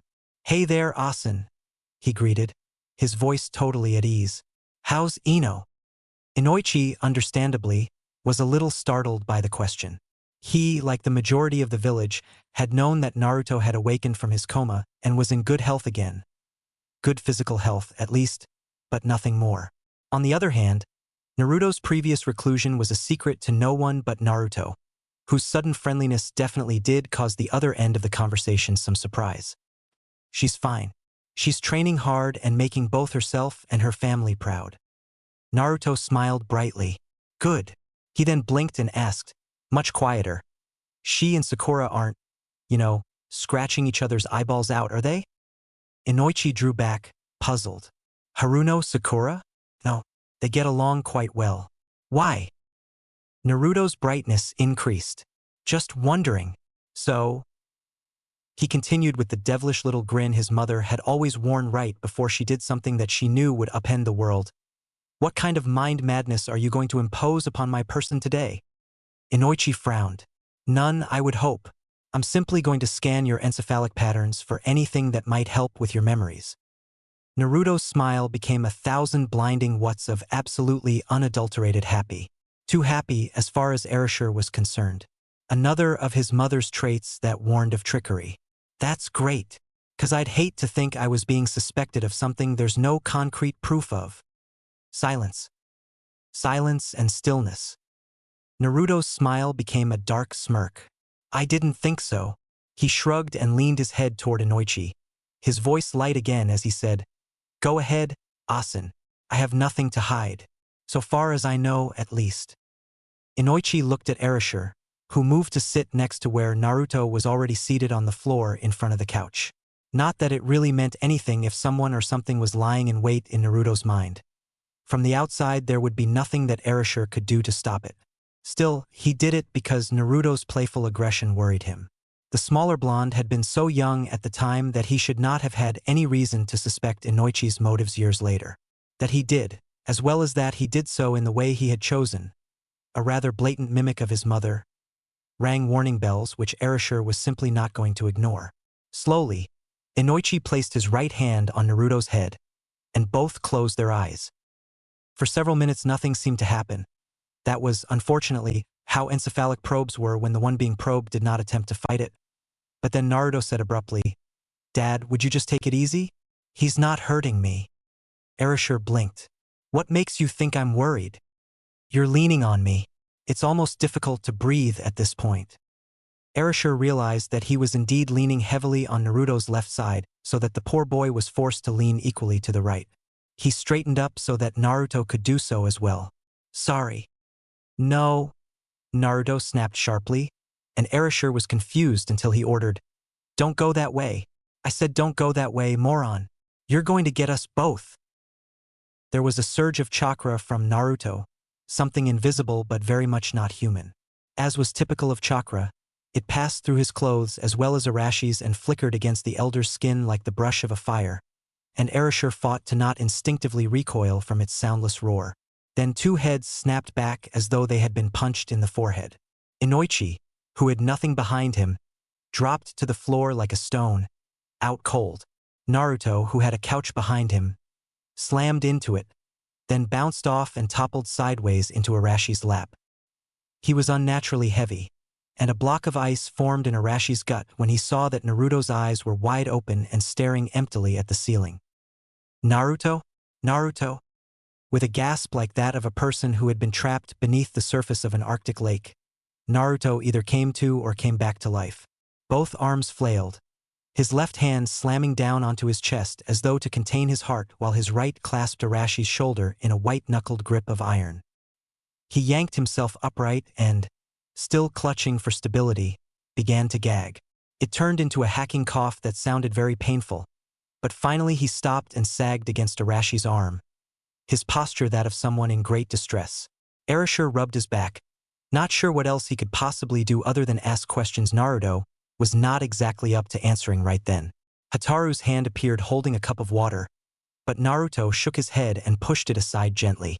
That put Erasure on alert immediately, for water was essential to life and could only mean something bad if it was refused for no apparent reason.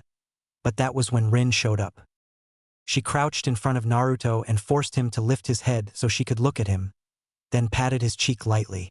Open up. When he resisted, she said with a bit more steel, Open up or I'll turn you on your head. At that point he complied, though reluctantly, and Rin swiftly reached back into her medical pouch and came up with a gauze pad, which she placed over his mouth. Spit. He did, and when he pulled back from it the thing was soaked virtually through in brilliant red blood.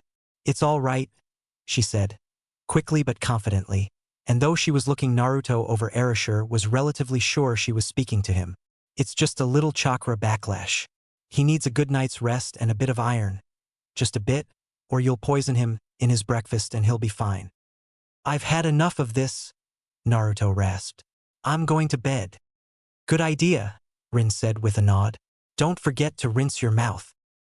Hataru went with him, following closely but staying out of sight as he wobbled toward the lounge doorway. His steps slowed dramatically as he got near Orochimaru, as though he was considering whether or not to attack. For his part, Orochimaru either did not know Naruto was there or was, more likely, ignoring him. Naruto passed him with little more than a glower and exited the room, Hataru still tagging along.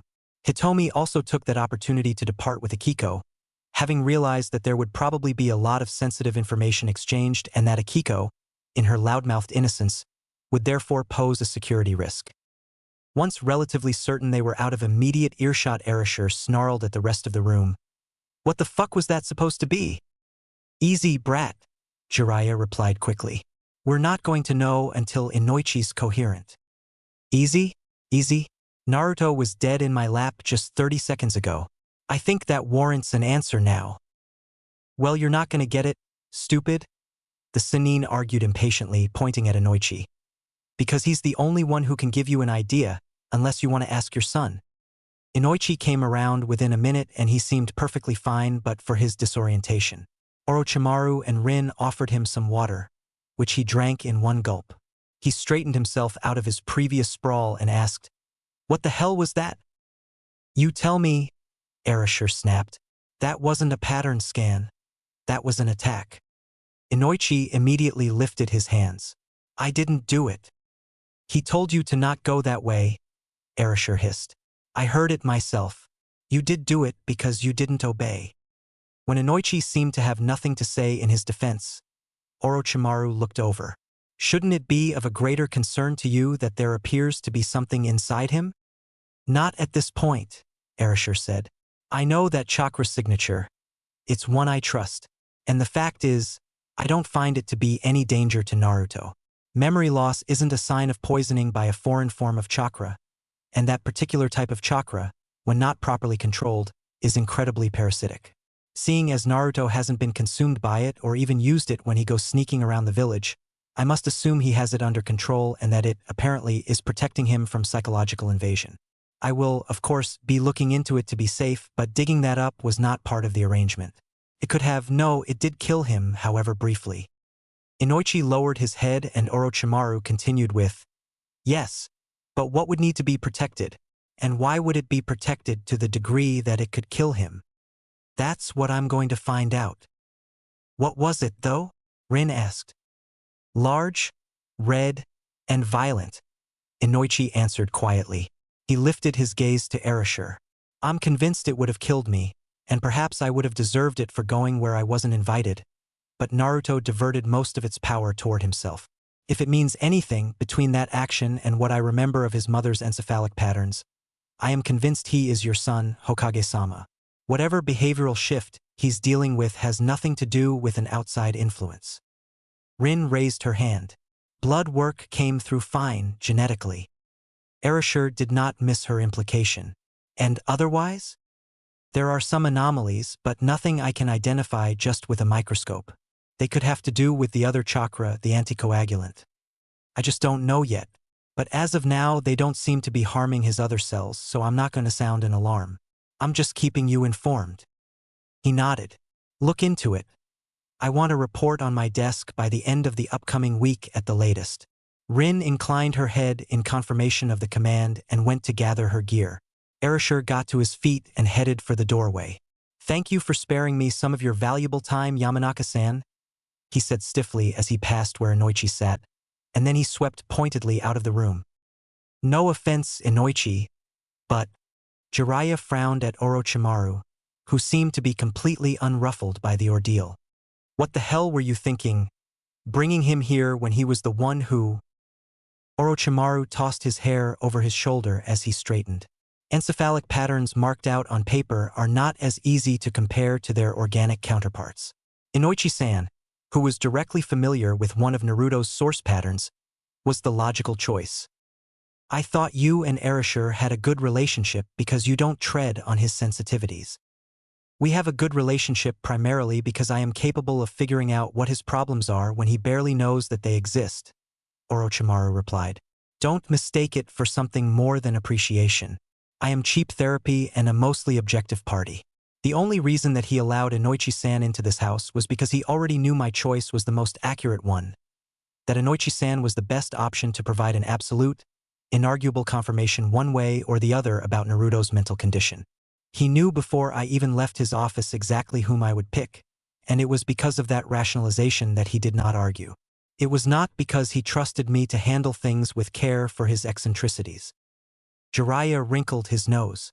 Now that you've dashed my hopes, I have a question. Oh. The toad hermit said nothing to him, however, until they had quietly shooed Obito and ran out the door and helped Inoichi to his feet.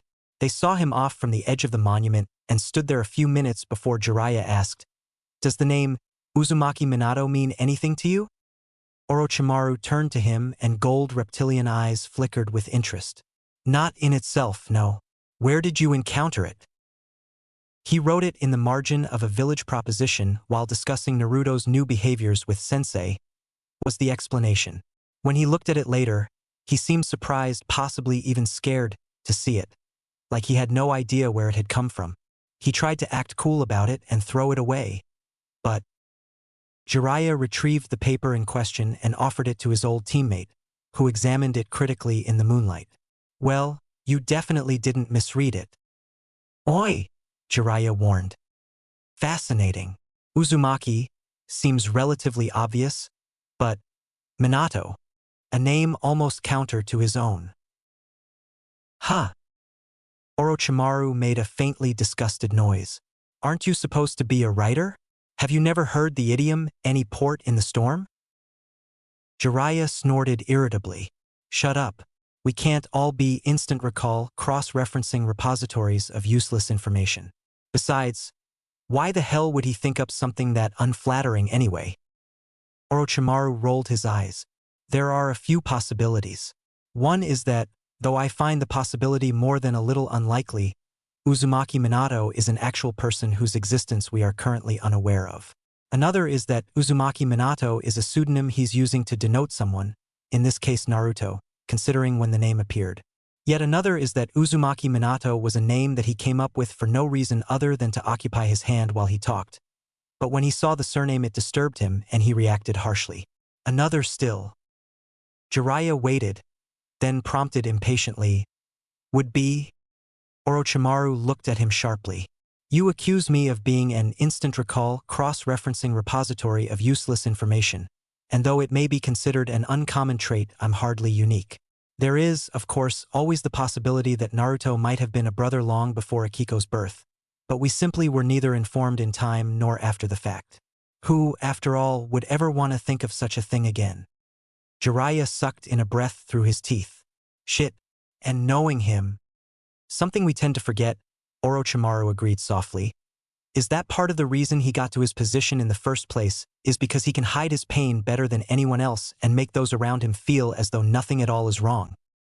Chapter 16, Lasting Friendship. "No. You're lying. You're lying. Please. You're lying."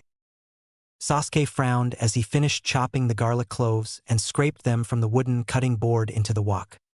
He tossed the sizzling vegetables and herbs gently and used the hissing to cover the cautious peek. He took around the doorway to check on Naruto. The blonde was sitting on the couch still, exactly where Sasuke had left him about 8 hours ago. He had gotten up one time during that interval to go to the bathroom and then he had sat right back down.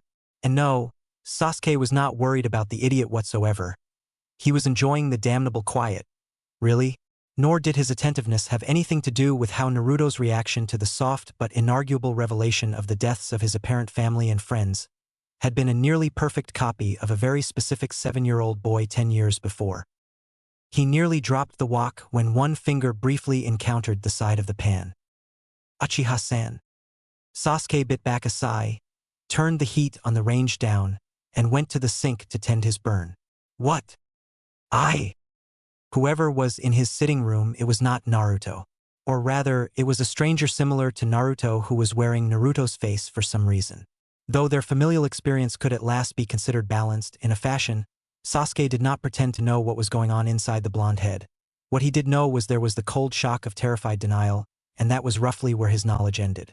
The Naruto he knew would not have been such a fragile creature, or at least would not have let himself be that way. But seeing it on display in some farcical copy of the blonde did not make it easier to deal with. Sasuke could hardly deal with his own issues, so he was certainly not cut out to handle anyone else's on top of it. I feel sick. The toilet's fewer than 30 feet away. Thanks, he responded, distracted with his injury. Silence ensued, and Sasuke assumed the problem had been resolved. When he turned away from the sink, however, his heart nearly climbed out of his chest. Naruto was standing behind him, eerily quiet. Tamping down his surprise, he asked, "What do you want now?" "Let me see your hand." "Do you mind?" "I have to, oi." Sasuke rolled his eyes toward the ceiling and impatiently held still while Naruto examined his burn. Then the blonde cradled it in one hand and placed his other lightly atop it. There was a mint-green glow typical of chakra being applied through a healing technique, and when Naruto parted his hands, Sasuke stared down at the burn, which no longer existed. He slowly flexed the previously injured finger, surprised, but there was no pain at all. "You know medical techniques?" That was something of an inaccurate statement. Naruto did know medical techniques. Ones learned mostly from Sakura, but he had also wheedled a few from Shizune and nagged still more from Tsunade, who had been glad to escape her paperwork and expend energy trying to teach him because she could also take some of her annoyances out on Konoha's unofficially designated indestructible stress ball.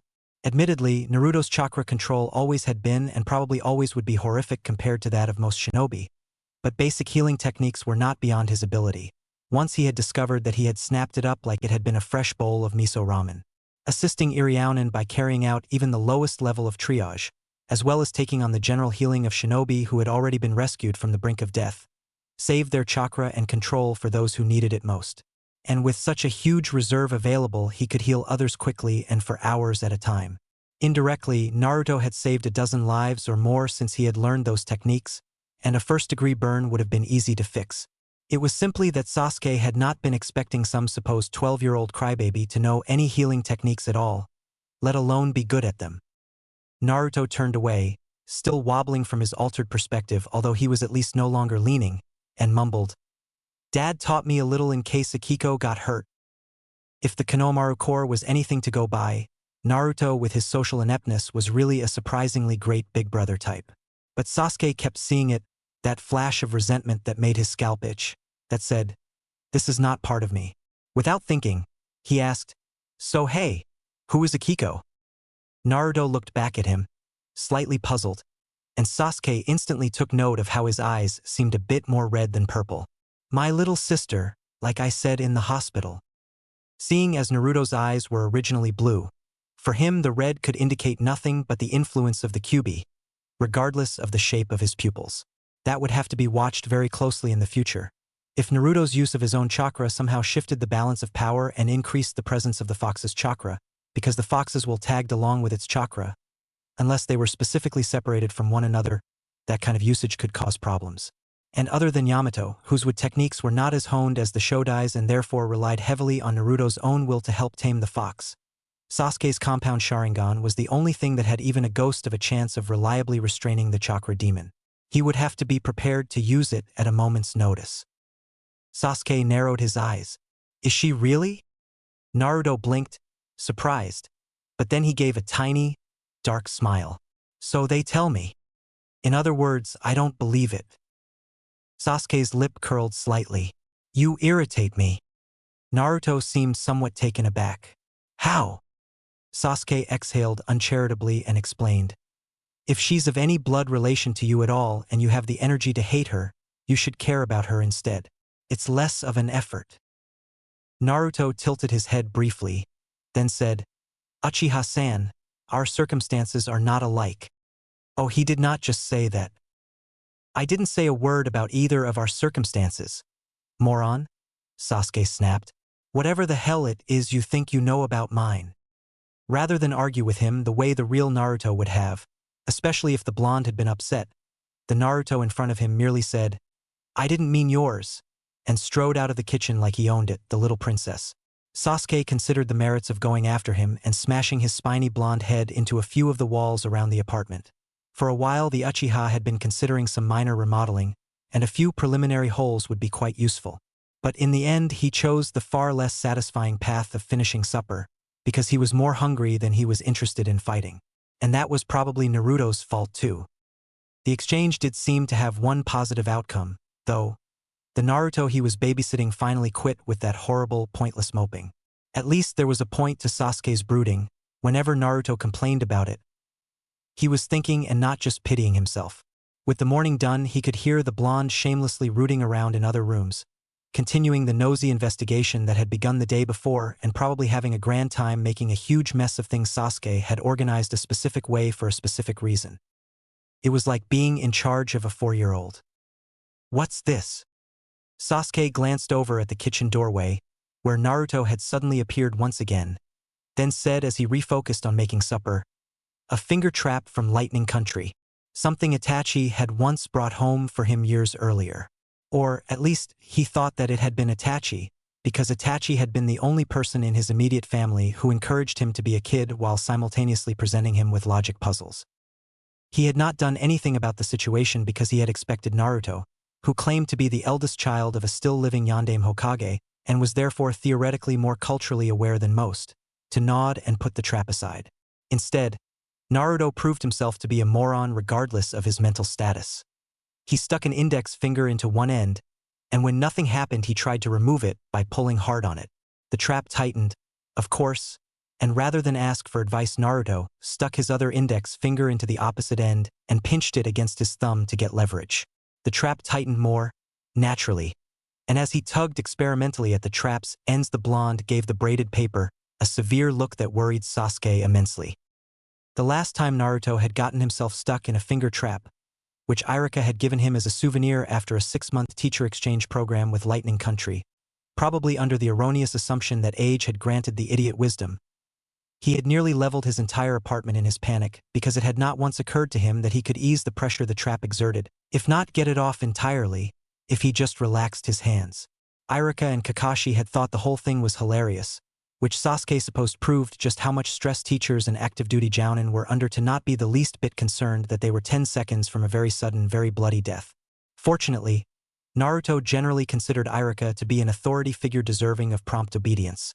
So when the Chunin had finally offered to help him, Naruto had nearly punched the teacher in the nose in his haste to get free. So Sasuke turned down the heat on the range again and waited, ready to throw the dope out the window to save his apartment and then go find Irika.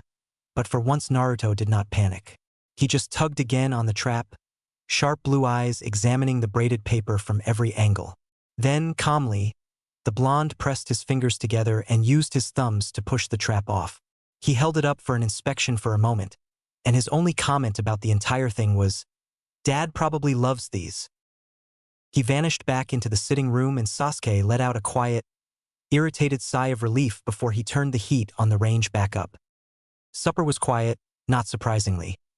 Unlike his Naruto, the Naruto in front of him tended to remain quiet and made little effort to speak while eating unless it was something important, where his Naruto spoke merely to fill up a peaceful silence. The Naruto across the table kept his every random thought to himself. Of course, Sasuke could not entirely blame Naruto for a need to fill up the silence. Having lived with it himself, though not quite as long or under the same conditions, he was aware of how consuming it was. Some laughed at the silence's deafening concept and called it an oxymoron, but they had obviously never had to spend any significant amount of time with it. Sasuke did not know whether he appreciated the change or disliked it, though it was certainly a novel experience. "I want to take a walk around the village," Naruto said as they finished up. "Is it possible to do that alone?" "Do the dishes first," Sasuke shot back, "and I'll take the risk of you wandering off." Naruto looked at Sasuke, the sink stacked with dishes, then Sasuke again. His face was twisted in a scowl of anger. "I don't know how." Sasuke rolled his eyes. Considering what he knew about the strange Naruto's life, it was no surprise that if he could not cook, he could not clean up either. Still, Sasuke was not going to let that be an excuse. "It's not rocket science, moron. Take the blue dish soap right there.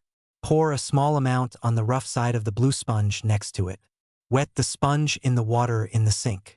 Pick up an item out of the sink. Hold the item in one hand. Hold the sponge in the other. Press the rough side of the sponge against the item. Move the sponge over the item firmly, in such a way that the food comes off. If the food builds up, rinse the item and the sponge and start over. Repeat this until you can tilt the item in the overhead light and not see food particles still attached. Then make sure the item is rinsed free of soap suds in hot water and place it in the strainer in as vertical a position as possible so water doesn't collect and it can therefore dry fast. Wash the biggest dishes last. They may then be stacked upside down over the ones in the strainer. Naruto stared at him again, then prompted, "Why can't you do it?" "Because I made us food, princess," Sasuke snarled. "If you don't want to do the dishes, learn to cook. This is a normal, balanced procedure between roommates. One cooks, the other does the dishes, with the only exception being when each person both cooks strictly for himself and does his own dishes. Pick one." Naruto looked at the sink once more. "What are you going to do?" "Shower," Sasuke snapped. "Because I was bent over a hot stovetop just before we ate. And if you think you can sneak out of here while I'm doing that, think again. Those dishes will sit there and get crusty and harder to wash, and when we run out of dishes I'll simply stop cooking and buy myself meals around the village. You, seeing as how you have no access to funds, will starve to death in short order unless you move into the forest and catch squirrels." He turned away. "And don't think you'll outweight me. You can't." Sasuke had fully expected the blonde to be gone by the time he got done showering, although he would rather have that happen than have a cup of ice-cold water poured on his head as had happened before. But instead Naruto was still in the kitchen, plate in one hand and sponge in the other, gazing vacantly into the water. "What's wrong now?" Naruto looked at him. "I'm waiting for the water to cool down. It's too hot." Sasuke successfully refrained from slapping either his own forehead or the blonde's face. "It's supposed to be hot to help soften the food that might be stuck. But it's burning my hand." Sasuke stared at him, eyes squinted slightly in disbelief. Then he sighed loudly. "Look, just dip the one end of the sponge into the water and use it, then switch to the other end for the next dish. Or you can pinch the soft side and touch it to the water. The water will cool down eventually and your hand will get used to it." Naruto focused hesitantly on the water. Sasuke was not used to seeing Naruto dawdle over something so stupid. The blonde was known for badly abusing his own body, and not just during fights. He was usually willing to stick his hands anywhere out of sheer curiosity. He had jammed his right hand into a knot in a tree once and been bitten repeatedly by half a dozen vipers. His survival had not been a concern, thanks to the QB, but he had been in agony for 3 days. 2 days after he was released from the hospital, he stuck his left hand down what he had thought was a gopher hole to see if there was anything there, only to have a weasel climb his arm and chew the hell out of it. Top that off with the accidental stab wounds from kunai and shuriken and the calluses from years of practice, and the flesh of the blonde's hands was just a few steps down from leather. Never had Naruto complained about the temperature of washing water other than the occasional theatrical howl of pain that Sasuke barely heard and never paid attention to anyway. He frowned. "Naruto, whatever issue you have, get over it. As the water gets cold the food will be harder to clean off, so you might as well start working and just deal with the pain." He left the blonde to either figure things out or sulk, and settled himself in an armchair in the sitting room with a novel which Sakura had recommended. He had examined it cautiously before accepting it, but there was no romance and no fantastically improbable plot, so he was finding it quite engaging. As a result, he was not sure exactly how much time had passed when Naruto exited the kitchen, his hands pink and his palms wrinkly. "I'm done," he announced.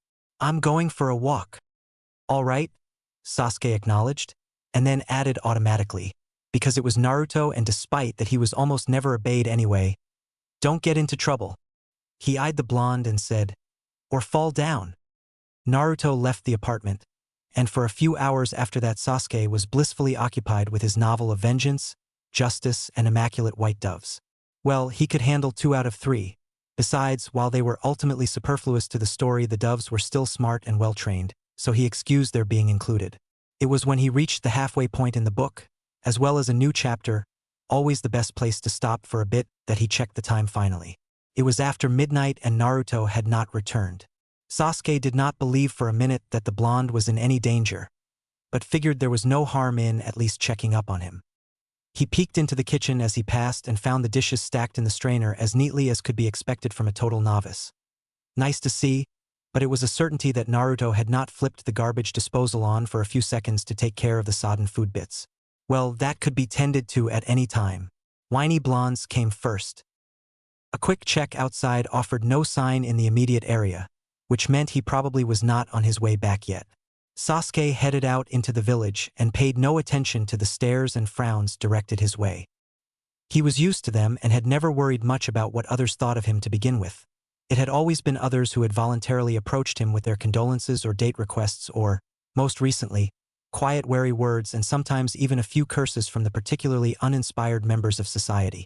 Though Sasuke would definitely never tell Naruto and probably ultimately did not have to, the blonde was the one who protected, for lack of a better word, Sasuke from the worst of the village's scorn. The only thing that can save a fire and give it strength is wind. Naruto had told him that once during one of their worst arguments, for apparently no reason, and at the time Sasuke had shrugged it off as one of the blonde's moments of random regurgitated thought. Could have been something with deep meaning, sure, but without context it had fallen rather flat. As usual, though, Sasuke had since learned the story behind that particular sentence and realized the blonde had been thinking years ahead of the moment in which he had been standing. Considering Naruto's standard behavior, that kind of forethought was staggering and irritating, but it also indicated a kind of empathy that made Sasuke a little uncomfortable. Until he was 12, Naruto had never had people to talk to on a regular basis, and therefore knew next to nothing about interacting with those around him. Through observation and painful trial and error, because few had the time, patience, and interest to even attempt to teach him, he had at no time learned more than the absolute, most basic social niceties, and even then he tended to mix them up or forget them altogether. He was constantly treading on people's toes without meaning to, and was too stubborn to admit he had no idea what he was actually supposed to do or say in various situations. Irika and subsequent teachers had attempted to school him in proper behavior, but the blonde did not learn quickly, especially not things he perceived to be boring. At the same time, though, Naruto had learned something of infinite importance. He learned to read people, and he learned to read people thoroughly. It was a quality with which Sasuke had a love-hate relationship, because he could barely stand it when the blonde would out of the blue start nagging him to relax for once. But Sasuke had been through so much in his life that he both had trouble with and no real interest in sharing his feelings. It was both vaguely annoying and more than a little reassuring to know that someone could and did not mind wading through his snarky comments and wordy bluster, and Naruto could see through the dust storms he stirred up as though they were glass. Because Naruto knew what it was like to be a pariah, and he knew the exact lies the pariah would tell to make himself seem invincible. Not that Sasuke felt he needed the approval of the village, which Naruto seemed to, but it was good to have a friend who was reliable at least in one way. Which was ultimately the problem he was dealing with, Sasuke decided. Without realizing it, he had been using Naruto's absolute acceptance of him as a crutch for his instability. Naruto had always been that way with him, always seen their similarities way back when they were still in single digits, but it took the blonde having memory problems or some other encompassing fantasy of losing a family who did not exist for him to see that himself. And that loss, be it real or imagined, was so concrete and vivid in the blonde's mind that he was behaving in a way both familiar and a bit frightening to Sasuke. He was displaying his insecurity. Naruto's insecurity had always been there but swept neatly under a rug. Only those who looked for it could see it. That was because people who hated unequivocally were notably less than animals, and they attacked any and all weaknesses they encountered in a perceived enemy. So it was no surprise that Naruto defended himself the way he did. He also did it that way because he did not really know how to deal with it, and it was easier to hide insecurity than face it and worry about how it would be perceived. Sasuke could understand that thought process because he also did not interact well with people on an emotional level. Much of that was choice, another part was the standard Uchiha aloofness, and the rest was the same thing Naruto had, only generally less obvious because he did not have the big mouth the blonde had. Often, particularly in his dreams, Sasuke discovered that he was still just 7 years old, even after everything he had done to gain strength to grow. It was the reality of his life and Naruto's. They were emotionally stunted. Naruto had been forced to be that way thanks to the village's rejection, and Sasuke had been forced to be that way because Itachi had wiped out their family, and he had been too scared of being hurt further to allow himself to be adopted by the families who had kindly offered to take him in after his clan's death. That, of course, always seemed to beg the unspoken question of who had suffered the most in life. It might have been possible that Naruto's near lifetime of loneliness and forced isolation were far worse than the loss of that blessed fragment of heaven Sasuke had experienced as a child, but on the other hand, while Sasuke might not have been able to understand how the village reviled the blonde for a situation he had no control over, Naruto had never had his entire life ripped out from beneath him like a rug in need of cleaning. Not that the answer to the question mattered any longer. It seemed like they were beginning to experience one another's previous situation, and Sasuke was finding the exchange no more satisfying than their previous arrangement. After so long, Naruto was finally being acknowledged by Konoha, or at least in part. Even when they had hated him, the shinobi had always been just a bit more accepting of him than the civilians, who did not understand chakra and seals, and Sasuke had found upon his return that Naruto had at last managed to chip out a place in the village. In one instance, he had even witnessed a pair of bypassing Chunin stop and scold a 15-year-old civilian girl for snapping at the blonde and calling him garbage, for a minor shoulder-bumping infraction in a very crowded street. Something they likely would not have done before. That was a form of the protection Sasuke had enjoyed as a child. The civilians' verbal succor and goodwill had fended off the silent displeasure of the shinobi's knowledge that one of their own had apparently cracked and gone rogue.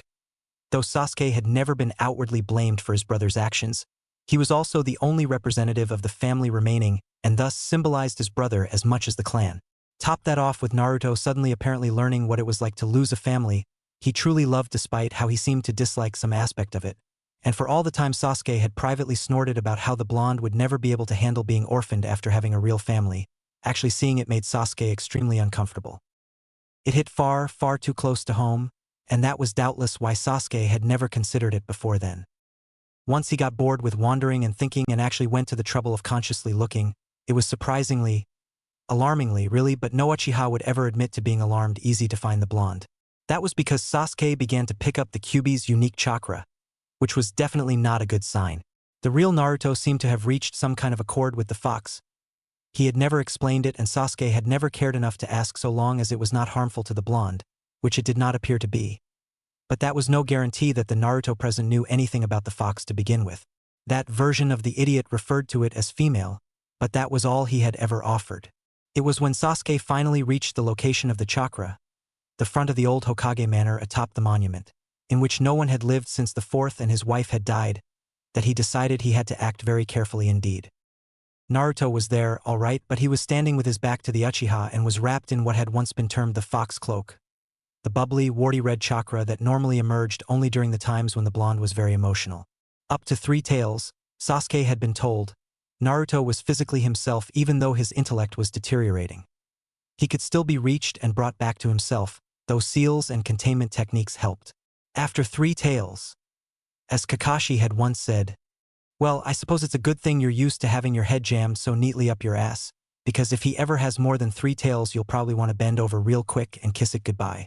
Just for safety's sake, in case you aren't allowed the chance later. He moves extremely fast after 3 tails, and I don't mean from the perspective of a normal eye. At no earlier point had Sasuke been worried about that. He would never, even under threat of a tortuously painful death, tell anyone that he had no doubt that Naruto, when it came down to the wire, could dominate the fox's influence and power. Of course, he had heard retellings of the horror stories, but they were honest retellings which made them both bearable and trustworthy in Sasuke's mind, that were Naruto's losses of control, but he also knew that the blonde learned very quickly from his mistakes, particularly the ones he made during battle. And indeed, while no one else seemed to know more than the fact that he had once gone to seek help regarding the Kyuubi's will and chakra, Sasuke was well aware that Naruto had been working with the Kyuubi in secret to try to tame and wield its amazing strength. The blonde had even attempted to use it against him during a sparring match, and though that had not turned out very well, Sasuke conceded that it certainly could have turned out far worse. Right at that moment, however, he did not trust the Naruto he was babysitting to have any such control at all. Not only had the blonde been emotional virtually since he got out of bed that day, but since he had awakened in the hospital, his purple eyes had warned of a possible manipulation issue. Sasuke kept some chakra at the ready near his eyes, just in case, but called casually, "Come on, Naruto, let's go home." The blonde's definition of home had always been rather loose. Home was far more a feeling or a state of mind than it was a place, and Sasuke's using the term in reference to his own apartment was something Naruto had never before bothered to blink at. The Naruto with him, though, turned to glare, his pinched face covered with tear marks. Home? Home? What home? Everyone is dead and I. Sasuke rolled his eyes and made a disgusted noise. Shut up. You wanna fight? Sasuke snorted. Maybe as a warm-up for somebody who's worth my time. He lifted his chin sharply at the blonde.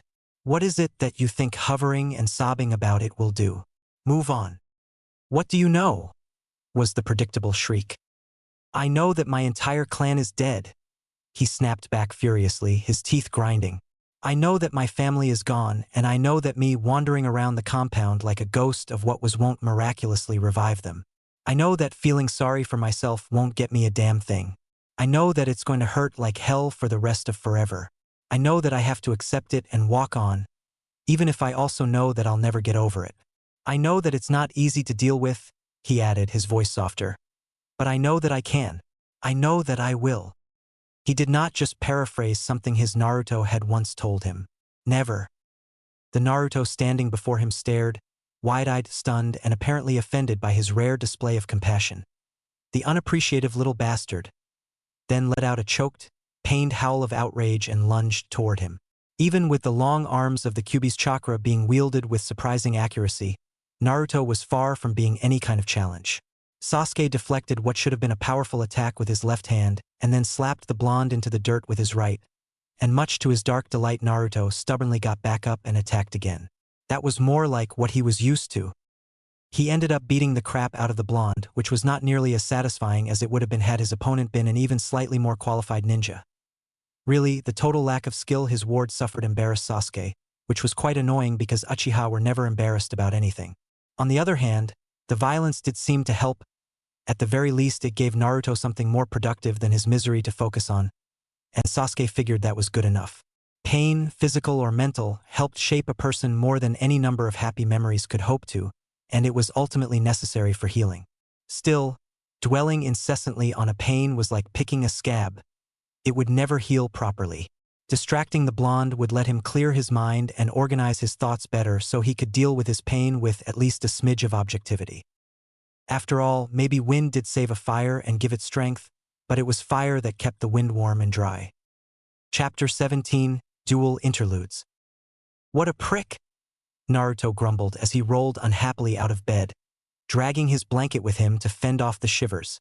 He wrapped the blanket around his shoulders and held it tight as he left his room, allowing it to swish softly over the cold hardwood floor.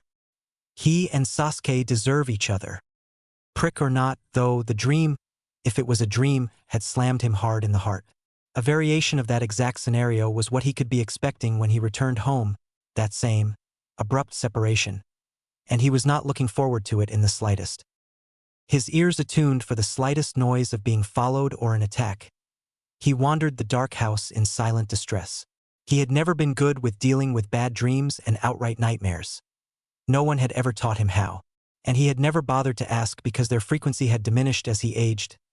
Most of them had been about Kyuubi and its reign of terror, but later ones had involved being abandoned.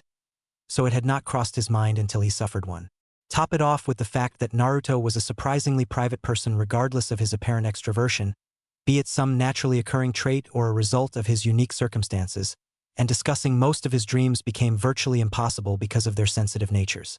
He did not need or want people pitying him because of mere dreams, so he kept them to himself. Unfortunately, that left him hanging when it came time to deal with another one, but he had an answer for that which had seen him through the worst of them. He had simply turned his bedroom light on and sat awake the rest of the night. Still, in Naruto's mind, Kakashi had possessed the overall best answer for nightmares. He did not know if he was the only one who had done it, but there had been a few instances out in the field where he had suffered a nightmare and awakened terrified out of his mind. Initially, Kakashi had been awake too, whether out of a sensitivity to his surroundings or because Naruto had simply been making that much noise or both, and had gestured for him to lie nearby. Naruto had at first thought the suggested change in location meant nothing but had complied to avoid an argument, and since they had been going to or returning from an assignment, he had been pretty tired and fallen asleep again despite fervent efforts to the contrary. He had awakened the next morning to the discovery that the nightmares had not come back, a realization which had been big medicine even though he had never figured out the exact reason why. So with all following nightmares, if he could, Naruto had readily moved to lie against the Jounin's back or side, and though his presence had only occasionally been acknowledged those times, he had also never slept and experienced another nightmare. In all that time, Kakashi had never asked about it, just let him do things his way, something Naruto had always deeply appreciated. However, that was also leaving him in a bit in the lurch under the circumstances, not that he could blame anyone but himself. He eventually found his way into the kitchen, where he ducked briefly into the pantry and came back out with a bagel. He leaned against the sinks and ripped little pieces of the bread free, then popped them into his mouth and chewed slowly, his gaze unfocused. Anything to keep his brain occupied, however minor the occupation might have been. Within a few minutes, though, he could tell that he was being watched, and from somewhere very close by. Yet it was not any threat he could imagine. He looked down and spotted Akiko standing by his left leg, gazing at him with hazel eyes so solemn they were found only on the faces of the starving or the conniving. Having used that very tactic before, he was aware that his heartstrings were being plucked but ignored it. She was perfectly well-fed, he rationalized carefully as she turned the intensity of her piteousness to high. She did not need a midnight snack. Hell, he did not need a midnight snack. Or a 2 a.m. snack or 3 a.m. snack. Whatever time it was. He stuck another shred of the bagel in his mouth and continued to chew slowly while he stared back at her with eyes that were as bored as hers were solemn. Something to thank Kakashi for. He was a master at affecting boredom, then asked in a distinctly flat tone, "So what's the matter, but munch?" "Niken, am hungry," she mumbled as she twisted her pastel-shaded nightgown in her hands. Her dark hair was hanging around her little face, which he found strange because he had never seen her with her hair in anything other than a set of tiny pigtails that bounced and flopped like dog ears whenever she moved. But with her hair down she looked a lot like her mother, in the same way he looked so much like the fourth. "You should be in bed," he responded as he flicked another morsel of bagel into his mouth. He wondered vaguely why he was eating something so dense right before he slept. And they were carbs on top of it. Well, unlike his sister, he would work them off easily enough during his training. He could cheat a little. "But am hungry," she insisted. "Then you should have eaten more at supper." She pointed at him accusingly. "You too." Ouch. Caught by a toddler, sarcasm snickered. "I'm not eating because I'm hungry," Naruto answered. "And it's a bad habit to start, quite frankly." "But I am hungry," Akiko insisted. They went on staring at one another, one still noticeably bored while the other grew more frustrated, until finally the latter pointed at the former and cried, "I'm going to tell Mommy and Daddy you're being mean to me." Spoiled children were the worst, Naruto already knew, and he would be damned if he let his sister turn into such a thing. He snapped the fingers of his free hand in her face to break her concentration and said sharply, "Hey, don't talk to me like that or I'll tell Mom and Dad what happened and you'll definitely go to bed hungry. Because we both know you'll get in big trouble if you're caught out of bed this late at night." She pouted. "But, am hungry." "Then ask and don't make a demand," Naruto told her. "Just telling me that you're hungry isn't a request for my help, you're informing me of your digestive status. Besides, if you were hungry, why didn't you eat all the food on your plate during supper?" "I wasn't hungry then." "No," Naruto countered. "It means you were already full. You got into the sweets in the pantry, didn't you? I saw the jar when I went in there just now, and nobody would have done things that way except for someone who couldn't hold the whole lid in one hand. Which means you." Akiko's gaze dropped to the floor. "You know you're not supposed to do that." "You do it." "But I still manage to eat my supper, don't I?" Naruto argued firmly, even though he himself had not made a move toward the sweets jar since his arrival at the manor. "Because I know how to not spoil my appetite. That's a privilege I'm allowed because I control myself." Akiko opened her mouth, but paused and closed it. She considered, then looked at him and said, "Niken, I did a bad thing and I'm sorry, but I'm hungry now. Please help." Naruto looked at her new and genuine piteousness and grimaced internally at the realization of how easy he actually was. He crouched in front of her and said pointedly, "I should make you go back to bed, you know, as a consequence of what you did earlier." She tilted her head. "Kansi. Kans ek." Consequence. It means result, and sometimes it's a bad thing. The result of you eating so many sweets was that you weren't hungry at supper, and then the result of you not eating all of your supper is that you're hungry now. By doing one bad thing you put yourself at twice the risk. First you ate too many sweets, which Mom and Dad would be angry at you for, and now you're hungry and had to sneak out here and risk Mom and Dad catching you. And if they do catch you, then you'll have to tell them why you're up and around, and they probably won't believe that you were trying to go to the toilet. It was kind of scary how he could open his mouth and a modified version of Irika would come out. "I'm sorry," she said again, her eyes and voice solemn. "You're also insisting on my complicity, on me helping you with your bad behavior, which puts me at risk of getting in trouble as well because I supported you." The tears came then, and Akiko sniffled before flinging herself at him. "Niken, I'm sorry."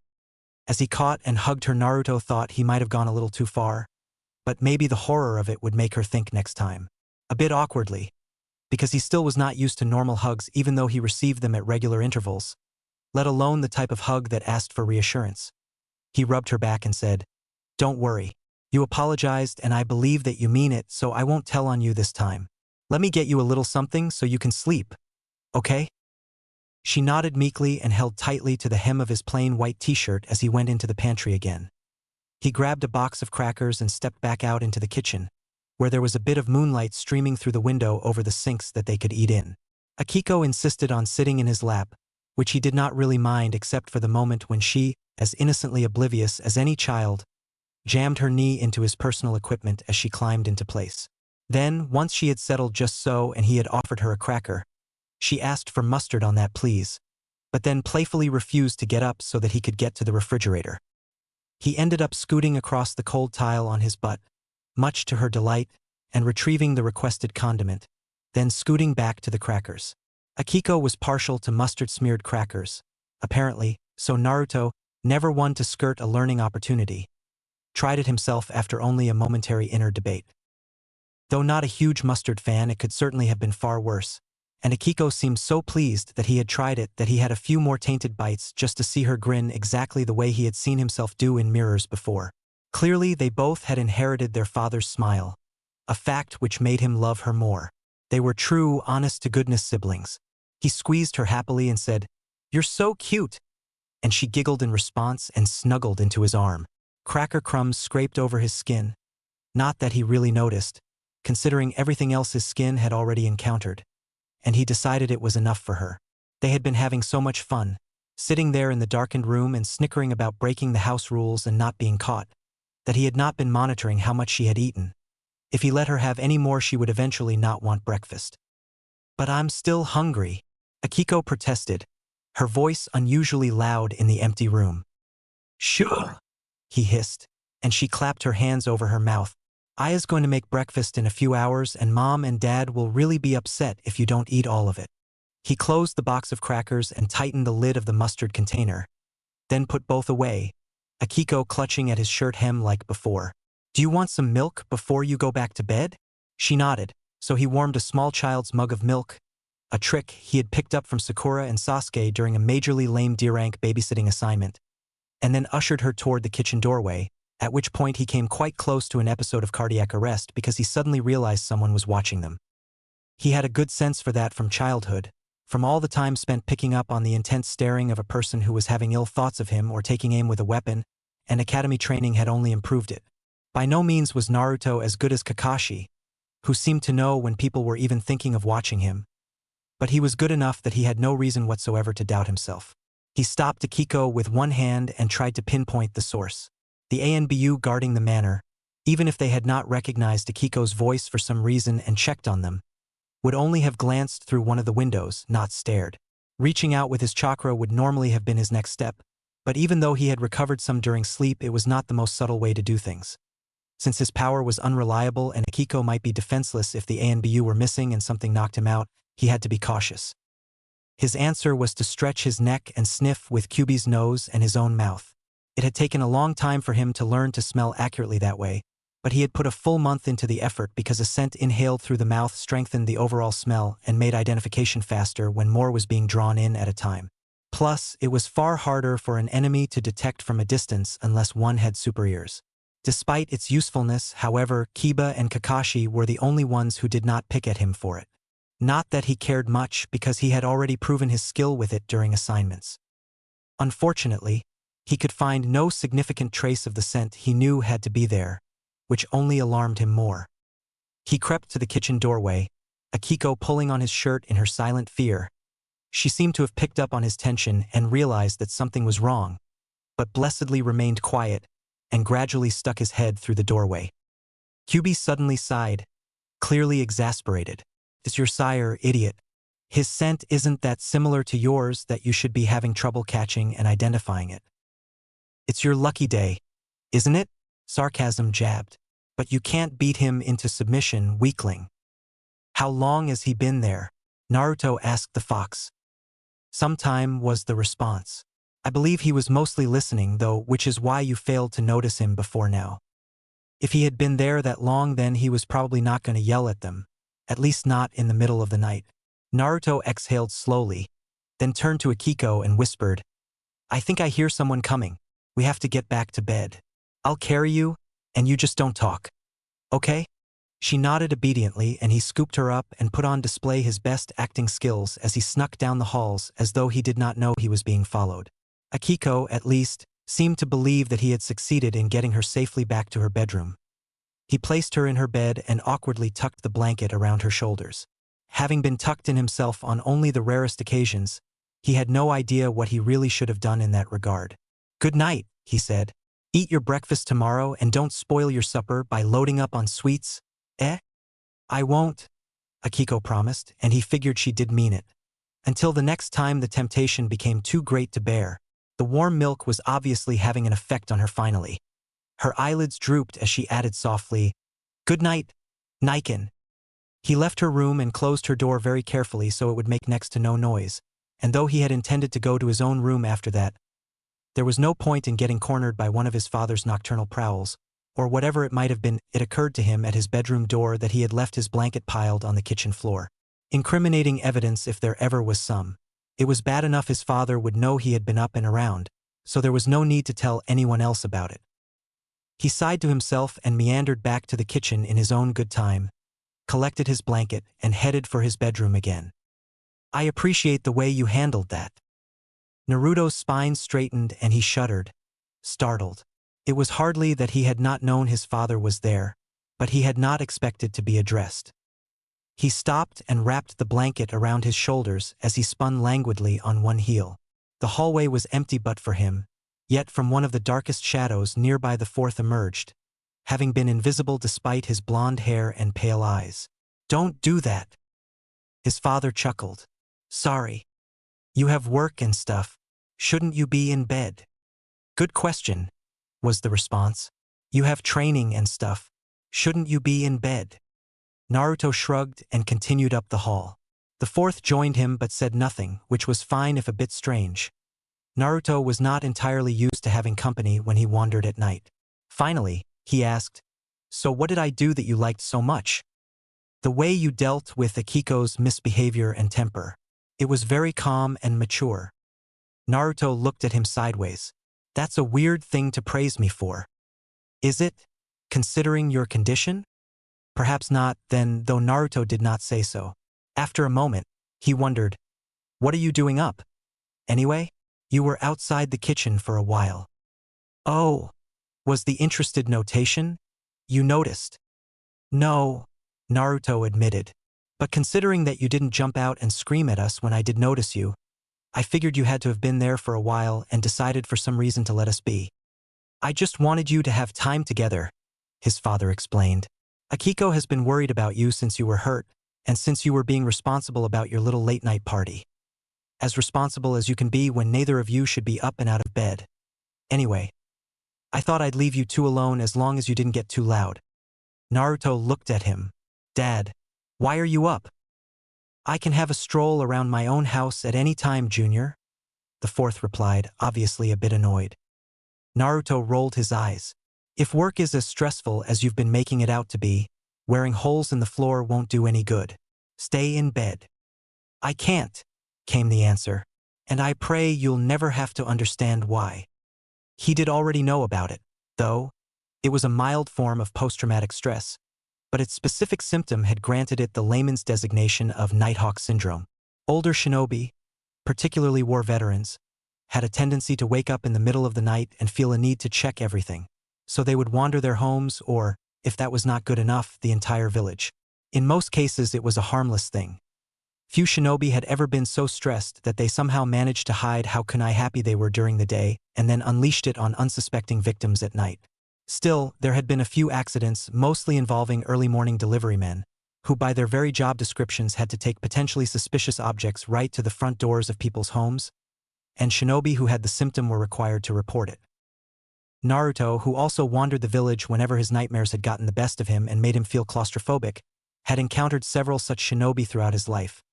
Sometimes they had just made sure he was who he looked like, other times he had ended up in a shouting match with some jerk who was trying to yank him around and order him to return to his apartment. Which, since there was no village ordinance regarding curfews, had quite frankly been a load of complete bullshit that Naruto had not been particularly shy about pointing out. That type of instance mostly stopped once he hit 13, however, because Kakashi was a frequent nighthawk and from time to time would join him on his silent wander, which meant that even the more aggressive shinobi would leave him the hell alone. And after he returned from training with the pervert, he had been all but left to himself. In the past year, he had not been questioned at all, though he would often see the nighthawks on the roofs overhead. So he was aware of, if just peripherally, the truth behind his father's apparent antsy behavior. "Why are you up?" the fourth prompted. "You said you weren't hungry even though you were eating." Damn. Of course he had been there to hear that. In that case, though, it was very possible the man had been following him since he left his bedroom. "Nightmare," Naruto explained shortly. "You walk off your nightmares?" "If I have to." "Nobody said you did." "If they're bad enough, I do. And when they're not bad, I stay in my room." The fourth frowned down at him. "You don't have to keep it to yourself, you know?" "I'm fine," Naruto told him, and hoped his voice was not too defensive. That was obviously not what his father had wanted to hear, but it seemed to be more like what he expected to hear, so he let it go. "Yamanaka-san said he saw something in your head." Naruto snorted. "Not my head. Wherever. Better that way, at least. One's head is too influential to be sharing with foreign powers." Naruto hoped the double meaning in that sentence was coincidental. Otherwise, things would probably get very ugly very quickly. "And what is it?" He had known the inquiry would come up sooner or later. An ally. "And that's where those marks on your cheeks came from?" Unconsciously, he rubbed the back of his right hand across the corresponding cheek. Since it was night and everyone had gone to bed, he had long since washed off the concealer with which he had been carefully hiding the whisker marks up to then. Covering them at his father's request was turning out to be a daily task that annoyed him, because the marks were the one thing about the Kyuubi's presence that he could unequivocally say he liked. But he had been forced to agree that he did not want his mother alarmed or snooping for information if she ever saw them herself. "Yeah, it is." "Naruto, just how did you come by that chakra?" Ouch. He was certainly going right for the balls. Naruto decided the truth would work fine. "It was given to me. I'm supposed to protect with it." "Protect what?" "Whatever I want." "Why was it given to you?" "To protect, like I said." "Yes, but why you?" Naruto stopped and looked at the fourth. The man seemed faintly worried. Of course, the literal reason for him having the Kyuubi's chakra was because his father had been the one to give it to him. But it was an answer that would obviously not work in his current situation. So he told another truth, and one that he figured was more along the lines of what the one beside him was actually looking for. "I don't know." He did not. Not really. When Pain had been trying to capture Kyuubi, the fourth had said that he had done it because he believed Naruto could successfully control and wield the fox's power for good. But Naruto still did not know what that meant, beyond the obvious. Since being told that, he had learned repeatedly that it seemed as though one person's good was someone else's evil, and no matter what he did he was going to be upsetting someone. With people like Danzu he was pleased to piss them off, but there were many others whom he would rather have spared the hurt, however minor. "Dad," he said suddenly, "how do you fight against hatred when it encompasses an entire world?" He was more curious to hear any answer at all, to hear some other perspective, than he was expecting to be gifted with a revelation. After all, his father's mirror had not known the answer, nor had the old pervert who had been around for decades. When the elder blonde looked at him, he added hastily, "Hypothetically speaking, naturally." The fourth stopped and looked at him, baffled. "Why would you think of something like that?" Naruto stopped as well and made a carefully calculated roll of his eyes. "Because I'm cerebral." His father snorted and said, "Every day." "Huh." Every day, the fourth repeated, his hands tucked into the understated pockets of his overcoat, which he had probably thrown on over his undershirt and boxers because a blanket would have been too inconvenient, and the coat was likely loaded with hidden weapons for emergencies besides. That's how you fight against any hatred at all. It's not something that goes away after one big battle. As long as human beings have any emotions at all, they will hate. Even happiness creates hate because one person's happiness always seems to be resented by at least one other person, whether or not that happiness was come by honestly. He shrugged. So there is no real way to fight hatred, not properly, at least unless you do so every day of your life, one person at a time. Naruto looked at the floor, baffled and a little hurt.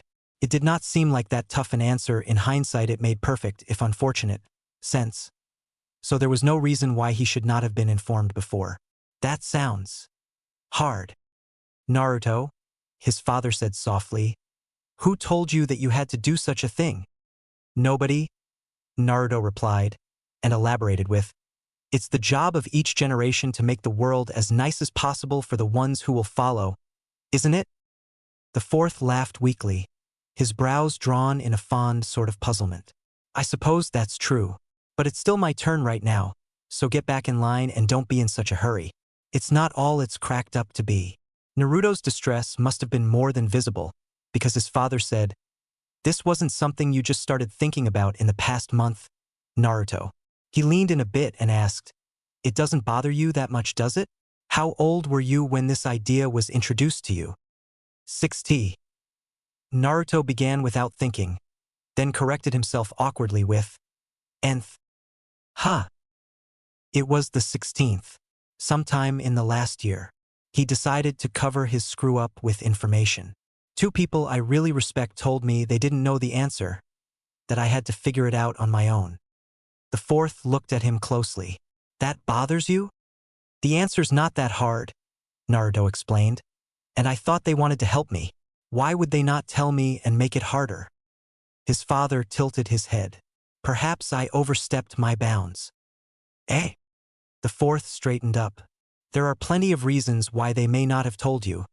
The biggest being that they wanted you to figure it out for yourself. But why?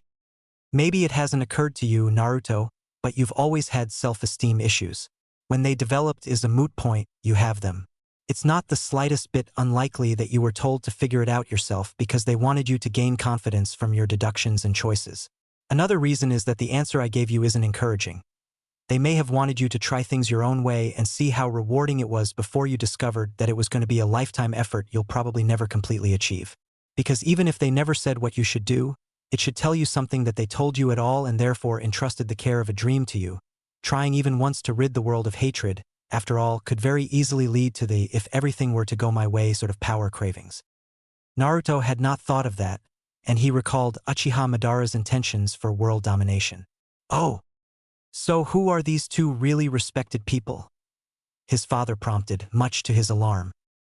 Sarcasm snorted. Oh, 4. Kyubi growled. Your lack of forethought astounds me. Just because you have no physical form doesn't mean that I'm prevented from mentally kicking you in the balls, Naruto snapped. He aimed the comment at both, though he wondered if doing so to the former would mean he would have to kick himself instead. Bugger off. Naruto. He refocused and said quickly because saying that the elder blonde had said it might cause problems. I think it was Ero Sennin and Sandame Gigi. The fourth tilted his head. You think? Naruto scowled. I have other people I respect too. You can't expect me to keep track of every word each one says and when. All right, easy, his father chided. Geez, I didn't realize you were part piranha. Naruto stared at him blankly, then understood. He closed his eyes, took a deep breath, and let it out slowly before opening his eyes again. Look, he said much more calmly. It doesn't really matter. I shouldn't have even asked at this time of night. We think deepest when the world isn't distracting us, was the cryptic response, something that Naruto was not too cautious to point out. Whatever that means. His father laughed and slung one arm around Naruto's shoulders, which he used to pull the smaller blonde closer so he could kiss his son's head. Get some rest, all right? Okay, Naruto replied, though he did not really expect to. He was escorted the rest of the way to his room, and during the trip the fourth said, "I'm going to leave the issue of that other chakra to you, Naruto." Naruto blinked, extremely surprised to be allowed what was apparently carte blanche. Eh? Really? Yes. If it was given to you, then you were meant to have it, no one else. But please be very careful with it, and if you have any trouble, any at all, or you come straight to me. I don't care if I'm in a meeting with the daimyo. You're more important. Is that clear?